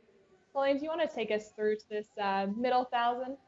Yeah, I'd love to, Natasha. So the middle 1,000, the halfway point in this 2,000 meter stretch, we're riding now with the No Rowing for Old Men team from Germany. And you can see that they're holding their teammates' feet into the footplate, truly making sure in this type of a sprint scenario, in this type of a relay scenario, that your feet are able to stay just positioned is absolutely critical, because you want to be able to really race this hard and race it high to keep the stroke rate really, really high. Speaking of high stroke rates, I am thrilled to tell you that we're looking at the low 50s for stroke rate. The International Men of Mystery are up at 52 strokes per minute. We're riding now with Jim Medal, the Americans, who we saw flying out of the gate earlier, but unfortunately have lost a little bit of ground. From Egypt, this is Team Navy, just charging, Team Navy. And then we have our competitors as well over on the far side. This is Saudi Arabia jumping in. No Rowing for Old Men. Truly, I love just how quickly we're able to sort of pan over and see the full field in addition to those competing in person. You can see the graphic up in the top left-hand side of the screen. That leaderboard will give you a sense not just of who's leading, right, but the distance between. So the British Army really have made a push now into the third quarter of the race. So we talked about strategy earlier, and this is exactly, where you start to see that as the athletes transition on and off, maybe what secret weapon a team might be withholding in terms of their best athlete or their strongest athlete. For now, though, it is no secret, Natasha, the International Men of Mystery up at the top of the field. Yes, absolutely. And as they are in person, I'm sure they're getting cheered on by great fans looking to see these men just absolutely crush it during their sprints. We can see here, look at the determination on those faces. They know they have 1 or 2 transitions left, depending on when they hit that 500 meter marker. So as they pass this 250, we're going to see the last member of the team make their sprint, and then it's just all cheering from there. So there we go. We just saw No Rowing for Old Men make their final transition, and it looks like it's happening all around here. They are holding on as hard as they can as they do this final sprint. Oh, look at the effort. Like you were saying, the 54, 56 stroke rate. Absolutely incredible. We're down in the low 115s, and it's a charge to the line. There's only 2 meters separating No Rowing for Old Men and Team Finland. So it's really tight here to the end. But it is the International Men of Mystery that win it. And we've got No Rowing for Old Men, Team Finland, Jim Medal, the KSA Team Men, Rima, Mexico, finishing here. So all times underneath a 120 split. Look at that happiness coming from No Rowing for Old Men. What do you think of that celebration, Colleen? I love it. And I love the fact that it's nearly midnight over in Germany. And the celebration is just as if it were like, noon in the middle of the day. So I love to see that celebration. we've still got competitors rolling in, as you can see the yellow graphics on your screen. So shout out to the Canadian team, DRC Moose, RNRA Full Speed. That's the look at the no rowing for old men team. Again, we saw such a celebration from them because by 0.2 of a second, they just edged out Team Finland. So that may well have been the celebration that we were seeing, because they were kind of trading places with Team Finland a little bit. No doubt about it, they're the international men of mystery, whom we saw just a few moments ago on the floor. And a look at them there, some high fives. Yeah, good feelings. A 116.4 up at the top for this group. And then, of course, the British Army as well. And in fact, the British Army, excuse me, looks like they have the quickest average split there. So we'll get final results in just a moment, but really tight up at the top. It really is. And we have competitors from all ages, right? We have Peter from Concept 2. He was competing in the over 70 age category. His team comes rolling in at a 132.5. But then we have younger junior rowers from the Dawn Rowing Club. And they're coming in at a 143.3. So really just taking the opportunity to work as a team, participate. But what a performance that we've seen from all of the athletes here. We have a little bit of a discrepancy between our team relay leaderboard, but we'll get that sorted in a second for the full results. Right now, it looks like it was a phenomenal race for all parties. Insanely fast transitions. I am very, very impressed to see how they worked that. So it's looking really good. And here we have the Argo Sparrows, and they are heading across the line, it looks like here. So just having our last few competitors, but everyone really taking the opportunity to participate in this. We've got all age categories. We have para rowers in here. So really just a great opportunity all around, wouldn't you say? Yeah, for sure. And this is the Canadian team, relay team Argo Sparrow. So Fawn, you, Michael Cooper, Bill McGuire, Wilfredo Wilson, as they cruise through the final 50 or so meters, less than that now of this relay. So Team Canada, several Canadian entrants here, which of course makes sense in their hometown, or at least home nation, Toronto, and a big cheer from the crowd. That was Argo Sparrows coming through the line as well for this first relay for the men. Really exciting stuff. I love the energy. I love the team camaraderie. It's just fantastic to see the interactions between the teammates, the excitement, of course, in the stadium, the transitions, just highly important to all of them. So yeah, we'll hope to get an interview from someone, down on the ground, if not from the men, then from the women, whom we'll look forward to seeing compete quite soon as well. But a successful run of the men's relay, just a fantastic element of indoor rowing.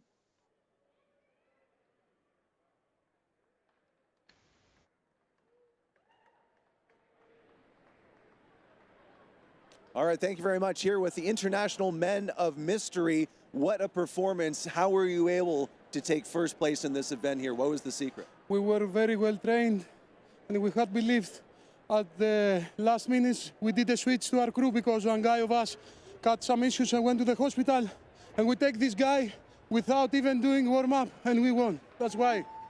We just talked it behind there. We didn't even do warm-up. We said, let's go even without shoes, without warm-up. Let's go, whatever it takes. Hold on a second, just to confirm. So you're not a part of this team. You stepped in at the last minute. So what was the so where did they find you? How did you end up competing? I'm racing the 2,000 meter tomorrow. And originally I was going to do the 500, but had some issues. But I just went back there to say hi to them. And they were a man down, and they were like, you want to race in 10 minutes? And I was like, okay. So I went and bought some rowing trowel from the store right here and just walked out and did it. I guess that shows that teamwork isn't really that important in this event, because you can bring someone 10 minutes before the race and win. Does this mean, though, he's officially now an International Man of Mystery? I guess so, but I think about our teammate Cameron. I hope his health is okay and that he will recover soon. So, and we won this thing for him. That's why. You won it for Cameron, so we have 5 International Men of Mystery. Cameron, we're thinking of you. Congratulations, big win. Thanks a lot, brother. Thanks. Thank you. Great stuff. How nice was that to hear from the International Men of Mystery and rowing on behalf of Cameron? We heard there.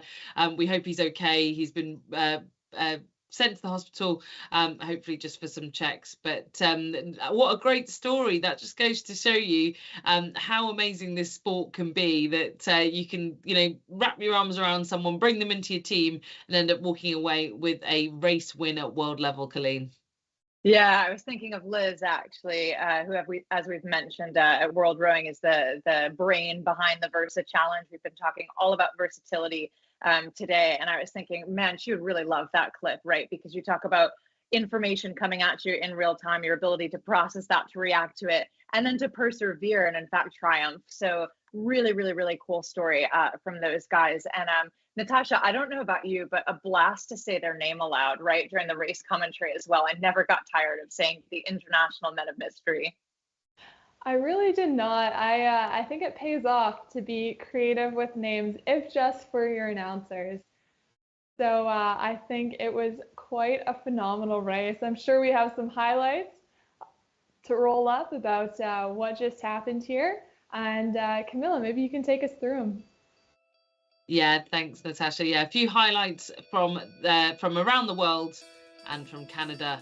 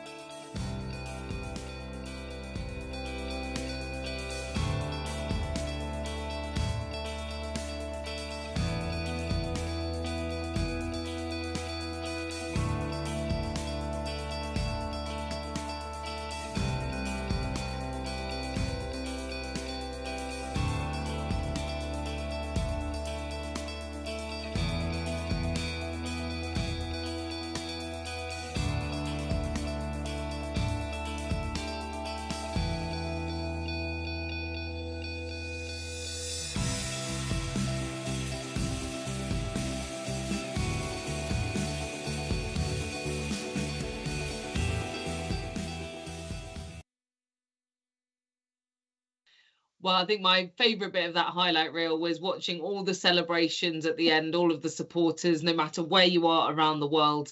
It was a sensational moment to close out that men's team relay here at the 2023 World Rowing Indoor Championship. So we're already starting to move on to the next event, which is at team relay for the women, and the final event that we have today. So big waves from Mississauga there, from the teams that are competing.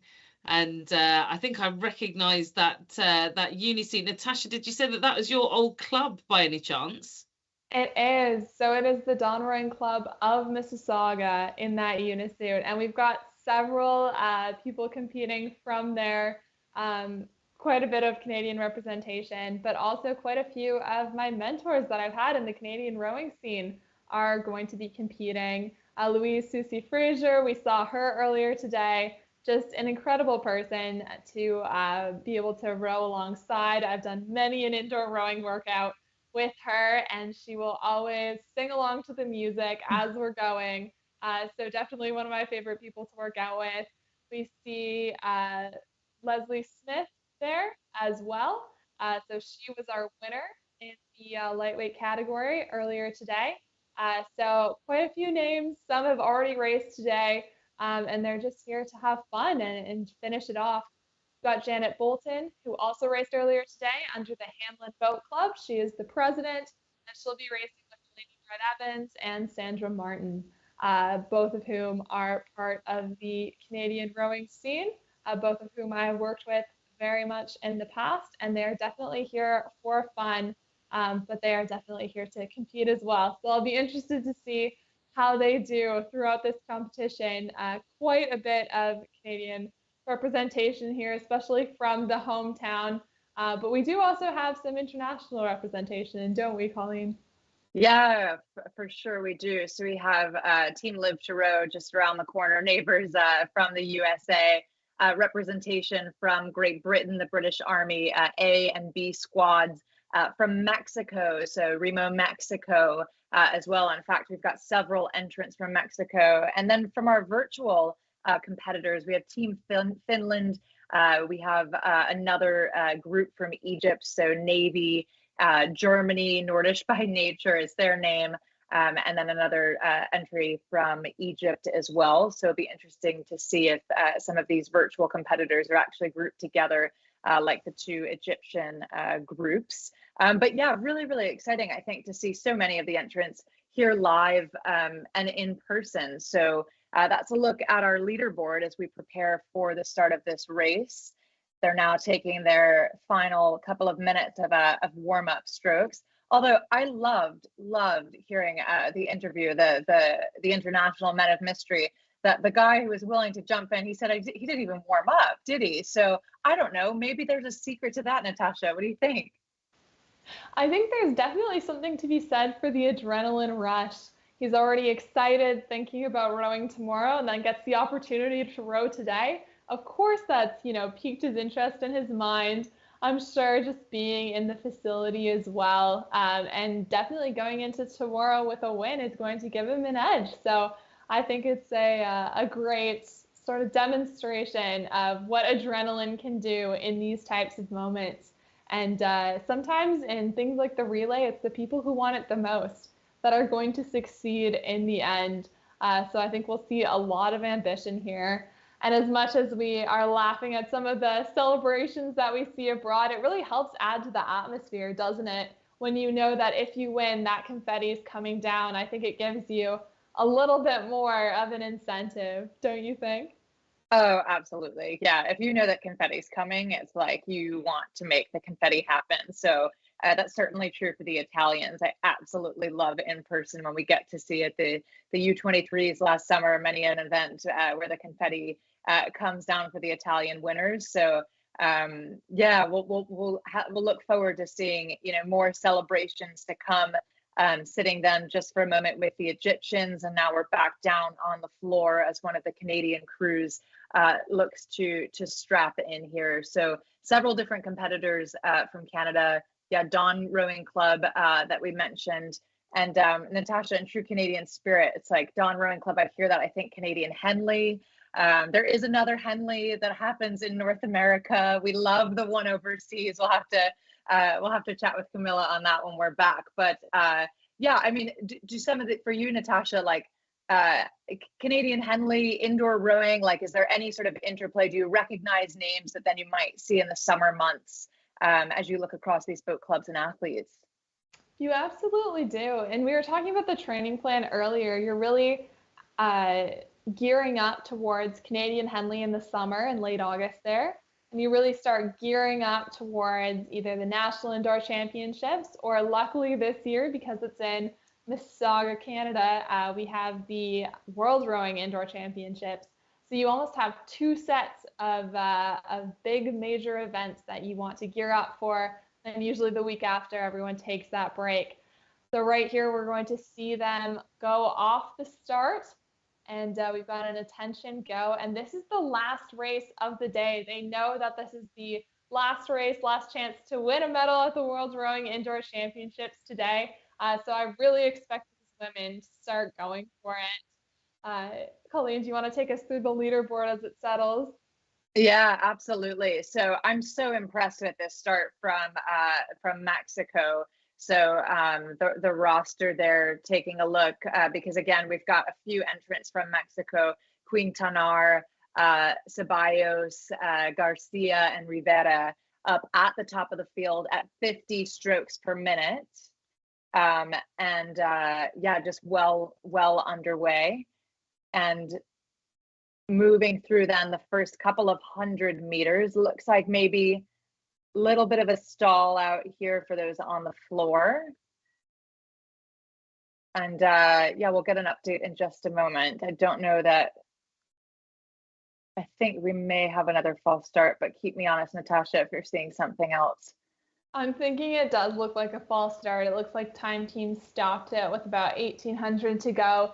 So they'll just get sorted there, which will take another few minutes. But in the meantime, we can talk about we saw early on, we've got the 50 strokes per minute. So all of these women went out very, very quickly. And once we figure out what is going on down on the floor, we'll know whether or not they're starting again quickly or if we just have to wait for a bit of delay in the equipment. So I think the message has been passed around. We see everyone on the webcams has stopped as well. We've got Time Team down there. So it looks like we are pretty settled.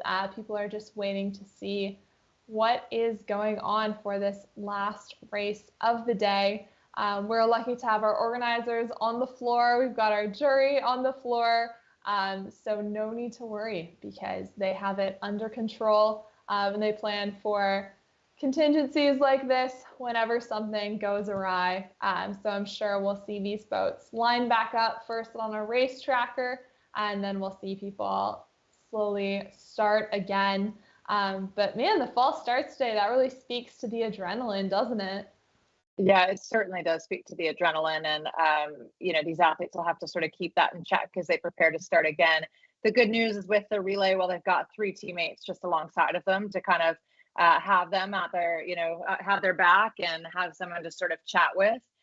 Looks like, if I've heard correctly, we're looking at least a couple of minutes down on the floor for them to reset. So, those virtual competitors, many of whom are racing in the very early hours of the morning or perhaps the middle of the night. That's a whole different type of adrenaline rush. And then those on the floor just kind of resetting here as we gear up for the last race of the day. So who are we looking at in this competition? Because we've got more fun names. Mexico, Team Finland, Team Live to Row, Nordish by Nature, British Army, Hanlon Boat Club, another entry from Mexico, another one from Egypt, Feisty Firecrackers from Canada, Weekend Warriors.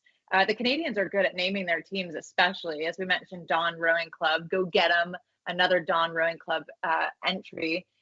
Talked about the Canadian Henley for a minute, Natasha. I don't know if you've ever camped at the Canadian Henley or if anyone who's with us live has done that, but I think the reason these Canadian boat club names are so nostalgic for me is if you have camped, waking up in the morning and hearing the announcement of being called to the dock, it might be Dawn Rowing Club or any of the other Canadian teams, but it's a fun experience. Now, but you're in the area, so probably you haven't camped, right? You would just, well, I don't know. St. Catharines is a bit of away from Toronto. What's your typical Canadian Henley setup? It is typically it's driving down there all week, and then usually on the last night we camp out there. But it's always a big production, and you get to see everyone. Usually people are at different clubs in the summer than they are in the winter season. So we get that variety in there. And then at the end, it's just a big celebration. At the end of the day, we are all rowers. We know what we go through in order to complete 2,000 meters. And I think that shared quality really creates a great community. So hearing all of these names, you tend to know people from these places just because that's what we're here to do. We go to these events, yes, to compete, but also to make friends and find people with common interests, especially people who inspire us, which is why it's so awesome to have all of these different age groups in these events, people that you've rowed with or have seen row with mass amounts of experience that you can learn from. Even looking at our commentator team, we have people with vast amounts of experience, and it's great to learn from them, great to hear from their perspective about what is going on. So I think knowing all those clubs is quite easy. And then when we see them on the webcams with the club names and flags in the background, you almost feel like you have a connection now with that club. So when we see the Triangle Boat Club, let's say with Annalise from the States, when we see it in the future, you have that little bit of a connection. So it's sort of interesting to know individuals from these clubs and just know that it's sort of a safe place in the community. Yeah, I think that's spot on. I love what you said about having sort of a peek into their lives, these sort of like intimate garage settings, right? Living rooms, wherever they might virtually have their indoor setup. And I agree. I'm really enjoying seeing both, their country flag, if they've taken a moment to put that up behind their erg and their webcam, and then also their individual rowing clubs. So it does become kind of a cool thing. And I think in Annalise's interview, either her coach, maybe it was a father, maybe it was just someone related to the team, even popped into the interview. So really got a kick out of that as well, of being able to hear her voice and then get a sense of the energy and the folks that were with her in the room when she was able to put forward that performance. So yeah, different ways of doing it. I mean, certainly if you're on site, if you're in Toronto, in this case, in the stadium, there's that energy around you. But then for a lot of our virtual rowers too, right, we've really seen, and even some, we've seen their support group with them, and even some that I thought were perhaps by themselves, and afterward, right, you might see people sort of pop in and high five them. So really, really cool sort of special moments to get an inside look on. For now, though, for those tuning in for the last event of the day, it is the women's relay. So 2,000 meters, 4 participants, each taking on a quarter of the race. We've talked about the transitions being just critically important. The Mike threw just a really good question about, well, how do you think about the foot plate, right? If you've got someone who's, much shorter and someone who's much taller, that's an adjustment. Those are extra seconds that you sort of have to consider. Some will have practiced these transitions and have practiced this type of routine with one another. And then others will be, a substitute in case of an injury, as we saw earlier with the International Men of Mystery just pulled into the event. So all kinds of different scenarios, but really at the end of the day, it's just about putting forward the best possible sprint that you can for that 500-meter stretch that you have. So as we look towards getting back started shortly, we can see people just sort of bouncing around. I mean, Natasha, part of what you need to think about in these delays is staying warm. I don't know what it feels like in the stadium right now, but sometimes they can be quite cold. They can be, and I can tell you this one in particular is sometimes a little bit cold, which is why they always have the warm-up area so close to where all the action is going on. So you see people doing little squats and stuff, trying to stay warm. Obviously, the stop rowing command has been given, so you don't see people taking a few strokes, but you do see them just moving back and forth. And that's really important. You want to be fully warmed up, especially for a sprint. There's definitely a lot of parts of rowing that technique comes in for injury prevention here. So making sure you stay warm. All of these athletes, I assure you, have a full warm up, full cool down. They've been through it. They know exactly what they should be doing. So the time between doing that full warm up and the time between starting their piece, we might see it reflected in a little bit of a slower time. Some of these women will be seeing low 130 splits, and then some will be in the 140s. So we look to see some pretty quick races, some under the 6.5 minute mark, that kind of thing. So yeah, we'll be looking to see really fast relays here, but in order to do so, we do have some running men in the background doing different dance moves, just trying to stay nice and warm here as they try to figure out what is going on. But luckily, a lot of them have already warmed up, and I'd say you have about 10-20 minutes before you're fully cold again, and you really have to go back to the start, which is what they were worried about with the Versa athletes earlier. So it looks like people are still pretty warm if they get things going here.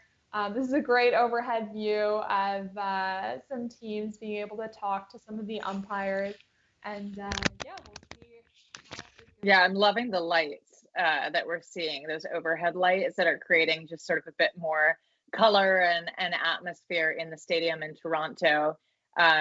And you can see, same as we're describing in the stadium, you can see happening across the world as athletes are just sort of standing up, moving around, looking at their monitor, I love the dancing. Oh, we appreciate that. Don't know that they know that we all are appreciating that, but we are. We certainly are.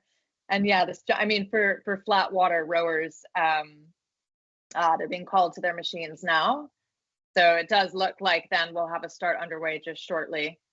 But for flat water rowers, this is where, same idea, right? You row away from the line, you kind of come back, just make sure that the boat keeps moving and that you stay warm. And these participants have done a good job of being flexible and being agile. And we now see our virtual competitors, a couple of them down on the bottom screen, already at position and underway. So unofficially, we've got a start. And we'll just wait a quick moment to confirm that we're officially underway as we look at the leaderboard. This is the team from Mexico. 500 meters per participant, so teams of 4 over that 2,000 meter distance, getting a good scan across the floor. So several competitors from Mexico, as mentioned, which is just fantastic. And now riding with Team Navy from Egypt. And we've seen this across the board, their teammates, right, holding their feet and helping them stay just put, because it is quite hard to get your stroke rate up that high and not to have sort of that support that you need. So we'll keep an eye on how others sort of translate that. This is Nordisch by Nature from Team Germany. So not to confuse you, they're not a Nordic team. This is a team from Germany in their first stretch. And I'm hoping they'll show us the transition in here so we can see what these team members are working with. AUC over here, really short strokes. And we've got the Go Get 'em team right now. Or that might be the Swiss Connection team right now. They're going at it. And then we have from Great Britain taking small strokes to keep that flywheel going so that they can really have a good lead into their race. You can see that acceleration and that determination. Oh, here we've got a transition. Alana's getting on the machine there and then back at it. Yeah, so we'll just give you a quick overview here. It looks like at the moment we just don't have our times rolling in, but we'll get a sense of those just as soon as we possibly can. But for now, we're still able to give you just these beautiful graphics, the up close look, the agony on each other's face. In fact, just rolling off the erg in that case to make sure that the transition is smooth. There we go. The next transition from Team Navy in Egypt. And just attacking the front end of the stroke. Fantastic energy, really, really quick. And of course, in these 2,000 meter total, but the 500 meter sprints per person, you'll want to use your stroke rate. You'll want to use every possible advantage that you can think. Oftentimes that can mean sort of somewhat shorter, quicker, faster strokes to keep the wheel spinning as absolutely fast as possible. And so you can see that effort come through and the cheer squads behind them. The women's team relay after a fantastic program throughout the day. We're now back, Natasha, with your club, Dawn Rowing Club. We are, yep. And I expect them to have practiced these transitions flawlessly. So I hope they show us one here on the arena camera so we can see how it's done. And look at that pure effort coming from Team 7 over here, or on the erg 7. We've got that pink seat once again from this team, and we're looking at really high stroke rates here. Look at that power, especially through the front end of that stroke from this team. We've got another Mexican team over here, and now they're nice and close to each other, so they can see what one another is pulling. They do, however, have an erg in between them, that they have a little bit of room, and they're more than halfway through the race at this point. So from here, here's a transition, nice and quick, and then they're gonna keep on going. How's that? Yeah, really nice transition from this group. Now we're riding back with Dawn Rowing Club. So well into the second half of this 2,000 meter piece in totality. Just such aggression up at the top. Keep the wheel spinning, spin, spin, spin, get as fast, as much momentum as you possibly can to see how the cards lay out. So riding with Nordisch by Nature now, this combination from Germany, third 500, critical part of the race. Natasha, you talked us through strategy a bit earlier, sort of how you might, as a coach, look to seed these athletes, as it were, in each part of the race. What part, the third 500, what are you thinking about here? What type of athlete makes the most sense? Type of athlete that makes the most sense is the one who's really going to be mentally strong against the other competitors, who's going to look at the splits of the other competitors, see if they're a few meters ahead or behind, and the only thing going through their mind is go get them, even though there's more of the race to go. So you really want a determined athlete in this position. And I think most of the teams have hit the nail on the head. If you look at the determination in those eyes of all of these athletes as they're heading into their last transition or so, they're really trying to stay strong here. Look at that grimace of hard work right here as well. You can see they're really giving it their all, even for this last race of the World Rowing Indoor Championships. That is quite the view, isn't it? Yeah, fantastic. I love this view, right? Because it really dials into that transition moment, which we know is just so important. Relay races can be won and lost in the seconds that you frankly lose. Either way, you'll lose time. But the question is, making sure that that's the minimum amount of time possible in those transitions. So the heat is on. We are in the final 500 meters, more or less, for most of these relay groups. It's a 2,000 meter distance. It's 500 meters per athlete. You can see this Team Navy from Egypt just a moment ago, and all of the excitement. They're now still on the graphic on the right side of the screen. We're back with this combination from Great Britain. Just pure agony, then riding back now with this combination from Mexico in their final few, and already Great Britain Team Army, big hugs, and they've made it through the competition. So we'll have results back just as soon as possible for you, but just know that these athletes now in the very, very final stretch, and celebrations abound, Natasha. Absolutely. That was Leanne just finishing for the Go Get 'Em team. Oh, look at all those hugs. It's really the teamwork that has finally paid off at the end of it, and they're definitely very proud of their scores here. So this is great to see all of these athletes feeling very accomplished. We've got some of these junior rowers finishing it up, and then we've got some teammates really cheering them through, which we love to see. That was a nice finish there. And then we have our Mexican team. We're all heading through the finish right now, so everyone's thinking just get to that finish line. They can see the meters ticking down, and then look at the Go Get 'Em team. What an incredible job by those ladies there. Honestly, yeah, kind of inspirational. It is inspirational, and I'm really happy to see members of the jury smiling too. We love to see that. So there's good vibrations down on the floor there in Toronto when the judges and the jurors are smiling as well. Certainly the athletes are. Those who are finished, it's a look of agony for this this last stretch from Team Mexico. Just big acceleration, and now the handle is down, and big deep breaths. They've made it through. So fantastic way to round out the program for this afternoon. A little bit of a delay up at the start. These athletes handled it just beautifully.